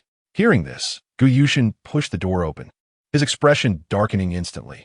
He merely wanted Su Nanqing to return home, not to force her. Qin Moe had the audacity to speak ill of him. With a grim countenance, he strode into the room. Chapter 80. He became unafraid of anything. Qin Moe and Jiang Yu were in the midst of signing the contract when they noticed Gu Yushin's cold figure entering. Their expressions varied. Su Nanqing felt anger surge. What was he doing here again? Why had she been encountering him so frequently lately? Before their divorce, she had longed for his return home, but such aspirations were mere fantasies, never to be fulfilled. After signing, Qin Moe handed the contract to Jiang Yu, General Manager Jiang. I've signed it. Here's to a pleasant collaboration. Jiang Yu's demeanor was warm and refined. Thank you for your trust, President Qin. I look forward to a fruitful partnership. Just then, Song Jiechi and Shi Yushu entered, shocked to see Qin Moe in attendance. How could he be here? And they seemed to be discussing a collaboration. Song Jiechi's face twisted in discontent. That wretched Su Nanqing was here to sign a contract. Why was this country bumpkin in such a place? Gu Yushin approached and sat beside Su Nanqing, an imposing aura radiating from him. Su Nanqing looked at him and asked, President Gu, is there something you need? Gu Yushin's gaze was frigid. Nothing, just passing by and happened to see you. Thought I'd say hello. Su Nanqing remained nonplussed. Oh, what a coincidence. It's not like I'm sitting on the street. How could this be a mere coincidence? Song Jiechi frowned. Was Gu Yushin being considerate of Su Nanqing's feelings? Su Nanqing, apologetically, replied, I'm sorry, President Gu, but we're about to eat. Please don't disturb us. It was clear she was trying to usher him away. Gu Yushin's eyes darkened. She was dismissing him. Suppressing his rising anger, he inquired, when will you return home? I came to pick you up. At this moment, all he desired was for her to come home. Her method of feigned pursuit was rather clever. The absence of her presence left the home feeling stark and desolate. Su Nanqing turned to Song Jiechi and remarked, Manager Gu, did you not ask Song Jiechi to take care of you? If I return to look after you, it might intrude upon your little world. Song Jiechi was taken aback. Hard deception laid border. Who said she was taking care of me? Gu Yushin was perplexed as to why she clung to this issue so tenaciously. Su Nanqing observed Song Jiechi's evasive gaze and calmly stated, just downstairs. Miss Song mentioned that you had her stay at the villa to look after you and praise your valiant efforts last night, implying that you two had quite the spirited time. I certainly do not wish to disrupt your fervent escapades. I wish you both a swift arrival of offspring. Is that satisfactory? May you take your leave? Gu Yushin's icy stare bore into Song Jiechi. Is this how you converse with my wife? Song Jiechi was stunned. Wife. Gu Yushin, what did you just call her? Wife. Huh. Have you forgotten what transpired last night? Now you call her wife. What does that leave my dignity? Song Jiechi. Be silent. Last night, I was at the office. You claim you were in my bed? Song Jiechi was incredulous. Weren't you always at home? How could you be at the office? Su Nanqing arched an eyebrow at the audacious Song Jiechi. Have you not heard the tale of the boy who cried wolf? Once or twice, perhaps people might believe, but 10 or 8 times. I warned you that should you provoke me again, I shall strip you of everything. Song Jiechi, furious, stamped her foot. Su Nanqing smiled faintly. Her irritation brought her joy. This life was about unveiling the venomous facade of those like her. Oh, let me guess. When you summoned Gu Yushin to confront me, how did you present your case? Did you accuse me of promiscuity, claiming I seduce men for financial gain? You surely informed him of last night's encounter with Shun Mooching and today's with another stranger. I am certain you shared photographs with Gu Yushin as well. I caught sight of you taking them. Song Jiechi, your petty schemes are tiresome, yet some fools continue to fall for them. Gu Yushin's expression darkened as he realized the fool she referred to was indeed himself. He had believed the images Song Jiechi sent him. Song Jiechi stared at Su Nanqing in shock. She had truly changed, shedding her fears. Previously, she had been cautious around Gu Yushin, terrified of displeasing him. Now, Su Nanqing appeared liberated, seemingly indifferent to Gu Yushin's feelings. So is it true? Meeting multiple men, do you yearn for Amnage Chua? Song Jiechi was unperturbed by their disdain, confident in Gu Yushin's protection, bolstered by her parents and 4 brothers. She felt no guilt. If Gu Yushin did not trust her now, she would find a way to regain his faith. Su Nanqing's gaze turned cold. Qin Mawei, with his elongated eyes, exuded the dignity of royalty. Miss Song, I implore you to choose your words more carefully. Only those with sordid minds utter such vile remarks. We are here to discuss collaboration. Song Jiechi found Qin Mawei's defense of Su Nanqing somewhat amusing. What charm did Su Nanqing possess? She had always sought to trample her, wishing to mire her in despair. Mr. Qin, she is merely a country girl, incapable of comprehending contracts. How could she possibly engage in business with you? Qing, I understand your aspirations to excel and gain recognition from your family and Gu Yushin, but this tactic of feigned pursuit is fleeting.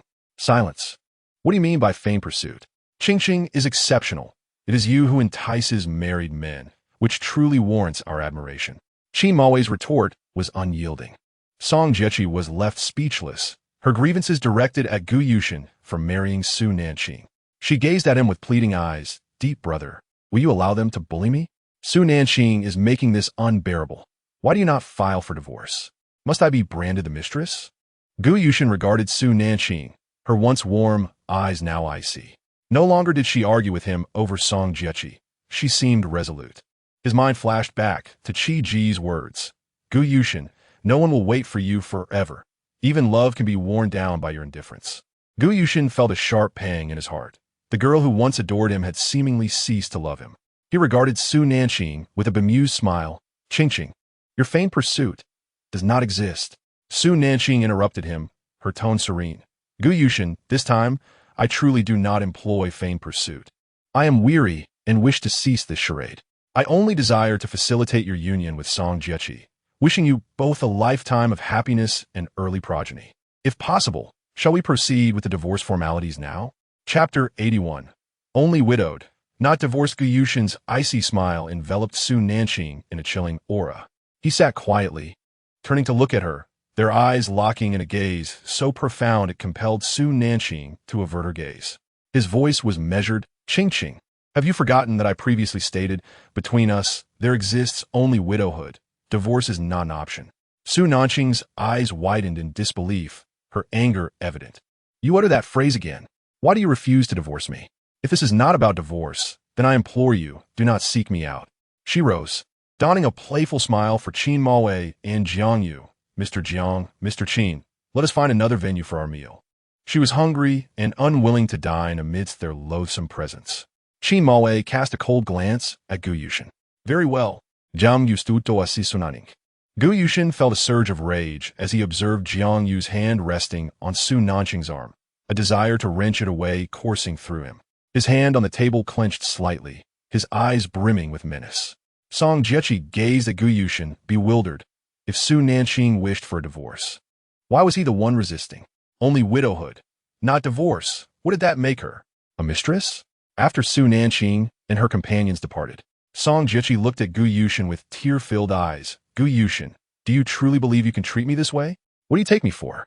You promised to marry me. How can you betray that promise? Gu Yushin rose, his imposing figure casting an indifferent glance her way. Jiechi, I believed I had made myself clear previously. Furthermore, your remarks today have crossed a line. Please refrain from visiting my home in the future. His cold tone caused Song Jiechi to step back, realizing the gravity of his anger.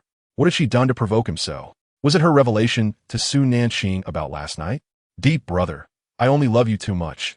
Why must you treat me this way? Song Jiechi's voice trembled with sorrow, her demeanor pitiful. Sure Yushu interjected on her behalf. Manager Gu, have you not divorced yet? A woman like Su Nanqing does not deserve you. Jiechi is pure and virtuous. She is your true match. Gu Yushin regarded her frostily, his demeanor chilling. Sure Yushu fell silent, intimidated by his coldness. He departed, leaving Song Jiechi in tears on the ground. Observing this, Shi Yushu took out her phone to call Song Jingrue. Jingrue, you must return quickly. Jiechi is on the verge of being crushed by Su Nanqing. Song Jingrue, preoccupied with preparations for racing, felt a surge of anger upon hearing his girlfriend's words. Yushu, what has Su Nanqing done to upset Jiechi this time? It was not merely because Su Nanqing was fickle, caught in the act by Mr. Gu, that she blamed Chi-Chi for meddling. Come back soon. I miss you dearly. Shi Yushu, with a facade of shyness, concealed a deep-seated malice within her gaze. All right, Yushu, I will return today. Tell Chi-Chi not to be upset after I come back. I will help her teach Su Nanqing a lesson, she declared. Upon hearing this, Shi Yushu's expression brightened, and she tugged at Song Chi-Chi's sleeve. Chi-Chi, stop crying. Your brother said he would come back tonight to avenge you. A flicker of light danced in Song Chi-Chi's eyes. Great. Please thank my brother for me. After exchanging a few more cheerful words, Shi Yushu ended the call. She smiled wickedly, deeming Su Nanqing unworthy of their company, a mere pest from the gutter. Su Nanqing and they were never of the same ilk. Wiping her tears away, Song Chi-Chi thought, with her brother assisting in dealing with Su Nanqing, what was there to fear? Song Jingrue was impulsive. Upon encountering Su Nanqing, he would undoubtedly deliver a resounding slap, allowing her to exact her long-awaited revenge for today's grievances. Let us go, Yushu. We shall dine, she exclaimed. The thought of Su Nanqing's impending suffering filled her with delight. Surely, it would be painful for Su Nanqing to be struck by her own brother. Shi Yushu gently caressed her abdomen, pondering that tonight would be the time to reveal the truth to Song Jingrue. Chi-Chi, I wish to confess to your brother tonight. Song Chi-Chi glanced at her belly and chuckled. You should have done so long ago. Su Nanqing, along with Qin Maowei and Jiangyu, had changed to a different restaurant. The trio refrained from discussing prior matters and enjoyed their meal jovially. Observing her delight, Qin Maowei felt reassured, even jesting with her. After dining, they parted ways. Su Nanqing returned to the office while Jiangyu continued with her tasks. She needed to personally review the portfolios of the designers applying for the position. Upon arriving at the office, Su Nanqing embarked on a day filled with labor. Numerous designers had submitted their applications for interviews. She meticulously selected 8 designers and invited them to the office for interviews. After securing a collaboration agreement with Qin Maowei, she felt a sense of relief. Money could indeed drive even the most reluctant to work diligently. Su Nanqing was aware of the potential pros and cons, but believed the results would surpass previous performances. Qingwei brought her a cup of coffee and placed it on the adjacent table. Su Nanqing, sometimes unsteady with her hands, refrained from placing items near her computer to avoid spills. She was utterly focused on her tasks, often neglecting her surroundings, leading to frequent mishaps with her teacup. Miss, you have been working for 5 consecutive hours. It is time for a break. Let your eyes rest. I have prepared coffee and dessert, Qingwei advised. Only then did Su Nanqing lift her head from the computer, glancing at the desolate little girl. What is today's date? She inquired. Miss, today is August 16th. Qingwei replied. Su Nanqing pondered. August 16th. Was this the day Song Jingrue was returning? If her memory served correctly, on this day in her previous life, she had gone to the Song family with Gu Yushin. After Song Jingrue returned, Shi Yushu had also visited, announcing her pregnancy. She was certain it was within these few days. As the competition approached, he had been preoccupied with preparations, rarely returning home. The news of impending fatherhood would surely bring him joy. Yet, in her previous life, that man had not returned. His vehicle had been tampered with. Who could that be? She had never uncovered that identity, only knowing the individual was connected to Song Chi-Chi. Su Nanqing turned to Qingwei for the next few days. Discreetly monitor Song Chi-Chi's whereabouts and whom she meets. Understood. Miss, please rest. I will arrange it immediately, Qingwei affirmed. She stood and stretched, feeling the aches from prolonged sitting. Ah, she muttered, shaking her head. She truly was ill-suited for office work. Moving to the sofa, she gazed at the rich milk coffee on the table, her spirits lifting. She lifted the pristine porcelain cup, savoring a sip, as a gentle milky aroma enveloped her palate. Delicious, Su Nanqing smiled. The phone chimed, and upon checking, her expression darkened. Why was he calling her? Chapter 82. Song Jingrue is struck recalling her earlier encounter with Shi Yushu. Su Nanqing scoffed. It appeared Shi Yu had informed Song Jingrue about the day's events, prompting him to call her in haste. Hello. She answered, Su Nanqing, it's me. I'm downstairs at your office. I heard you bullied Chi-Chi again today, and I'm here to settle the score. You have 3 minutes. Otherwise, don't blame me for causing a scene in your office, Song Jingrui threatened arrogantly. Su Nanqing retorted with a cold smile. Song Jingrui, I have severed ties with your family. It is Song Chi-Chi who has been the bully. You wish to teach me a lesson? Dream on. Just wait.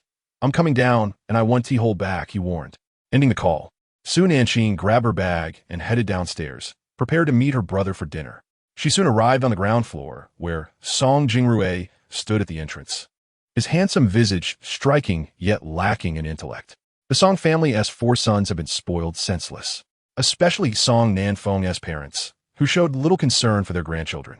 Seeing Su Nanqing descend promptly, he sneered, Su Nanqing, you're quite quick to arrive. Go back and kneel to apologize to Chi-Chi, and I might forgive you. At that moment, Su Xingjua's figure entered the scene. Su Nanqing beamed, calling out, Brother, you're here. I missed you so much. Song Jingrui's irritation grew. Su Nanqing, didn't I tell you? You are merely our family's adopted daughter. Do not call me brother. You think you're worthy of it? I warn you. Do not call me brother. I have no sister as malicious as you. Su Nanqing regarded him as one would a fool, brushing past him and into Su Xing's embrace. Realizing she was addressing the man behind him, Song Jingrui felt an awkwardness that could only be described as mortifying. Yet, the sight of Su Nanqing affectionately calling another man brother stirred an inexplicable displeasure within him. He was her true brother. Brother, are you here to pick me up? Su Nanqing asked merrily, linking her arm with Su Xing. Yes, you promised to have dinner with me tonight. I've reserved the specialty dishes at Isha, all your favorites. You're the best brother. I wish the second and third brothers were home. It would be wonderful if we could all go together. Su Xing smiled indulgently, ruffling her hair. They're no longer upset about your departure from the Song family. Su Nanqing understood that her second and third brothers had been displeased. I will wait for their return. Let us go. Your second brother knows you've started working at the company. He sent you a substantial red envelope. Did you receive it? I haven't had the chance to check my phone. As Su Nanqing pulled out her phone, she gasped upon seeing 7 nines. Her eyes sparkled. Brother, this is so much. Yes, when you left, he was upset because he feared you would be bullied upon your return. Feeling warmth in her eyes, Su Nanqing replied, Brother, I know you all love me the most, but I can't leave just yet. I have some matters to resolve. Just watch by my side. Hey, Su Nanqing, I am your real brother. You're not my brother. What did you say the moment you walked in? Go back and kneel to apologize to Song Chi-Chi, and you might forgive me? I have done nothing wrong, and I will not apologize to her. Go ask her if she dares demand my apology. Moreover, as you just stated, I am merely your family's adopted daughter. I've already signed a severance agreement. I have no ties to the Song family whatsoever. Song Chi-Chi wishes to use you to insult and punish me, but I will only ensure her downfall. Furthermore, you are nothing more than a pawn in Song Chi-Chi's scheme against me. I will watch as she brings about your ruin. Song Jingrui's expression suddenly changed. The once arrogant man could not bear to see the rebellious Su Nanqing. Su Nanqing, although I refuse to acknowledge you as my sister, you will always be born of the same mother as I. I don't need your acknowledgement, nor will I ever recognize you as my elder brother. Over the past year, you have struck me numerous times due to Song Jiaqing's schemes. Whether you live or die from now on has nothing to do with me. Isn't your family fond of Song Jiaqing? She might soon present you with a gift that you will never forget. Su Nanqing, you wretched girl, I command you to return and apologize to Jiaqing. And if she refuses? Su Xian interposed, positioning himself protectively in front of Su Nanqing. Song Jingrui frowned. Who are you? A chilling glint flashed in Su Xian's peach blossom eyes, as if he sought to devour his opponent. Song Jingrui was momentarily daunted by his imposing aura, yet he caught the murderous intent lurking beneath the surface. I am Qingqing's elder brother. I will hold your family accountable for the grievances you have inflicted upon her over the past 2 years. She is not even your real sister. Why would you oppose the Song family over a ruthless woman? Song Jingrui scoffed, doubting his capability to stand against the Song family. Indeed, the truly ruthless one is Song Jiaqing, yet you blind and heartless dogs cannot see it. With that, Su Xian suddenly raised his fist and struck Song Jingrui squarely in the face. Song Jingrui staggered back, grimacing at Su Xian. You dare hit me? Su Xian's fury ignited, his gaze turning sharp and cold. Over these past 2 years, Qingqing has suffered immensely in your household. This punch is in her defense. If it weren't for her treating you as family, do you think you would still be safe here? A cold smirk crept onto Song Jingrue's lips. So Nanqing, you've really come into your own, managing to find other men to protect you. How much effort have you exerted to garner their aid? You bear the blood of the Song family, yet you are nothing but a born lowlife, dragging down our status. Su Nanqing momentarily froze, her body tensed by his humiliating words. They were siblings, yet he could utter such insults. Ah! Su Nanqing approached and linked her arm with Su Xian's. Brother, let's depart. Only those with filthy hearts have such filthy mouths.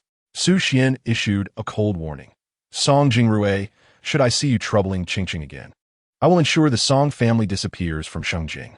With that, he took Su Nanqing's hand and left. Song Jingrue stood momentarily stunned.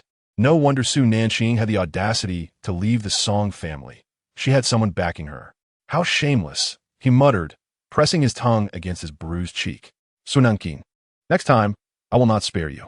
You have tarnished the Song family's reputation. I shall make you return to the countryside. He vowed never to forgive Su Nanqing for plotting against him. Not far away, Gu Yushin observed the scene unfold, his expression darkening as he turned away from Song Jingrue's arrogant figure. President, where are we headed now? Xueqing inquired, trailing behind him. Chapter 83.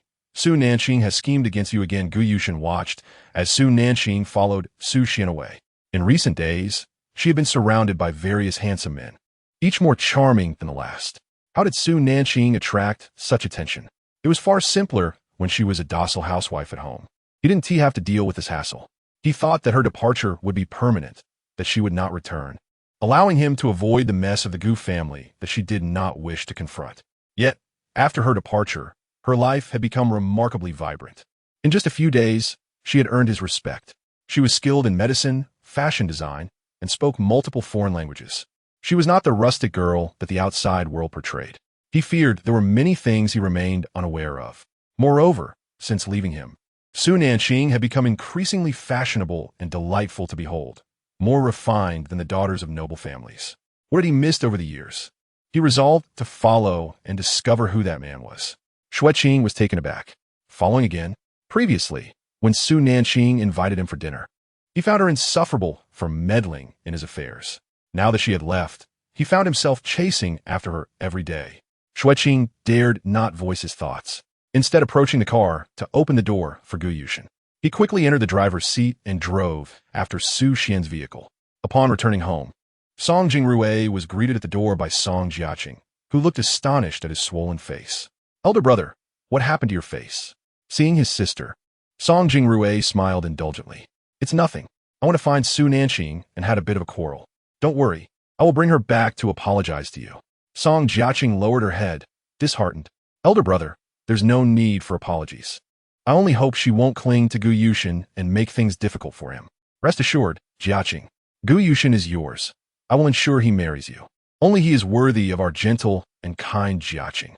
Su Nanqing is fit only to be a country girl, and it would be best if she never appeared before them again. Song Jiaqing smiled happily, linking her arm with her elder brother's. Thank you for always being so good to me. Just as Tang Wanqing entered, she overheard her eldest son's words and sneered. The most insincere thing is a feigned affection, yet they remain oblivious. Having watched Song Jiaqing grow, she only ever displayed her gentle and kind facade before them. Indeed, life demands genuine sacrifices to yield heart-wrenching outcomes. Mother, you're back. Song Jiaqing, surprised, spotted her mother as she was about to close the door. Why hadn't her mother informed them of her return? Work went smoothly. I've resolved the issues and returned early, Tang Wanqing replied, dragging her suitcase inside, her expression indifferent. Mother, your timing is perfect. Su Nanqing bullied Jiaqing again. That woman cannot survive a day without causing trouble. The most infuriating part is that she has taken someone else as her elder brother. Tang Wanqing turned to the aggrieved Song Jiaqing. Oh? How did Nanqing scheme against you this time? Song Jiaqing sensed a change in her mother's demeanor. Her gaze no longer held the same fondness for her. Mother, what is wrong? Song Jiaqing feared her mother suspected the truth about her and their father, prompting her to hasten her plans. Tang Wanqing shook her head. It's nothing. After several hours on a flight, I'm getting older, and with your brothers being so useless, I'm feeling exhausted. Tang Wanqing walked further inside. What did you say about Su Nanqing bullying you? Song Jiaqing recounted the events from the previous night, embellishing the story. She also mentioned Su Nanqing being with different men. Song Jingrui chimed in, Mother, what Jiaqing says is true. I will go teach her a lesson tonight. She has a man by her side. Su Nanqing sweetly calls him brother, while she has never addressed me with such intimacy. With other men, her voice drips with sweetness. All the way home, he felt a dull ache in his chest. If only she would not compete with Jiaqing for Gu Yushin's affections, he could let Su Nanqing be, allowing her to live peacefully in the countryside. Yet she persistently vied for attention, returning to obstruct Jiaqing from her rightful place as Mrs. Gu. She should consider whether she is deserving of such a position. Mother, you don't understand. Su Nanqing has become quite sharp-tongued. Dan Wanqing scoff. She had previously groveled before Gu Yushin and his family, only to be met with their indifference. Now that she began to retaliate, she had utterly lost her daughter. She chose not to voice her thoughts. With Song Jingrui's misconceptions about Su Nanqing, he would not believe her. Let him collide with the wall of reality. None of her sons were worth anything. Despite her efforts to educate them, they had all turned out useless. She sighed, I'm tired. Please behave yourselves. Avoid causing trouble. The situation at the company is growing tense, and if the stocks continue to fall, the Tang family will be finished. Tang Weining coldly warned the two to return upstairs and rest. After calming Song Jingrui, Song Jiaqing hurriedly messaged her father, Dad, come back quickly. Tang Weining is back. Song Nanfeng replied, Has she returned already? Yes. Don't linger with Mom. Hurry back before she gets suspicious. She needs to drink her tonic tonight, Song Jiaqing urged. All right, I'll be back soon, Song Nanfeng assured. Relieved, Song Jiaqing felt a sense of joy knowing that Su Nanqing had been dealt with tonight. She happily went to the kitchen for a snack. At the foreign-themed restaurant, Isha, with its beautiful decor and ethnic flair, Su Nanqing sat across from Su Xing, gazing at the cheese and shrimp pizza before her, her favorite. Wow, brother, I haven't had this in years. It's absolutely delicious. Su Nanqing took a bite, savoring the sweet and fragrant flavor that brought back fond memories. Su Xing ordered steak, shrimp, and a delectable seafood baked rice. Watching Su Nanqing enjoy her meal filled him with affection. Ching, I haven't been here since I brought you 3 years ago, and the taste remains just as delightful. Yes, brother, I'll come here often with you in the future. Su Nanqing now enjoyed a life of freedom. If it weren't for Gu Yushin's interference, she would be living even more comfortably. After experiencing life anew, she understood that no matter what one goes through, whether happy or sad, the world continues to move forward regardless of one's exhaustion or sorrow. Only through one's own efforts can true happiness be discovered. Yes, we should come here often. This steak is great. You should try a bite. Without hesitation, Su Xing used his knife and fork to feed Su Nanqing a piece of steak. After finishing, she donned disposable gloves and offered him a piece of pizza. However, Su Xing shook his head. I don't like pastries. It's tasty, but I prefer rice. Su Nanqing's smile radiated brighter than the evening glow outside. Just as she was about to speak, a familiar presence approached. Chapter 84. A sense of crisis. Who are you? The familiar aura made Su Nanqing aware of the newcomer without needing to look. It was Gu Yushin. She glanced at him. He sat with an air of elegance and nobility. Gu Yushin returned her gaze, his eyes deep like a whirlpool that could draw one in. Mr. Gu, please do not disturb our meal, Su Nanqing said bluntly. Why did she keep encountering him lately? It frustrated her. Gu Yushin's brows furrowed with anger. Yet his demeanor remained distant. Su Nanqing, I remind you once more, you are still my wife. His voice, deep and seductive, carried an underlying chill. Su Nanqing felt on the verge of collapse. Previously, he had thrown divorce papers at her, and her refusal to divorce only led to increased harm from him and Song Jiaqing. Now, he entangled her with his insistence of their undissolved marriage. Mr. Gu, I do not wish to rehash this matter. I have signed the divorce papers. We are divorced. This issue has been discussed ad nauseum, and I prefer not to revisit it. I only acknowledge the divorce agreement I signed, and I will never return to my family, especially the Song family. Why couldn't he comprehend her stance? Did he believe her recent behavior suggested otherwise? Moreover, Mr. Gu, I have my own private life, so please refrain from bothering me every day. Gu Yushin was taken aback. Her words echoed sentiments he had expressed to her in the past. Back then, when Song Jiaqing was unwell and needed her company, he had been too busy with work while Su Nanqing had clung to him, leading to his outburst. Now, those words directed at him ignited an inexplicable fury. Looking at her seriously, Gu Yushin's dark eyes burned with a lingering anger. Qingqing, my patience has its limits. This woman had loved him for years, and he had grown accustomed to her attentive care. Her sudden withdrawal of affection left him disoriented. Gu Yushin, my patience is also finite. In the past, Qingqing regarded you as her husband. Now that we are divorced, you should keep your distance. You love Song Jiaqing. Su Xing couldn't contain his anger, glaring at Gu Yushin, who seemed to bully Su Nanqing without anyone to defend her. Gu Yushin's lips tightened. He had witnessed their intimate interactions just moments earlier. The man before him had known Su Nanqing for quite some time, and their mutual understanding sparked a sense of crisis within him. And you are?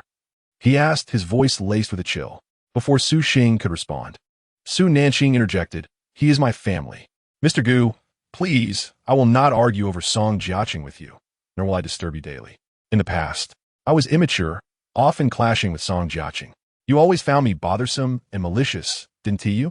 I truly am that kind of person. I, Su Nanqing, a simple girl from the countryside, am unworthy of you. Gu Yushin furrowed his brow. Her self-deprecation surprised him. Yet, he recalled how Song Jiaqing had often belittled her with similar remarks. Su Nanqing calmly stated, Mr. Gu, over the past year, you have exhausted the most vicious means to humiliate me and employed the harshest words to insult me. Isn't that enough? Let us put an end to this. I truly will not disturb you any further. As she spoke, tears streamed down her face. She thought her heart had become numb to pain. Yet memories from the past still hurt. Gu Yushin frowned deeply. He realized he had indeed been excessive. But as Su Nanqing retaliated, Song Jiaqing's true colors began to emerge. Who was truly deceiving whom? Su Nanqing stood up, saying, Brother, let us go. Su Xing shot a cold glance at Gu Yushin before leading Su Nanqing away. Gu Yushin sat silently, his poised figure resembling an emotionless statue. At that moment, Xueqing hurried in, President, the chairman has returned. Upon hearing those words, a glint of cold light flickered in Gu Yushin's eyes. Where? He asked, his tone flat yet commanding. Xueqing replied softly. He is already back at the old residence and wants you to come right away. Gu Yushin abruptly stood, noticing the uneaten pizza Su Nanqing had left behind. Did she truly enjoy this flavor of pizza? Pack a portion of this pizza and have someone monitor Su Nanqing's every move, especially when Song Jiaqing seeks her out. I want to be informed. Understood, President, Xueqing responded promptly. Gu Yushin gazed out the window, his eyes deep as the sea, shrouded in mystery. After the Song family finished dinner, the doorbell rang. Song Jiaqing rushed to open the door, knowing it was Shi Yushu. Rain Shu, come in. Turning back, she called Mom. Brother, Rain Shu is here. Tang Weiniing, seated in the hall sipping tea, felt a twinge of unease upon hearing Shi Yushu's name. Did the eldest still have lingering ties with her? Upon hearing that Shi Yushu had arrived, Song Jingrui joyfully dashed down, running straight to her. Shushu, you're here. Guomin. Shi Yushu entered with a smile. Noticing Tang Weiniing, she approached her. Annie, hello. Placing the cosmetics she brought in front of Tang Weiniing, she beamed politely. Annie, this is a little gift for you, just a token of my appreciation. Tang Weiniing glanced at her indifferently. Her late visit suggested ulterior motives. Thank you, Rain Shu. Shi Yushu was slightly taken aback. Tang Weiniing was less warm than usual. Typically, when she visited to play with Song Jiaqing, Tang Weiniing was very welcoming. She smiled shyly and said, Auntie, Jingrui, I came to discuss something with you today. A sudden feeling of dread washed over Tang Weiniing. Song Jingrui caught the subtle change in her expression, sensing that Shu had come to agree to marry him. He was thrilled. Shu, please go ahead. Shu gently caressed her abdomen, gazing at Song Jingrui. Jingrui, do you remember what happened to the hotel 2 months ago? I am pregnant. She had been rather careless and only just discovered her condition in the past couple of days after a hospital visit. Song Jingrui was overwhelmed with emotion, nearly brought to tears. He had harbored feelings for Shu for quite some time, dreaming of marrying her and starting a family. He had no affection for the other woman who had grown up alongside him. However, 6 months prior, Su Nanqing had conspired with that woman to ruin his first experience. He felt guilty towards Shu, but now that she was carrying his child, he finally saw a path to making her his wife. Tang Weiniing was left in shock.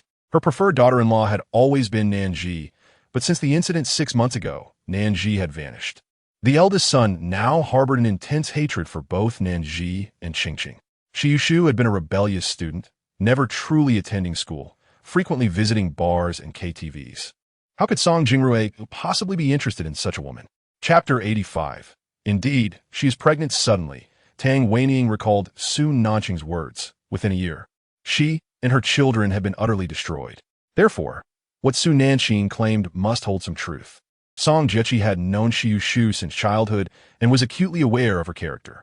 If she truly cared for her elder brother, how could she allow him to marry such a girl? Tang Weining's gaze turned icy as she fixed her eyes on Xiushu's belly. Shu, are you certain that the child you carry is indeed our eldest's? She questioned, knowing well of her penchant for revelry. Mother, how can you say that? Xiushu protested, leaning into Song Jingrui's embrace. The child in my womb is undeniably his. We have been together for quite some time. Song Jingrui interrupted his mother in anger, unwilling to allow any doubts to be cast upon his beloved. Xiushu felt a sense of injustice as she leaned against him. Auntie, Jingrui and I share mutual affection. Why do you doubt me? Tang Weining furrowed her brow, remaining silent. Seizing the moment, Song Jiechi spoke up. Mother, while Shu may enjoy a bit of fun, isn't that the norm among young people today? My brother and Shu have been together for ages. You cannot cast suspicion on her, especially now that she carries a child. Tang Weining lowered her gaze, her expression cold. Her eldest son was stubborn. He would not heed her warnings. When do you plan on getting married? She finally inquired. If she could not persuade him, perhaps it was best to let him learn through experience.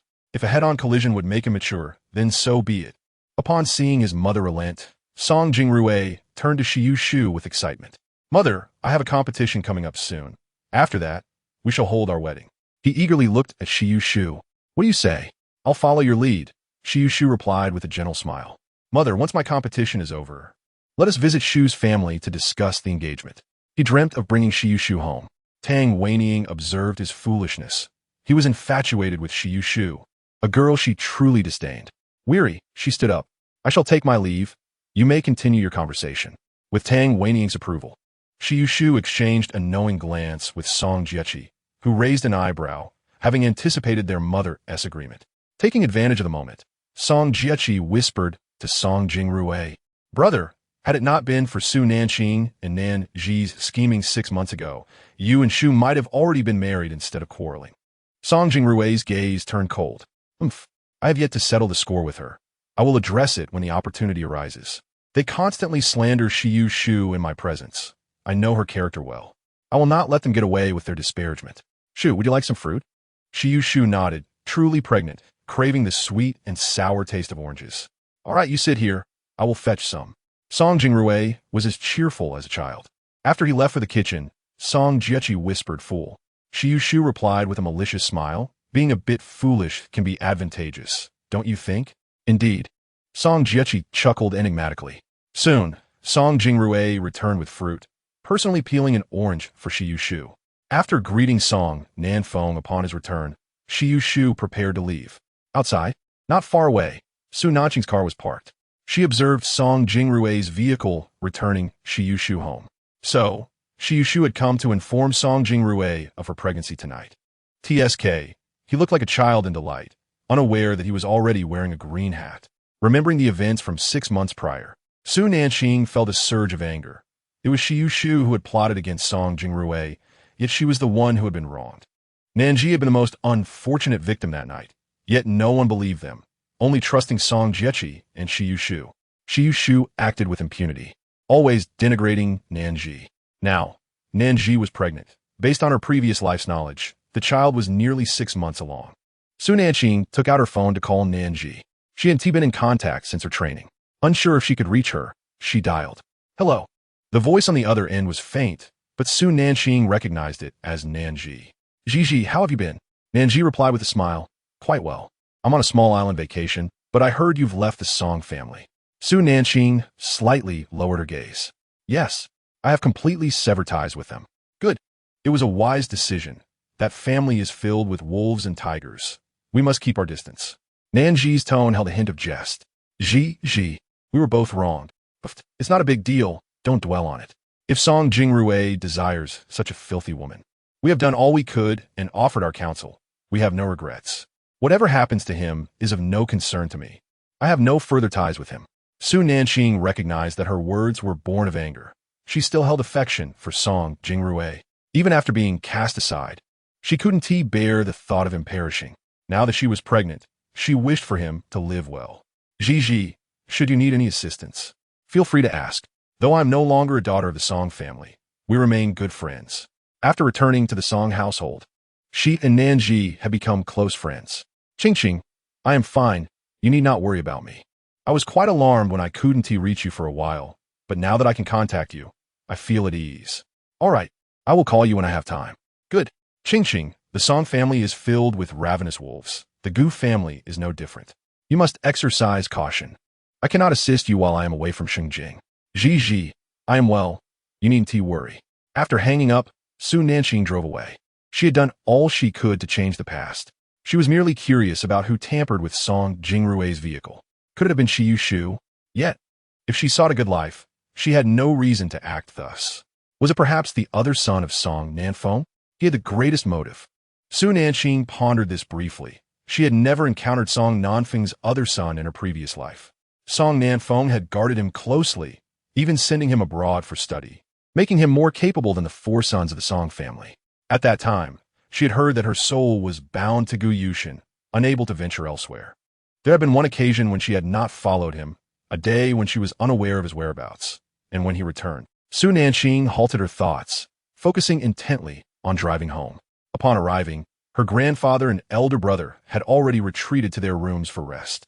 She reported her safety in the group chat before heading to her own room. After washing up, she lay on her bed, contemplating how in half a month, Tang Weining would be sent to a mental institution. She had warned her this time. If she failed to guard herself, she could not assist her further. As Su Nanqing lay in a daze, her phone suddenly rang on the blanket. Chapter 86. Su Nanqing's kindness, magnified infinitely at this hour. Who could be calling her? Hello? Su Nanqing's voice was soft and weary, as fatigue began to envelop her. Miss Su, it's me. The CEO's stomach is acting up. What should we do? Su Qing's anxious voice came through. Su Nanqing was well aware of Gu Yushin's stomach issues, which had recently flared up after he had neglected his health during a busy work period. She had long since blocked his number, never imagining he would seek her out in a moment of need. Su Qing, however, would not be put in a difficult position. Su Qing, please go to my former room. In the second drawer of the nightstand, there is a medical kit. Retrieve it and open it. It contains the medications the CEO typically uses: stomach medicine, pain relief for his legs, and eye drops. If he has strained his eyes, administer the pink eye drops. I prepared one for each day. A single dose will suffice. Su Qing was elated. Miss Su, you still care for the CEO? Yes. But when will you return? Su Nanqing hesitated. Su Qing, the truth is I am divorced from your CEO. I cannot return. Please take good care of him. With that, she ended the call. Her thoughts were consumed with revenge, yet she recognized that now was not the time to confront Gu Yushin. She needed to stabilize the situation and first deal with Song Jiaqing's matters. She switched off her phone, dismissing any pangs of concern for Gu Yushin. That scoundrel thinks of me only when he is in pain, yet when he indulges, I am forgotten. As she turned off the lights and succumbed to sleep, she reassured herself, I am a wealthy woman. I shall indulge in a beauty sleep. In Gu Yushin's eyes, she was scarcely a supporting character, thus his plight could not affect her. Meanwhile, in Gu Yushin's residence, Su Qing had just finished the call, cautious not to make sound, aware that Gu Yushin could hear him. Gu Yushin had not eaten properly for days, and his stomach was indeed in distress. In the past, whenever he suffered, Su Nanqing would rush to provide him with medicine, ensuring he recovered swiftly. Now, however, hearing of his discomfort, she merely instructed Su Qing to fetch the medicine. Gu Yushin sat like a statue, his exquisitely chiseled features marred by an air of despondency, the darkness of the night seemingly unable to conceal the disappointment in his eyes.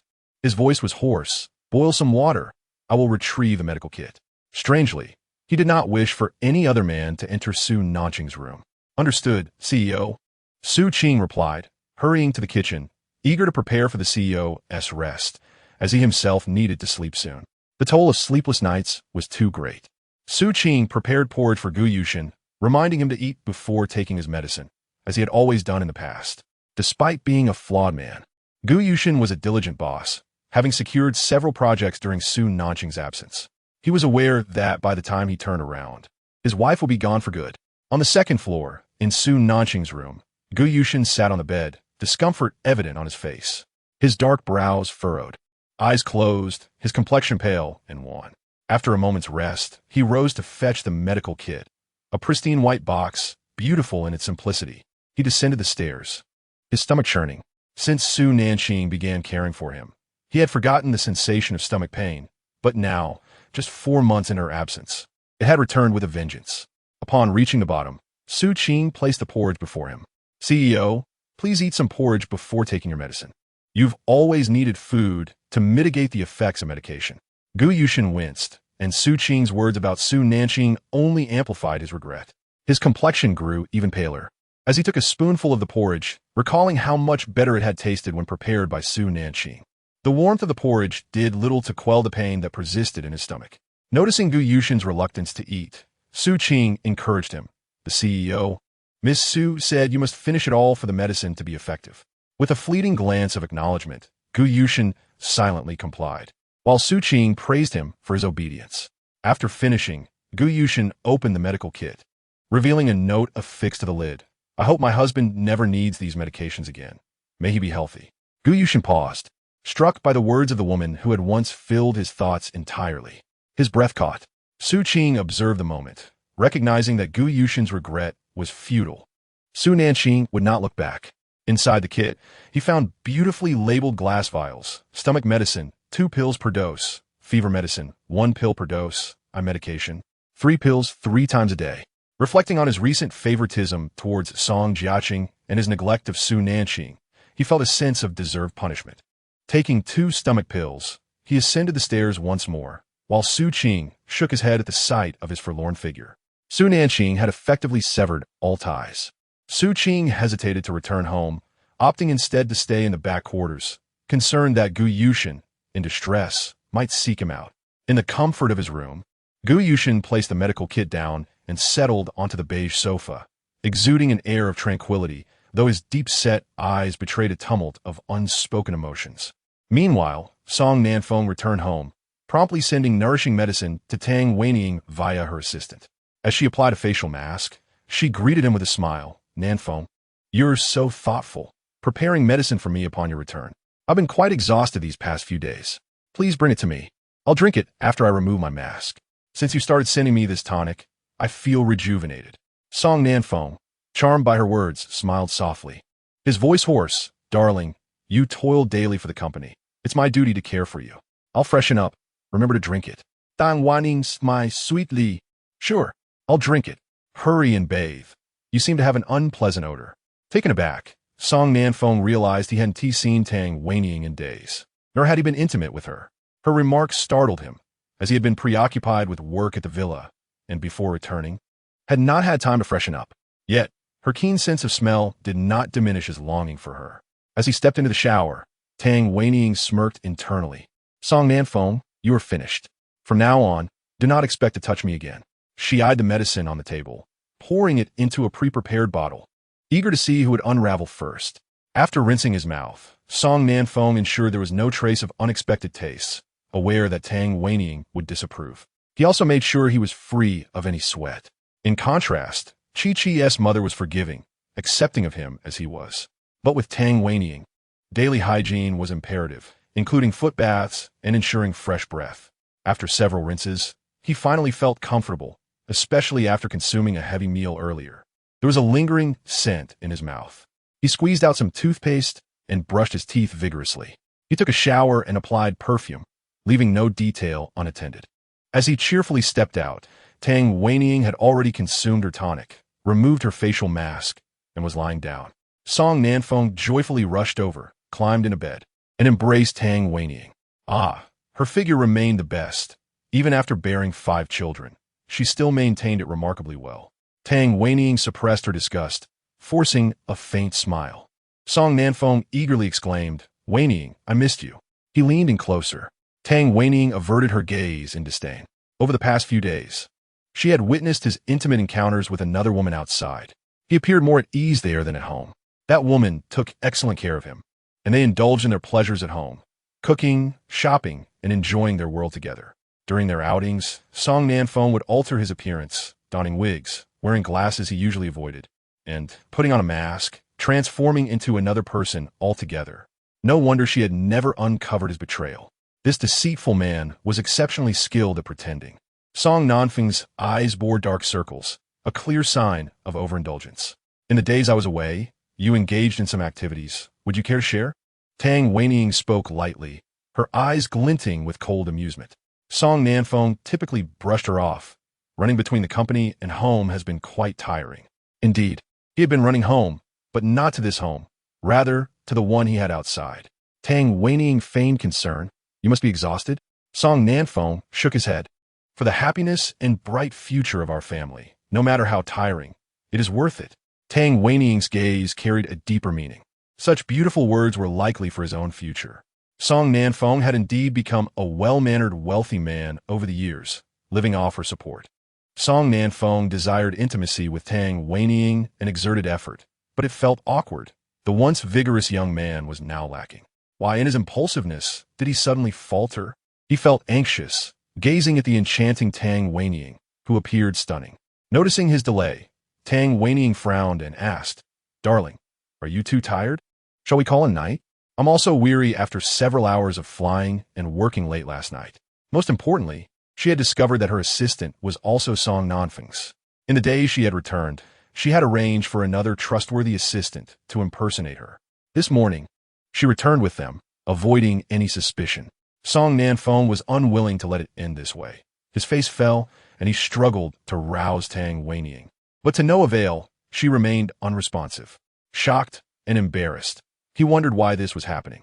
Had he overexerted himself with Chi-Chi's mother, resulting in such a predicament? Tang Weining, feeling fatigued, expressed her disinterest, her tone growing distant. "Nanfeng, I'm tired." Song Nanfeng was taken aback, observing her return to normalcy. After years of marriage, he recognized her lack of interest. He too lay down, feeling uneasy. "I am also tired." Tang Weining closed her eyes, a cold smirk gracing her lips. She contemplated how he would regain his vigor. After a moment, she remarked, "Nanfeng, mother called for money. Remember I asked you to give her 100,000 last month? They have food, clothing, and a nanny. Their clothes are custom-made every season. Why do they suddenly need so much money? Those wretched people, a family of wretches." Now, she understood why those two old folks had such extravagant expenditures. That money would also be funneled to that woman. Song Nanfeng was likely providing her with a portion of the funds. The villa where that woman resided was a product of such arrangements. Song Nanfeng must have another son outside, which is why he neglected their 4 children. But who was that child? She had yet to investigate. However, she was certain that Song Nanfeng had both a son and a daughter on the side. From now on, she would not spend a single cent on that woman. Within a year, she would deplete the company, leaving Song Nanfeng with nothing. She would protect her children and parents. Her children would bear the surname Tang, not Song. Song Nanfeng was puzzled. Previously, when his parents requested money, Tang Weining never questioned it and readily provided it. After marrying her, she had covered all the household expenses, allowing the Song family to ascend to a life of wealth. It was all because Tang Weining loved him wholeheartedly. The Tang family was affluent, spending millions monthly without batting an eye. This time, they requested money because Chi-Chi's mother had set her sights on a bracelet that cost 300,000. All the company funds had gone to their son, and he wanted Tang Weining to cover this expense since she had money. He smiled, "Weining, perhaps our mother wants the money for something else." "Oh, is that so?" The company lost its collaboration with the Nanqing company, which has resulted in significant losses. "My business trip was an attempt to recover, but it has proven futile." She felt anxious. "Nanfeng, if this continues, our family will face bankruptcy. The company hasn't had particularly good designers in the past 2 years. Gujia has monopolized the power, and while collaborating with Gujia has yielded decent profits, business has been tough." Song Nanfeng's eyes flickered. "Weining, my small company is still affiliated with yours, but the profits are meager." This statement also conveyed to Tang Weining that he lacked funds. Business had indeed become increasingly difficult in recent years. He found it hard to believe that the Tang family could go bankrupt, with their properties valued in the hundreds of millions. However, soon enough, the entire Tang family would belong to him. He had grown weary of Tang Weining's fastidiousness, He had to maintain a handsome appearance at home. Tang Weining said, yes. If company profits are poor, we must tighten our belts at home. Is that acceptable?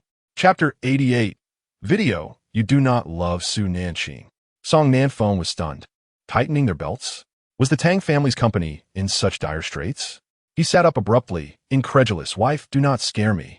If it truly collapses, the Tang family's assets worth over $1 billion could provide me with a fortune. Tang Weining furrowed her brows, observing his anxious expression with a somewhat sinister smile. Why would I scare you, dear? You can see the company's condition for yourself. If not, why don't you invite Gu Yushin over tomorrow night and arrange a marriage for Chi-Chi? This was what she truly wished to say, since Qing wanted a divorce. She would let her. Gu Yushin was not a good match for her daughter. She thought highly of Qin Mo, the man Qing Sheng had gone on a blind date with.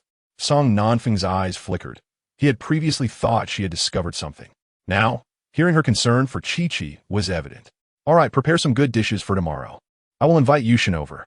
This matter must be resolved. Su Nanqing has not divorced yet. Nanfeng, it is Gu Yushin who is not divorced now. We need to persuade Yushin to marry Chi-Chi. Tang Weining reminded him, unwilling to hear him speak ill of her daughter. She felt malicious. She did not deserve to be Su Nanqing's mother. Song Nanfeng was even less deserving. He had taken her daughter away and left her to raise his child with the mistress. She dreamed of killing this wretched man. He sought to seize everything from the Tang family for Song Jiechi and his illegitimate child. He was delusional. Song Nanfeng was momentarily speechless. He couldn't comprehend why Gu Yushin had hesitated to divorce despite Su Nanqing's desire to end the marriage. Had he suddenly recognized Su Nanqing's worth? Song Nanfeng hesitated. Since Su Nanqing and Gu Yushin had not divorced, would their actions compel Gu Yushin to feel pressured? Tang Weining's voice was icy. How could it be? The problem lies with Gu Yushin. We merely need him to agree to the divorce. Song Nanfeng was increasingly hopeful that Gu Yushin would become his son-in-law, as he had greater potential. With Gu Yushin's support, seizing the Tang family's assets would be far easier. Song Nanfeng agreed to invite Gu Yushin over the next day. Tang Weining fell into a deep slumber, while Song Nanfeng was restless. Beneath the covers, he moved his hand back and forth, but felt no response. Song Nanfeng was on the verge of a breakdown. Why was this happening? He was only 50 years old. This was utterly exhausting. Song Nanfeng had spent a sleepless night, leaving him in a state of disorientation, while Tang Weining enjoyed a restful slumber, feeling quite at ease. As Song Nanfeng descended the stairs, he lacked the morning vigor typical of an early riser, his anxiety palpable. He spotted Song Jiaqing having breakfast and promptly reminded her of the important matter at hand, to invite Gu Yushin to their home for dinner to discuss their impending nuptials. He was aware that Gu Yushin's father had returned, but, knowing their strained relationship, he refrained from extending an invitation to him, opting instead to first appease Gu Yushin. Song Jiaqing was elated, confident she could entice Gu Yushin to come over that evening. All right, Dad, I understand, she said. After lunch, she called Gu Yushin. Hello. His deep voice resonated from the other end. Song Jiaqing felt a thrill. He had finally answered her call. Shinji, you finally picked up. I knew you wouldn't ignore me. Can you come to my house for dinner tonight? I have some information about why Annie fell ill. I've gathered some evidence here. Gu Yushin readily agreed. Sure. Hearing his enthusiastic response filled Song Jiaqing with excitement. She personally took the servants and chefs to buy groceries and even hired a 5-star chef to prepare dinner. Meanwhile, Song Nanfeng and Tang Weining busied themselves with preparations at home, while Song Jingrui continued his work with the convoy. In his office, Gu Yushin's countenance darkened further after receiving Song Jiaqing's call. She had left years ago. How could she know about his mother? Or perhaps she had never truly left, confirming the findings of Xueqing. Gu Yushin rose, his long fingers tapping lightly on the desk, his brow furrowed in thought, his expression inscrutable. Throughout the day, he found himself unable to focus on work, his mind preoccupied with a note left by Su Nanqing. I hope my husband never needs these medications. May he remain in good health. Those few words revealed her love for him, a sentiment he had never experienced before. His protection of Song Jiaqing stemmed from her being a source of light in his life. However, he pondered, aside from her demands, what had she ever done for him? Gu Yushin's gaze grew increasingly profound as he pressed the intercom to summon Xueqing. Moments later, Xueqing entered, wearing a pleasing smile. President, what can I do for you? Gu Yushin turned to him, his voice low and steady. Has Su Nanqing come to the company? Xueqing shook his head. No, I made some inquiries. It seems she doesn't have to work full-time, just manage the design. Jiang Yu's manipulation had turned their company into a target for exploitation, as the designer's skills left much to be desired. Gu Yushin's gaze fell, dimming with disappointment. Prepare a gift. I will visit the Song family tonight. Xueqing paused, realizing he intended to see Song Jiaqing, and thought, he still cannot let go of his first love. As Xueqing went to prepare the gift, Gu Yushin reclined in his luxurious office chair, lazily leaning back. Suddenly, his phone rang. Sitting up slightly, he glanced at the screen and ultimately picked it up to read the message. The first was a photograph of Su Nanqing by the seaside. Her long hair flowed, and she wore a white dress, radiating joy under the sun, her laughter bright as the day. It was a moment of serene beauty, capturing the essence of his wife. Su Nanqing. A subsequent message from Qi Ji appeared. This is Su Nanqing. I encountered her at the beach with another man. Following, there was a video of Su Nanqing playfully riding on Su Xing's back, laughter spilling from her lips. Brother, run faster. The waves are catching up. Her voice was playful and joyful, a stark contrast to the solemnity she often exhibited around him. This vibrant version of Su Nanqing tugged at his heart. Qi Ji added, Gu Yushin, I have never seen Su Nanqing this happy. You should let her go. Gu Yushin's expression darkened further upon reading Qi Ji's message. You have no right to meddle in my marital affairs. Fi replied, Sunanwing is genuinely happy. You do not love her. Your affection lies with Song Jiaqing. Gu Yushin's gaze became increasingly stormy. Why did the world seem to know of his feelings for Song Jiaqing when he himself remained oblivious? Ignoring Qiji. He fixated on the radiant smile of Su Nanqing, his emotions as deep as the ocean, yet utterly inscrutable. Chapter 89. Get lost, you cursed woman in recent days. Su Xing had taken it upon himself to take Su Nanqing out for some fun. When Lin Qiqi was also free, the trio decided to spend a day at the beach. Su Nanqing, a lover of the ocean, was thrilled, and Su Xing delighted in bringing both of them along. As a child, she used to cling to Su Xing's back, playing games with the waves. Now, her childlike spirit remained intact, and she reveled in the playful atmosphere. Qi Ji encountered Su Nanqing purely by chance during his own vacation at the beach. Witnessing her joyful laughter was a revelation. Unable to resist, he recorded a video to share with Gu Yushin. Although Qi Ji was not a paragon of virtue, he was not like Gu Yushin, who married Su Nanqing while still pining for Song Jiaqing, revealing the essence of a scoundrel. Song Jiaqing, though somewhat dramatic, was seen through the lens of love by Gu Yushin, allowing her to demean Su Nanqing without consequence, highlighting the distinction between love and indifference. Qiji, indifferent to women and unfamiliar with the nuances of love, found Gu Yushin's behavior excessive. Su Nanqing's genuine affection for Gu Yushin was evident during his car accident. She had been his legs and eyes, her meticulous care enabling his swift recovery. However, once Song Jiaqing returned, everything changed. Each time, Song Jiaqing suffered. The evidence pointed towards Su Nanqing, giving her the impression of someone who could only share in good fortune but not adversity. From a distance, Qi Ji observed the trio, noting Lini's later alongside Su Nanqing. A flicker of discomfort crossed his face. His phone vibrated, breaking his concentration. Gu Yushin's message read, Where are you? Qi Ji understood Gu Yushin's intentions and replied, What do you plan to do? You and the Song family only seek to humiliate her and suppress her. Everyone deserves dignity. It would be best if you stayed away. Su Nanqing has finally found a moment of solace. Must you disrupt her happiness? He continued, During my brief return, I looked into Su Nanqing. I was surprised by her excellence, now seemingly with another man. Gu Yushin, you are merely accustomed to her kindness, not in love. Qi Ji harbored disdain for the Song family's treatment of Su Nanqing, reveling in the satisfaction derived from belittling her, especially Song Jiaqing, who often pointed out Su Nanqing's faults. Though she appeared to care, her words only incited others' ire towards Su Nanqing. Despite Su Nanqing's attempts to explain herself, no one believed her. As Gu Yushin absorbed Qi Ji's messages, his expression twisted with each word, the prior satisfaction from reprimanding Su Nanqing now a distant memory. Why had she bullied Qi Ji? The position of Mrs. Gu was rightfully hers. Yet, it seemed all of Song Jiaqing's actions were aimed at driving him away from Su Nanqing. Gu Yushin's eyes grew colder. Even Qi Ji noticed, was he not human? Raised in a loveless environment by his grandparents, he rarely displayed emotion and was unfamiliar with love's intricacies. He scoffed at Qi Ji's attempts to understand his inner thoughts. Tossing the car keys back on the desk, he resumed his work. On the beach, Su Nanqing, Su Xing, and Lin Qiqi, having exhausted themselves from play, sat under an umbrella, enjoying barbecue and beer. It had been ages since Su Nanqing felt this relaxed.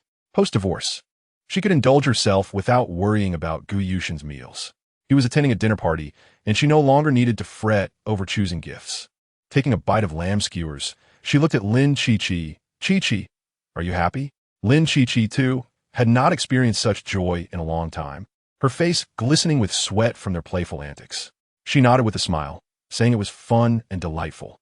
Just as Su Nanqing was about to respond, her phone rang. She picked it up to see it was Song Jiaqing. Frowning, she realized she had forgotten to block this woman. Today was a joyful day, yet these annoying nuisances always seemed to disturb her.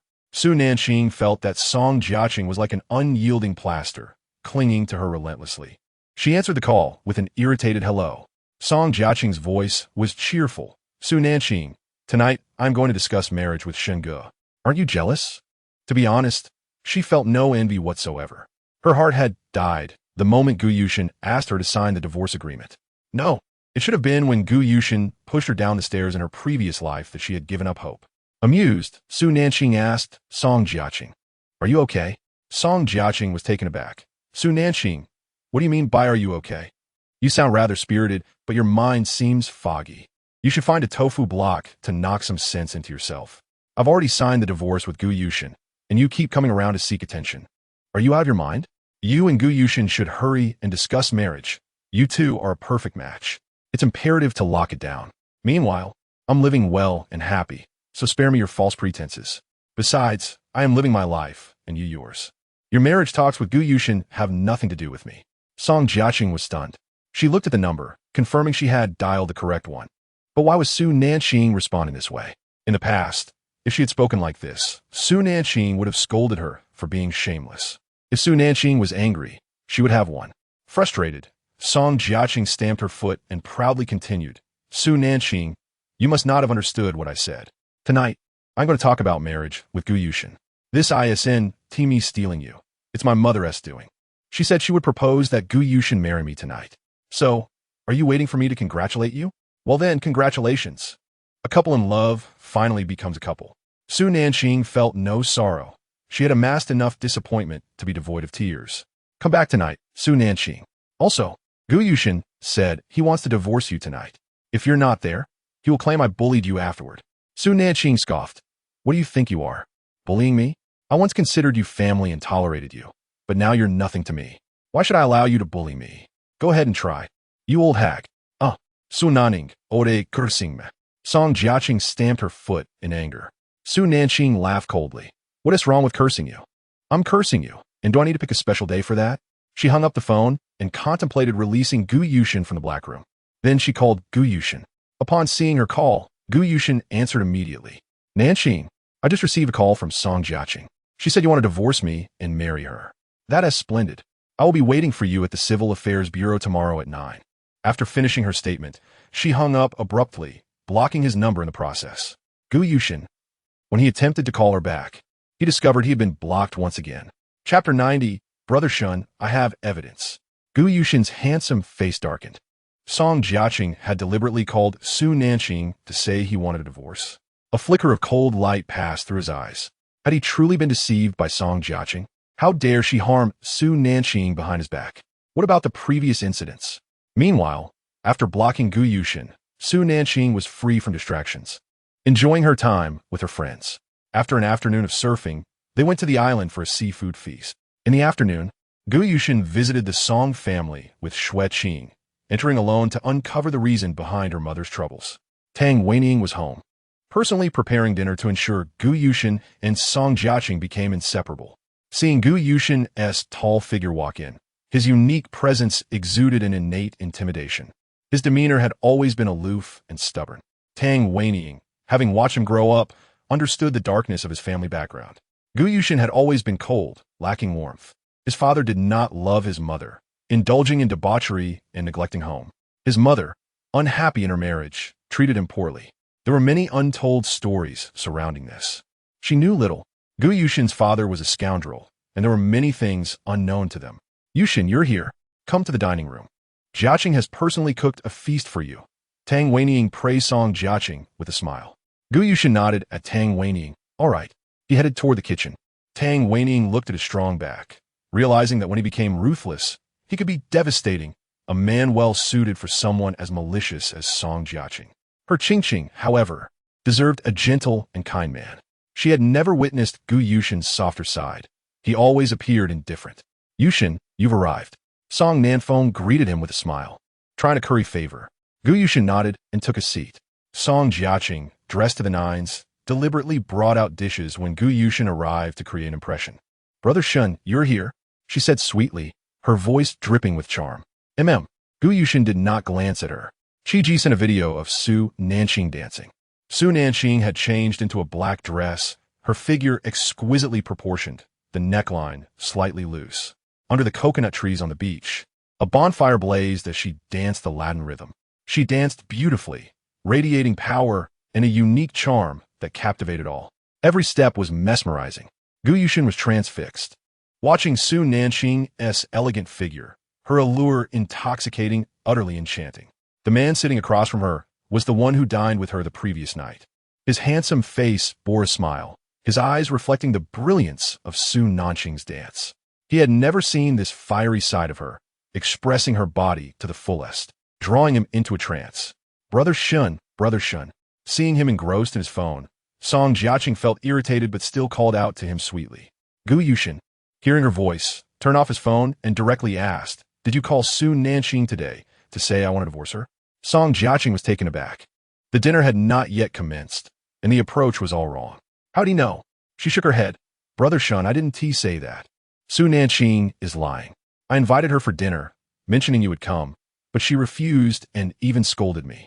I would never meddle in your marriage. Song Jiaqing feigned innocence as she sat across from him. Gu Yushin scrutinized her deeply, observing her aggrieved expression. Tang Weining seized the moment to interject. Yushin, you promised years ago to marry Jiaqing. A man of honor must keep his word. You and Su Nanqing are not in love. Your heart has always belonged to Jiaqing. You should divorce Su Nanqing and marry Jiaqing. Su Nanqing has already signed the divorce agreement, and there are no financial disputes. The divorce process will be swift. Honestly, in the 2 years she has been married to you, you haven't spent a dime on her, nor have you provided her with any living security or gifts. You probably wish for no entanglements at the time of divorce. Yet for Jiaqing, you would buy an island worth millions just to ensure her pleasure. But you couldn't even spare a wedding ring for Su Nanqing. The disparity is evident. It's clear you love Jiaqing dearly. Conversely, Su Nanqing took care of you meticulously during your hardest times. Given all this, you should let her go. You should marry the one you love, Jiaqing, for your happiness. I have watched you grow up. The way you treat Jiaqing surpasses even the wealthy heirs on television. You are a good man. Let Jiaqing marry you, and we will be at ease. Tang Weining intentionally flattered him, knowing she had no right to say much, as she was one of the villains in this scenario. Gu Yushin married her daughter, yet he has never given anything to Qingqing. He is unworthy. Without comparison, there can be no harm. Gu Yushin clenched his fists tightly, gradually being pried open by Tang Weining, and only then did he realize how deeply he had wronged Su Nanqing. To Song Jiaqing, he was accommodating, while to Su Nanqing, he was so miserly that he didn't even provide for her daily expenses. If Tang Weining had not mentioned it, he might have forgotten entirely. Song Jiaqing gazed at Gu Yushin with eager anticipation, waiting for him to propose marriage to her. Gu Yushin remained silent, and the atmosphere instantly turned awkward. Song Nanqing observed Gu Yushin's cold and detached demeanor, hesitating to speak. Tonight, something seemed off about Gu Yushin. Yushin, you once promised to marry me, Song Jiaqing said, handing him a USB drive. Yushin, haven't you always wanted to know how your mother went mad? It was Su Nanqing. This is the result of my investigation.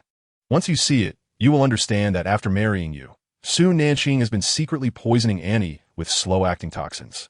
Gu Yushin's eyes widened with fury as he took the USB drive. Was it Su Nanqing again? He recalled that only Su Nanqing had access to his mother. Seeing his darkening expression, Song Jiaqing's eyes glimmered with hope. This time, she could finally rid Gu Yushin of Su Nanqing for good. Tang Weining stared at Song Jiaqing in shock. Chi-Chi, what do you mean by this? How did you find out? Song Jiaqin felt a pang of sorrow as she looked at the silent Gu Yushin, uncertain if he would believe her. Mom, I've always suspected Su Nanqing was behind this. Since returning, I've been gathering evidence, and I've just managed to collect some. Yushin, if you don't believe me, I can fetch my computer now, and you can plug in the USB to see for yourself. Gu Yushin nodded. Go get it. Song Jiaqin lowered her gaze, concealing her excitement, and quickly rose to retrieve the computer. Tang Weining clenched her fists. Su Nanqing would never do such a thing. Rather, Song Jiaqin's attitude was peculiar. If she truly had evidence, she would have exposed Nanqing long ago, rather than wait until now. Chapter 91. The Song family pushes for divorce. Song Jiaqin soon returned with the computer. Gu Yushin handed her the USB, and she plugged it in, allowing everyone to watch together. The video showed Su Nanqing busy in the kitchen, preparing porridge. As the porridge neared completion, she squatted down to retrieve a packet of powder from the cupboard, which she sprinkled into the porridge. The next segment showed Su Nanqing serving the porridge to Gu's mother. Tang Weining was taken aback. The video, though not very clear, unmistakably showed Su Nanqing drugging the porridge. Madame Gu was Gu Yushin's bottom line. She had been distant due to Gu Yushin's father. Yet she was also a mother he deeply respected. It was precisely because Song Jiaqin understood this that she dared to present such evidence. Observing Gu Yushin's increasingly grim expression, she felt a surge of triumph. Gu Yushin did not notice, but Tang Weining did. Song Jiaqin was once again attempting to frame Nanqing. The malicious glint in her eyes made Tang Weining wish to slap her. She longed for the day when she could strike Song Jiaqin hard. Oof. Su Nanqing was truly malevolent. Yushin, you must divorce her. The divorce agreement has already been signed.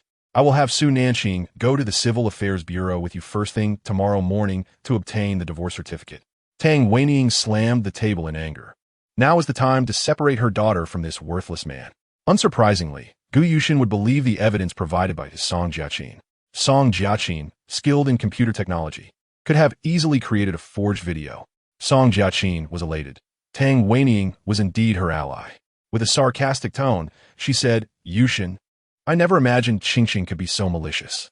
Annie treated her well, even going to great lengths to ensure she could enter the family, forcing me away, claiming I was the biological daughter of the Song family. As an adopted daughter, I cannot change my origins. I had no choice but to go abroad. Yet Qingqing has not cherished her good fortune. She obtained you so easily, while I could only long for what I could not have. I'm already heartbroken, yet I still wish for your well-being.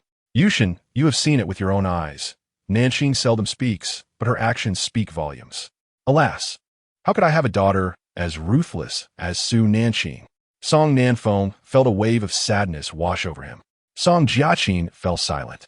Su Nanqing held no significant place in Gu Yushin's heart. Now that the evidence was presented, Su Nanqing's reputation was undoubtedly tarnished. Yushin, do not be too angry. It is my failure as a mother that led her to behave this way.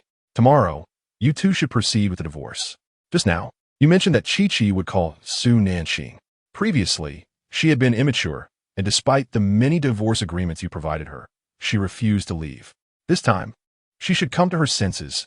No matter how well she treats you, she will not receive your response. Love and indifference are crystal clear. Chi-Chi needs not lift a finger, yet she is treated like a princess hidden away. This notion subtly insinuated an illicit affair. Tang Weining continued, and Su Nanqing, who toils for you, is merely regarded by you as a free maid. Chi-Chi wakes up whenever she pleases, does as she wishes, excels academically, and is skilled in arts and music, all while receiving monthly allowances from you, living a blissful life. What does Su Nanqing amount to? Rising at 6 in the morning to prepare porridge for you and your mother, ensuring you have a good breakfast before leaving, while also caring for your mother. You dislike anyone touching your belongings, and yet she meticulously tends to even your shirts, carefully selecting gifts for banquets, waiting for you until the late hours, preparing nourishing midnight snacks. Month after month, she exhausts herself, remaining a free maid, and everything you consume is purchased with her own money. Furthermore, whatever she does is wrong, and she even attempts to frame Chi-Chi. What use do you have for such a woman? It is better to free yourself sooner rather than later. These two should be locked away quickly. Do not let her harm her daughter anymore. Song Jiaqin's face turned crimson with embarrassment as she listened to Tang Weining's words, each one flattering her while disparaging Su Nanqing. Yet, Hearing her say that Su Nanqing had sacrificed so much while she herself had done nothing to earn Gu Yushin's affection made her feel like a mere ornament. Deep within, Song Jiaqin was profoundly shaken. It seemed she had never truly done anything for Gu Yushin. With every word from Tang Weining, Gu Yushin's expression cracked further. The purpose of Tang Weining's lengthy speech was simple: to compel him to divorce Su Nanqing. He slowly rose to face the Song family. I have been more than generous to Song Jiaqin. I will not marry her.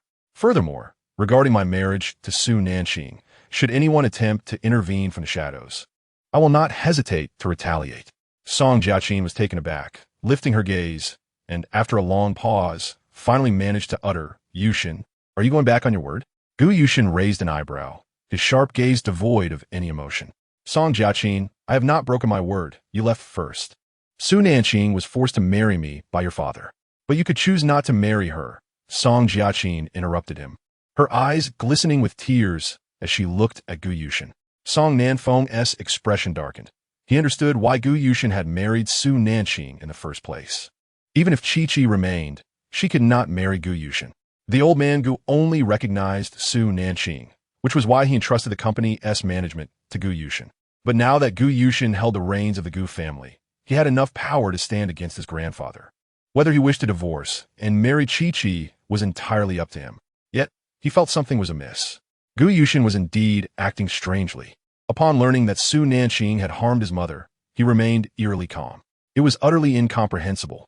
Song Jiaqin, always perceptive, sensed the change in Gu Yushin. Angrily, she stood and fled upstairs in tears. Tang Weining feigned concern. Chi, do not be too upset. Yushin is deeply devoted to you and will not marry anyone else. Song Jiaqin ignored her, hastily ascending the stairs. Gu Yushin gazed intently at Tang Weining. Her words tonight were peculiar.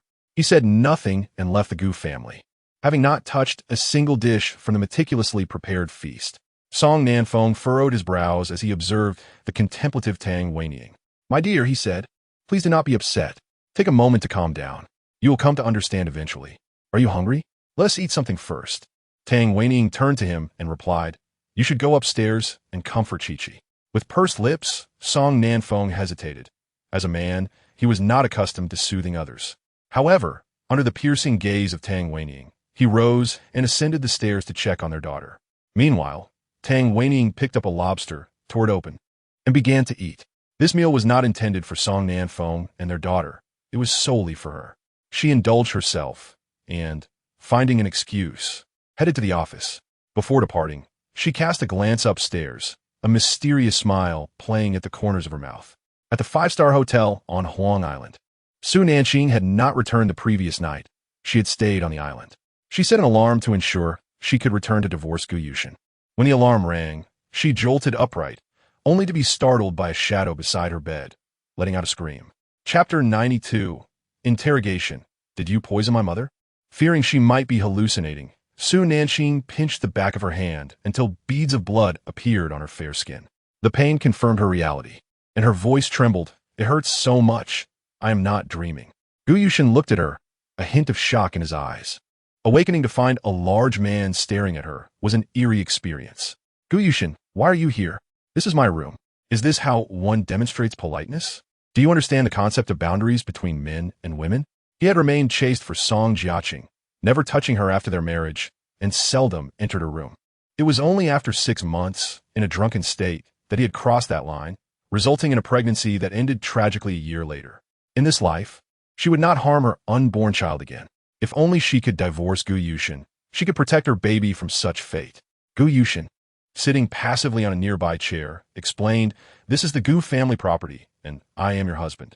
Su Nanqing retorted, even if it belongs to you, that does not grant you the right to invade a guest room. Had it been another woman, you would likely find yourself at the police station. She rubbed her eyes, and Gu Yushin, noticing her disheveled state, realized how endearing she appeared in her vulnerability. He had never seen her in such a state. At home, she always dressed impeccably. Now, she could rise naturally without the obligation of preparing breakfast for him at dawn. Tang Weining was correct. Su Nanqing had sacrificed much. Song Jiaqing had done nothing yet receive his favor. She had grown up alongside him and had saved him in that devastating fire. He felt grateful to Song Jiaqing, and in her absence, She was his nominal fiancée, but had Song Jiaqing truly saved him? The answer remained elusive. Gu Yushin had come seeking answers. But Su Nanqing suddenly remembered her intent to divorce. Exasperated, she placed her hands on the quilt, noticing the bruised area from her earlier pinch. Gu Yushin watched her, bewildered by her self-inflicted pain. Su Nanqing, agitated, exclaimed, "Gu Yushin, I have agreed to the divorce and signed the papers. I will not go back on my word. You need not come here so early to drag me into the divorce." She threw off the covers and declared, "Wait for me. I will change, and then we can go to the civil affairs office." Still feeling groggy, Su Nanqing yawned as she walked, glancing at the clock to find it only a little past 8. There was still time to return. She lamented how Gu Yushin had been so eager to divorce. Yet she had delayed finalizing the paperwork. As she entered the bathroom to freshen up, Gu Yushin sat silently in the chair, having not slept the previous night. Tang Weining's words echoed in his mind, and he was acutely aware of Su Nanqing's sacrifices. Yet, Su Nanqing had also been at odds with Song Jiaqing. Gu Yushin frowned, staring out the window at the deep blue sea, his thoughts inscrutable. After about 10 minutes, Su Nanqing emerged, dressed and ready. She found Gu Yushin gazing out, his profile strikingly handsome. It was undeniable, his charm was magnetic, and any woman who laid eyes upon him would find herself captivated. At 17, Su Nanqing had succumbed to his allure, falling hopelessly in love. A sense of inexplicable sorrow washed over her. She had loved him fiercely, pouring her heart into their relationship. "Mr. Gu, I am ready. Let's go and obtain the divorce certificate," she called out in a steady tone. Gu Yushin snapped back to reality, meeting her calm gaze, and an unfamiliar anger surged within him. He stood abruptly, his eyes ablaze with intensity. Su Nanqing took a step back, sensing the hostility. "What is it? Do you intend to divorce me after you poison my mother?" Taken aback, Su Nanqing grasped the implications of his words. He was accusing her of poisoning his mother, a charge she knew was unfounded. "You were the one who said she was mentally ill and personally committed her to a psychiatric hospital. Why accuse me of poisoning her?" It seemed that Song Jiaqing had once again ensnared her. Gu Yushin, oblivious to his mother's true nature, was quick to defend her. Gu Yushin's expression hardened as he declared, "Yet I have evidence that you poisoned my mother." She has indeed lost her sanity. Pain pierced Su Nanqing's heart, but she managed a sardonic smile. "Gu Yushin, you have never believed in me. If you think I am guilty, then so be it." She had long since accepted that he would never trust her, and in that moment, she had no desire to argue. "You will never understand the extent to which your mother went to protect you. She would rather sever ties with you than allow Song Jiaqing to enter her home."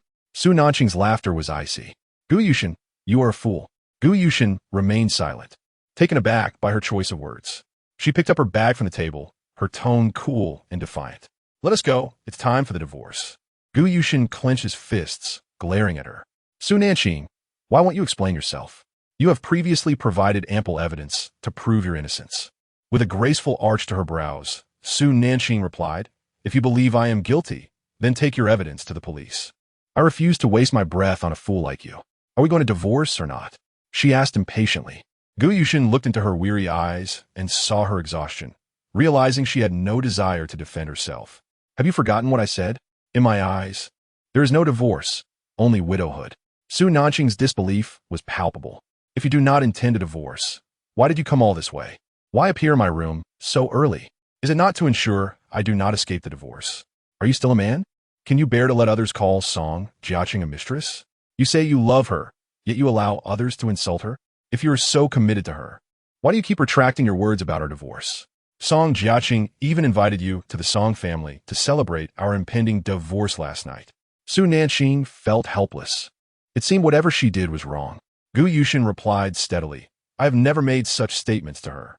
Su Nanqing activated her phone, playing back a recording from the previous night. "Su Nanqing, come back tonight. By the way, you should finalize the divorce. Deep said he wants to divorce tonight, but you were absent, so afterward, he claims I bullied you." Her smile radiated like the morning sun. "Listen closely to what your beloved has to say." Gu Yushin frowned, perplexed. "What do you mean by beloved?" Chapter 93. Questioning the truth, Su Nanqing felt utterly speechless. How could one not recognize such behavior? It was simply a person whose actions and logic were in discord. "You and Song Jiaqing truly make a perfect pair. Both of you are quite mad." With her bag in hand, Su Nanqing stepped outside. However, she found it peculiar that she usually received a barrage of messages from Song Jiechi each day, yet none came last night.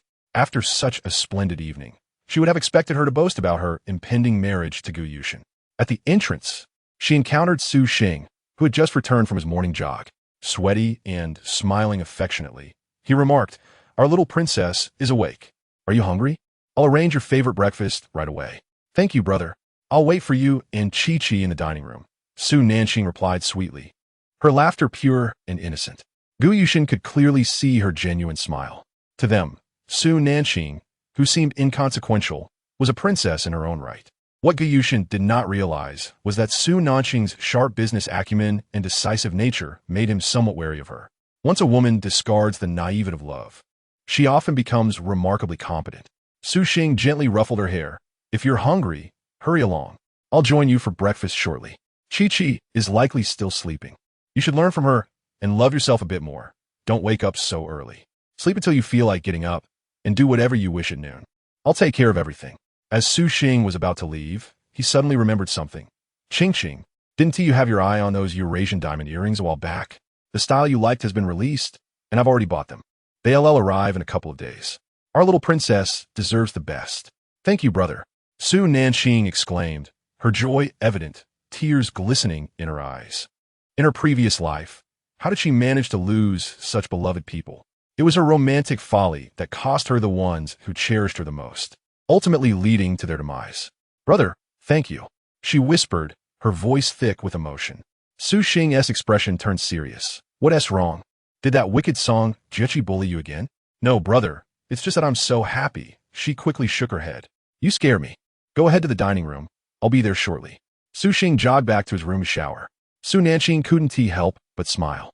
Her brother was truly adorable.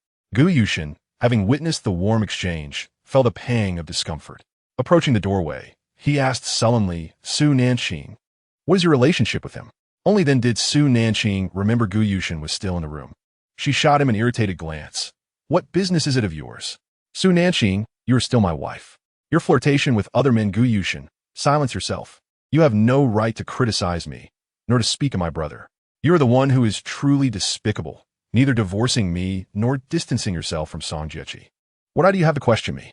Please, if it's not about the divorce, don't come looking for me." Su Nanqing was thoroughly exasperated, wishing to cast Gu Yushin into hell. She swiftly left for the dining room. Gu Yushin's gaze bore into her retreating figure as he followed her. Upon entering the dining area, the head chef greeted her warmly. "Miss, you've arrived." Su Nanqing smiled and nodded. "Chef Lin, I'm hungry. I'd like to have the little green dragon." "Certainly. The young master has already placed the order. It will be ready shortly. Please have a seat." After thanking him, Su Nanqing chose a seat by the window. To her surprise, Gu Yushin sat down across from her. "Gu Yushin, why do you persistently haunt me? Your audacity is such that it could fill the vast ocean," she remarked, bewildered. Gu Yushin pursed his lips, coldly retorting, "Su Nanqing, you become increasingly sharp-toned. You feign demureness before me, while smiling radiantly in front of other men." Su Nanqing was at a loss for words. "You seem to have forgotten what you said the night we registered our marriage. You claimed you needed a compliant wife who wouldn't tarnish the Gu family's reputation. Hence, I suppressed all my interest to be an obedient Mrs. Gu. Reflecting on it now, I realize how foolish I was. Love should not involve losing oneself, but rather understanding the importance of self-love. Because of your words, I transformed into someone unrecognizable. I admit that I was bewitched for 2 years, wholly devoted to you. My jealousy flared upon seeing the photos of you and Song Jiechi together, and I occasionally lashed out, hoping to garner your attention. Yet, time and again, I was rebuked for being unreasonable, always clashing with Song Jiechi. Did anyone consider my feelings? I, too, am an innocent party. Why should your love be built upon my suffering? Had it not been for that day when Song Jiechi orchestrated her little play and you slapped some sense into me, I would still be ensnared in this vortex. Therefore, Gu Yushin, I will no longer intrude upon your affection for one another." Su Nanqing had spoken her mind, expressing everything she felt. She didn't seek Gu Yushin's belief, only that he would expedite the divorce and leave her in peace. Gu Yushin's grip on his knees tightened, turning pale. "Su Nanqing, who told you I've kissed Song Jiechi? I, Gu Yushin, have never laid a hand on any woman. I am clean." Su Nanqing rolled her eyes. "Gu Yushin, Why do you feign innocence? Are you afraid to own up to your actions? She opened the chat log between herself and Song Jiechi. Look at this evidence. ISNT it revolting? I intend to keep this for the divorce proceedings. Here are the proofs of your escapades in bed, as well as your taunts. I'm not afraid to show you. I have backups. Her rebirth was solely to expose Song Jiechi's disgusting facade. Gu Yushin took the phone, skepticism etched on his face, as he viewed the messages from Song Jiechi taunting Su Nanqing. Su Nanqing, you're trash, a little slut. How do you dare to think you're worthy of Brother Shun? Hurry back and get divorced. The messages continued, filled with intimate photos of him and Song Jiechi, each one more provocative than the last. His eyes widened in shock. The images depicted him holding Song Jiechi closely, gazing at her with longing. Fury coursed through Gu Yushin as he scrolled further, each message becoming increasingly outrageous. Su Nanqing, little slut, do you think just because you're the Song family's daughter, you can live in peace? One day, I will ensure that everyone around you despises you, including your 4 brothers, while they shower me with affection. I'll take everything you hold dear. Su Nanqing, by stealing my man, you'll never find happiness. How does it feel to be ensnared today? Gu Yushin struck you, and you're heartbroken. But who would believe you? Gu Yushin clenched his phone tightly, unaware of her torment. He hastily sent the incriminating photos to himself. After hesitating, he removed himself from her blacklist. He stared at the screen for quite some time, unable to bear it any longer before finally stopping. He gazed deeply at Su Nanqing. Su Nanqing, if we were to claim that none of this is true, would you believe it? Chapter 94. You ultimately choose to believe her to confront me. Su Nanqing laughed in anger, mocking him. Gu Yushin, are you jesting? If your love weren't so profound, how could you allow Song Jiechi to manipulate you so easily, believing every word she says? Furthermore, you approached me today due to your mother's poisoning. If I'm correct, the evidence must have come from Song Jiechi. Thus, you have ultimately chosen to trust her to interrogate me. If I don't rebut, how am I to argue? You would rather cling to the ethereal figure of your childhood friend, believing in one who abandoned you when you were injured and blind. Then trust me, your wife inscribed beside your name. Gu Yushin, when the truth dawns upon you one day, the weight of your actions towards your mother will plunge you into despair. Furthermore, Song Jiaqing has persistently insulted me in this manner over the years. Regardless of the intimacy shared between the two of you, I wish to avoid witnessing it. Kindly instruct her to cease sending me such messages and photographs. I have meticulously saved every screenshot. Should she continue, I shall make them public. Gu Yushin felt an irritable tension as he tugged at his tie, his gaze growing increasingly profound. Su Nanqing did not believe him. How could he fathom Song Jiaqing's shamelessness? She had manipulated images of them together and sent them to Su Nanqing. His voice was hoarse. I merely sought to confirm with you. I will attempt to believe you no need. What nonsense are you uttering? Attempt to believe me? That is unnecessary. Since the day I departed, your trust has ceased to matter. I have ceased to love you, and I am indifferent to your existence. Su Nanqing rose, addressing the chef, Chef Lin. Please deliver my breakfast to my room. I wish to eat elsewhere. I do not want mustard. I have a slight allergy to it. Also, please reduce the portion of the seafood noodles. Chef Lin smiled. Certainly. Mississippi Su Nanqing left without a second glance at Gu Yushin, who remained seated in silence, refraining from disturbing her further. Su Nanqing's inability to finalize her divorce today greatly affected her mood. She enjoyed breakfast with Su Xing and Lin Qiqi in the room. Su Xing, aware that Gu Yushin had followed them here, was reluctant to proceed with the divorce. Observing the two girls enjoying their meal, he sought an excuse to leave. Su Nanqing, distracted by the delicious food before her, failed to notice his intentions. Qiqi, could you predict when I will be able to divorce? So Nanqing kuayith. Lin Qiqi regarded her silently. You share a fateful bond. Su Nanqing laughed in frustration, biting into a piece of shrimp. You previously told me that my connection with Qin Mo was fateful. How has that morphed from a disastrous fate into a destined connection now? Lin Qiqi pondered. Her curiosity piqued. She scrutinized Su Nanqing's expression. It clearly seems like a disastrous fate. How has it suddenly transformed into a destined one? Quite perplexing. Perhaps I misjudged. Lin Qiqi appeared deep in thought, murmuring softly. Su Nanqing, unable to catch her words, resumed eating. Why did she not reincarnate before her marriage, but rather before her divorce? Had she known how arduous the divorce process would be, she would have readily signed the agreement presented by Gu Yushin countless times before. Lin Qiqi observed Su Nanqing with intrigue. Qing, I find it astonishing that I cannot see through you. Startled, Su Nanqing stiffened. What do you mean by that? Lin Qiqi's penetrating gaze bore into her. It's curious. You seem to radiate a golden light that offers you protection. Your fate is changing. What could this signify? Su Nanqing felt a sudden urge to escape. Golden light. Why could she not perceive it herself? Perhaps it was simply due to her company's recent financial success, leading to a more prosperous aura. She savored the lobster meat, relishing the exquisite flavor. Oh, how delightful! I feel like crying. Life is truly wonderful. So Nanqing Gust, you possess immeasurable virtue. You must have done many good deeds in your past life. Lin Qiqi beamed at her. Su Nanqing, feeling a shiver from her gaze, declared indeed. I am a kind-hearted princess. With a hint of pride, she looked toward the ceiling. Lin Qiqi, touched by her self-admiration, urged, yes, you're the kind princess. Now, eat up. Afterward, we can enjoy some leisure time together. You wish to stay for 3 more days, did you not? Su Xing has already agreed. He's a busy man, flying all over the place, and it's rare for him to spare time for you. As she embarked on a new life, awakening from a dream and witnessing the ephemeral nature of worldly affairs, she would tread the familiar path once more, living without regret. So Nanqing, may you embrace this life without remorse and smile as the storm clouds gather anew. Lin Qiqi playfully placed a hand atop her head, smiling at her. Su Nanqing felt tears of gratitude welling up. Yes, my brother loves me dearly. His love flows like the unending waters of the Yellow River. She resolved to eat heartily, hoping to gain weight and attract handsome suitors. Lin Qiqi observed with amusement. This flattery is soaring. With a gentle smile, she raised an eyebrow, her demeanor as soft as water nourishing blossoms. Su Xing approached Gu Yushin, who remained seated in the dining area. Morning light cascaded over him, yet this faint warmth failed to penetrate his icy demeanor. Upon noticing someone seated opposite him, Gu Yushin withdrew his gaze to meet Su Xing's. His brows twitched slightly, his posture rigid and imposing. In contrast, Su Xing appeared increasingly gentle beside him. Su Xing initiated the conversation. Gu Yushin, you were once Su Nanqing's greatest love. Now she no longer loves you. Let the past remain in the past. You both ought to begin anew.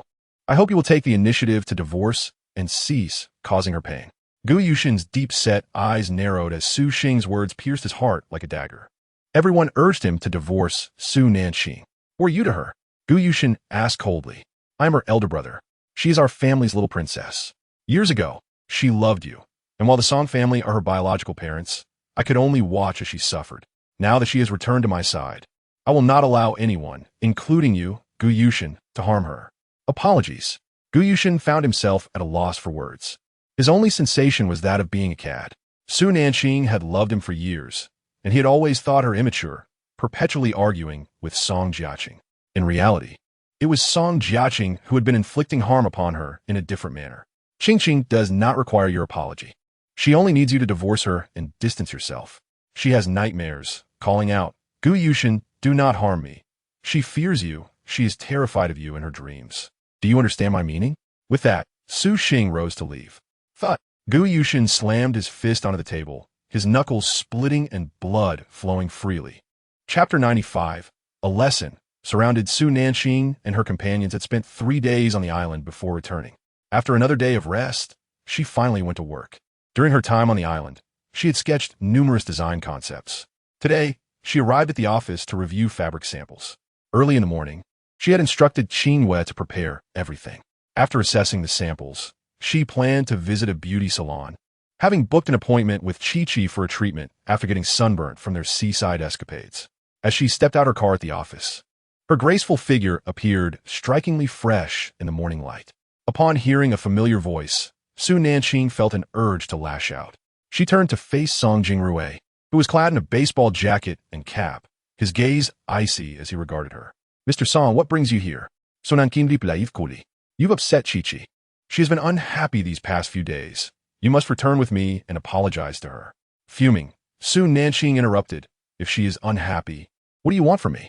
You should apologize to her for stealing Gu Yushin from her. That is the root of her discontent. Song Jingrui's tone was resolute. Su Nanqing rubbed her temples, taking a deep breath. How had she come to know such a fool? This early in the morning was proving to be excessively difficult. Get lost, she shouted irritably. Song Jingrui stood in disbelief. You wanted to leave? You, a mere middle school graduate, are here as the design director solely because of your looks, seducing General Jiang. You have already behaved so disgracefully. Why do you still cling to Gu Yushin? With a sharp gaze, Song Jingrui regarded Su Nanqing with disdain. Su Nanqing smiled lightly, suggesting that if divorce was in question, one should consult Gu Yushin, for he was the one who refused to accompany her to obtain the divorce certificate. Furthermore, she remarked, you think Jiang Yu is you. Song Jingrui was perplexed by her words. Su Nanqing, what do you mean? It's quite simple, she continued. Although Jiang Yu is young, his talent is remarkable. He is a rising star. His achievements over the past few years cannot merely be attributed to entangling with women. Moreover, your focus solely lies on Song Jiaqing. You have never taken the time to understand who I am. If I am thriving, does that imply I am seducing men? If I possess capability, am I ruthlessly seeking gains? Song Jingrui, what constitutes being disgusting? You are the most repugnant of all. Not only are you foolish, but you are also despicable. Reflect on the events from 6 months ago. Who truly plotted against you? After finishing her remarks, Su Nanqing disregarded the foolish Song Jingrui. Song Jingrui, still reeling from her reference to past events, gazed at the company before him, determined to exact revenge for the last incident. He was resolute in making Su Nanqing experience the sting of betrayal from someone close to her. He loved Xiu Shu dearly, yet that woman had taken advantage of him. Pulling out his phone, he dialed a number. Brother Rui. The voice on the other end was smooth and sultry. Song Jingrui replied with a cold smirk, tonight. Help me teach someone a lesson. Su Nanqing. I'll send you her company address. Do not kill her. Just give her a taste of retribution. Understood. The other party agreed readily. After hanging up, Song Jingrui called Song Jiaqing. Brother. Song Jiaqing's voice was weak, evoking pangs of sympathy in Song Jingrui. Chi-Chi. Su Nanqing will not return to apologize, but I will have someone teach her a lesson, rendering her jobless, so she may only gaze up at you. Recalling the events from 6 months prior, his expression turned malevolent. Brother, please do not pursue this. It matters not if Su Nanqing apologizes. I am aware she has been feeling low recently. You have a competition coming up. Do not engage in illegal activities, Song Jiaqing urged anxiously. Song Jingrui chuckled. Ah, Chi-Chi. You care for your elder brother so. Worry not. I will not partake in anything unlawful. She schemed against me 6 months ago, wronging Yushu. I cannot let her off lightly. Thank you for being so good to me. Song Jiaqing was moved to tears. After comforting her for a while, Song Jingrui ended the call. He gazed at the entrance of Su Nanqing's company, musing, I do not wish to act against you like this, but you have gone too far. She was his dear sister. Had she only returned to apologize to Chi-Chi, he would not have resorted to such measures. Without further thought, he headed to the car team. Meanwhile, Song Jiaqing practiced piano at home, determined to secure first place in the upcoming competition. After a while, she received a call from Song Jingrui regarding his plan to teach Su Nanqing a lesson. Perfect. 6 months ago, I had plotted against Su Nanqing to ensure Song Jingrui utterly despised her. Now, he is finally ready to take action. With Su Nanqing's downfall, she could secretly acquire shares from the Tang family. After sending a message, she resumed her practice, eagerly anticipating good news regarding Su Nanqing. Su Nanqing, you are courting your own demise. Since that night Gu Yushin left, he had not sought her out again, indicating his lack of faith in her. Enraged, she realized that despite her meticulous plotting, Su Nanqing had narrowly escaped retribution. With Gu Yushin's trust in her waning, she contemplated alternative approaches. If Gu Yushin's mother was ineffective, perhaps his beloved grandmother would suffice. A malicious smile crossed Song Jiaqing's face as she schemed. Unbeknownst to Su Nanqing in her previous life, she had only encountered Song Jingrui just before the competition. In this life, many events had unfolded prematurely. At 4 in the afternoon, after finishing her work, she accompanied Qingwei to a beauty salon in the alley. As they walked, Su Nanqing discussed company matters, having already selected the necessary fabrics. The most crucial aspect now was to keep the design blueprints confidential, a task she entrusted to Jiang Yu. As they ventured deeper into the alley, 5 men suddenly emerged from another passage, obstructing their path. Qing Yue's face darkened with intent, while Su Nanqing's cold gaze sharpened. The leader, a young man, was recognized by Su Nanqing as one of Song Jingrui's hired thugs. Su Nanning, you presume? He smirked, leering at her with wicked eyes. Disgusted by his gaze, she recognized him as a pawn of Song Jingrui, secretly colluding with Song Jiaqing and intent on her demise. Are you here at Song Jingrui's behest? So Nanqing, her eyes narrowing. The men hesitated, surprised by her knowledge. Glancing at Qingyue, she whispered, feign capture. I plan to send them to prison. Qingyue instantly comprehended Su Nanqing's intentions and discreetly pressed her phone's side button. Jiangyu was swiftly notified. As the man approached to seize Su Nanqing, she feigned terror, stepping back and shouting, "Get away! Leave me alone." Chapter 96. Without a lesson, she will not learn. Hearing Su Nanqing's terrified cries, the men hesitated, the air around them thick with tension. Zhao Lianan, recovering from his surprise, sneered, "Su Nanqing, I haven't even touched you yet, and you're already this frightened? You! Keep your distance." In broad daylight, what are you trying to do? Kidnap me? Su Nanqing continued to retreat, appearing utterly terrified. Such a troublesome girl. I have yet to harm you. Yet look at how scared you are, Zhao Lianan remarked, captivated by her beauty. Her striking visage and delicate form stirred desires within the men, igniting flames of lust in their eyes. Zhao Lianan abruptly seized Su Nanqing's hand, glaring fiercely at her. You had better behave yourself, Su Nanqing. She struggled vigorously. Let go of me. Do not touch me. Her enchanting eyes sparkled with cold defiance. Her terrified voice enticing yet dangerous. The men, unable to contain themselves, advanced and forcibly took both Qingyue and Su Nanqing away. The alley was soon shrouded in silence. Meanwhile, Jiang Yu, having alerted the authorities, swiftly led them to rescue Su Nanqing and Qingyue. At the seaside warehouse, both women were bound. Zhao Lianan deliberately called Song Jingrui in front of Su Nanqing. Hello, Jingrui. I have captured your sister. She is quite beautiful, and my brothers are particularly fond of her. Perhaps we should let them enjoy her. Song Jingrui was furious. Zhao Lianan, are you seeking death? I merely instructed you to teach her a lesson. She is my sister. You intend to violate her? Are you mad? Well, if it's a lesson, it must be thorough so she remembers it and does not scheme against you in the future. Have you forgotten how she plotted against you before? Song Jingrui was momentarily speechless, his gaze fixated on the racing cars on the track, his face paling. His eyes were a deep crimson, his voice trembling slightly. No, it would be too cruel to her, even though I despise her. Jingrui, what she plots against you again? Such a wicked woman.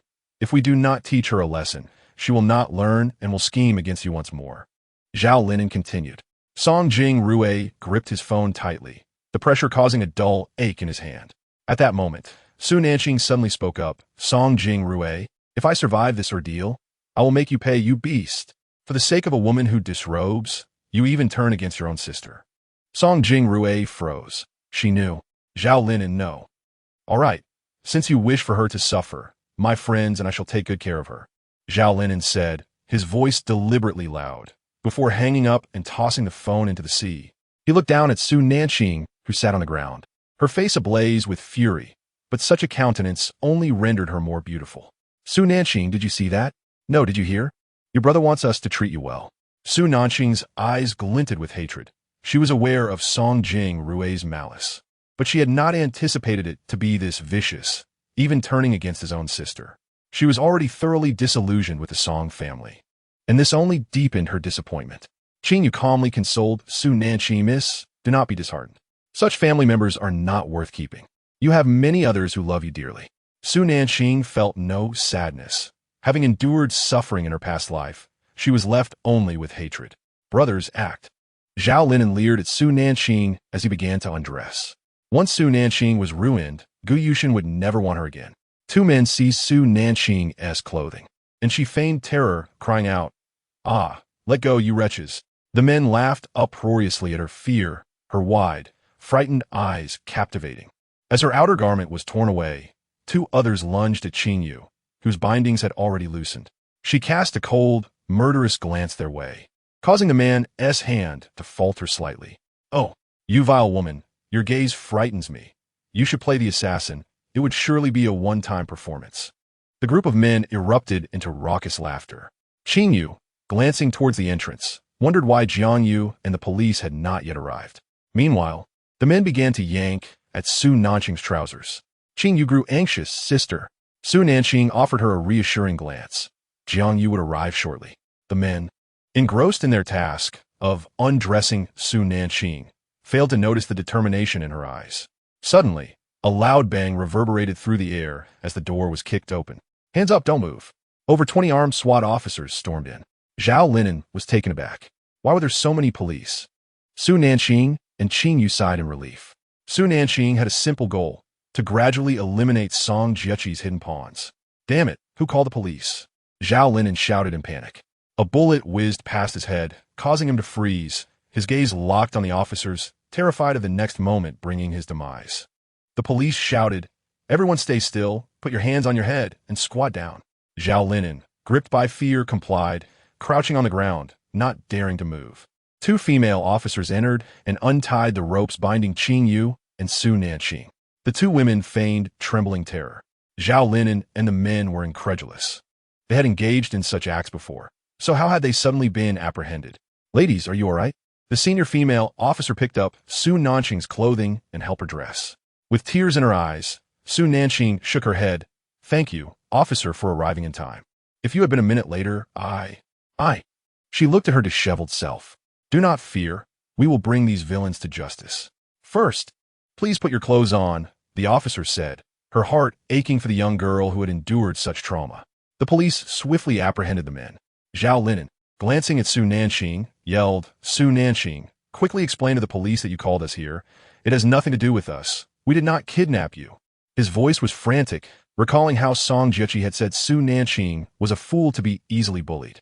Su Nanqing regarded him with disdain, her cold gaze piercing. "What are you saying? You kidnapped us. You attempted to violate us. I do not even know who you are. How could I have invited you out? Are you jesting?" Chapter 97. I will no longer endure. I will strike back fiercely. Zhao Linen stuttered, suddenly realizing that he knew Song Jing Rue. But Su Nanqing did not know him. The joke had gone too far. What to do? They dared not offend the Song family, nor could they expose Song Jing Rue. Now, they could only await his arrival to extricate them. Take them away. The men were led to the police vehicle. Outside, Jiang Yu, relieved to see Su Nanqing and Qing Yu were unharmed, approached them. He leaned in and whispered to Su Nanqing's sister on the way here. "I dispatched someone to review the surveillance footage. It has been retrieved and will be handed over to the police shortly. So Nanqing Nadid, Gis, take it all to the police station. I want these men to rot in prison. They often engage in such deeds, trafficking children and women. Please tell the police to investigate." The leading man had tossed his phone into the sea. Zhao Linen was Song Jiechi's most trusted henchman. This man would do anything for money. "All right," Jiang Yu replied quietly. Song Jiechi prided herself on her nobility, yet beneath the surface, she was rotten to the core. A noble soul is one that respects itself. Song Jiechi chose her own downfall, and no one could stop her. At the police station, after giving their statements, Su Nanqing and Qing Yu were released. As they reached the roadside, they encountered Song Jing Rue speeding towards them in a sports car. He hastily exited and rushed to Su Nanqing. "Su Nanqing, today's incident was a misunderstanding. You must quickly tell the police." Slap! Su Nanqing raised her hand and struck him across the face. Song Jing Rue was taken aback, gazing into her resentful eyes, filled with guilt. He looked at the disheveled Su Nanqing, a pang of discomfort in his heart. "Su Nanqing, I only wanted them to teach you a lesson. Is that so? For the sake of that vile woman, Song Jiechi, you would even betray your own sister? Your so-called lesson was merely to have them return me and Qing Yu." Song Jing Rue, I never imagined you could be more malicious than Song Jiechi. But do not fret, they will not expose you, for in their eyes, you are merely a disposable pawn. The moment you lose your value, all these crimes will befall you. Rest assured, there are others who will ensure you compete. After the competition, your dear sister Song Jiechi will surely reward you handsomely. I will be there to witness what grand gift she bestows upon you. You can comfortably return, for they will not betray you, as their true master is not you.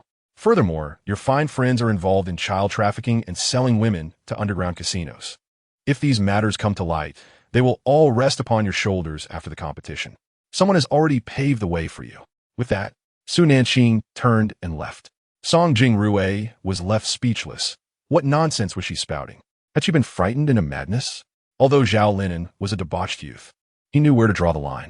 Su Nanqing took a few steps before saying, "Moreover, Do not refer to me as your biological sister. The Song family does not deserve such a title. You may introduce me as your adopted daughter. Song Jiechi is your most cherished sister. You ought to treat her like a treasure to justify the care you've bestowed upon her over the years. The events from 6 months ago were not a scheme devised by Nanqing and me. It was Shu Yushu who plotted against you. As for her motives, I believe someone will enlighten you after the competition. Nanqing is correct. Every member of the Song family possesses a ruthless nature. It is a pity that she wasted her affections on a man like you. A scoundrel and a shameless woman. You two should ensure you do not bring harm to Gigi. After finishing her words, Su Nanqing did not afford Song Jingrui the opportunity to respond and entered the vehicle. Anger gnawed at Song Jingrui, and upon hearing Su Nanqing's remarks, the remnants of his guilt vanished instantly. Su Nanqing, you shall not malign Yushu any further. The one who plotted against me is you. Su Nanqing is needed, foolish creature. Su Nanqing you. Song Jingrui glanced at the police station's entrance, pondering what he could possibly say upon entering. Zhao Linen was his comrade. He could not allow Su Nanqing to withdraw the case. Watching Su Nanqing's car depart, he began to pursue her. Jian Yu caught a glimpse of Song Jingrui's vehicle in the rearview mirror, a sharp glint flashing in his eyes. Sister, Song Jingrui's car is tailing us. Su Nanqing is Mirkiv. Let him chase. With the evidence we possess, in less than 2 hours, their misdeeds will be made public online. This is something that Song Jiechi must witness. At the very least, she will be restless tonight. Jian Yu chuckled. Sister, I understand. Indeed, there is a shopping mall ahead. Let's stop there to purchase some clothing. After Su Nanqing spoke, her phone rang, displaying an unknown number. Assuming it to be Song Jingrui, she declined the call. However, the persistent ringing began to irritate her. Hello. She answered, her tone less than cordial. Su Nanqing, are you all right? Taken aback, Su Nanqing stared at the unfamiliar caller ID, realizing it was Gu Yushin. She thought she had misheard, but Gu Yushin's voice came through once more. Su Nanqing, speak to me. Are you well? Su Nanqing retorted coldly, I am unscathed. You must be quite pleased that my childhood friend's scheme against me has failed. Standing by a floor-to-ceiling window, Gu Yushin gazed outside with a frigid expression. Su Nanqing, what are you talking about? The glint in Su Nanqing's eyes turned icy. Gu Yushin, you are acquainted with Zhao Linen, Song Jiechi's little follower, correct? I am aware of your malice, but I did not anticipate it would extend to such depths. You facilitated my ruin, which may indeed serve your interests. Yet Gu Yushin, have you forgotten what I told you? I will no longer tolerate this. I shall retaliate. Fury surged within Gu Yushin. Su Nanqing, are you implying I orchestrated this? Su Nanqing replied with a cold laugh. Perhaps you should visit the police station and hear what Zhao Linen has to say. He mentioned that you were aware of the situation and would help him out. Gu Yushin, I have ceased to entangle myself with you. Why can you not leave me in peace? I have divorced you amicably. After 2 years of meticulous care, do you wish to ruin me? Zhao Linen said, as much at the police station. Su Nanqing concluded before hanging up and blocking his number. Gu Yushin attempted to call back, only to find himself blocked. Damn it, Su Nanqing blocked again. Seething, Gu Yushin's eyes darkened. Xue King, Gomin. Startled, Xueqing wondered who had angered their formidable leader, as he had been on the brink of collapse lately. Upon Gu Yushin's return from the island, he seemed an entirely different person. As Xueqing entered, Gu Yushin's phone rang. It was Song Jingrui. Yushin, you must help me. Chapter 98. A caution against participating in the competition. Gu Yushin was already aware of the events surrounding Su Nanqing, which prompted his call. Hearing Song Jingrui's plea, his gaze sharpened. What assistance do you require? He was fully aware of the situation, his tone as frigid as ice. Song Jingrui, undeterred, responded, Yushin. I wish for Zhao Linen and his associates to teach Su Nanqing a lesson. She upset Chi-Chi, and for days, Chi-Chi has been sullen. She has yet to apologize to Chi-Chi. With the intention of teaching her a lesson, he believed she would return to apologize afterward, but their actions had gone too far. Now, they were all apprehended by the police. Yushin, we all know each other. Please assist in getting them out. A layer of ice settled on Gu Yushin's handsome features, his expression fierce. Song Jingrui, are you even human? Just because Song Jiechi is unhappy, you resort to ruining Su Nanqing? The chilling anger in his voice sent shivers down Song Jingrui's spine. Yushin, I only aim to teach her a lesson, so she would divorce you sooner. You have always liked Chi-Chi, after all. I'm doing this for your sake. You must help me. Gu Yushin closed his eyes, realizing how they had bullied Su Nanqing. How much pain must she be enduring? Song Jingrui, you are a fool. Most of Song Jiechi's misdeeds are documented, yet you choose to ignore them, repeatedly harming Su Nanqing. Many of the things Song Jiechi has done were executed alongside you. Are you truly pretending to be oblivious? Furthermore, Su Nanqing is my wife. To harm her is to harm me. If you think I will help you, you are mistaken. I will ensure they remain imprisoned for life. Go back and inform Song Jiechi that I will never marry her. Yushin, you once promised to marry her. You cannot do this. Chi-Chi will suffer for eternity. Song Jingrui implored anxiously. A cruel smile curved Gu Yushin's lips as he articulated each word with clarity. At that time, I promised to marry her because she is the biological daughter of the Song family, yet the true daughter of the Song family is Su Nanqing. I hold only childhood affection for her. As for taking her as my wife, she is unworthy of such a role. Why would I bring home a mere vase? Song Jingrui, you had better pray that Su Nanqing remains unscathed. If she bears even the slightest injury, I will take your life. In a fit of rage, Gu Yushin slammed the phone down. He then strode outside, and Xueqing understood the urgency, hastily preparing the car. Meanwhile, Song Jingrui was momentarily stunned, observing Su Nanqing's vehicle parked outside the upscale shopping mall.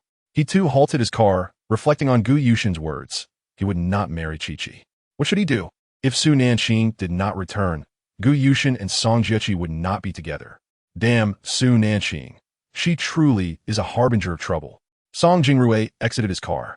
Su Nanqing and Qingwei were aware that Song Jingrui was tailing them, but they paid him no mind as they proceeded to the mall to shop. Su Xing also arrived inquiring after them.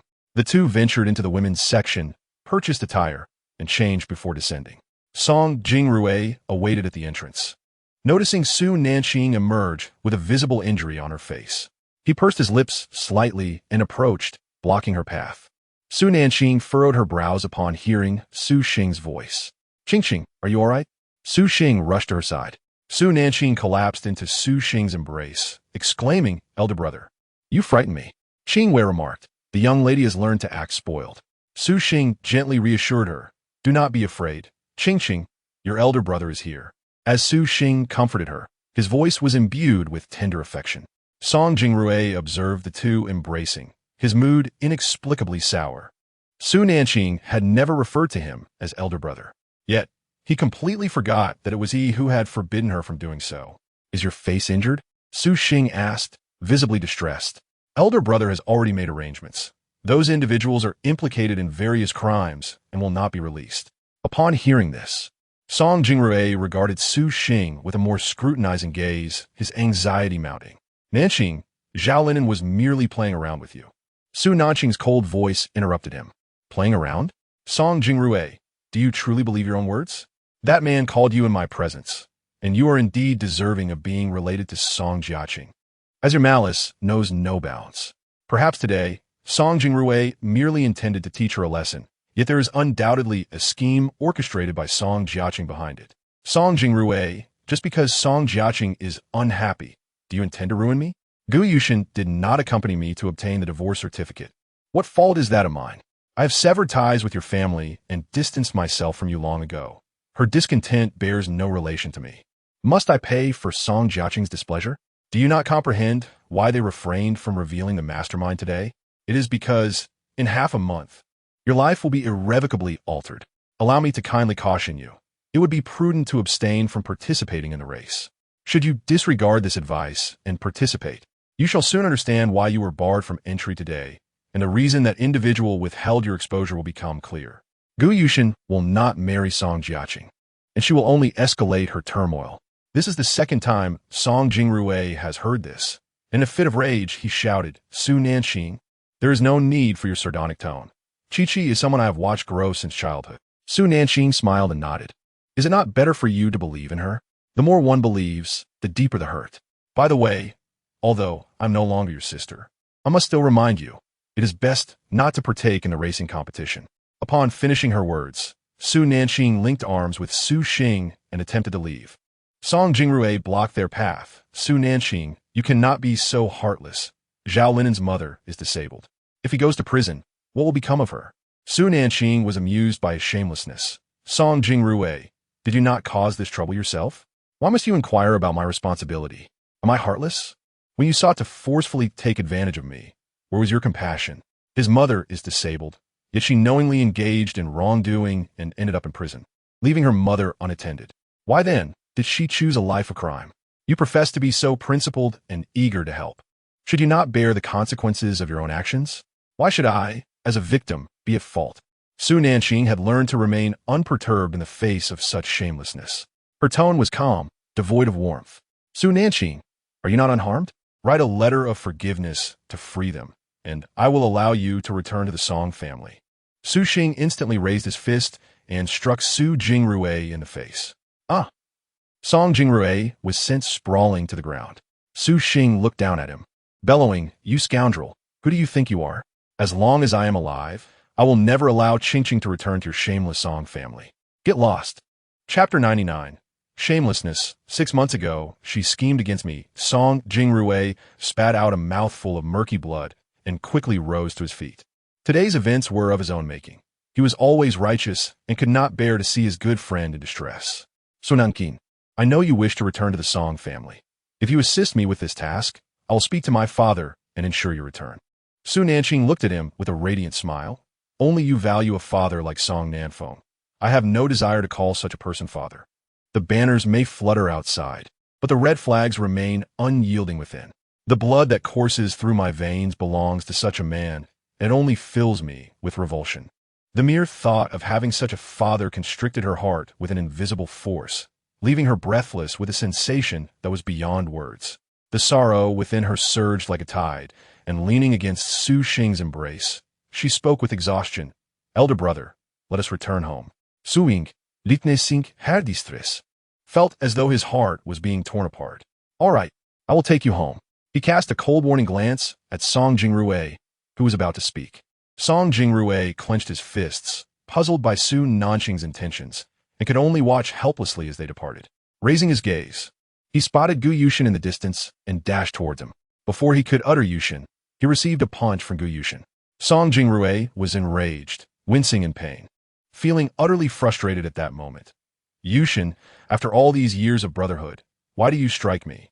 Gu Yushin's gaze was icy and piercing, his voice filled with fury. "Song Jingrui, have you lost your humanity? You allowed Zhao Linen to humiliate Su Nanqing. She is your own sister. How could you sink so low?" Song Jingrui sneered, touching his bruised face, and retorted, "Gu Yushin, do not forget that you once joined us in humiliating her, deeming her malicious. We are of the same ilk. Someone as wicked as Su Nanqing does not deserve my kindness." Gu Yushin fell silent. The Song family had already branded Su Nanqing as ill-intentioned. However, aside from Song Jiaqing's claims of her harming him, had she truly injured anyone else?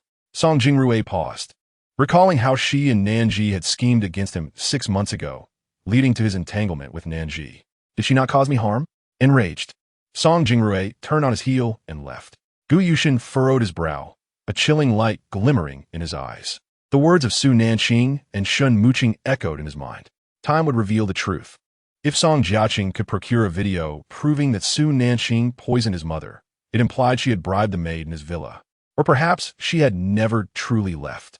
Even if she had, it was likely under circumstances unknown to them. Song Jiaqing had always possessed considerable computer skills. Gu Yushin turned to Xueqing behind him. "Investigate the events from 6 months ago. You were present." Xueqing recalled that evening when the Song family insisted on having them join their outing. The young lady from the Nan family next door was also in attendance. That night, an incident occurred. Song Jiaqing accused Su Nanqing of scheming to bring Song Jingrui and Nanji together, claiming Nanji had affections for Song Jingrui. Yet, both Su Nanqing and Nanji vehemently defended themselves, but no one believed them. Song Jiaqing adamantly insisted that Su Nanqing had plotted against Song Jingrui.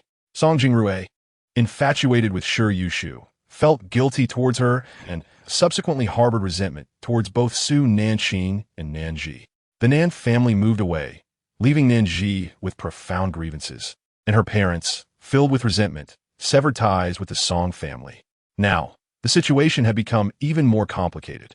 "President, I have only just realized that Miss Su possesses medical skills, which could naturally lead to suspicion against her. However, from Song Jiaqing's perspective, Shi Yushu is her friend. And to be frank, I would never marry a woman like her. She is notably promiscuous, indulging in smoking, drinking, fighting, and debauchery. I have witnessed all of this firsthand. Because we often visit bars for a project, I have encountered that young master several times, yet I never approached him. In his eyes, Sure Yushu is nothing but a bad girl, unsuitable for a life partner. He prefers someone like Su Nanqing, who can grace the hall and manage the kitchen. Song Jingrue's affections are evident, and we cannot pass judgment.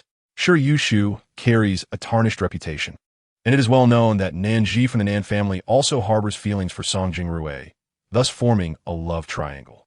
Moreover, I have heard that Sure Yushu is already pregnant, and Song Jingrue plans to marry her after the competition. Seizing the opportunity, Xueqin continued, President, aside from you and the Song family, outsiders, including myself, hold Miss Su in high regard. Both the elder and madam appreciate her, and even the lady you confined to the mental hospital has a fondness for her. Empathy dictates that if you treat her well, she will reciprocate. Su Nanqing truly cared for the elder and madam. During your time of blindness and volatility, she patiently tended to you, and gradually, you began to improve. President, I implore you to try to trust Miss Su. She is genuinely pitiable, as the Song family does not regard her as a human being. Gu Yushin's naturally cool demeanor wavered. Having lost control in front of Song Jingrue, it was evident he was beginning to believe in Su Nanqing. Alas, Su Nanqing, enamored with you, has engraved the character deep upon her chest, adorned with an elegant jasmine flower, for the lady has a fondness for jasmine.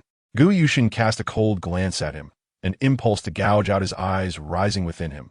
When did you see that? Ah. It was during our last visit to the island, on the very night when Song Jingrue encountered his mishap. Miss Su and Miss Nan went swimming, and I happened upon them on the way. I caught sight of the tattoo on Miss Su's chest. I even overheard their conversation. Miss Nanji exclaimed, Gu Yushin loves Song Jiechi wholeheartedly. Why do you have to inscribe his name upon your chest? I recall Miss Su's response vividly. You love yours, she loves hers. Having the name of a beloved etched upon one's skin makes one feel closer to that person. Miss Nanji retorted, Su Nanqing, you love-struck fool. Must you be so humble in your affections?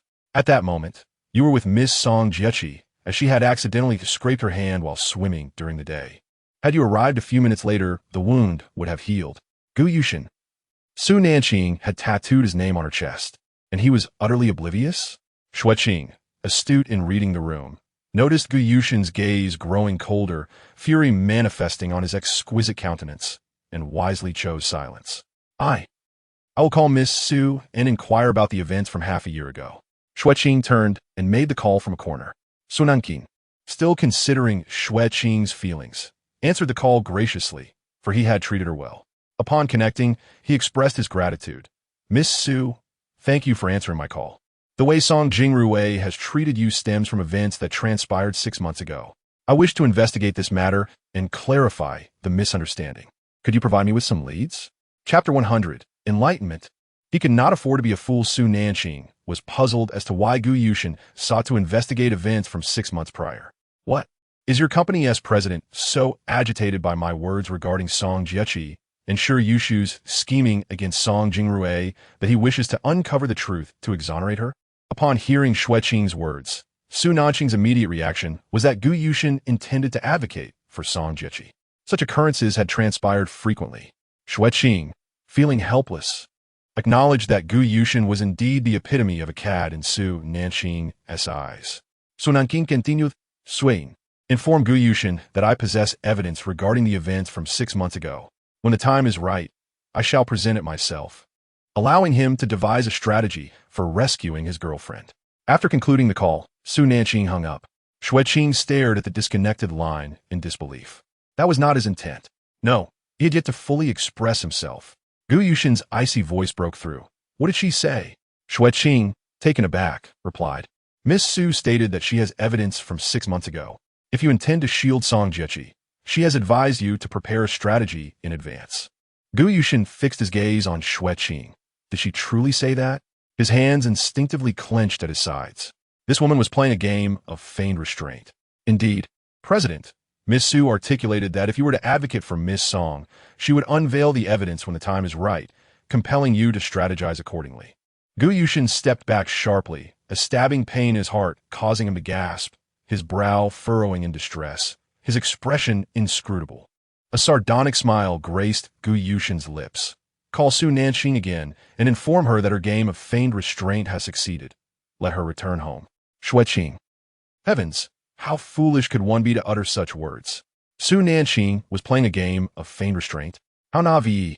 Indeed, those who cannot forget are like the moon, their presence more pronounced at night. Gu Yushin had grown accustomed to being catered to by Su Nanqing. Over these past months, he had suffered from poor appetite and restless nights. President, it seems you have misjudged Miss Su. She is not playing games with you. She genuinely wishes to divorce. What feigned restraint? He had overestimated his allure. Gu Yushin's cold gaze bore into Xueqing. Call her once more. Instruct her to return home. Lest I have to fetch her myself. Gu Yushin recalled the last time he saw her, clad in a white camisole dress, a lovely shawl draped over her shoulders, accentuating her flawless skin, her collarbone alluring, her neck appearing extraordinarily delicate and graceful, leaning against Su Xing, her fair, long legs tantalizingly visible. He felt a stirring desire within him. Su Nanqing had triumphed. He found himself yearning for her physically. Her coy demeanor stirred something deep within his cold heart. Xueqing attempted to call Su Nanqing again, but the line was no longer reachable. With exasperation, Xueqing confessed, President, I too have been blocked. Gu Yushin narrowed his eyes, a slight smirk forming on his lips, emanating an inexplicable allure. Have you discovered the identity of the man accompanying Su Nanqing? Xueqing frowned. I only found out that he is named Su Xing. No other information is available. Moreover, the girl accompanying Miss Su, Qingyue, appears to be an orphan. Having followed her since childhood, she calls Miss Su Miss and occasionally sister. Gu Yushin's lips curled in intrigue. The mysteries surrounding Su Nanqing piqued his interest. Oh, President. News regarding Zhao Lianan and his associates has surfaced. In 2021, they assaulted a girl just turned 18 in a warehouse, leading her to commit suicide by jumping into the sea. On September 16th of the same year, a retired elderly man suffered a fatal heart attack due to a home invasion. What a horror. How could they target the vulnerable, the lonely elderly, and young girls? How could Song Jiechi and Song Jingrui associate with such individuals? President, do you still intend to save them? Rescuing them may only inflict further harm on others. Xueqing could not help but pose the question. Gu Yushin's expression remained impassive, but a flicker of emotion crossed his eyes. Xueqing, do you think I wish to save them? Each word was articulated with clenched teeth. Gu Yushin suddenly recalled Su Nanqing's mention of Zhao Lianan claiming he would extricate them. He had mistakenly believed they were allies. He pressed his forehead, realizing Zhao Lianan was indeed audacious enough to say anything. Song Jiechi had certainly grown brazen under his indulgence. Xueqing nodded.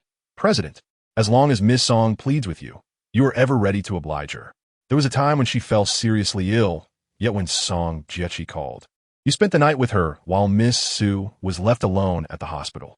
Such occurrences have transpired countless times since Miss Song's return. President, I wish to impart a truth. No one will wait indefinitely for another. In love, mere pretense will ultimately lead to separation.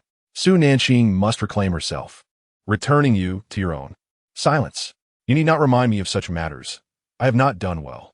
Gu Yushin hesitated, for he had not merely failed. The words of Tang Wanqing echoed vividly in his mind. With a stern countenance, he turned to leave. After a few steps, he abruptly halted.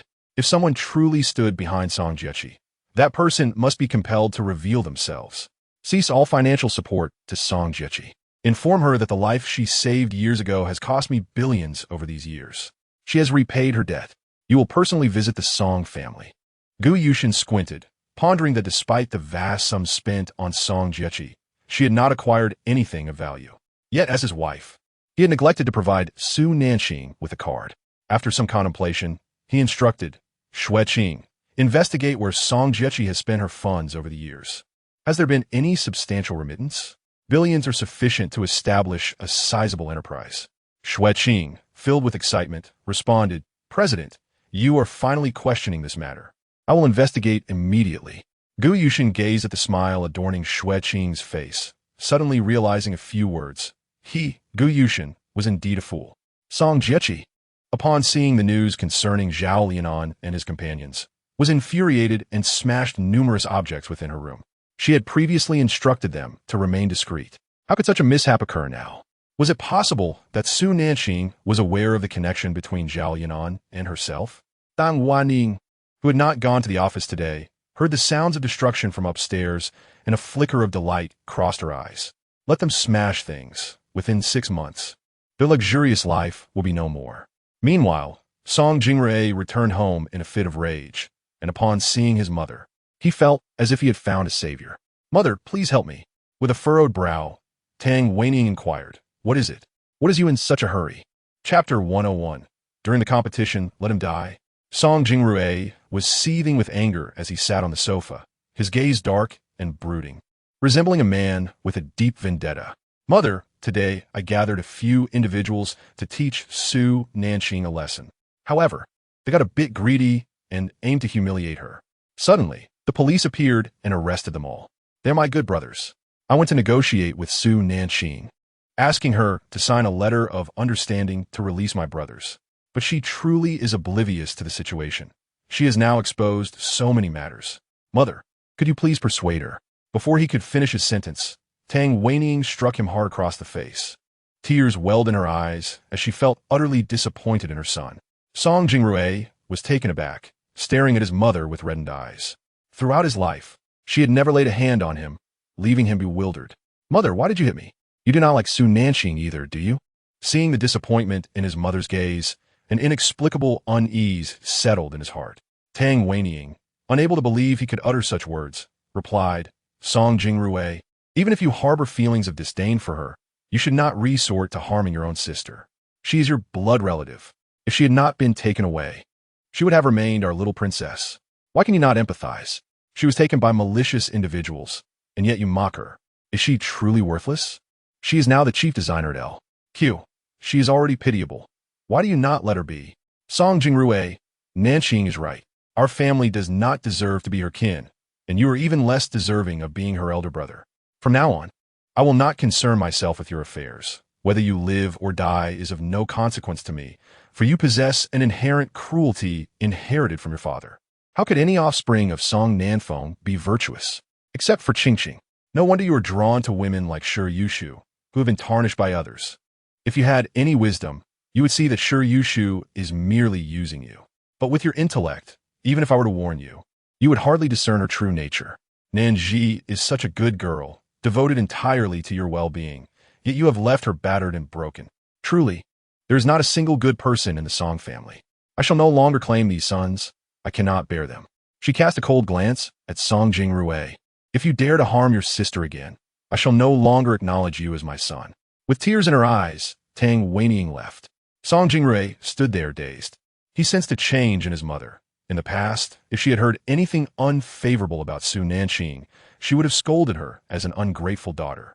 Yet now, she was defending Su Nanqing, claiming her misfortune was merely fate. How could a mere waste of a person, who had not even graduated high school, compare to his cherished Jiechi? Sometimes, relationships are not improved by blood ties. Strangers can be more genuine than some blood relatives. Only Song Jiechi deserves Gu Yushin. As for Su Nanqing, she was destined to lead a mundane life, marrying a man of equal ordinariness. What right did she have to be Gu Yushin's wife? The more he thought, the angrier he became. Now that Zhao Yinan's scandal had been exposed, only Gu Yushin could extricate them from his predicament. Preoccupied with Zhao Yinan's troubles, he had not contemplated his mother's previous words. He had already concluded that Su Nanqing was utterly worthless, thus failing to recognize her excellence.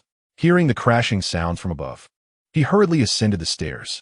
Upon entering the room, he found Song Jiechi had destroyed much of her belongings.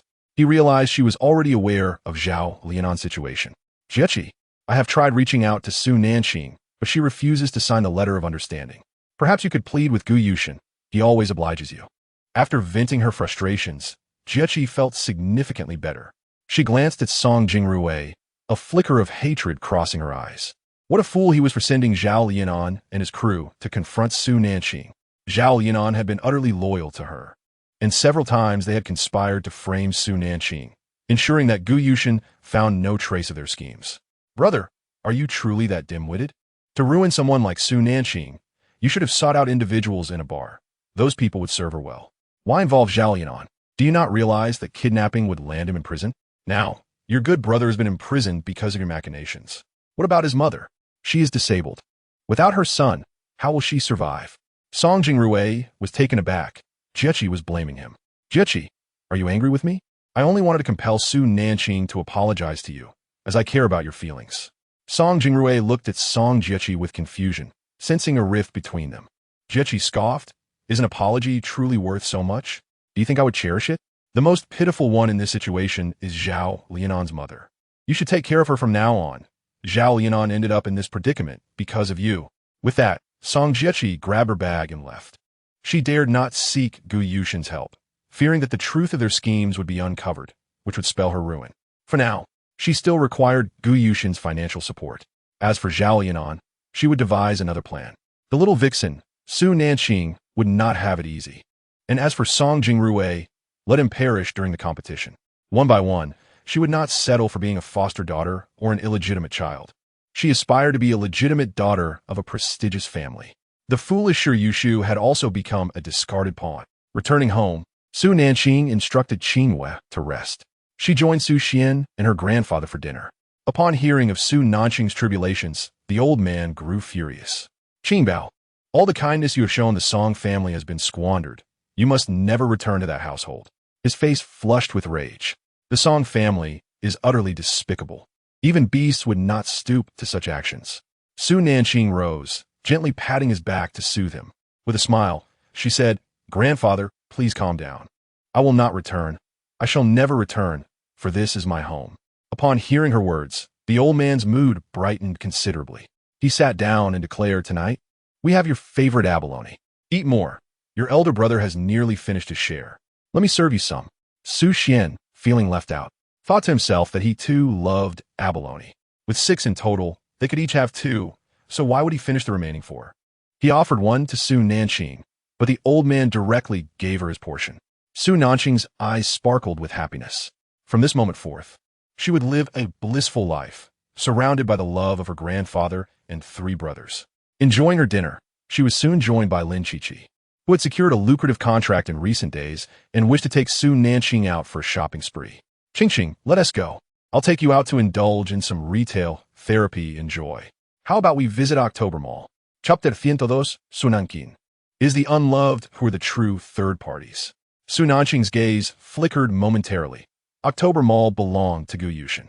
It was named October because Song Jiechi's birthday fell on the 1st of October, the same day as hers. When Gu Yushin established this mall, he named it October Mall. Observing Lin Qiqi's cheerful demeanor, she remained silent, having completely relinquished her feelings for Gu Yushin. Now, even discussing the matter stirred little emotion within her. In this lifetime, I shall never again grant Gu Yushin the opportunity to inflict harm upon me. Very well, let us depart. It is still early, and we can wander until 10 in the evening, perhaps even indulge in some barbecue afterwards. Lin Qiqi chuckled in exasperation, remarking how perilous it is to venture out at night, with vendors of barbecue lining the streets. Su Nanqing observed her increasingly slender figure with a hint of resignation. It seemed she found it difficult to gain weight. Once engrossed in work, she found herself unconsciously neglecting to monitor her diet, making it a challenge to put on any pounds. With a light-hearted laugh, Su Nanqing reassured Qiqi that an occasional indulgence wouldn't lead to weight gain. Come. There's a delightful snack street nearby. Let me take you to savor some delicacies. Lin Qiqi smiled at her enthusiasm and gave her shoulder a hearty pat. Qingqing, that's the spirit. Life is meant to be enjoyed to the fullest, lest we let our golden goblets sit empty before the moon. Su Nanqing, with a playful grin, retorted, Indeed, I am the finest talent, and fortune shall return to me even after dissipating. The two departed, sharing laughter and camaraderie. Su Nanqing drove them to their destination, and the absence of traffic allowed them to arrive in just 30 minutes. In the past, Su Nanqing seldom had the luxury to shop at night. After a full day of responsibilities, she still needed to prepare dinner for Gu Yushin and tidy the house. Reflecting on those years, she felt stifled. Now, her life was one of leisure. As she stepped out of the car, she gazed at the distant buildings, their neon lights flickering, weaving a tapestry of vibrant prosperity. She inhaled deeply, realizing she had labored for a life that Gu Yushin had overlooked. No longer did she need to toil for their future. It felt liberating. As Lin Qiqi alighted from the vehicle, Su Nanqing composed herself, approached her, and linked arms with her. Come, Chi-Chi, let us enter. Lin Chi-Chi glanced at the sign above the October Mall, perplexed. Ching-Ching, why is this place called October Mall? With a smile, Su Nanqing explained it belongs to Gu Yushin. And since Song Jiaqin was born on October 1st, it bears this name. Suddenly halting in her tracks, Lin Chi-Chi expressed a regret. Ching-King, em sorry. We shouldn't be here. Let's south find another place. Amused, Su Nanqing replied, why change? We're here to spend money, not to engage in anything else. Out of concern for your feelings, Lin Chi-Chi confessed. Su Nanqing shook her head. I'm not upset, Chi-Chi. Those ensnared by love are fools, and fools are beyond redemption. I now know what I desire, and I am no longer lost in life. My focus is on becoming wealthier. Lin Chi-Chi understood her sentiment and pulled her inside. Splendid. Little rich lady, if you cannot grasp the sand, it is better to let it fly. Indeed, Su Nanqing smiled with a sense of relief as they ascended the elevator, oblivious to the tall figure shadowing them. Lin Chi-Chi intended to shop for clothing, and the duo made their way to the women's department on the 3rd floor. The garments there were designed by Gu Yushin's designers, alongside other brand collaborations. Lin Chi-Chi preferred relaxed styles, and when they spotted a lovely outfit, they entered to choose clothes. Su Nanqing jested, Chi-Chi, you adore wearing robes. I could design one for you.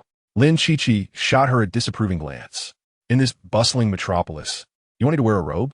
Su Nanqing, knowing her friend looked beautiful in anything, replied, but honestly, wearing a robe would be more elegant than these clothes.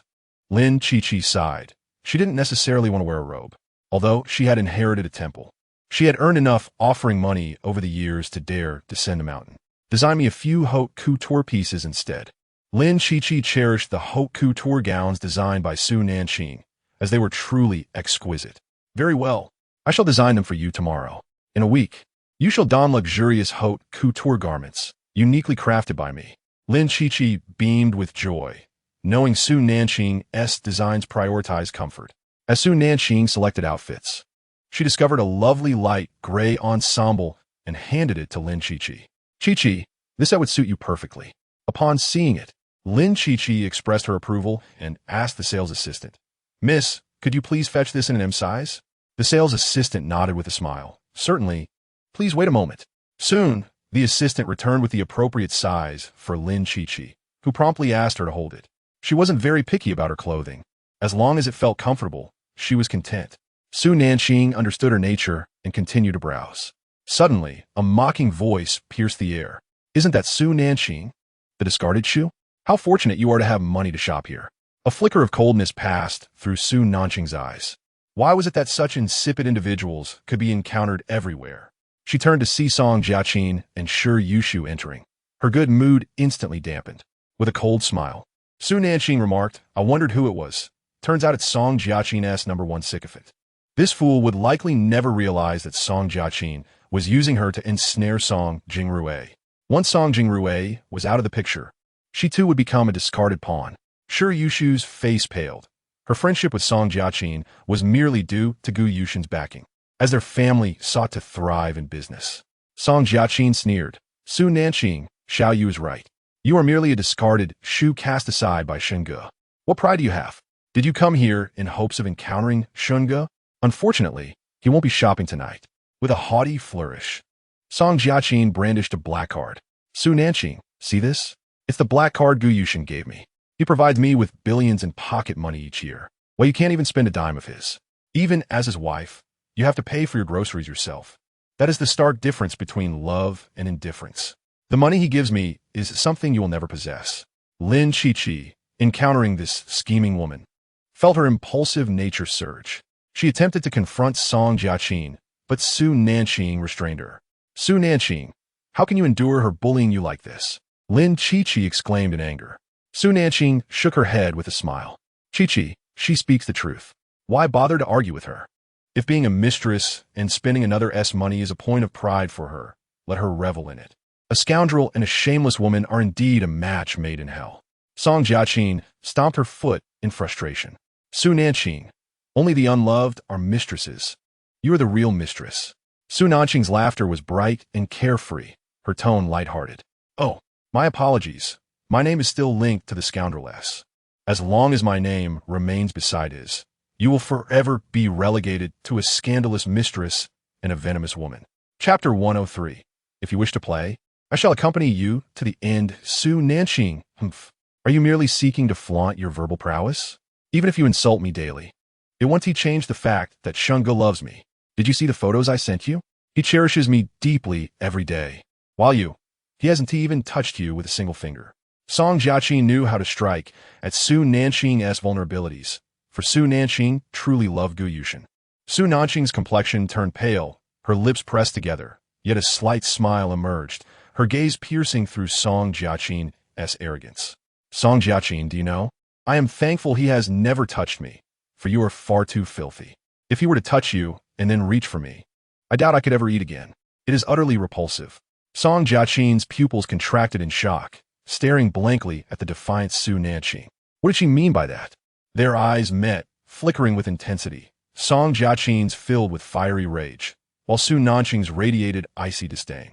Su Nanqing, you seek death. Song Jiaqing's eyes blazed with malice. Did she uncover something? Song Jiaqing, the scoundrel's accident left him crippled, blind, and you are afraid, reluctant to serve a disabled man. You ran off with another man and left a letter claiming that his mother and I drove you away. You are not even the biological daughter of the Song family. I am. You cannot steal my man. How noble of you. You sought to have it both ways, finding a backup while framing the scoundrel's mother, ultimately confining her to a mental institution under the guise of insanity. Do you think Gu Yushin wouldn't uncover these truths if he chose to investigate? Even if you conceal it well, what about a year or two from now? Can you hide it for a lifetime? You cannot, for your ambition will never cease. Su Nanqing's smile was cold and detached, while Song Jiaqing felt a twinge of fear. It seemed that Su Nanqing was privy to many secrets. Suddenly, Song Jiaqing realized that it was impossible for Su Nanqing to know. Not even her parents or brothers were aware. A defiant flame surged in her eyes. Su Nanqing, unable to obtain what she desired, lashed out in bitterness. I let him go for you back then because you were the biological daughter of the Song family. I did not compete with you. It was your own inadequacy that failed to capture his heart. Now you blame me? She deliberately raised her voice. Unfortunately, there are no spectators around. The mall was nearly empty. Su Nanqing found it amusing. Her laughter was sweet yet retained an inherent arrogance. What am I to blame you for? I should thank you for coming back. If you hadn't returned, things wouldn't be as entertaining. Aren't you here to play? I will accompany you to the end. By the way, Zhao Yinan will likely remain in prison for life. If he gets out, the first person he will seek is you. I believe Song Jingrui merely intended to teach me a lesson, but your objective is straightforward, to have him call your brother in front of me, thus sowing discord between us. In truth, you needn't bother. Your actions only reveal your existence. I have long severed ties with them, so your efforts are redundant. Previously, it was Zhao Yinan who assisted you in framing me, ensuring that the Song family and Gu Yushin found no trace. He was your most loyal dog, and now he is gone. You are left with Shi Yushu. I hope that when you next plot against me, she will be as astute as she was 6 months ago, more so than before. This way, Gu Yushin can finally divorce me, and you can marry into the Gu family and focus on realizing your ambitions. I will watch as you send them all to hell. One by one, with assistance at her side, she relished the ease of it. Song Jiaqing stepped back abruptly, her face drained of color, tears shimmering in her eyes. And a malevolent tide surged within her heart. She wished to kill Su Nanqing right then and there. The triumphant expression on Su Nanqing's face caused an inexplicable panic to rise within her. Su Nanqing had indeed changed. She had become formidable. What did Su Nanqing know? Having said all that needed to be said, Su Nanqing handed her card to the cashier and completed the payment. Lin Qiqi finally grasped that Su Nanqing was capable of retaliation and would not simply allow herself to be bullied. She sighed in relief, her voice choked with emotion. Qingbao, you have finally grown up, no longer allowing others to take advantage of you. Su Nanqing looked into her tear-filled eyes and took her hand. Fool, I was never easy to bully. I refrained from arguing before because I regarded them as family and as a husband. However, everyone's patience has its limits. Lin Qiqi smiled brightly. That's wonderful. Knowing you can protect yourself, I no longer worry about you, even when I return to the temple. Su Nanqing chuckled and accepted the card from the cashier, saying with a smile, let us go. Lin Qiqi shot a fierce glare at Song Jiaqing. This woman had good fortune, but alas, she was spiteful. Her future appeared grim, destined for demise. How could she contend with the dead? Understanding, without voicing, it was a celestial secret. Lin Qiqi cast a peculiar glance at Shi Yushu's belly. Shi Yushu felt uneasy under her gaze, clutching her stomach tightly, and angrily demanded, "What are you looking at? I'm pregnant. You all better not touch my child." Lin Qiqi sneered, "You are steeped in guilt. Perhaps you should perform more good deeds and cease your misdeeds. Shi Yushu, do not leave." Song Jiaqing suddenly blocked Su Nanqing's path. Su Nanqing frowned and asked, "What do you want?" Song Jiaqing raised the card in her hand, unabashedly declaring, "Su Nanqing, I want you to stay and watch how I spend Shen Ji's money." Su Nanqing replied, "Have you lost your mind? Is it truly glorious to spend your lover's money? Would you like me to set up a live stream to showcase your brazen antics as a mistress?" Song Jiaqing stomped her foot in frustration. How had this woman become so eloquent? "Su Nanqing, I see you're simply envious of me."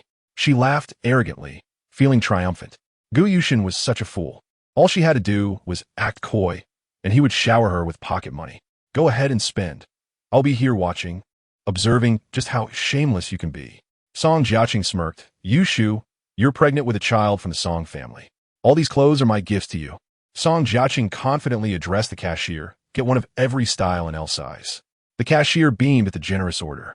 "All right, miss, please hold on." Lin Qiqi helped Su Nanqing to a nearby seat. "Is this your man's money?" "Ah, Qiqi, don't misinterpret. It's Song Jiaqing's man, not mine. In this lifetime, I will not be with Gu Yushin. I have exhausted all my love for him, and when I leave, I will forget completely." She had vowed countless times that she would never be with Gu Yushin again, yet Qiqi always found it hard to believe her. Lin Qiqi scrutinized her deeply. "Really?" Chapter 104. Song Jiaqing's card. "I've already stopped at," Su Nanqing murmured. "Qiqi, it seems I have mentioned this before. Why do you never believe me?" Lin Qiqi eyed her knowingly.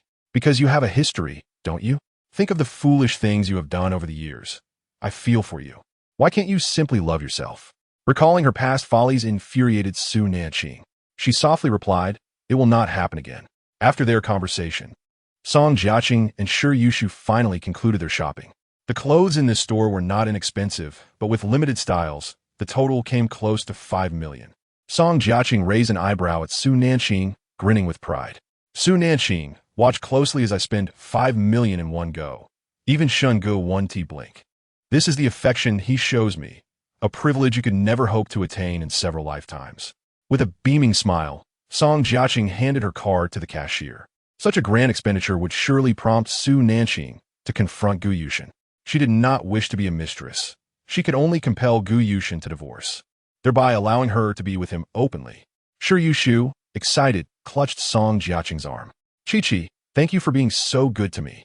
Earlier, she had been troubled by Su Nanqing's words, but now, witnessing Song Jiaqing's generous spirit, spending 5 million without a care, she felt no concern.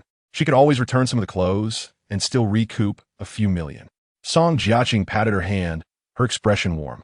"Yushu, you are carrying my brother's child. He loves you dearly. If I don't buy for you, he certainly will. Unlike some people who have been cast out and left to wander the streets, resorting to unsavory men for money." Song Jiaqing's words were intended for Su Nanqing's ears. Lin Qiqi suddenly lifted her gaze at her. "Song Jiaqing, if you cannot speak properly, it would be wise to keep your mouth shut. You've usurped another's place. How dare you utter such words? Who is truly involved with unsavory men? Do you not know in your heart?" Song Jiaqing glared at Lin Qiqi, her eyes cold as ice. Did she truly know what she was saying? "So Nanqing, what kind of person you are reflects in the company you keep. Your friend seems to be as dubious as you. TSK, Zhao Lianan. Could he really be the paragon of virtue? If everyone knew that the Song family's eldest daughter had a close relationship with the kidnapper, Zhao Lianan, those women he had wronged would not let you off easily. So Nanqing Dontif." Song Jiaqing was momentarily silenced. This woman was becoming increasingly difficult to handle. "Humph." She coldly scoffed when she noticed a cashier approaching with an unhappy expression. "I'm sorry, miss, but your card has insufficient funds. Please check if you have the correct one." Song Jiaqing frowned. "No money?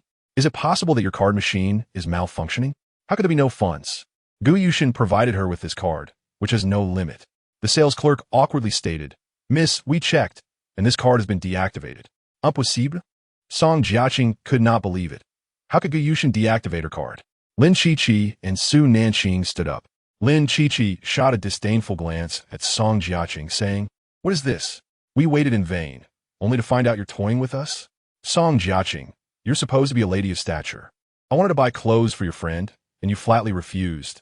Making a scene like this? Look at your friend's miserable expression. She's with child. And you ought to be considerate." After speaking, Lin Qiqi left with Su Nanqing. Song Jiaqing remained incredulous that Gu Yushin would deactivate her card. She took out her phone to call Gu Yushin, but heard his ringtone. Whirling around, she spotted Gu Yushin's tall silhouette standing not far away, his gaze dark and brooding. Su Nanqing and Lin Qiqi, who were about to leave, also noticed Gu Yushin. Standing under the dazzling lights, he exuded an air of dominance and arrogance. Su Nanqing cast a fleeting glance at Gu Yushin before attempting to leave, only to be blocked by him. In a deep, resonant voice, he said, "Su Nanqing, my oversight concerning Song Jiaqing's card has disregarded your feelings. In the future, I will provide you with another card, by whatever you desire." Su Nanqing found his words laughable. How could he have the audacity to say such things? She had no need for his money. What she was owed, she intended to reclaim. "No need, Mr. Gu. Speaking of which, I spent $1 billion treating your eyes and legs years ago. You should repay me, considering your immense wealth. If you can lavish tens of billions on a mistress, I wonder why I should treat you for free? I will send a list of medicinal materials to Xueqing for him to check. I won't ask for a single extra cent. I won't take advantage of you." "Su Nanqing, must you speak to me in such a manner? I acknowledge my past mistakes. I was preoccupied with business matters, but that will not be the case henceforth. What future do we have? If you truly cared for me, you would divorce."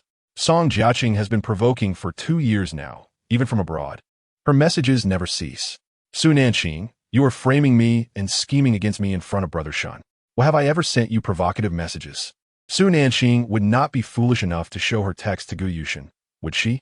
She looked at Gu Yushin with tears welling in her eyes. "Brother Shun, I have never done such a thing. It is Su Nanqing who continually sets me up. From the day you left, you have been sending me provocative messages, sharing pictures of your closeness with him. I have shown them to Gu Yushin. What? Are you daring to act without facing the consequences? Song Jiaqing, you make me feel utterly revolted." Tears streamed down Song Jiaqing's face in an instant. "Woo-woo. Su Nanqing, you country bumpkin, your words are so vulgar. No wonder Brother Shun does not favor you. After marrying him for 2 years, you are less than the household maid. At least the maid earns a few thousand a month. You clean and cook for free. Brother Shin's actions are merely to make you aware of your place. You are not even regarded as a servant in his eyes." Song Jiaqing interpreted Gu Yushin's intentions for herself. Su Nanqing understood that Gu Yushin did not view her as a person, yet hearing it articulated by Song Jiaqing still pierced her heart. She gently bit her lower lip. Lin Qiqi recognized that Su Nanqing had been hurt by Song Jiaqing's words. Her almond-shaped eyes glared at Gu Yushin. "Gu Yushin, you are shameless, playing both sides, allowing your mistress to bully your wife, treating Qingqing as a pawn, and yet you wish to harm her again. Qiqi, enough. Let's go." Su Nanqing's voice was hoarse. Yet, Gu Yushin again blocked her path, gazing down at her pained expression, his fists clenched tightly. "Su Nanqing, I apologize for the past. I was wrong. I have deactivated Song Jiaqing's card. I will have no further association with her." His words were concise and clear. Su Nanqing frowned, mocking him. As a young woman of virtue, would I desire a man who has been with Song Jiaqing? Chapter 105. A man who looks just like him. Gu Yushin was momentarily taken aback, his tone laced with anger. "Su Nanqing, do you believe those photos?" Su Nanqing found it amusing. "Gu Yushin, you and Song Jiaqing are truly cut from the same cloth, daring to act yet refusing to own it. Videos of you two in bed and your frenzied activities cannot possibly be fabricated. Those videos could easily be verified. They are genuine."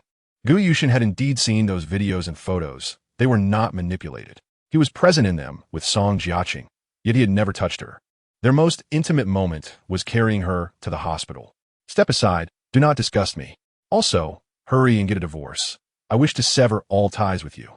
Su Nanqing tugged at Lin Qiqi to leave. Upon seeing Su Nanqing depart, Song Jiaqing tearfully approached Gu Yushin, accusing Su Nanqing, "Brother Shun, I never imagined Su Nanqing would despise me so much, tarnishing my name at every turn.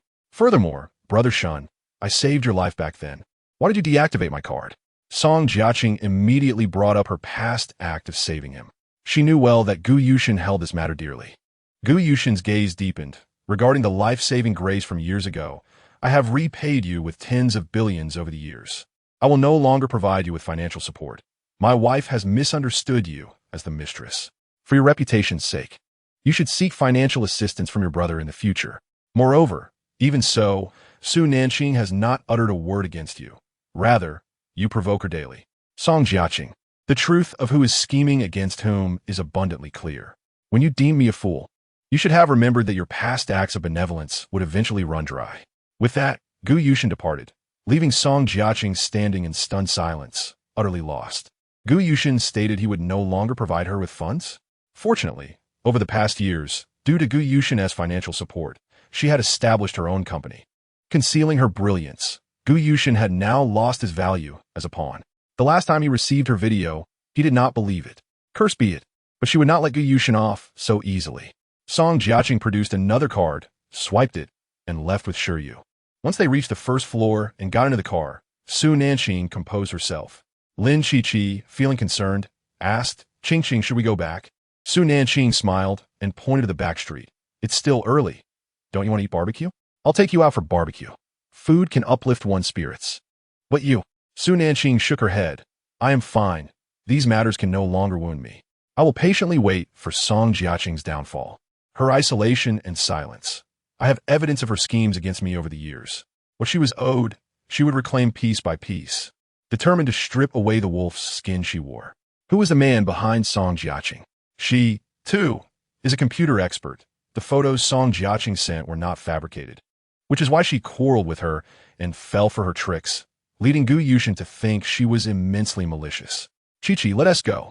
I've already moved on and will not be saddened by this. I only wish to uncover the truth behind some past events. Song Jiaqing's background is not simple. Who is that formidable assassin? She did not uncover it in her previous life. Furthermore, who is the man that Song Jiaqing genuinely adores? None of these matters have been clarified.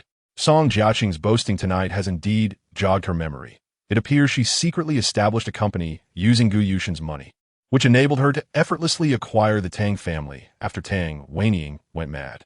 The Shun family also fell into her hands without much effort, as it was due to that man's return that she conspired with Song Jiaqing against the Shun family. According to the timeline, that man must have returned only after the incident involving Song Jingrui. While Su Nanqing was lost in thought, Lin Qiqi drove to the back street. After Gu Yushin descended, he discovered that Su Nanqing had already left. He boarded a vehicle at the roadside and sent 2 photographs along with a video to Xueqing. Upon seeing the images and video, Xueqing was momentarily stunned. President, these are your intimate photographs with Miss Song. Why have you sent them to me?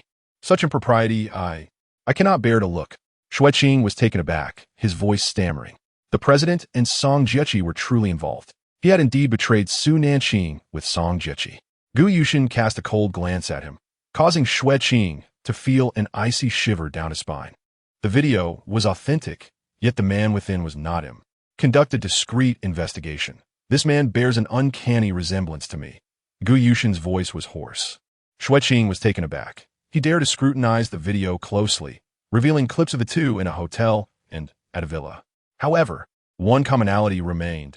All identifiable locations were obscured, except for the explicit scene of the two in bed. President, our computer skills are not lacking. This video is undoubtedly not a fabrication. Even AI cannot produce such a lifelike video. The man in the video reveals only his face, yet it is indistinguishable from yours. President, do you have a twin brother? Gu Yushin shot him a glance. Do you think that is possible? My parents had a tumultuous relationship. I am their only child. There cannot be a twin brother. Gu Yushin recalled the conversation he had with Su Nanqing and Shin Muqing that night, a flicker of murderous intent crossing his eyes. It matters not if we cannot find him. If this man truly exists, he will undoubtedly reveal himself within a year. Who could this man, who bore an identical visage to his own, possibly be? Xueqing furrowed his brow, unwilling to take any chances. After escorting Gu Yushin back, he set out to investigate, knowing that the video from the hotel was the most significant clue. As long as he searched through every hotel in Xinjiang, he was bound to uncover something. Upon returning home, Song Jiaqi collapsed onto the sofa in tears. Both Song Nanfeng and Song Jingrui felt their hearts ache at her sorrow. Tang Weiniing merely regarded Song Jiaqi with indifference. unaware of how this incident would be twisted to malign Su Nanqing again. Song Jingrui, who had always doted on Song Jiechi, sat beside her and inquired, "Chi-Chi, did you not go shopping? Who has upset you? Tell your eldest brother, and I shall help you seek vengeance." Song Jiechi, well aware of Song Jingrui's unwavering affection, seized the opportunity to tarnish Su Nanqing's reputation. "Elder brother, I went shopping today with my future sister-in-law, Yushu, and encountered Su Nanqing. I also ran into Shenge. Su Nanqing framed me, claiming that I send her provocative photographs daily, and even showed them to Shenge. Upon seeing them, Shenge was furious and cut off my allowance. He used to give me several million a month, but Su Nanqing, out of jealousy, schemed against me. I truly feel so wronged. Shenge and I are in love. Why must Su Nanqing treat me this way?" Chapter 106. Father, do not be soft-hearted. I do not wish to be an illegitimate child. Song Jingrui was incensed. Su Nanqing's return had disrupted their family's peace. This woman was utterly despicable. He spoke angrily, "Mother, look at what Su Nanqing has done. Now Zhao Linen has also been ensnared by her. She has meddled with Gu Yushin, halting Chi-Chi's allowance. This woman is wicked beyond measure." Tang Weining observed her son's furious demeanor and coldly remarked, "She grows increasingly malevolent.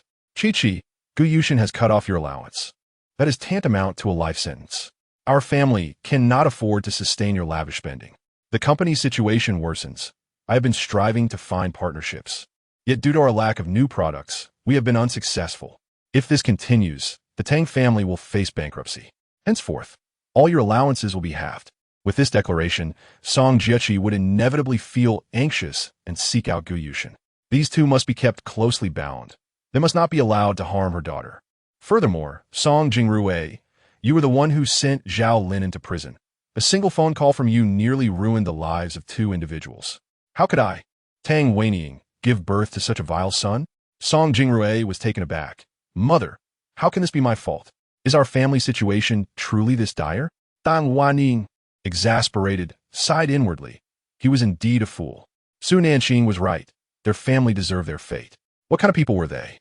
How could they not recognize their own faults and repent? Regarding the company, I've already laid off some employees and reduced expenses. Your company has never contributed a single cent. All funds have been squandered on your frivolous pursuits. Your father's company has also struggled in recent years. He seems to have misappropriated his earnings. My dear, I have reviewed your company's accounts. You made over 10 million last year, yet I have seen none of that money. Why are your expenses escalating? Song Nanqing's gaze flickered as he chuckled. "Darling, you know I frequent upscale venues. That amount is hardly sufficient. Taking other chairmen to play golf costs tens of thousands. These are all high-end establishments that drain funds. Naturally, that money has been allocated for his illegitimate child's venture. The 4 sons on this side are all inept, each lacking the acumen for business. He cannot possibly pin his hopes on such worthless offspring. Tang Wanning Ingan deeply. I must go to the office to work overtime. Do not cause any trouble in the meantime, as I lack the energy to manage your affairs. Chi-Chi, prepare something delicious to send to Gu Yushin in the morning. Perhaps it will bridge the gap between you two. My efforts to scold Su Nanqing would be futile. She has already severed ties with her family." Song Jiechi furrowed her brows, sensing something amiss. "Mother, what is happening? She seems different. I will visit Shenge first thing tomorrow. I am determined to win back his heart. She would not easily relinquish Gu Yushin." Tang Weining nodded. "Very well." Though Tang Weining was unwell today, she still needed to perform for her husband and children. "Jingrui, I have not been feeling well lately. My body feels weak. I fear driving may pose a danger. Could you take me to the office?" Song Nanfeng and Song Jiechi exchanged glances, their eyes briefly shimmering. Tang Weining did not miss the fleeting joy in their expressions. "Darling, why are you still heading to the office at this late hour?" Tang Weining sighed deeply. "I do not wish to do this, but my 4 sons are inept, each pursuing their own whims. No one is available to manage the company's affairs. You must oversee your own company. Mine is in dire straits. Recently, I have had to sell several properties, or our financial chain would have already collapsed. My dear, do not overexert yourself. Tomorrow, I will accompany you to seek out other executives. We must resolve this issue." Song Nanfeng was well aware of Tang Weining's capabilities. She would not allow the company to falter. From youth to now, she had managed it exceptionally well.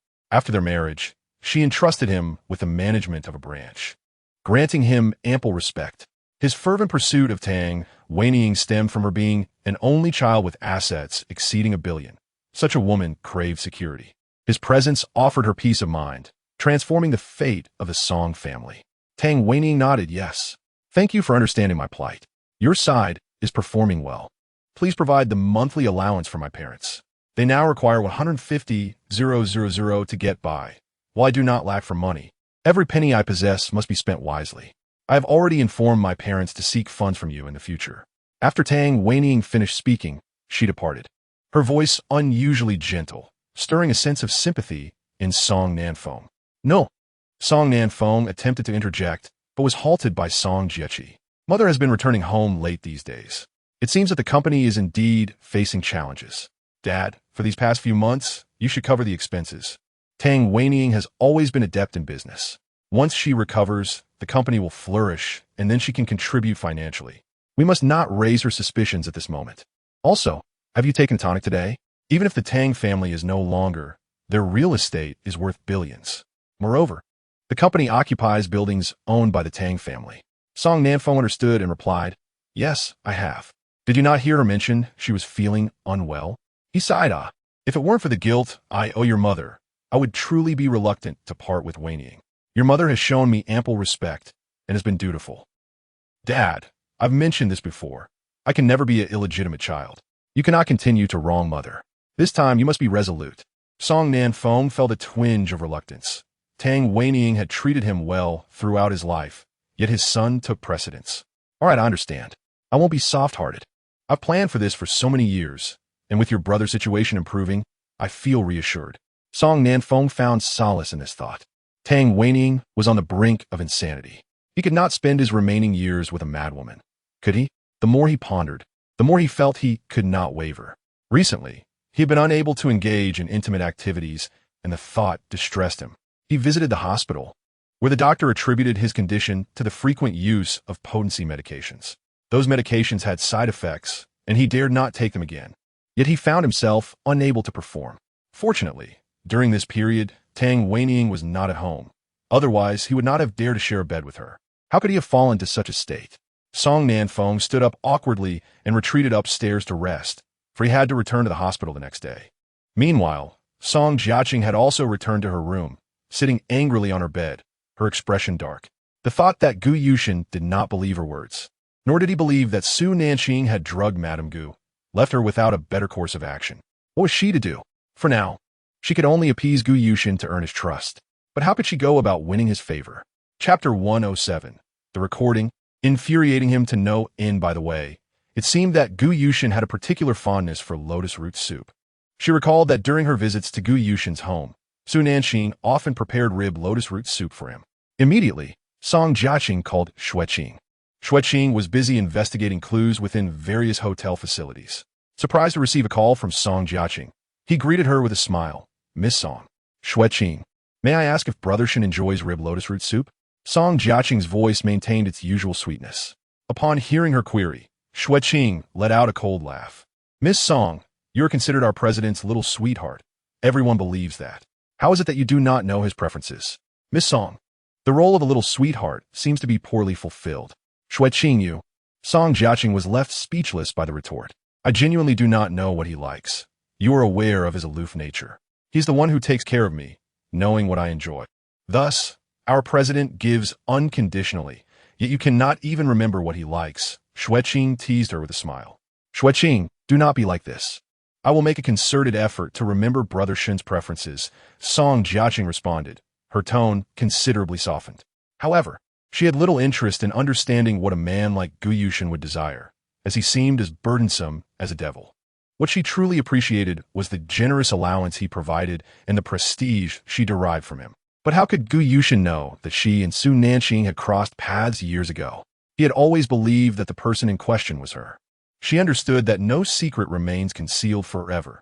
One day, Gu Yushin would learn the truth. Given Su Nanqing's rebellious nature, it was only a matter of time before she revealed it to him. By the time Gu Yushin learned the truth, her value would have diminished. Xueqing laughed. Miss Song, the president's favorite is indeed rib lotus root soup, but not everyone can replicate the flavor he enjoys. Only the madam can achieve that taste. I can do it too. I will bring it to Brother Shen tomorrow. After concluding the call, Song Jiaqing hung up. In the backyard, Xueqing sent the recording to Gu Yushin, infuriating him to no end. He had lavished fortunes on Song Jiaqing, yet she could not even recall his favorite dish. No one would wait indefinitely for him, except for fate itself. At that moment, Gu Yushin was in his study, attending to work, habitually reaching for water. He suddenly noticed the usual spot for his cup was empty. He was taken aback, feeling utterly fatigued. When Su Nanqing was at home, she always brewed health tea for him during his work hours. After drinking it, he slept soundly at night without the disturbance of dreams. However, since Su Nanqing's departure, he had not had her nourishing tea and often suffered from insomnia. Su Nanqing understood pharmacology and had kept his health in check. His gaze grew dim as he recalled the events of the evening at the mall, a sense of inexplicable agitation rising within him. He had forgotten to provide Su Nanqing with living expenses. Su Nanqing was too obedient, asking for nothing, except for disputes concerning his relationship with Song Jiaqing. At all other times, she was the epitome of a dutiful wife. She maintained the household with utmost order. Yet everything changed upon Song Jiaqing's return. She cared, hence the quarrels. Gu Yushin had been her breaking point, but he and Song Jiaqing had been together for too long, ultimately leading to her disappointment and departure. While scrolling through videos during the day, he stumbled upon a recommended novel that mirrored his current predicament. Just as he was lost in thought, his phone vibrated. Xueqing had sent a recording. After listening, Xueqing seemed to time it perfectly and sent him a voice message. President, take a look at your little sweetheart whom you've pampered. You spent billions on her, yet she doesn't even know your favorite dish. Ha! Listening to Xueqing's mocking laughter, Gu Yushin realized he was being ridiculed. Weary, he rubbed his temples and stood up to pour himself some water. That night, Gu Yushin could not find rest, and the next day, his demeanor was less than pleasant. During the morning meeting, those in the conference room spoke cautiously, fearful of saying anything that might lead to their dismissal. When it was Yang Qianqian's turn, she presented the winter collection. The sight of Yang Qianqian reminded him of Su Nanqing. After attentively listening to Yang Qianqian's team suggestions, he remarked, Director Yang, last year's winter collection generated 2 billion in sales. Your designs are renowned. This year, we aim to elevate the revenue to 2.5 billion. I will do my utmost to meet your requests, but you must fulfill the targets. Yang Qianqian beamed with confidence, replying, Thank you, President Gu. I will not disappoint you. Gu Yushin also wished not to feel disappointment. The rival company had already signed a contract with the Qin family, collaborating with the Qin family's platform. Su Nanqing's designs were commendable as well. Consequently, Jiang Yu's company was set to exceed last year's revenue by more than half. Meeting adjourned. He stood tall and exited. Yang Qianqian felt elated, observing Gu Yushin's upright figure, knowing she was drawing closer to him. How wonderful! She would ensure Gu Yushin regarded her highly. Upon returning to the office with Xueqing, Gu Yushin found Song Jiaqing had already arrived, clad in a pink dress. Her long hair cascading down her shoulders, an attire that was to his liking. She held a thermos and, upon seeing Gu Yushin, smiled sweetly. Brother Shun, I came to check on you. I prepared lotus root soup for you. Xueqing nearly laughed out loud upon hearing her words. She was serious. He discreetly left, wishing to avoid being tainted by her pretense. Song Jiaqing cheerfully reached for Gu Yushin's arm, but he subtly evaded her touch. Brother Shun, how can you disregard me simply because Su Nanqing made a few insinuations? She asked, feigning hurt. Song Jiaqing would never miss an opportunity to disparage Su Nanqing. She understood the dynamics well and knew how to manipulate a man's affections. She was aware of how to contend with Su Nanqing for Gu Yushin's attention. This was a risky gamble. If she succeeded, she would live a life akin to that of a queen. If she lost, she would simply lose Gu Yushin, yet the outcome would still align with her desires. Gu Yushin settled onto the sofa, the dim light above casting a lazy glow upon him. Propping his chin with his hand, he nonchalantly inquired, Jiaqing, do you think it is as simple as mere provocation? Su Nanqing is my wife. I bestowed upon you the honor she deserves. What more do you seek? The alluring rise of her tone left one yearning for more. Within her heart, Song Jiaqing couldn't help but scoff. Of course, she was not satisfied. Everything you possess now belongs to him. What right do you have to hold it all to yourself? Shenge, I never intended to compete with Su Nanqing. I only wish for you to return to my side. After all, you were meant to marry me. Song Jiaqing lowered her head, silent tears cascading down her cheeks. Gu Yushin's gaze darkened abruptly, yet before he could utter a word, Xueqing burst in unexpectedly. Breathless, he exclaimed, "President, trouble is brewing. Zhao Linan's mother has brought reporters to confront Miss Su across the street." Chapter 108. The fierce Su Nanqing. Upon hearing this, Song Jiaqing felt a sense of schadenfreude. "Shungu, Zhao Linan's mother, is disabled. Shouldn't we go take a look? We mustn't allow Su Nanqing to bully her." Gu Yushin's cold eyes scrutinized her worried expression. "The matters concerning Zhao Linan are well documented. How could you associate with such individuals? When you introduced him to me, I believed him to be a decent person. Have you never visited the police station? They are guilty of rape, robbery, kidnapping, extortion, every conceivable crime." Song Jiaqing. Birds of a feather flocked together. A flicker of panic crossed Song Jiaqing's eyes. He had never concerned himself with such trivialities before. Why was he suddenly so invested? And how did he learn of Zhao Linan's misdeeds? Gu Yushin rose, indifferently striding outside, with Xueqing and Song Jiaqing following closely behind. Naturally, she would not miss the spectacle. Today, she intended to thoroughly ruin Su Nanqing's reputation. At the entrance of Su Nanqing's company, she was immediately surrounded by a throng of reporters, including a young man with bleached hair who was pushing a middle-aged woman unable to walk. "Ipan saiting Su Nanqing." The woman began to wail. "Young lady, what wrong has my son done to you? You seduced him, deliberately orchestrating your kidnapping to frame him and send him to prison. He is my only son, and I'm now disabled. Can't you let him off just this once, given your glamorous job?" Su Nanqing and Qingwei were taken aback. What was this? Had the woman come to lament before her? Su Nanqing coldly regarded her and inquired, "May I ask who your son is?" Zhao's mother. Intimidated by Su Nanqing's piercing gaze, stammered Zhao Linan. "My son claims you seduced him." "Seduced him? Do I truly need to seduce a petty thug? Especially when I possess beauty and work in such a splendid place. Is he wealthy or exceptionally handsome enough to warrant me tarnishing my reputation?" Zhao's mother. "But during our interviews, everyone claimed you were seducing Zhao Linan." Su Nanqing laughed coldly, addressing the female reporter. "Have you visited the police station? Have you reviewed the surveillance footage?" The reporter replied, "The police station is not conveniently providing the surveillance footage." "Then who are these everyone you reference?" "Without evidence. What right do you have to speak so lewdly? Aren't journalists supposed to uphold justice? I am the victim here, and while you assist this woman in casting blame, have you considered how I, the victim, feel? With no proof, you simply echo hearsay, and your tongue seems to have been marinated for years to acquire such flavor." The reporter trembled in anger. Su Nanqing was truly furious. Zhao Linan's mother was no innocent either, and it was audacious of her to come weeping before her. "You've ruined my son's life. How am I to live now? Stop crying. I'm not your daughter. While I'm in now, who are you performing for? If you had the ability, you should have raised your son properly. Have you visited the police station? Your son has committed heinous acts. Why are you here crying to me? Your tears won't undo what he has done. If you are unaware of my limits, do not test my patience. I might retaliate." Zhao's mother. "Are you cursing me to death?" Realizing this, she shouted, "But I heard you and my son were friends. Why would you frame him? Are you simply taking advantage of us?" Zhao's mother attempted to smear Su Nanqing's reputation. Su Nanqing observed her dramatic display, pounding her chest and wailing as if she were the true victim. "I have seen bound feet, but never bound brains. The evidence lies at the police station. I envy you. At least you can enjoy a reunion meal without worry." Zhao's mother was rendered speechless, unable to continue her sobbing. "Miss Su, do you truly know Mr. Zhao? Is there any inappropriate relationship between you two?" A male reporter pressed aggressively. Su Nanqing retorted, "What did you receive in exchange for asking such questions?" The reporter, flustered, protested, "I have not received anything. I am merely stating the facts." Su Nanqing smirked, "I was merely inquiring. There is no need for you to become flustered.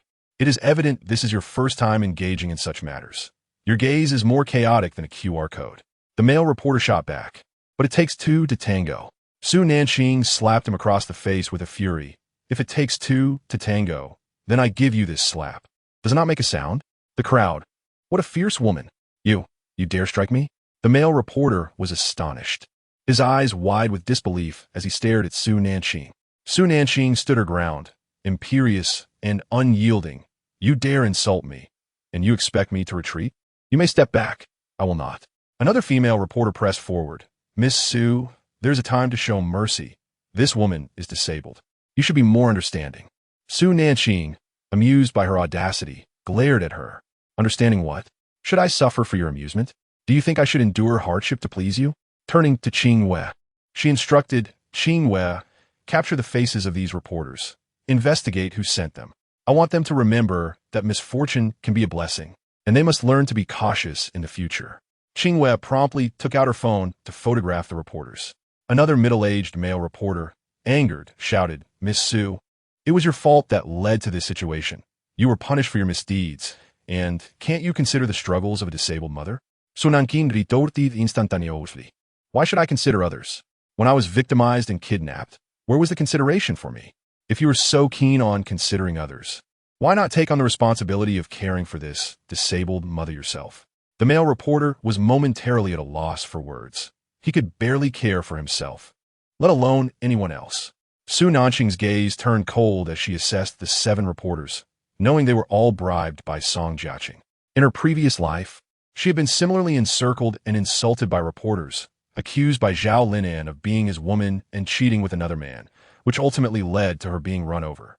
This time, without hesitation, she would ensure Zhao Linan faced the consequences.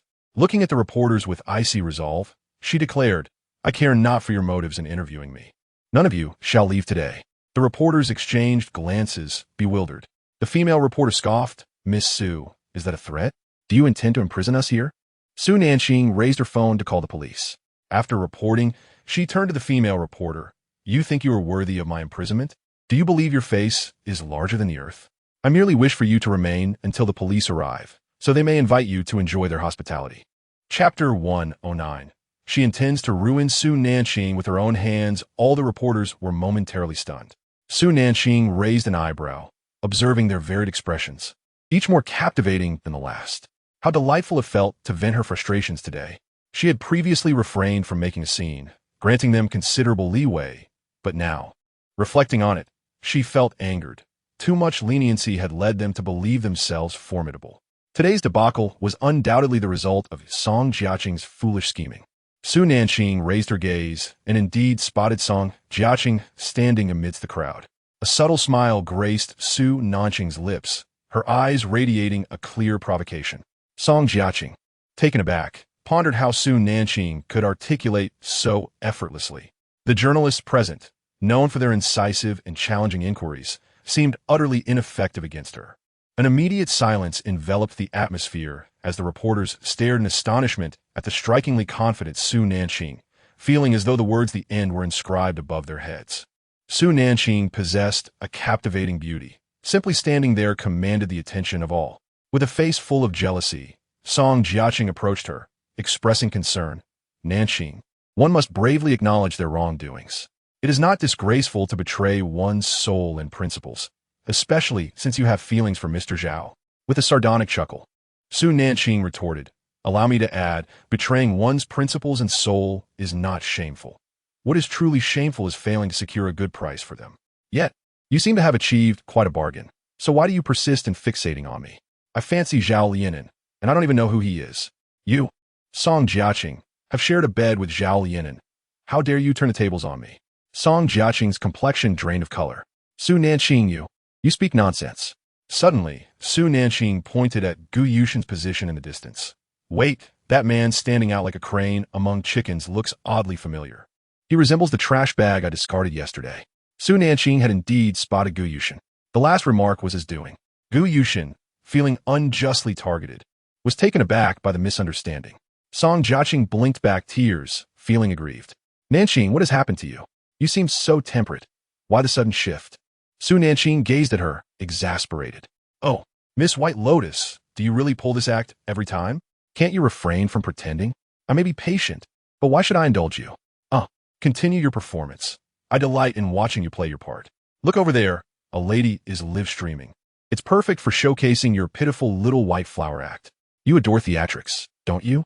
It's an excellent opportunity to refine your skills and let the audience remember your face.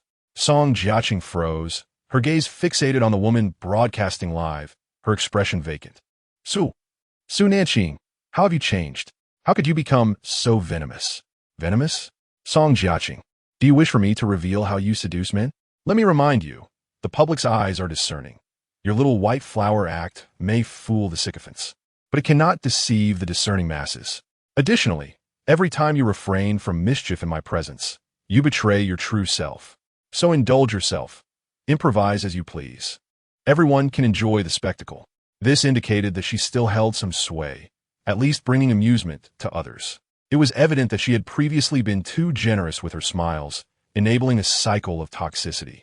When a person willingly descends into depravity, it is nearly impossible to halt the descent.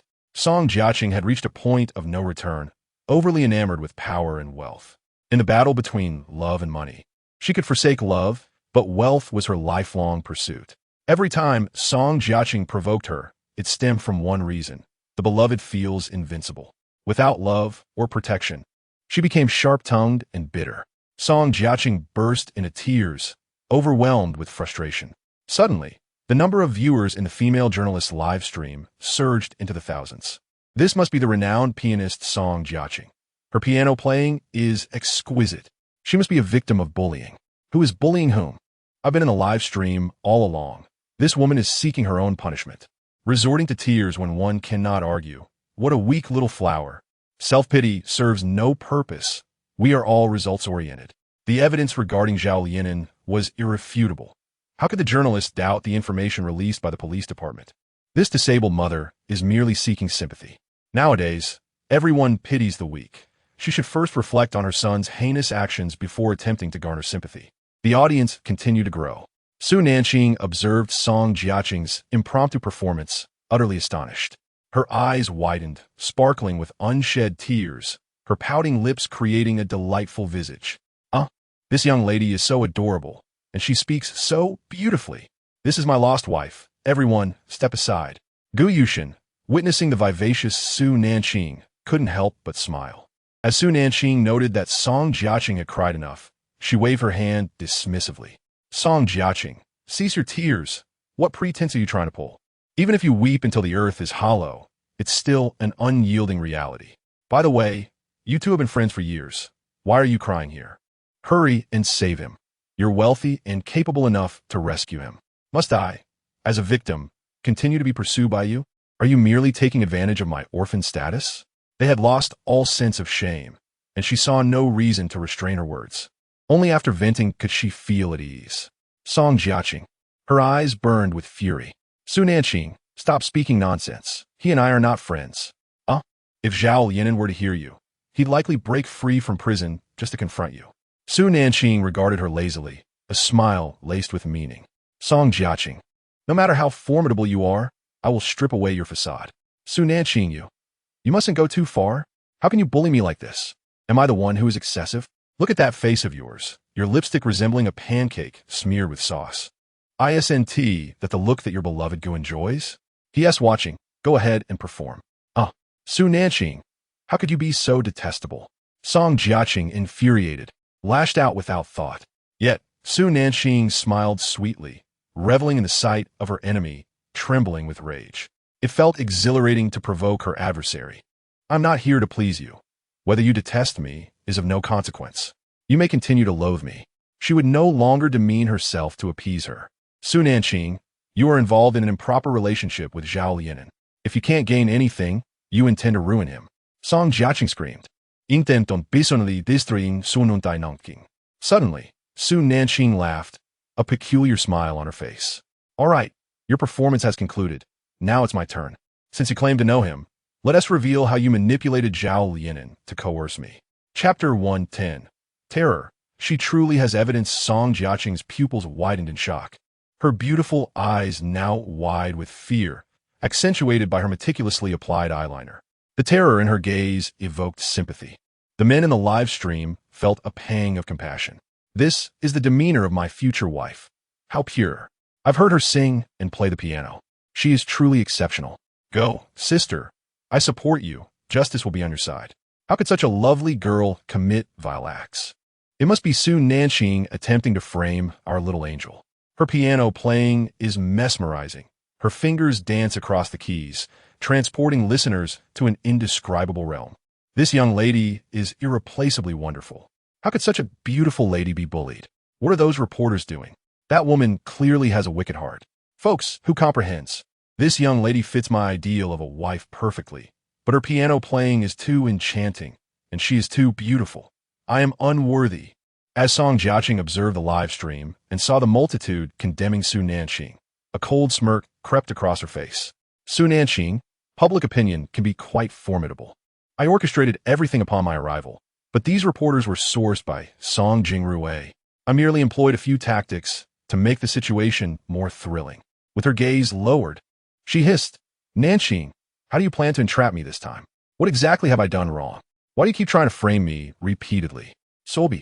Su Nanqing was taken aback, realizing she had underestimated the power of this seemingly pure white lotus. Qingwei glanced at the live stream, observing the barrage of insults directed at her.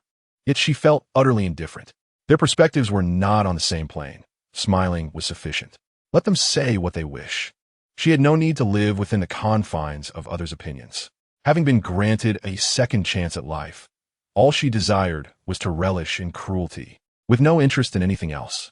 As she noticed the number of viewers in the live stream increasing, she pondered, am I really that popular? The viewer count had reached a staggering 100,000. Perhaps I should seize the opportunity to become an internet celebrity. But no, I cannot afford to fall for sweet temptations. The key to breaking the situation today lies with Zhao Lianan's mother. She was aware of the relationship between Zhao Lianan and Song Jiaqing. With her sharp tongue, Su Nanqing intended to expose Song Jiaqing's true nature today. Su Nanqing blinked, looking at Song Jiaqing with feigned confusion, and asked, Miss Song Jiaqing, are we really that familiar? Why would I want to frame you? Can you tell me why I would do such a thing?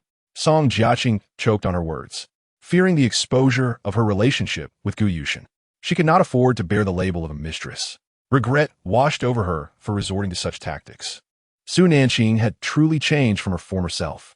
Raising her phone, Su Nanqing declared, since you stubbornly wish to play the role of a fragile flower swaying in the cold wind, I shall reveal the genuine truth to everyone, allowing this lady here to understand how her son has been manipulated. With a triumphant smile, Su Nanqing addressed the reporters, ladies and gentlemen, I have some truths to share. Would you care to see what your ideal wife truly is? As Song Jiaqing observed the phone swaying in Su Nanqing's hand, anxiety gripped her. She had rushed in without adequate preparation this morning. She had only arranged for a group of online trolls to counter Su Nanqing. Su Nanqing deliberately lowered her voice, speaking only for Zhao Lianan's mother to hear. If Song Jiaqing goes in, your son will be trapped there for life. The reporters fixated on Su Nanqing's phone, while the audience in the live stream eagerly awaited the unfolding drama, driven by their insatiable curiosity. Seizing the moment, Zhao Lianan's mother interjected, Su Nanqing, it's you who seduced my son and set him up. I've heard you previously framed your own relatives. You are a habitual offender in this regard. Turning to her with a smile, Su Nanqing replied, do you know my family? Did you inquire before coming here? I am an orphan. How could an orphan have family? With a smirk directed at Song Jiaqing, she continued, Miss Song Jiaqing, I offered you a chance earlier, which you rejected, opting instead to slander me. Therefore, I must present the video of you and Zhao Lianan at Anshin Hotel for everyone to see. You're not as vile as you think. Don't you dare scheme against her. If you're going to plot, target me, the old lady, that's the most shameless act of all. Your family must be utterly disappointed in you. Being cast out must feel dreadful, doesn't it? You're heartbroken over being abandoned by your husband, which is why you sought out my son. Zhao Lianan's mother spoke up, revealing her dependence on Song Jiaqing. However, as soon as the words left her mouth, she regretted them. Song Jiaqing's face turned ashen. Su Nanqing relished the spectacle of their expressions, feeling a deep sense of satisfaction. Ah, so Nanqing feigned surprise. Glancing between the two. So you know each other? You've joined forces to bully me and then attempted to turn the tables, claiming I was abandoned by my family and husband. Asked Song Jiaqing why I was abandoned. Will she admit it? Do you think the police station is your family's plaything? The information on the official website can't be fabricated even if the police report is released. Song Jiaqing stammered, bewildered by Su Nanqing's audacity. Typically sharp-tongued and quick-witted, why was she faltering today?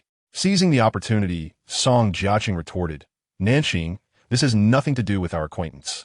It has everything to do with your actions and your attitude.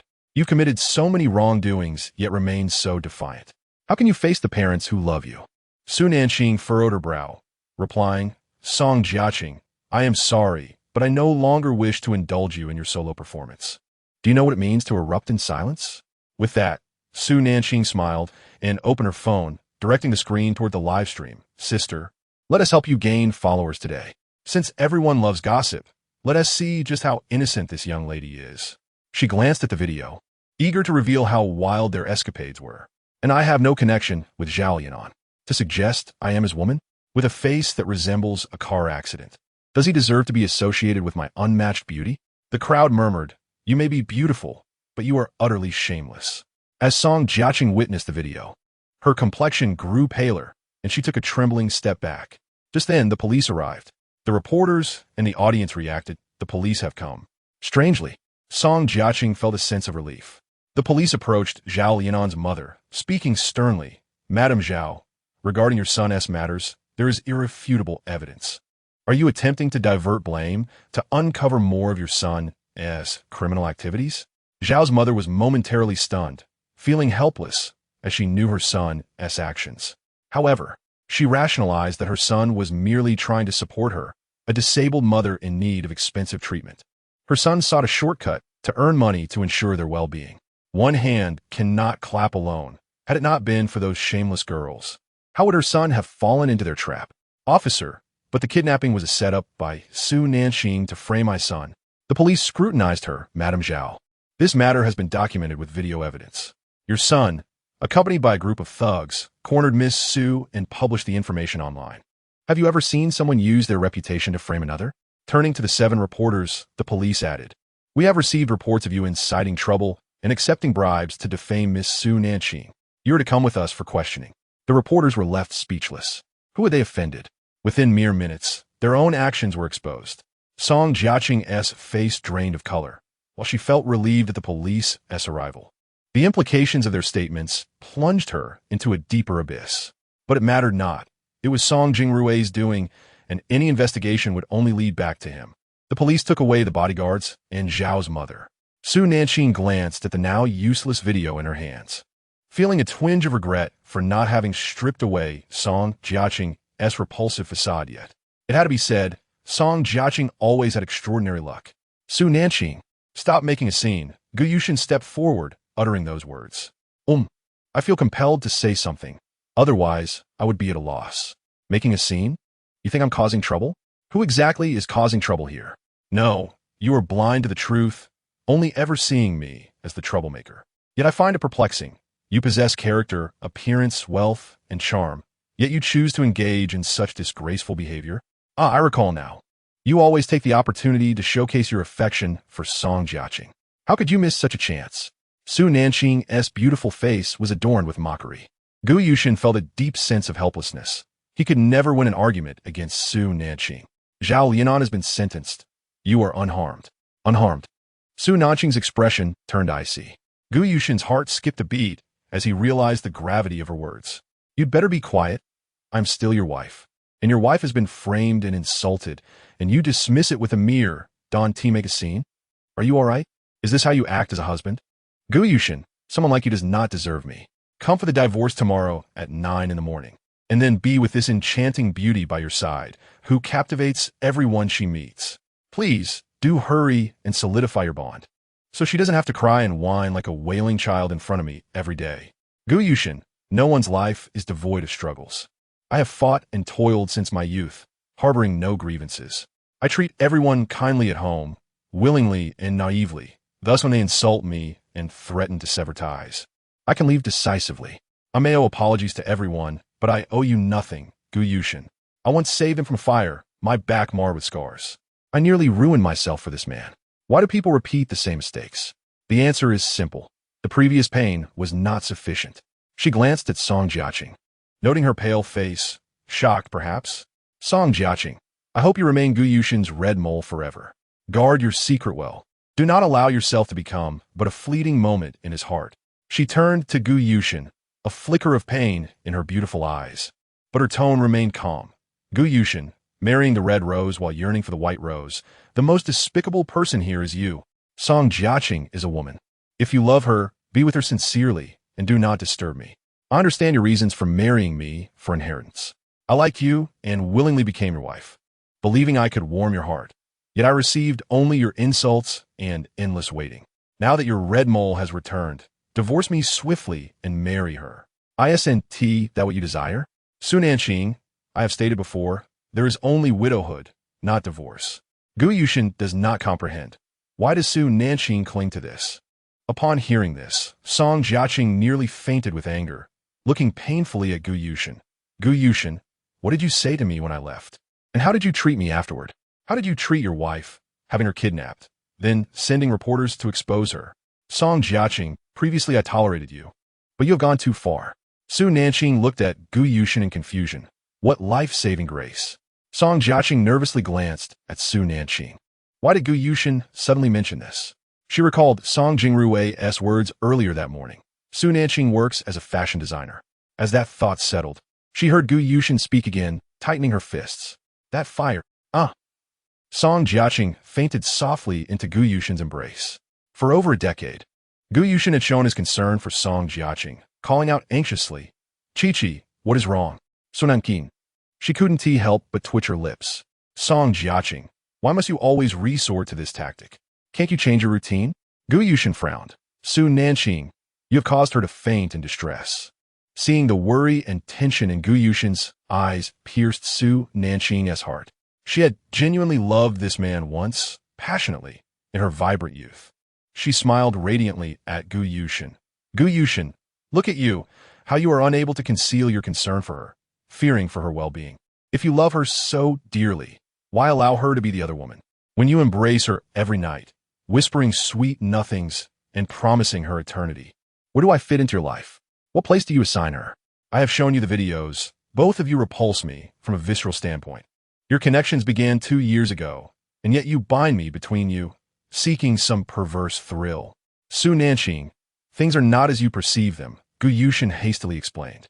Su Nanqing, uninterested, stepped forward and forcefully pressed on a pressure point on Song Jiaqing's foot. Song Jiaqing yelped in pain, leaping up like a startled frog, flailing her arms. The room erupted in laughter from Qingwei and Xueqing. Song Jiaqing's antics were simply too amusing. They could not contain their mirth. Chapter 112. Is this person's mind truly functioning? Su Nanqing regarded Gu Yushin with a bemused expression, as if observing a fool. Her brows adorned with a hint of sympathy. He truly can endure. Gu Yushin pressed his lips together. Su Nanqing chuckled. Gu Yushin, admit it, you are the fool here. Song Jiaqing feigns unconsciousness at pivotal moments to evade responsibility, much like how she weeps after orchestrating her own kidnapping. You, Gu Yushin, are drawn to such tearful, fainting women. How protective you are. I have indulged you enough. I simply cannot fathom why you do not seek a divorce. Su Nanqing found this situation tiresome. Yet Song Jiaqing and Gu Yushin seemed to find it entertaining. Engaging with them was utterly exhausting. Gu Yushin gazed deeply at her, her lively eyes shimmering with countless stars, radiating a captivating glow, her lips curling into a subtle smile, her appearance ethereal. He stood tall before her, his gaze cool, his thin lips curling into a smile. Su Nanqing, I know you possess a silver tongue, but grant me the chance to explain. I do not love Song Jiaqing. My kindness towards her stems solely from a sense of indebtedness.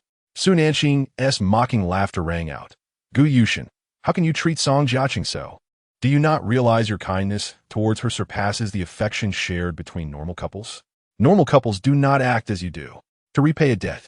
You conspire with her family to bully me, your legitimate wife.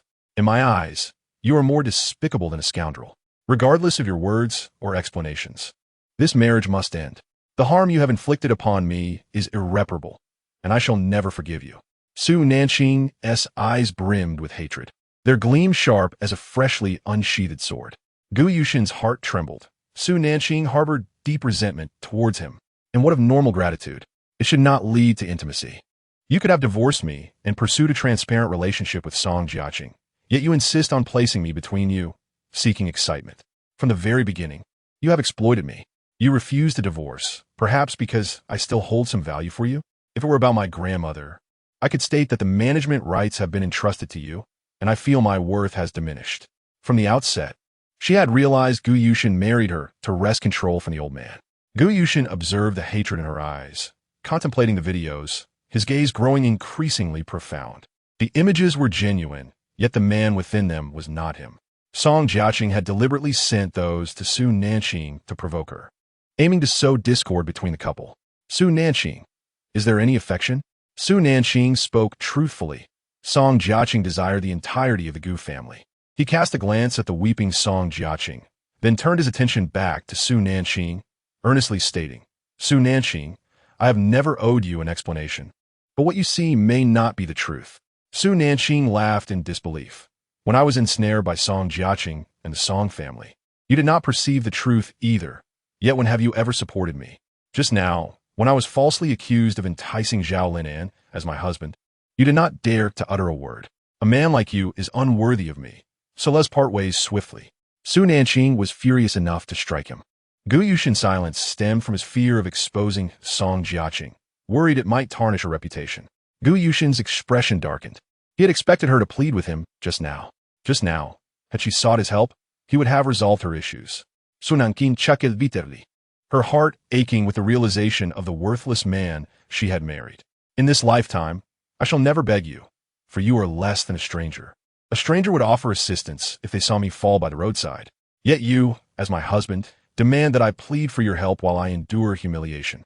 What purpose do I have for a man like you? I am perfectly capable on my own. Why must I marry a useless man? Your reluctance to aid me stems solely from your desire to protect Song Jiaqing. Her eyes reddened with indignation. Although he may not comprehend love, as a man, he dotes on Song Jiaqing while being miserly toward his own wife. He had previously insisted on divorce, yet now he hesitates. Gu Yushin, should you choose not to divorce, I will petition the court for separation. I possess evidence of your infidelity with Song Jiaqing on my phone. A clean break is simple. It requires merely 10 minutes. I implore you, I truly wish to sever ties with you and your wretched circle. Her previously joyful demeanor had vanished upon witnessing their presence. Song Jiaqing, no longer in pain, leaned against Gu Yushin's arm, weeping, Brother Shun, can we please get a divorce? You have always intended to marry me. Do not betray my trust. Gu Yushin recoiled sharply, his handsome face betraying unmasked disdain. Song Jiaqing, I have made myself clear. You have bullied and schemed against my wife, and I will not marry you. I have spared your family for the sake of your dignity. Now leave? Startled, Song Jiaqing wept, desperately explaining, no, Brother Shun. It was she who plotted against me. Every time she schemes, you are present. Why do you not believe me? Tears streamed down her face like rain on a pear blossom. She could not fathom how the previously meek Su Nanqing had transformed into such a formidable presence. Gu Yushin's dark gaze was penetrating, as if he could see into her very soul.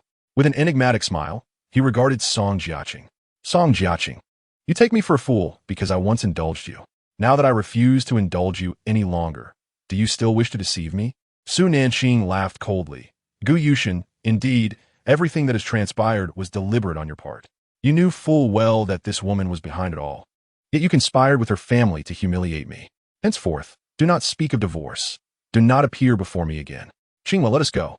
Gu Yushin's gaze lingered on Su Nanqing's retreating figure. Su Nanqing, we must have a private conversation tonight. Su Nanqing turned, excitement in her voice. Are we discussing divorce? His expression darkened at the mention of the word, realizing that her enthusiasm for divorce was unwavering. Previously, when he had offered her numerous divorce agreements, she had always resisted. He had assumed she would feel the same this time. With a faint nod, he affirmed, yes. Ilatid, Su Nanqing replied, Olait. I finish work at 5. Gu Yushin smirked knowingly. I shall pick you up at 5, and we will discuss matters at home. Why go to your home? There are plenty of places nearby to talk. I would rather come to your office, she suggested. The moment her words fell, she sensed a sudden chill emanating from him. His once sharp features had grown even more rigid, his dark eyes inscrutable, his tone brooking no argument. I have said I will pick you up. I apologize for not being able to assist you today. Su Nanqing was taken aback. Is this man truly in his right mind? Chapter 113. Song Jiaqing attempted suicide. Gu Yushin has apologized. It is a rare occurrence indeed, but she had no need for it. No thanks. You would not assist me anyway. Go and comfort your beloved. Su Nanqing cast a disdainful glance at Song Jiaqing. Disgusting. Song Jiaqing shot her a venomous glare in return. Su Nanqing had grown wiser and more beautiful. She could no longer employ her previous tactics and needed a new strategy. Ever since Su Nanqing had awakened at her birthday banquet, she had transformed into a different person. Not only had she become increasingly beautiful, but her enchanting visage and bright, intelligent eyes captivated any man who laid eyes upon her. As Su Nanqing entered with Qing Wei, a worried voice called from behind, "Qing, Terning, Nanqing sewing mobe." His demeanor composed and his black suit lending him an air of sophistication. I rushed over after seeing the live broadcast. "Are you unharmed? Did you sustain any injuries?" "I am unscathed. It was merely the machinations of a pair of scoundrels. Such antics cannot wound me. I will retaliate with great force." Having declared war, Su Nanqing would ensure Song Jiaqing would suffer. Song Jiaqing narrowed her eyes, curious to see how Su Nanqing intended to strike back. Su Nanqing returned the gaze, a knowing smile gracing her lips. With Shun Muqing already aligned with her, and Zhao Lianan in trouble, Song Jiaqing would be in search of her next loyal dog. Su Nanqing was aware that the young man was a genius. This time, she would not allow Song Jiaqing to get ahead. She would locate the boy before Song Jiaqing could, and put him to use. Their eyes met. Song Jiaqing's malice clashed with Su Nanqing's calm confidence. Qin Maowei interjected, "Qing, I brought you some delicious food. Your brother mentioned you did not eat much for breakfast, and my family chef prepares a delightful morning meal. Let us share. Also, it is quite dangerous for you lately. I shall accompany you to and from work. Our paths align perfectly." Su Nanqing nodded, pleased. Food was always a source of warmth, and Qin Maowei's words were genuinely thoughtful. "Thank you. Let's eat in my office." Qin Maowei smiled gently, "Very well." As the three ascended in the elevator, Gu Yushin's eyes glinted with cold fury. He observed how Su Nanqing smiled so joyfully in the presence of Qin Maowei. Turning, he returned to his office building across the way. Song Jiaqing attempted to follow, but was halted by Gu Yushin's command. "You may leave. Do not come to the company again." His demeanor was frigid. Song Jiaqing's eyes widened in disbelief. The word leave had never been directed at her by him. Panic surged within her as his gaze, once filled with warmth for Su Nanqing, now turned icy towards her. She forced a smile. "Brother Shun, do you no longer love me? I did not commit those acts. Why do you not believe me? Su Nanqing is the one who has framed me. Why do you not trust me when you once loved me so dearly?" With tears streaming down her face, she fled. Xueqing, observing from a distance, mused on the peril of entanglements with such a high-maintenance woman. Upon returning to his office, Gu Yushin could not shake the image of Qin Maowei and Su Nanqing sharing a meal. They appear to have an unspoken connection. He slammed his fist against the desk, questioning why he had not supported Su Nanqing earlier. After a lengthy silence, Gu Yushin finally spoke. "Xueqing, tell me, what must I do to prevent Su Nanqing from divorcing me?" Xueqing was bewildered. "President, I do not understand your reasoning. Were you not the one insisting on divorce? Miss Su has torn up numerous divorce agreements. Now that she seeks a divorce, why not proceed?" To be frank, he was perplexed by Gu Yushin's convoluted intentions. Su Nanqing was right. Scoundrels should be firmly dealt with. Gu Yushin's sharp gaze fixated on him. "I am seeking solutions, not derision." Prior to Su Nanqing's arrival, Gu Yushin had believed he would marry Song Jiaqing, having grown up together and with her having saved him. However, when he faced adversity, she abandoned him, leading him to wed Su Nanqing.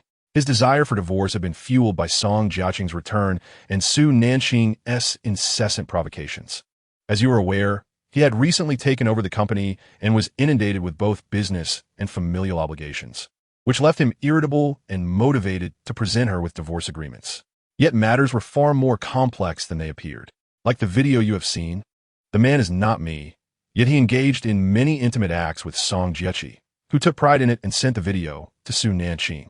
The man Song Jiaqing fancies is not me, but rather the one she shared a bed with. Good heavens, President, you've finally shown some wisdom. Unable to contain himself, Xueqing voiced his thoughts. Gu Yushin shot a fierce glare at him, a flicker of dangerous light dancing in his eyes. His voice hoarse. "What do you mean by that?" Xueqing chuckled. "President, do you wish to hear the truth? Will you believe me if I speak?" Gu Yushin's dark eyes simmered with barely contained anger, his tone icy. "Speak, I want to be angered." Xueqing straightened up, stating, "President, I believe you and the Song family are fools. Not that you are unintelligent, but the blatant favoritism is evident. Song Jiaqing is your cherished little princess, while Su Nanqing is treated like a beggar on the street, an extreme dichotomy. When Song Jiaqing cried, you hastily blamed Su Nanqing without discernment. Your actions are despicable. What you are doing is not only a mental blow to her, but also inflicts severe psychological harm. Frankly, I have witnessed true malice emanating from you. President, I think you should consider a swift divorce. Miss Sue understands who you are, hence she leaves with nothing, knowing you one tea part with a single cent. The blatant favoritism you show to Song Jiechi has caused irreparable damage to Miss Sue, and no matter what you do, she shall never forgive you. If it were him, he would fight fiercely. Su Nanqing's actions have been remarkably gentle. To be blunt, Gu Yushin does not comprehend love. After delivering his thoughts, Xueqing lowered his head in sorrow. Miss Sue is truly remarkable. If I were wealthy, he would certainly marry her. Suddenly, a palpable sense of danger enveloped the air. Xueqing realized what he had just said, quickly covering his mouth with an expression of regret. President, I was mistaken. It was merely what you asked me to say. Did I say anything wrong? Humph. Gu Yushin scoffed coldly. Xueqing, tell me, if I were to capture Su Nanqing's grandfather and threaten her, would she then refrain from divorcing me? Xueqing was left speechless. Gu Yushin clearly had no understanding of wooing a woman. His previous encounters with Su Nanqing had deprived him of opportunities to develop emotional intelligence. Unable to resist, Xueqing jabbed at him. President, the earth does not revolve around you. Just as Xueqing finished speaking, his phone rang. Hello, it was Song Nanfeng. Xueqing. Hurry and bring Gu Yushin to the hospital. Chi has attempted suicide. Chapter 114. Does she dare to use my blood? Xueqing felt dumbfounded. It truly was a case of a white lotus crying, causing a ruckus, and resorting to self-harm. President Song, you should consult a doctor first. Our president is not a physician. Song Nanfeng retorted. Xueqing, spare me your nonsense. Tell Gu Yushin that Chi attempted suicide because of him, and he needs to rush to the hospital. I'll send you the address. After hanging up, Xueqing turned to Gu Yushin, stating, President, it's President Song. Miss Song has attempted suicide because of you. Gu Yushin furrowed his brows. Let us go see. Xueqing thought. Indeed, in the president's heart, Song Jiechi is the most important. After receiving the hospital address, he and Gu Yushin headed to the underground parking lot. At Su Nanqing's company, she and Qin Mawei enjoyed breakfast together. Qin Mawei had a morning meeting, so she walked him out to wait for his assistant to bring the car. While waiting, they chatted cheerfully. In the gentle breeze, Su Nanqing's hair fluttered slightly, revealing her graceful neck and beautiful collarbones. Her eyes sparkled with laughter, and under the sun, she appeared radiant. As Gu Yushin's car rounded the corner, he caught sight of the vibrant Su Nanqing. Qin Mawei's gaze was gentle. The two seemed inexplicably well-matched. A surge of uncontrollable rage ignited within Gu Yushin, and he barked, Stop the car. Xueqing noticed Su Nanqing and Qin Mawei as well. Hearing Gu Yushin's furious voice, he wondered if he was truly angry. After everything he had done, what right did he have to be upset? Xueqing swiftly halted the vehicle. Gu Yushin flung open the car door and strode towards Su Nanqing, his tall figure casting a shadow over her. His handsome face was clouded, a chilling aura radiating from him.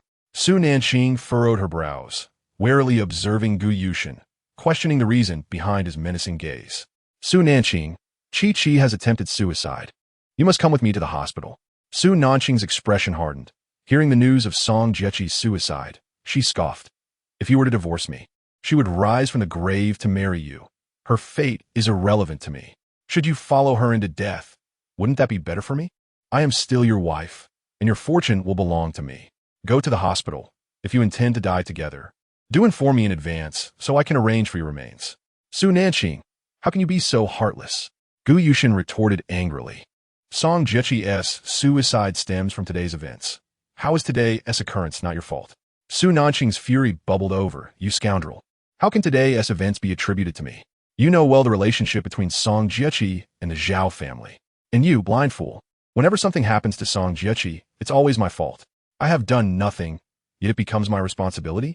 Song Jingrui allowed Zhao Linan to bully me, and Song Jiechi let Zhao Linan humiliate me. Yet you expect me to bear the blame for her suicide? Gu Yushin, if you dare to push me again, I will expose your relationship. After all, you and that wretched woman have already caused me enough pain. Death is agonizing, and if it comes again, I shall not fear it. Su Nanqing raised her phone, opening a video that showcased Song Jiechi and Zhao Linan in a hotel room. Chi, you are stunning. I have fallen for you.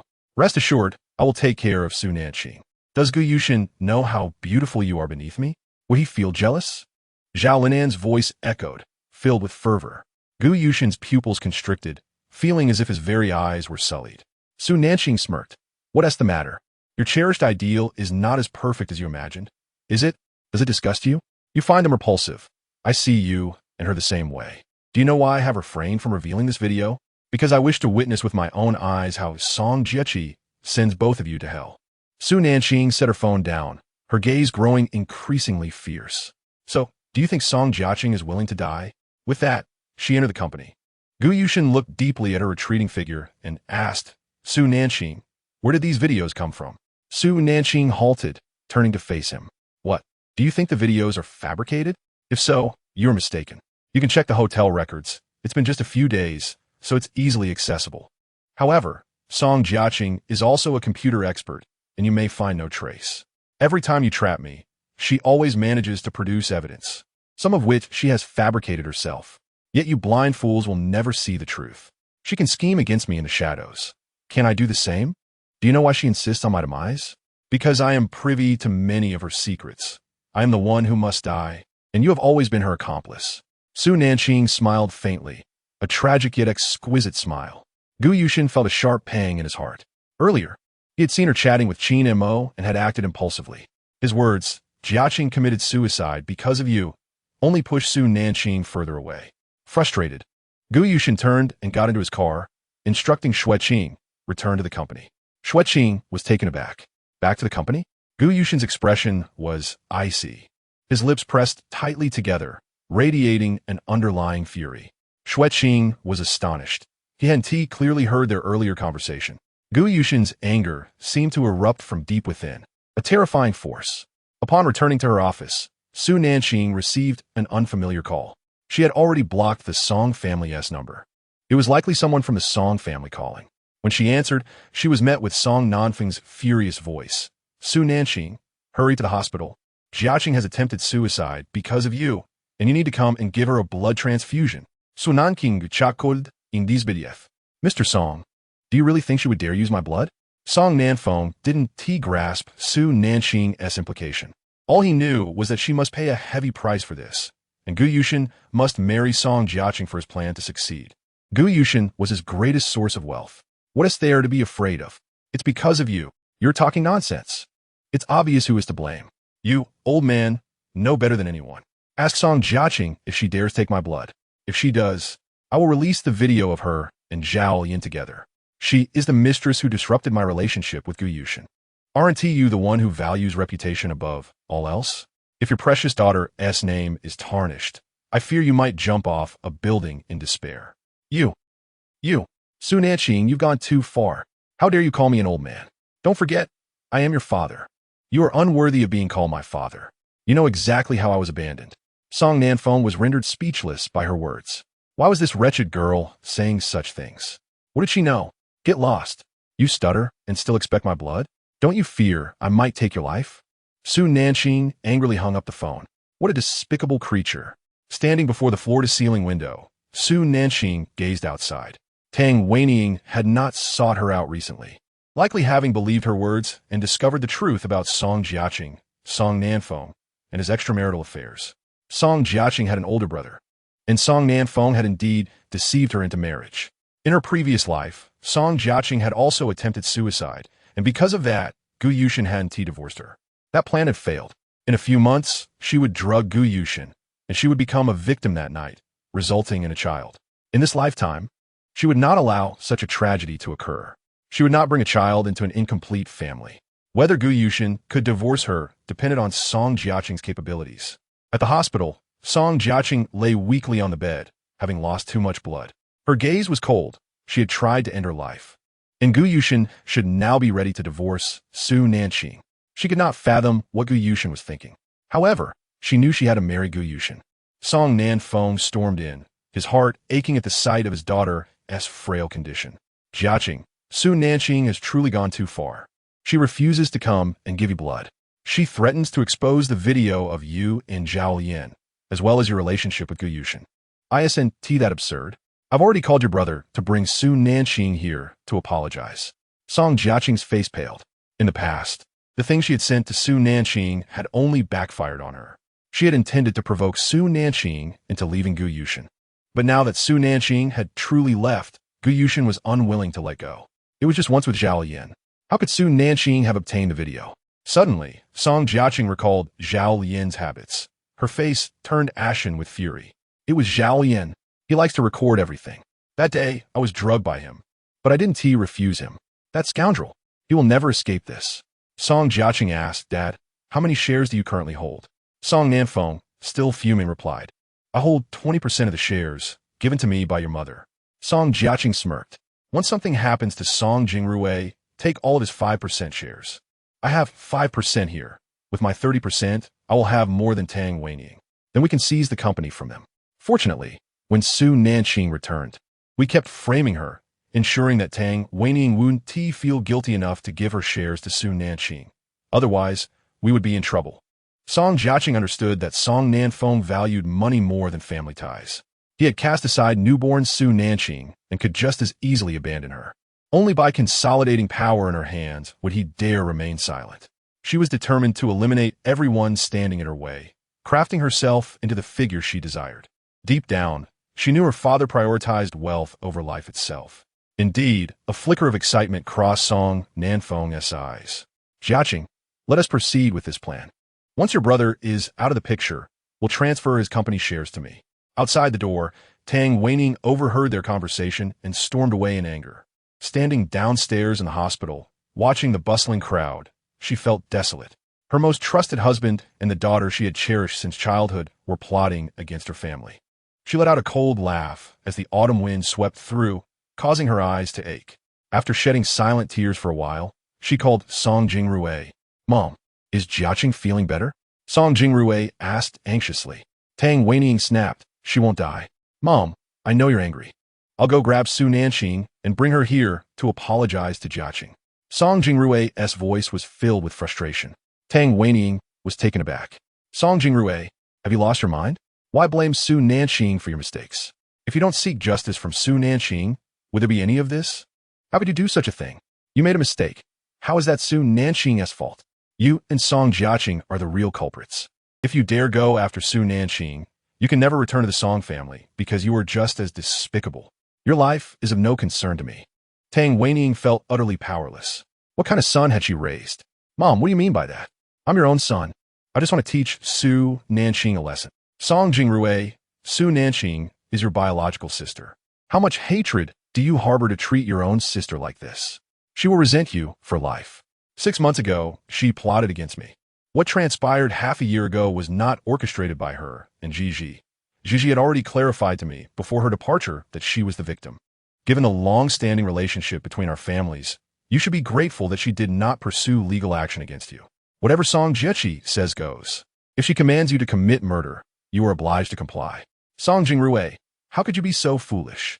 Song Jingrui was taken aback. Mother, can you truly believe what they said? I have already reached her office. Mother, I must hang up. Tang Weining stared at the disconnected call, covering her face in tears. It's all her fault. It's all her fault. Bang! The door to Su Nanqing's office was kicked open. Qingwei and Su Nanqing were engaged in a discussion about work. For a moment, Song Jingrui was dazed by the opulence of the office, but quickly recalled his purpose for coming. He roared, Su Nanqing, come with me to the hospital for a blood transfusion. Su Nanqing's voice was icy. Qingwei swiftly approached, leaping and delivering a kick to Song Jingrui's abdomen. Thud! Song Jingrui fell to the ground, staring at Qingwei in terror. Chapter 116. Chi-Chi. Gu Yushin stated he would no longer concern himself with your matters.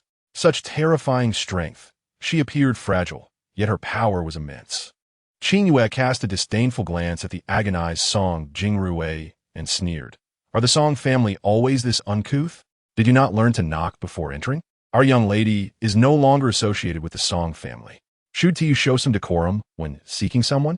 Song Jingrui was momentarily stunned. Her young lady? When he had gone to fetch Su Nanqing, she had been residing in a dilapidated house in the countryside. How had she transformed into a young lady? Su Nanqing was quite the actress. Seeing the icy glimmer in Qingwei's eyes, Song Jingrui hesitated to speak. Miss, what should we do now? Qingwei understood that Su Nanqing harbored a deep-seated hatred for the Song family. Throw him out. Inform the security below that no one from the Song family is allowed entry. So Nanqing coldly regarded Song Jingrui. Song Jingrui, you are quite impressive, aren't you? Aren't you a member of the Song family? How do you possess the privilege to deny entry to your own kin? A mere design director, and yet you display such arrogance. How could someone like you even claim kinship? Song Jingrui stammered. Zhao Linen was my oversight. Su Nanqing laughed in anger, her words striking at his core. Song Jingrui, it's not that you overlooked. You wish for me to endure scorn from all. I will not be the one to render you incapacitated. There are others who will. I have already warned you against participating in the traffic jam. After finishing, Su Nanqing provided no opportunity for rebuttal. Qingwei, drag him out and leave him in the elevator. Let him roll. Humiliated, Song Jingrui rose from the floor. Su Nanqing, if you hadn't plotted against me 6 months ago, how could I have wronged you, Shu? It's all your schemes that have caused me to betray my goddess. Su Nanqing was infuriated by his reference to my goddess. She gazed at Song Jingrui with a complex expression. Song Jingrui, a woman who is promiscuous, leading a debauched lifestyle, frequently visiting hotels and bars, is your goddess? Song Jingrui frowned, his rage igniting his gaze icy. Su Nanqing, do not insult Yushu. She would never betray me. She merely enjoys visiting bars. The truly malicious individuals are you and Nanji. Su Nanqing's eyes narrowed slightly, the cold wind swirling around her as her hair danced in the breeze, vibrant and mesmerizing. Her red lips radiant as dawn. She languidly replied, Song Jingrui, you may leave now. I have said what needed to be said, and I have explained adequately. It is you who chooses not to believe. In the future, when you meet Ji, do not regret your actions. Song Jingrui was taken aback. Her explanation was feeble. Then do you have any evidence? The evidence is simple. Follow Yushu secretly for a time and observe how your goddess truly behaves. As for what happened 6 months ago, it is not that I lack evidence. Rather, it is Ji who is the one harmed. You, Song Jingrui, are the one who has wronged Ji in this lifetime. Su Nanqing turned her back to Song Jingrui, unwilling to exchange another word. Qingwei seized his collar and dragged him outside. Song Jingrui was enraged, unable to believe a girl was pulling him along. You, let me go. He grasped Qingwei's hands tightly, but to no avail. His scalp tingled. I say, you little brat, how can you be so strong despite looking so frail? It's humiliating for a grown man like me to be dragged around by you. Quickly, let me go. If you don't, I'll be rude. Qingwei scoffed. If it weren't for the significant height difference, I would have carried you away long ago. Dragging you along is already a great courtesy. Qingwei opened the elevator door, tossing Song Jingrui inside. Fool, roll. Ah. Song Jingrui was utterly humiliated. He had been thrown out by a mere girl. Qingwei turned and left, leaving him with a captivating silhouette. In the hospital, Song Jiechi waited for an extended period, long enough for her weakness to nearly dissipate. Yet Gu Yushin had yet to arrive. Growing impatient, she thought that if Gu Yushin did not come soon, her wounds would heal. Song Nanfeng remarked, the Shun TB. I have already called him. Let us wait a bit longer. Perhaps he is busy with company matters. Song Jiechi's expression stiffened, her face turning pale. A flicker of anger flashing in her eyes. Would it truly do to work? Normally, whenever she was injured, Gu Yushin was always the first to rush to her side. A sense of foreboding crept into her heart. Father, please call Gu Yushin again. Song Nanfeng's gaze flickered. He dared not call Gu Yushin. He only dared to call Xue Qing. He turned to make the call, only to realize that Tang Weining had not yet arrived either. Was there truly trouble at the company? At Shun TB, he hadn't heard of any crises. One of the assistants beside Tang Weining was one he had arranged. He would inquire with her. The call to Xue Qing was connected. Song Nanfeng, maintaining a composed demeanor, asked, Xue Qing, where is your president? Why hasn't he arrived yet? Chi is demanding to see him. Otherwise, she threatens to commit suicide. Xue Qing was currently in Gu Yushin's office. Upon hearing Song Nanfeng's words, Gu Yushin's dark eyes remained impassive, his expression as cold as ice, resembling a lurking leopard ready to unleash a lethal strike. Mr. Song, I previously mentioned during my visit to your home that it would be the last time I assisted Song Jiechi. This incident arose due to Song Jingrui and Song Jiechi. She instigated Zhao's mother to confront Su Nanqing. Song Jiechi saved my life. Over the years, I have provided your family with billions in cooperation, along with pocket money. Having repaid my debt of gratitude for the past, The Song family has consistently leveraged gratitude to demand repayment. Is it not yet sufficient? Gu Yushin's tone was devoid of emotion, yet it sent shivers down Song Nanqing's spine. Astonished, Song Nanfeng thought, how has Gu Yushin become so astute? No, Jusen, that statement is incorrect. We have never demanded anything from you. Cooperation was voluntary on your part, and the pocket money was also given at your discretion. We only ask that you visit Chi-Chi. She is young and foolish. Can't you forgive her a little? Do you remember how much you loved her in the past? Song Nanfeng grew anxious. This was counterproductive to his plan. Just as success was within reach, Gu Yushin could not cause any disturbances. Yushin, I know you do not love Su Nanqing. Your true love is Chi-Chi. Everyone can see it. Chi-Chi is the one you are meant to marry. Su Nanqing has committed numerous wrongdoings, and Chi-Chi and Jingrui only acted to teach Su Nanqing a lesson. We cannot allow her to tarnish the Song family's reputation. I heard that after breaking up with you, she has been associating with different men daily. Su Nanqing is utterly shameless. Hello. Song Nanfeng had yet to finish when the call was abruptly disconnected. Frustrated, he cursed Gu Yushin, wondering how he had suddenly become so clever. Returning to the hospital room, he gazed at the bedridden Song Jiechi, his face darkened. Chi-Chi, how did you provoke Gu Yushin? He stated clearly last time that he would no longer concern himself with your matters. What is going on? Chapter 117. Mother, you hit me. For Su Nanqing upon hearing these words, Song Jiaqin was on the verge of tears. Her eyes were as still as stagnant water as she coldly gazed out the window, her tone melancholic. What else could possibly happen? Previously, when I provoked Su Nanqing with those photos and messages, Gu Yushin saw them and realized I was deliberately sabotaging their marriage. He no longer trusts me. Su Nanqing, who had been meek and compliant, never intended to disclose this matter to Gu Yushin, but I never expected this time she would shoot herself in the foot. Su Nanqing has already reached a point of no return, wanting to divorce Gu Yushin, yet he is unwilling to part ways. Those pieces of evidence could be used by Su Nanqing to accuse Gu Yushin of infidelity, and I am the object of that infidelity. She averted her gaze, her eyes glistening with unshed tears as she looked at her father. Therefore, Dad, you must ensure their divorce is peaceful and without lawsuits. I do not wish to be labeled as a mistress. Also, have you noticed that Su Nanqing has changed, as if she is no longer herself? No, she has not changed. She regarded us as family, enduring everything, even signing a severance agreement. How can you not understand this? Song Nanfeng's face was filled with cold determination.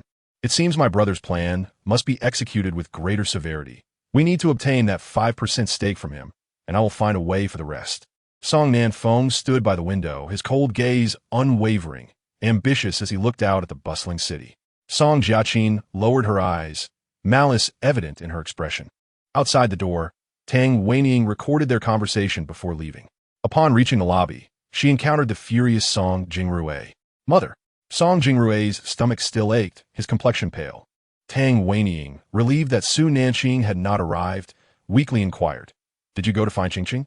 Song Jingrui, visibly angry, replied with icy disdain, I did, but I was thrown out by her people.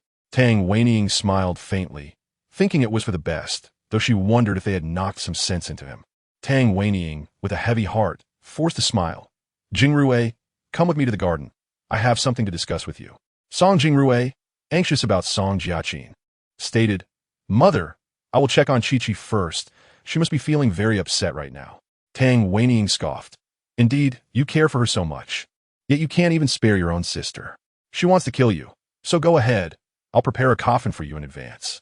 Knowing you are stubborn and only trust Song Jiaqin, not me, your mother. Tang Weining observed his shocked expression, saying, Go on. I will buy you a prime burial plot. Your fate is already sealed. Like an ox, you cannot be turned back. I must prepare for you. Song Jingrui, gritting his teeth, retorted, Mother, what do you mean by that? Are you cursing me to death? Tang Weining, tears brimming, asked, Has Qingqing warned you not to go to certain places recently? Song Jingrui sneered.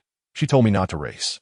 After 3 years of preparation, how could I not go? Tang Weining pressed further. Even if it endangers your life. You would still go, wouldn't you? No, Mother, don't listen to Su Nanqing's nonsense. I suspect she might be plotting against me. After Su Nanqing mentioned this, he had been on guard. Tang Weining's complexion paled, a layer of frost enveloping her features, her eyes flashing with cold light. She bitterly smiled. So this is how you think? She reminds you to be safe, yet you twist it against her. Do you know 2 years ago, you were in a car accident? It was Su Nanqing who carried you out of the car, allowing you to survive. Although you weren't severely injured, you were unconscious from the impact, and if not rescued in time, you would have suffocated. Mother, who told you that? The one who saved me was Chi-Chi. Su Nanqing wouldn't even know how to open a racing door, let alone rescue me. Song Jingrui was furious, believing Gu Yushin had deceived his mother. Tang Weining sighed. Knowing didn't he believe her. Mother, you've been deceived by Su Nanqing. She truly is a master of lies.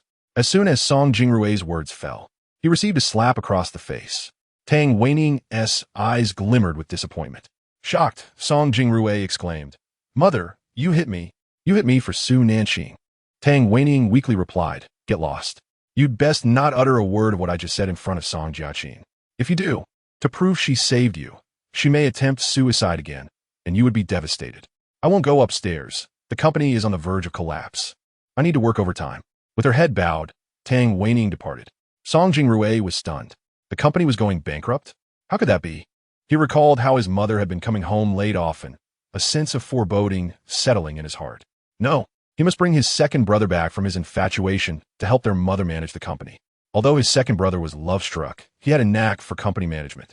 Their mother should not be shouldering such burdens alone. Rubbing his slapped face, Song Jingrui felt speechless. His mother had struck him for Su Nanqing. It was disheartening.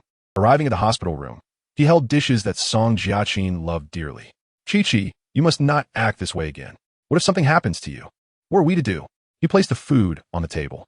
Song Jiaqin, with tears in her eyes, gazed at him.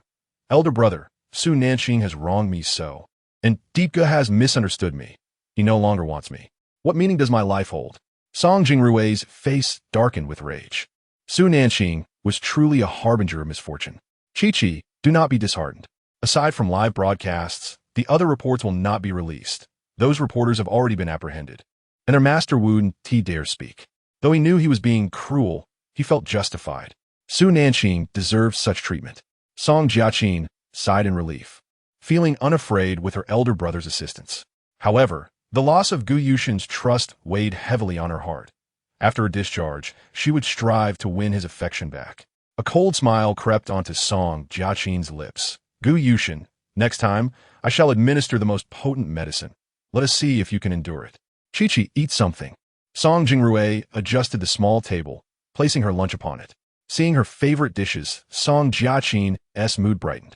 She smiled radiantly. Brother, you treat me the best. These are all my favorite dishes. Song Jingrui handed her the chopsticks, saying, Silly girl, if I do not treat you well, whom else should I treat? Eat up. Once finished, we will return home. She replied, her gaze dropping, a glimmer of coldness crossing her eyes. Originally, she had planned to deceive Su Nanqing into donating blood, hoping to make her loathe Gu Yushin entirely. For Gu Yushin would compel Su Nanqing to do everything she detested. However, her plans had faltered. Neither Gu Yushin nor Su Nanqing had taken a bait.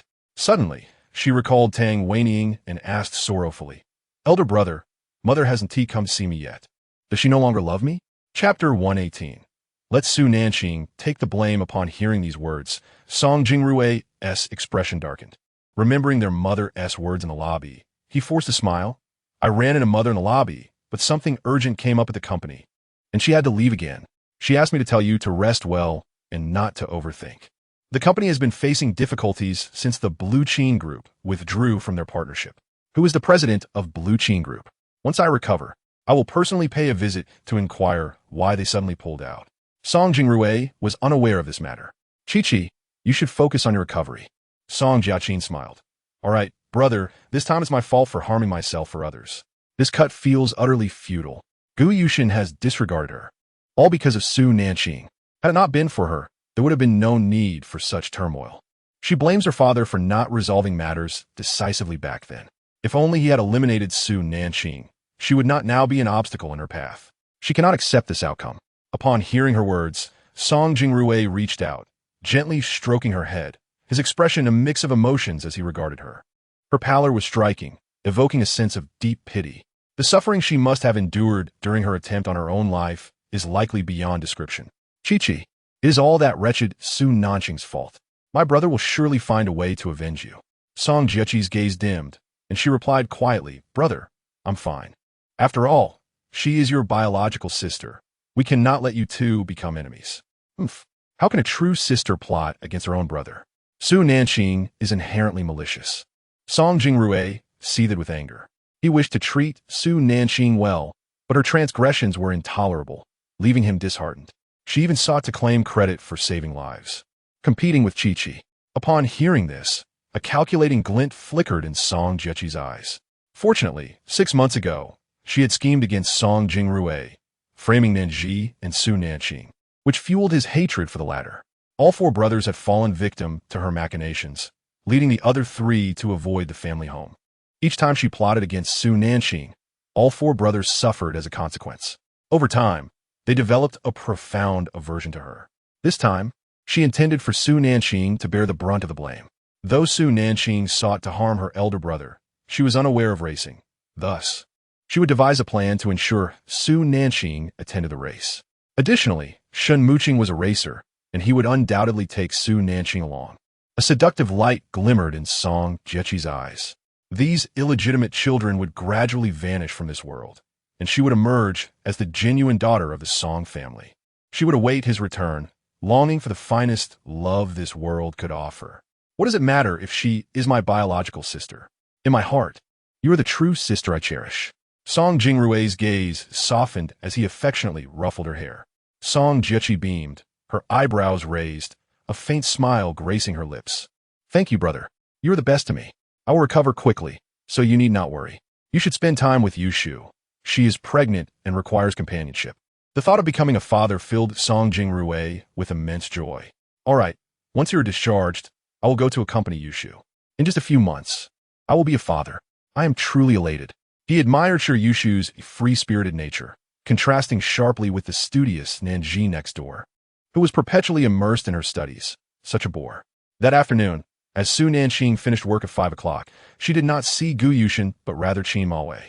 Surprised, Su Nanqing learned that he had come to pick her up from work, fulfilling his promise. During breakfast, he had asked her to call him Mawei, and she had obliged. Although he was several years her senior, he preferred not to be addressed as brother, which felt somewhat awkward. Mr. Qin, you have arrived. Qin Mawei's lips curled into a smile, exuding an air of elegance. Qing, did we not agree that I would pick you up after work? Shall we go? Su Nanqing inquired. You have no engagements tonight? None. I have a birthday banquet in a few days. Would you accompany me? Su Nanqing considered that the banquet coincided with the birthday of the esteemed Elder Wang. She was indeed invited, as her grandfather would take her along. Are you referring to Elder Wang's birthday? Qin Mawei replied with a smile. Exactly. Very well, let's go together. I have already prepared a gift. Great. I will come to fetch you then. Qin Mawei led her to the car, while Su Nanqing instructed Qin Yue to return home. She followed Qin Mawei for dinner. Meanwhile, Gu Yushin, having concluded his work, glanced at the clock and suddenly remembered his appointment with Su Nanqing to discuss their divorce. Frowning, he realized he had lost track of time. Would Su Nanqing be angry? He retrieved his phone and called her, having prepared several SIM cards since she had blocked him. Hello? Su Nanqing's voice was cold. Su Nanqing, I'm on my way to pick you up. Su Nanqing's derisive laughter rang out. Oh, our deeply affectionate CEO is not with his little white Moonlight. You need not come for me. If you cannot keep track of time, why should I wait for you? Su Nanqing, I was busy with work and lost track of the time. What difference does it make if you wait a moment longer? His last remark ignited her fury, her eyes reddening. Gu Yushin, I have waited for you long enough. I no longer wish to wait, nor do I want to turn back. If you can forget such an important matter, you will surely forget me every day when it comes to matters involving Song Jiechi and your work. I will be miserable. I will not wait for you. Divorce is simple, and there is no need for discussion. I will leave with nothing, and we need only go to the Civil Affairs Bureau to finalize it. Su Nanqing, I did not see Song Jiechi. I simply lost track of the time. Gu Yushin offered his first explanation. Su Nanqing, however, scoffed. Gu Yushin, someone who holds me dear will remember me, no matter how busy they are. Those who wish to take me home will find a way, regardless of direction. Those who wish to see me will always be available. And you? You have never considered me. I will likewise no longer hold you in my heart. Let us part amicably. Relationships were too painful. It was better to focus on her career. Being a wealthy lady has its allure, does it not? Ching, I brought you a cup of milk tea. Qin Maoi's voice interrupted. Gu Yushin, enraged, demanded, Su Nanqing. Are you with Qin Mao? Yes. Su Nanqing admitted candidly. Su Nanqing, we are not yet divorced. And you are dating another man? Gu Yushin's voice was hoarse with fury. Su Nanqing coldly retorted, what does that have to do with you? You were unfaithful to me with Song Jiechi during our marriage. You scoundrel, stay away. Chapter 119. 10 male models having ended the call. Su Nanqing found herself seated across from Qin Mao. She looked at the milk tea in his hand, her heart lifting. Mr. Qin, thank you. Seeing her radiant smile, Qin Mao felt a surge of happiness. Qing, I will strive to earn your trust so that you may call me by my name comfortably.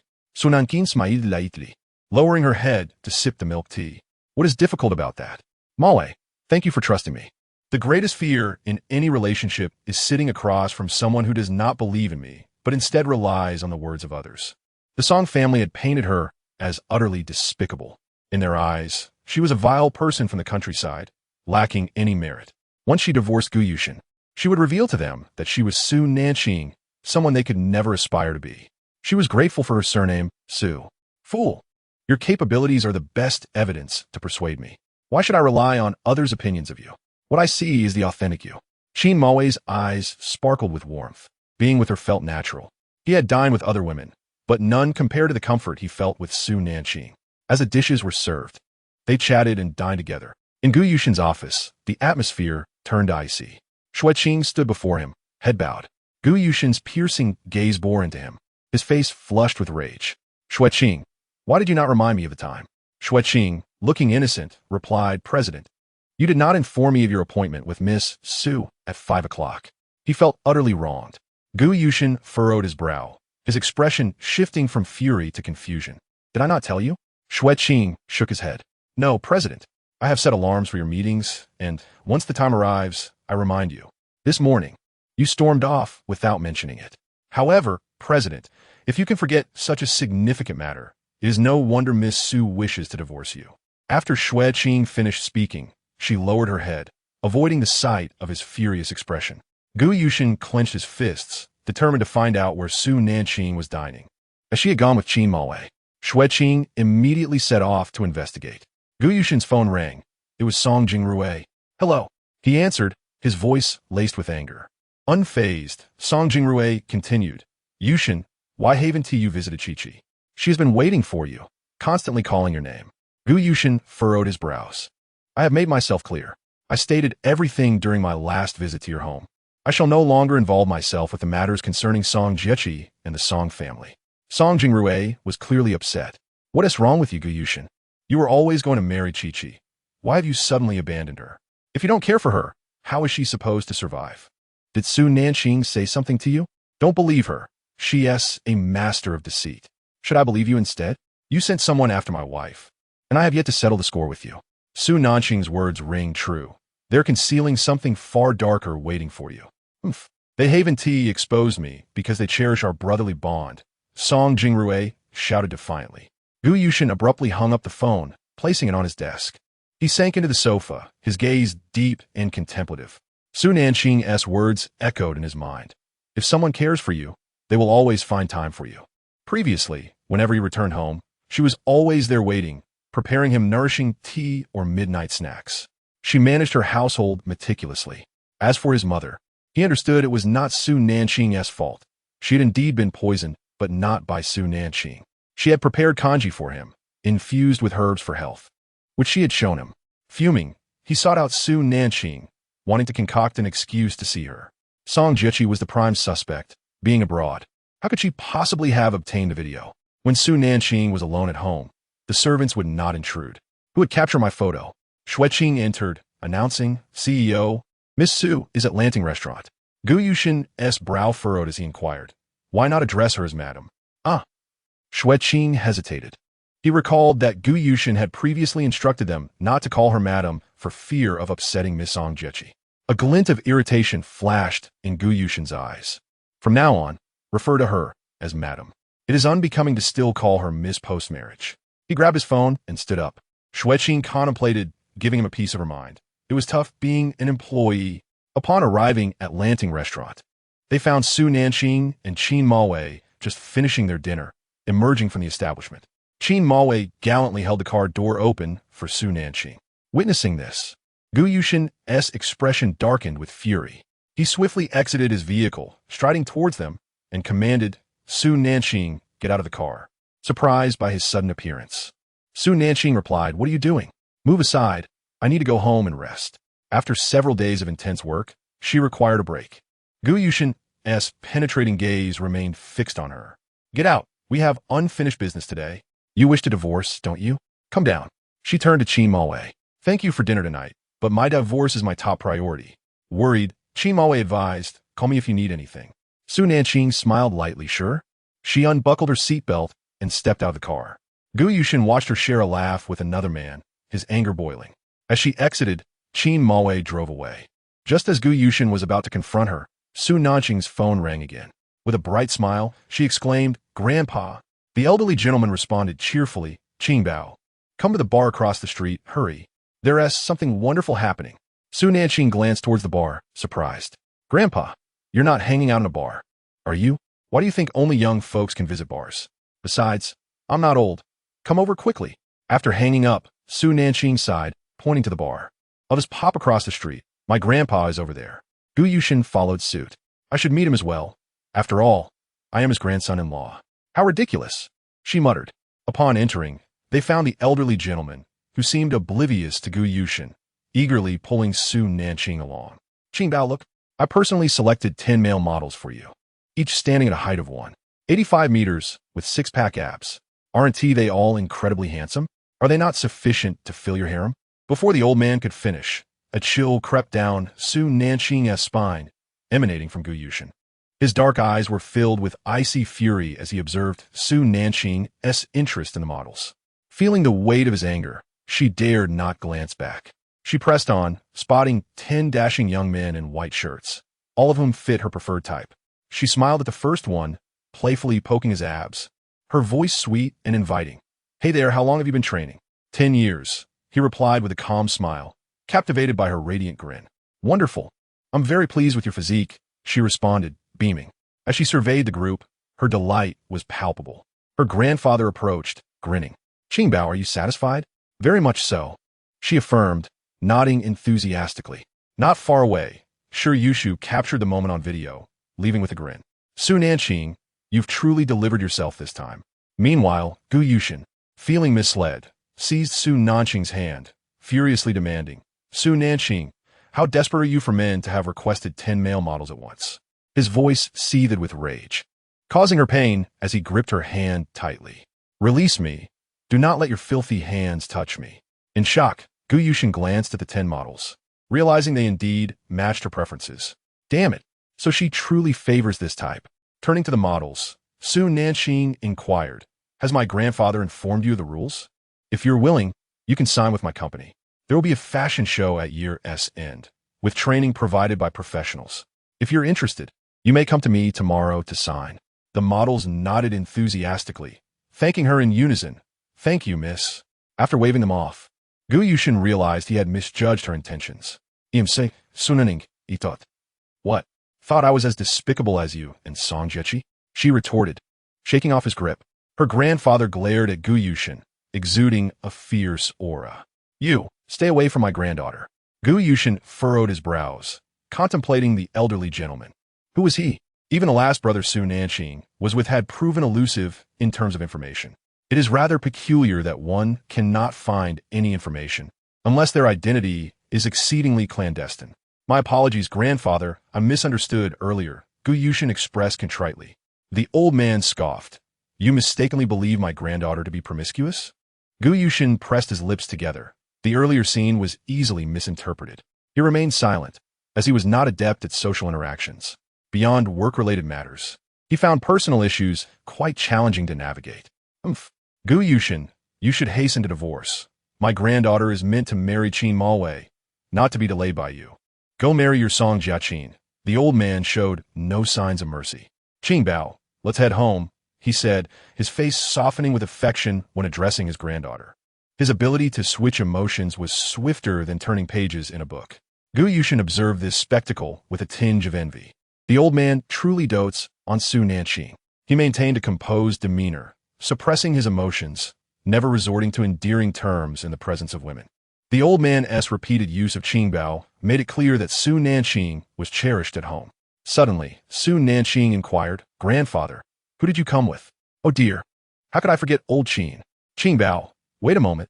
Let me introduce you to Qin Mawei's grandfather. This old fellow is quite amusing. We share a kindred spirit." No, we are of similar temperament. I will call him down. He will surely adore you, my granddaughter." "Grandfather, please stop. Acceptance will come in due time. I am not even divorced yet," Su Nanqing replied, not wanting to bear the stigma of infidelity. Although Qin Mawei was a commendable individual, he did not warrant the notion of marrying him at this time. Upon hearing this, the old man found it reasonable. "Well then, you may get to know each other. I will formally introduce you post-divorce." The old man cheerfully trotted off, seemingly oblivious to Gu Yushin. Su Nanqing sighed in relief as she watched her grandfather depart, turning to leave herself while dialing his number. "Grandfather, I have matters to attend to. I must take my leave. We can discuss meeting Grandfather Qin another time. It would be impolite not to bring a gift for an elder, and I have nothing with me. Why are you overthinking it, my dear? We are family. No need for gifts. But you are right. It is courteous to bring something when meeting someone of stature. You head back. I shall linger a bit longer." Her grandfather responded. Relieved that her grandfather did not press further, Su Nanqing hung up and messaged her bodyguard to ensure her grandfather has safety. After exiting, she felt a wave of relief wash over her, and then called Qingwei. "Qingwei, tomorrow morning 10 models will arrive at the office. Please ensure they review the contract. If they are satisfied, let them remain for the winter fashion show, which will feature those 10. "Understood, Miss," Qingwei replied. Su Nanqing exhaled, a sense of accomplishment settling in. With 10 male models secured, she still needed to find 10 female models. It seemed she would need to commence the search anew, which would undoubtedly be a challenge. She awaited her ride by the roadside when Gu Yushin abruptly stated, "Nanqing, come back with me." Su Nanqing retorted coldly, "Where to?" "To witness your sweet nothings with Song Jiaqin." Gu Yushin's tone was devoid of warmth. "I care for her because she saved my life, and we share a long-standing bond. There are no romantic feelings involved." Su Nanqing found this statement laughable. "Gu Yushin, consider your conscience. How can you claim to have no feelings for her? At her birthday celebration, you clearly witnessed the truth, yet chose to carry her, feigning unconsciousness. You stood by as I endured humiliation, neglecting your role as my husband. Admitting one's mistakes is sufficient. Further explanations only serve to deepen your embarrassment and hypocrisy," she continued, the memories of past grievances flooding back. Gu Yushin realized he had indeed crossed a line. Song Jiaqin's talent for deception was remarkable. Suddenly, he declared, "Su Nanqing, the man in the photo sent by Song Jiaqin is not me. Do you believe me?" Chapter 121. The characters. Su Nanqing's distrust. Su Nanqing, upon hearing this, felt incredulous that Gu Yushin had resorted to deceit. "How tragic, Gu Yushin, that you cannot even own up to your actions. You're a computer whiz. You have seen the photos and videos. They are not fabricated. They document your affair with Song Jiaqin during our marriage. Both of you share the same despicable nature. Hence, aside from the divorce, do not seek me out. There is nothing left to discuss, and I desire not a penny from you. Simply proceed to finalize the divorce." She had grown weary of repeating herself. Why did Gu Yushin not tire of her words? Previously, he would send her divorce papers each month. She felt wronged and wished he would investigate. It was common knowledge that Gu Yushin was exceptionally intelligent, but to her, he was no different from the rest of the Song family, equally repugnant. Gu Yushin furrowed his brow, urgency creeping into his voice. "Su Nanqing, do you not trust me?" Su Nanqing scoffed. "When I was ensnared by you and the Song family, strangers believed me. Yet you, my husband, never once supported me." His words faltered, and his gaze darkened. He had not believed her even once. As Su Nanqing noticed a car arriving, she opened the door and entered, turning to Gu Yushin. "Remember to call me tomorrow morning about the divorce. If you do not, Song Jiaqin will devise a way to ensure you do. We shall see." With a sweet smile, she waved goodbye, as if their divorce was a foregone conclusion. Gu Yushin felt an unsettling sense that she knew everything, while he stood as a mere jester in her presence. Gu Yushin inhaled sharply, watching Su Nanqing's car pull away, a flicker of coldness crossing his eyes. What was Song Jiaqin scheming? These past few days, Shenmuqing seemed to have vanished without a trace. Furious, he exclaimed, Xueqing, Su Nanqing does not trust me. Xueqing's smile was insincere. Well, President, you never trusted Miss Su either. Gu Yushin closed his eyes, suppressing the anger bubbling within. Let us return. He turned and walked away, his tall figure radiating solitude. Xueqing shook his head, lamenting his obliviousness. If only he could awaken to the truth sooner. It was too late now. Yet, observing his lonely silhouette, Xueqing felt a twinge of pity. Gu Yushin had always been unfortunate, and though he had treated Song Jiaqin well during their time together, he could not remain blindly indifferent. If Su Nanqing's claims held any truth, the ostensibly perfect and formidable Gu Yushin could also be manipulated by the girl he had cherished since childhood. Song Jiaqin's acting was indeed superb. Had Su Nanqing not fought back, the malevolent actions of Song Jiaqin might have remained concealed. Once in the car, Xueqing remarked, President, I will continue my investigation. I found a photo taken at the Emperor Hotel in Xingjing, though there is no timestamp. I will personally visit the hotel tomorrow to inquire.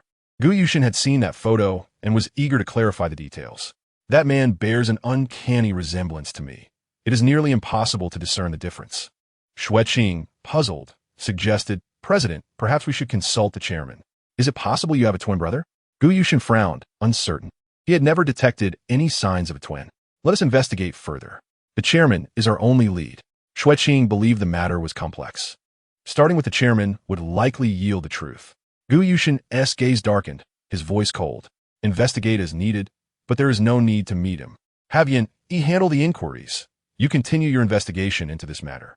He has countless mistresses and illegitimate children. I find him repulsive. Xueqing remained silent, aware of Gu Yushin's reluctance to confront the chairman, who held the key to the truth. The night was enchanting, yet Gu Yushin felt an overwhelming restlessness within. He unbuttoned the top of his shirt, revealing his alluring collarbone. The autumn breeze was cool as he gazed out at the vibrant nightscape, his thoughts drifting to that man. An increasing restlessness simmering in his eyes. The mistrust emanating from Su Nanqing only added to his agitation. Xueqing, could that man have harmed Su Nanqing in ways unseen? Xueqing tightened her grip on the steering wheel. Sir, I'm afraid we still do not know who this man is. Our investigations have yielded nothing. And Miss Su remains resolute. She cast a sympathetic glance at him, recognizing his newfound clarity. Upon returning home, Su Nanqing received a message from Lin Qiqi, stating she would not be back that night. Su Nanqing replied, Qiqi, please stay safe. In her previous life, Qiqi had been unharmed, but during her time abroad, she had remained oblivious to the troubles that had befallen her. The people from Song family were unfamiliar with Lin Qiqi and thus unaware of her circumstances. Lin Qiqi reassured, Don't worry, I am fine, just busy making money. With a faint smile, Su Nanqing noted that her elder brother and grandfather had yet to return. She switched on the lights in her room, retrieved her clothing, and proceeded to the bathroom for a bath. Afterward, clad in a white silk loungewear, she entered her study. She took out her notebook and began sketching a relationship diagram concerning Song Jiaqing's forthcoming connections. With Zhao Linan now involved, the next focus was that boy. In front of the Song family and Gu Yushin, Song Jiaqing portrayed herself as a delicate flower. Had she not been granted a second chance at life, Su Nanqing would have remained unaware of Song Jiaqing's formidable talents. A scholar, a perennial champion in piano competitions, and a star performer at university galas, Song Jiaqing was also well-versed in finance, having established her own company. Tang Weining had cultivated her into an exceptional individual. Utilizing these resources, Song Jiaqing would ascend to become a top-tier tycoon within a decade, rivaling Qin Mo in stature. Meanwhile, Gu Yushin would succumb to his own folly and the unfolding truths. That day, Song Jiaqing had clashed vehemently with Gu Yushin, yet something about him had struck her as peculiar, though she had failed to pinpoint what. Su Nanqing glanced at the date, her expression turning serious. Shenmuqing had not sought her out recently. Shen's family business had begun to falter, albeit not severely yet. However, the Shen family had yet to identify the root of their troubles. The company secretly registered by Song Jiaqing had been fortified through the petty cash provided by Gu Yushin. There were myriad reasons why she clung to Gu Yushin. Su Nanqing organized the character relationships ahead, deeming the upcoming birthday banquet of Old Wang as paramount. She abruptly stood, dialing Qing Yue's number. Miss, came Qing Yue's cool, respectful voice. Su Nanqing instructed, Qingwei, you are to shadow Song Jiaqing closely before old Wang's birthday banquet. Every action she takes must be reported to me daily, especially who she meets. Those details are crucial. Regardless of who it is, I require photographs. Qingwei queried, Miss, are you anxious? Is something amiss? Chapter 122. Fury. How could you possess my family's password? Su Nanqing smiled, attempting to soothe her. It's nothing grave. Following Song Jiaqing's suicide, the Song family will place all blame on me, particularly her. She will undoubtedly seek an opportunity to undermine me. With old Wang's birthday approaching, if she intended to strike, it would likely be that very night, relishing the chance to publicly humiliate her while portraying herself as the victim. Thus, I need you to monitor her continuously. I do not trust anyone else. Leave the 10 models to me. Qingwei comprehended, understood, Mississippi. I will keep a close watch on her. Once the call ended, Su Nanqing surveyed the relationship diagram in her notebook, aware that the path ahead would be fraught with challenges. Yet, she felt no fear in this new life. The connections Song Jiaqing had gained through despicable means would be seized by her, transforming into her assets. With everything organized, Su Nanqing retired for the night, her spirits lifted. Reclining on her soft bed, she grabbed her phone and messaged elder brother, grandfather, good night. Her elder brother replied, Qingbao, good night. Seeing his response, she closed her eyes and drifted into slumber, leaving a bedside lamp aglow. Her serene visage was illuminated beautifully in the light. While Su Nanqing slept soundly, Song Jiaqing was consumed by anxiety. Ever since Su Nanqing had awakened at her birthday banquet, everything had gone awry, derailing her plans, stirring her anger. After returning from the hospital, she had been scheming in her room, searching for the individual she sought. With old Wang's birthday banquet nearing, her operatives had already begun to act on Shun Muqing's side. Losing the support of the Shun family was unacceptable, nor could she afford to lose the Wang family's backing. This time, success was imperative. Shun Muqing could not become her pawn. He had to be eliminated to prevent him from becoming her adversary. She contacted one of her trusted subordinates. Hello, Mississippi Luyan responded. Keep a close eye on old Wang's movements. No matter where he is, I must see him before the banquet. Song Jiaqing gazed out at the dark night sky, her expression cold and composed, starkly contrasting her usual fragile demeanor. In that moment, her icy gaze was inscrutable, difficult to fathom. Understood, Mississippi. I will expedite the search for old Wang's whereabouts. Good. Additionally, I've already made arrangements regarding Shun Muqing. You will subtly escalate the situation. After hanging up, a malicious smirk graced her lips. Su Nanqing, in this lifetime, you shall never best me. What does it matter if you are a designer? A mere designer, I shall crush you to dust. Song Jiaqing tossed her phone aside, glancing at her injured wrist. She recalled Gu Yushin's indifference, perplexed by where she had gone wrong. Had Gu Yushin ceased to trust her? Or was it due to the photos she had sent to Su Nanqing? Most of those images had been retracted. Could it be that Su Nanqing had taken screenshots? Frustrated, she rose, realizing she needed Gu Yushin's support, his trust, and the secrets of his company. Her lips pressed together, her beautiful eyes darkened like the night. Confused about where she had faltered, Gu Yushin had acknowledged Su Nanqing as his wife, a scenario that could not be permitted. She needed to tarnish Su Nanqing's reputation, rendering her a pariah. Suddenly, a notification chimed on her phone, breaking her reverie. She turned, retrieving her device from the pink quilt, only to find a video sent by Shiyu Shu. Instantly, her mood brightened. Chi-Chi, I happened to see Su Nanqing at the bar tonight, accompanied by 10 male models. Song Jiaqing responded, Shiyu, I will handle this matter. I intend to ruin her. This video was indeed a timely boon. Shiyu Shu replied, all right, I've sent you the video. Do as you see fit. Understood. After contemplating, Song Jiaqing resolved to visit Gu Yushin first thing in the morning. As dawn's light broke, Su Nanqing slowly opened her eyes, welcoming a beautiful new day. The morning was tranquil, yet as she reveled in the serene dawn, the once quiet phone on her nightstand suddenly shattered the calm. So Nanqing Saif, sitting up to answer the call. Hello. Gu Yushin spoke. Nanqing, weren't you eager to discuss the divorce? You need to come back now. Surprised, Su Nanqing leaped from the bed and exclaimed, Gu Yushin, have you truly come to your senses and are willing to divorce me? This isn't just a trick? He fell silent for a moment before affirming, yes. With that, he ended the call. Joyful, Su Nanqing rushed to freshen up. At Gu Yushin's residence, after hanging up, he sat impassively on the sofa while a chef prepared breakfast in the kitchen. In half an hour, The table was laden with Su Nanqing's favorite dishes. He had no idea what she liked to eat, so he requested the chef to prepare her usual meals, only to discover they were all his favorites as well. "Sir, breakfast is ready," the chef announced. Gu Yushin waved him away, estimating that Su Nanqing would arrive shortly. He gazed at the door with a hint of anticipation. A few minutes later, the password lock beeped. A faint smile flickered in Gu Yushin's eyes. However, his expression darkened instantly upon seeing Song Jiaqing enter. "Song Jiaqing, how did you obtain the password to my home?" Song Jiaqing smiled gently, her voice soothing. "Deep brother, have you forgotten? When you purchased this place, it was meant to be our wedding home. You married Su Nanqing in the end, and the password has never changed. It is my birthday." Gu Yushin was taken aback. Was this truly the case? His gaze turned cold, a fleeting shadow of malice crossing his features. "I have matters to attend to. Leave at once." Instead of departing, Song Jiaqing walked further inside, her face a mask of sorrow. Earlier that morning, she had dressed with care, donning the attire that Gu Yushin favored. She was adept at playing her part, her eyes reddening as she implored, "Deep brother, if Su Nanqing had not returned, you would have married me." A sneer escaped Gu Yushin's lips, laced with disdain. "Song Jiaqing, it will never be you. You have occupied my heart for years, yet you have plotted relentlessly to drive Su Nanqing away. Even in her absence, I would never choose you." For he knew her affections did not lie with him. He had indulged her, but he was no fool.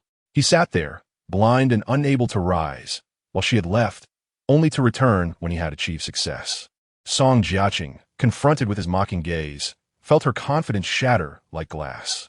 After years of striving for Gu Yushin's affection, Su Nanqing had irrevocably altered her standing in his heart. In disbelief, Song Jiaqing stepped closer, her voice full of longing. "Deep brother, have you forgotten? We grew up together. I was by your side in your darkest moments. You once vowed to marry me. Why can you not admit it now? Have you truly fallen for Su Nanqing?" She leaned into Gu Yushin's embrace, wrapping her arms around his neck, just as Su Nanqing entered the room. "Gu, Su Nanqing." She had not even begun to call out his name before witnessing the two entwined in each other's arms. A frown creased her brow, a flicker of pain in her eyes. Had Gu Yushin summoned her merely to flaunt their affection? Gu Yushin, noticing Su Nanqing, felt a pang in his heart and pushed Song Jiaqing away. She stumbled to the ground, her gaze dark and resentful as she watched his retreating figure. "Qingqing, let me explain." "Explain what?" "How passionate you two were last night. You called me here to witness your affection." "Gu Yushin, I recall you being cold, but never this despicable. Truly, one becomes like the company they keep." Without a moment's hesitation, Su Nanqing turned to leave, unwilling to remain in that place. "Su Nanqing, come back." Gu Yushin barked angrily. Song Jiaqing smirked, a triumphant expression gracing her features as she watched Su Nanqing depart. The timing of her arrival was impeccable. She had not anticipated Su Nanqing's return. Rising slowly from the floor, she approached Gu Yushin, linking her arm with his. "Deep brother, Su Nanqing does not wish to return. Why force her? Her heart has never belonged to you. Since her departure, she has been surrounded by other men. Do you not remember the promises you made to me?" Tears brimmed in her eyes as she gazed at Gu Yushin, a sight that would evoke pity in anyone. Gu Yushin withdrew his hand, discarding his coat. Song Jiaqing was taken aback, her heart aching at his disdainful gestures. She had always been cherished and indulged by him. Now his contempt stung deeply.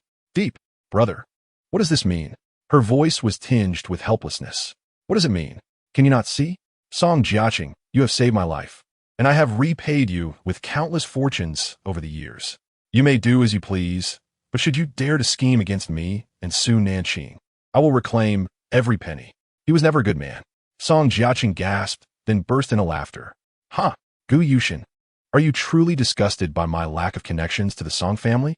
Does bloodline truly hold such significance? I am the one who has been by your side since childhood, not Su Nanqing. Have you forgotten our joyful moments together?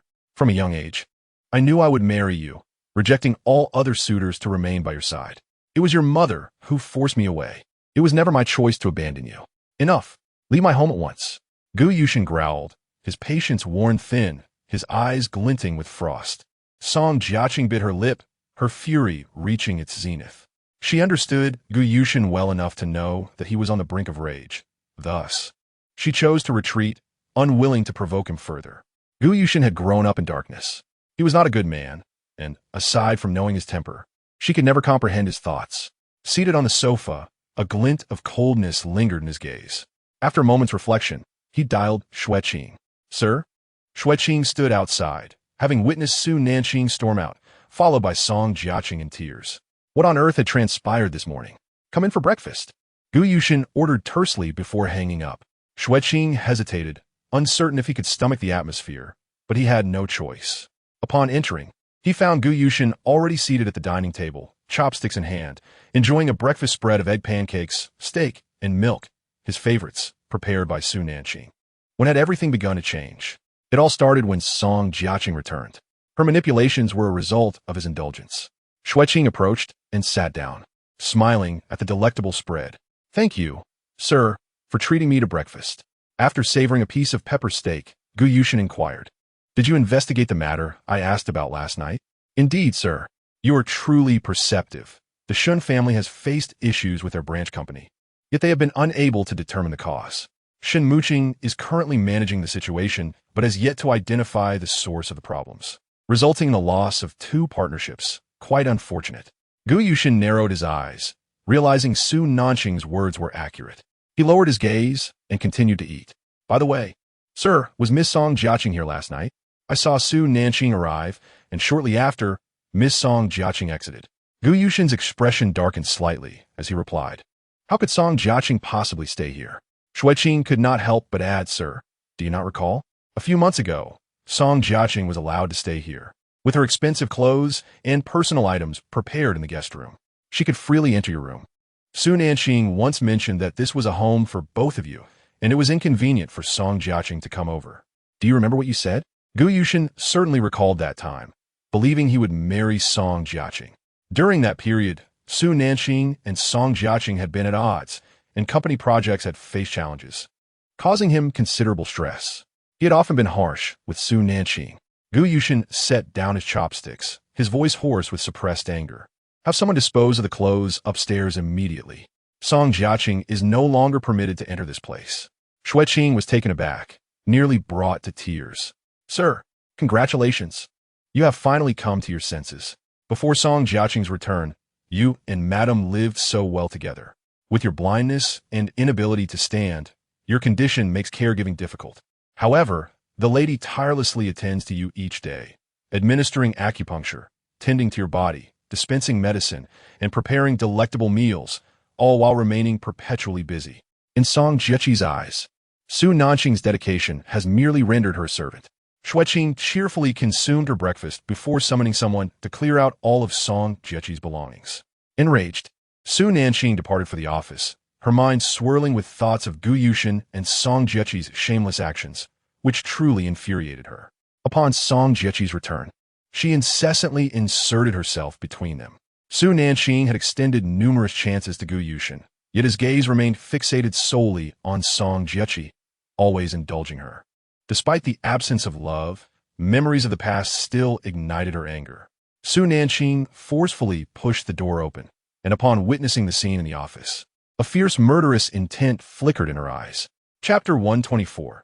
Song Jirue ruins Su Nanqing's design. Upon entering the office, Su Nanqing beheld her design draft strewn across the floor, many of which had been torn apart by Song Jingrue. He was still in the process of shredding the new designs she had painstakingly created just the day before. Enraged, Su Nanqing confronted Song Jingrue. "Have you lost your mind?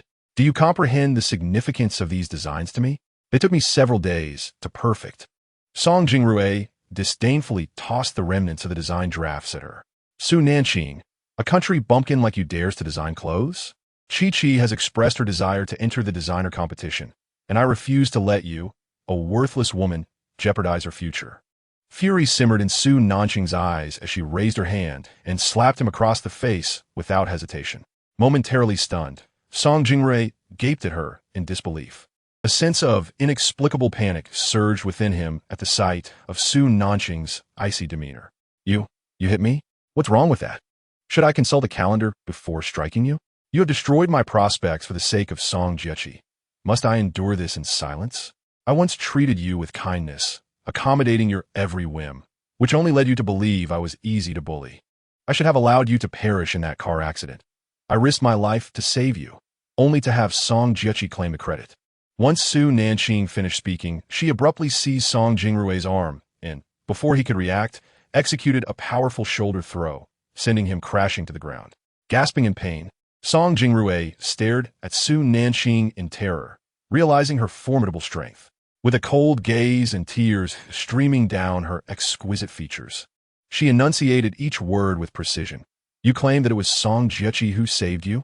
Ask her if she could have carried you. Song Jingrue, you have destroyed my designs today, yet I do not hold you accountable, for your fate was already sealed. I shall watch as Song Jiechi systematically dismantles you. Leave. Su Nanqing kicked at Song Jingrue's arm. Wincing in pain, he glared at her frigid expression, anger boiling within him. Su Nanqing, you are the one who has usurped Chi-Chi's credit. Indeed, I have taken her credit, but I have severed ties with your family. Why do you persist in harassing me? What does Song Jiechi's future have to do with me? How dare you destroy my prospects for her sake? Song Jingrue, you are utterly inhuman. Get out of my sight. I never wish to see you again. After Su Nanqing spoke, she crouched down, surveying the ruined designs, utterly exhausted. These were the fruits of her labor over the past few days, now obliterated. Song Jingrue, grimacing in pain, sat up and watched her anguished silhouette, feeling a pang of guilt. He could not discern the truth. Was it Song Jiechi or Su Nanqing who spoke the truth? Su Nanqing, you claim to have saved me. What evidence do you possess? He questioned stubbornly. How could someone as malicious as you have saved me? Su Nanqing abruptly stood up, her gaze sharp and penetrating. Leave now. After her command, she called security. Hello, Director Su. Fuming, Su Nanqing replied, did I not instruct you that no one from the Song family is allowed entry? I apologize, Director Su. I suffered from a stomach upset this morning, and perhaps he sneaked in while I was in the restroom. Seething with anger, Su Nanqing hung up the phone. She glared at Song Jingrue, her eyes icy enough to chill the soul. Song Jingrue, if you believe that Song Jiechi can ascend to greatness by stepping on me, dream on. I will not let you achieve your goals. Is there not a single decent person in the Song family? Get out. Su Nanqing's fury reached its zenith. Enraged, Song Jingrue stormed out. As he reached the door, he heard Su Nanqing's frail sobs, and his fists clenched involuntarily. Turning back, he found her weeping over the shattered designs.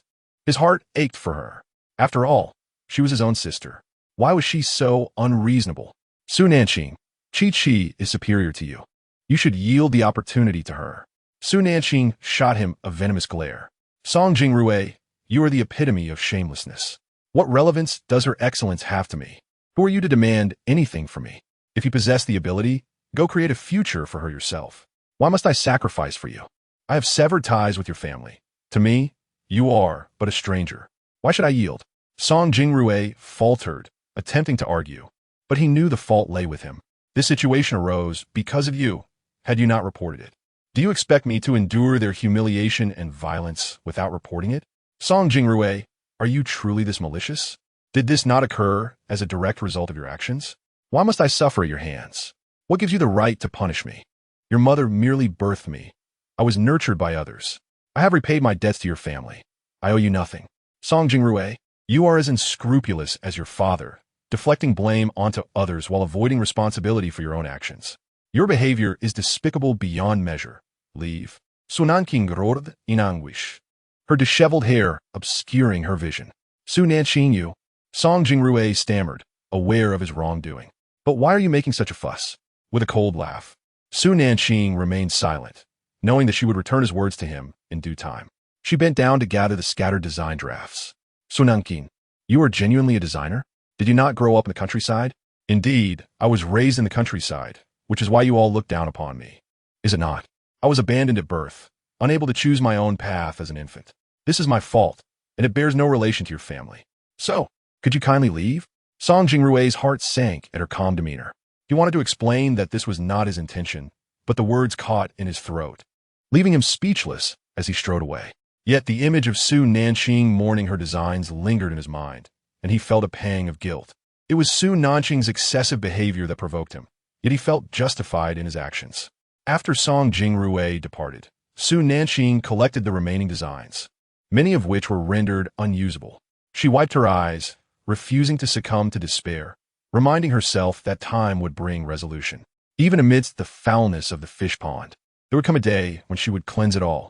Sitting in her office chair, she took a deep breath, using a damp tissue to dry her eyes, feeling a slight relief.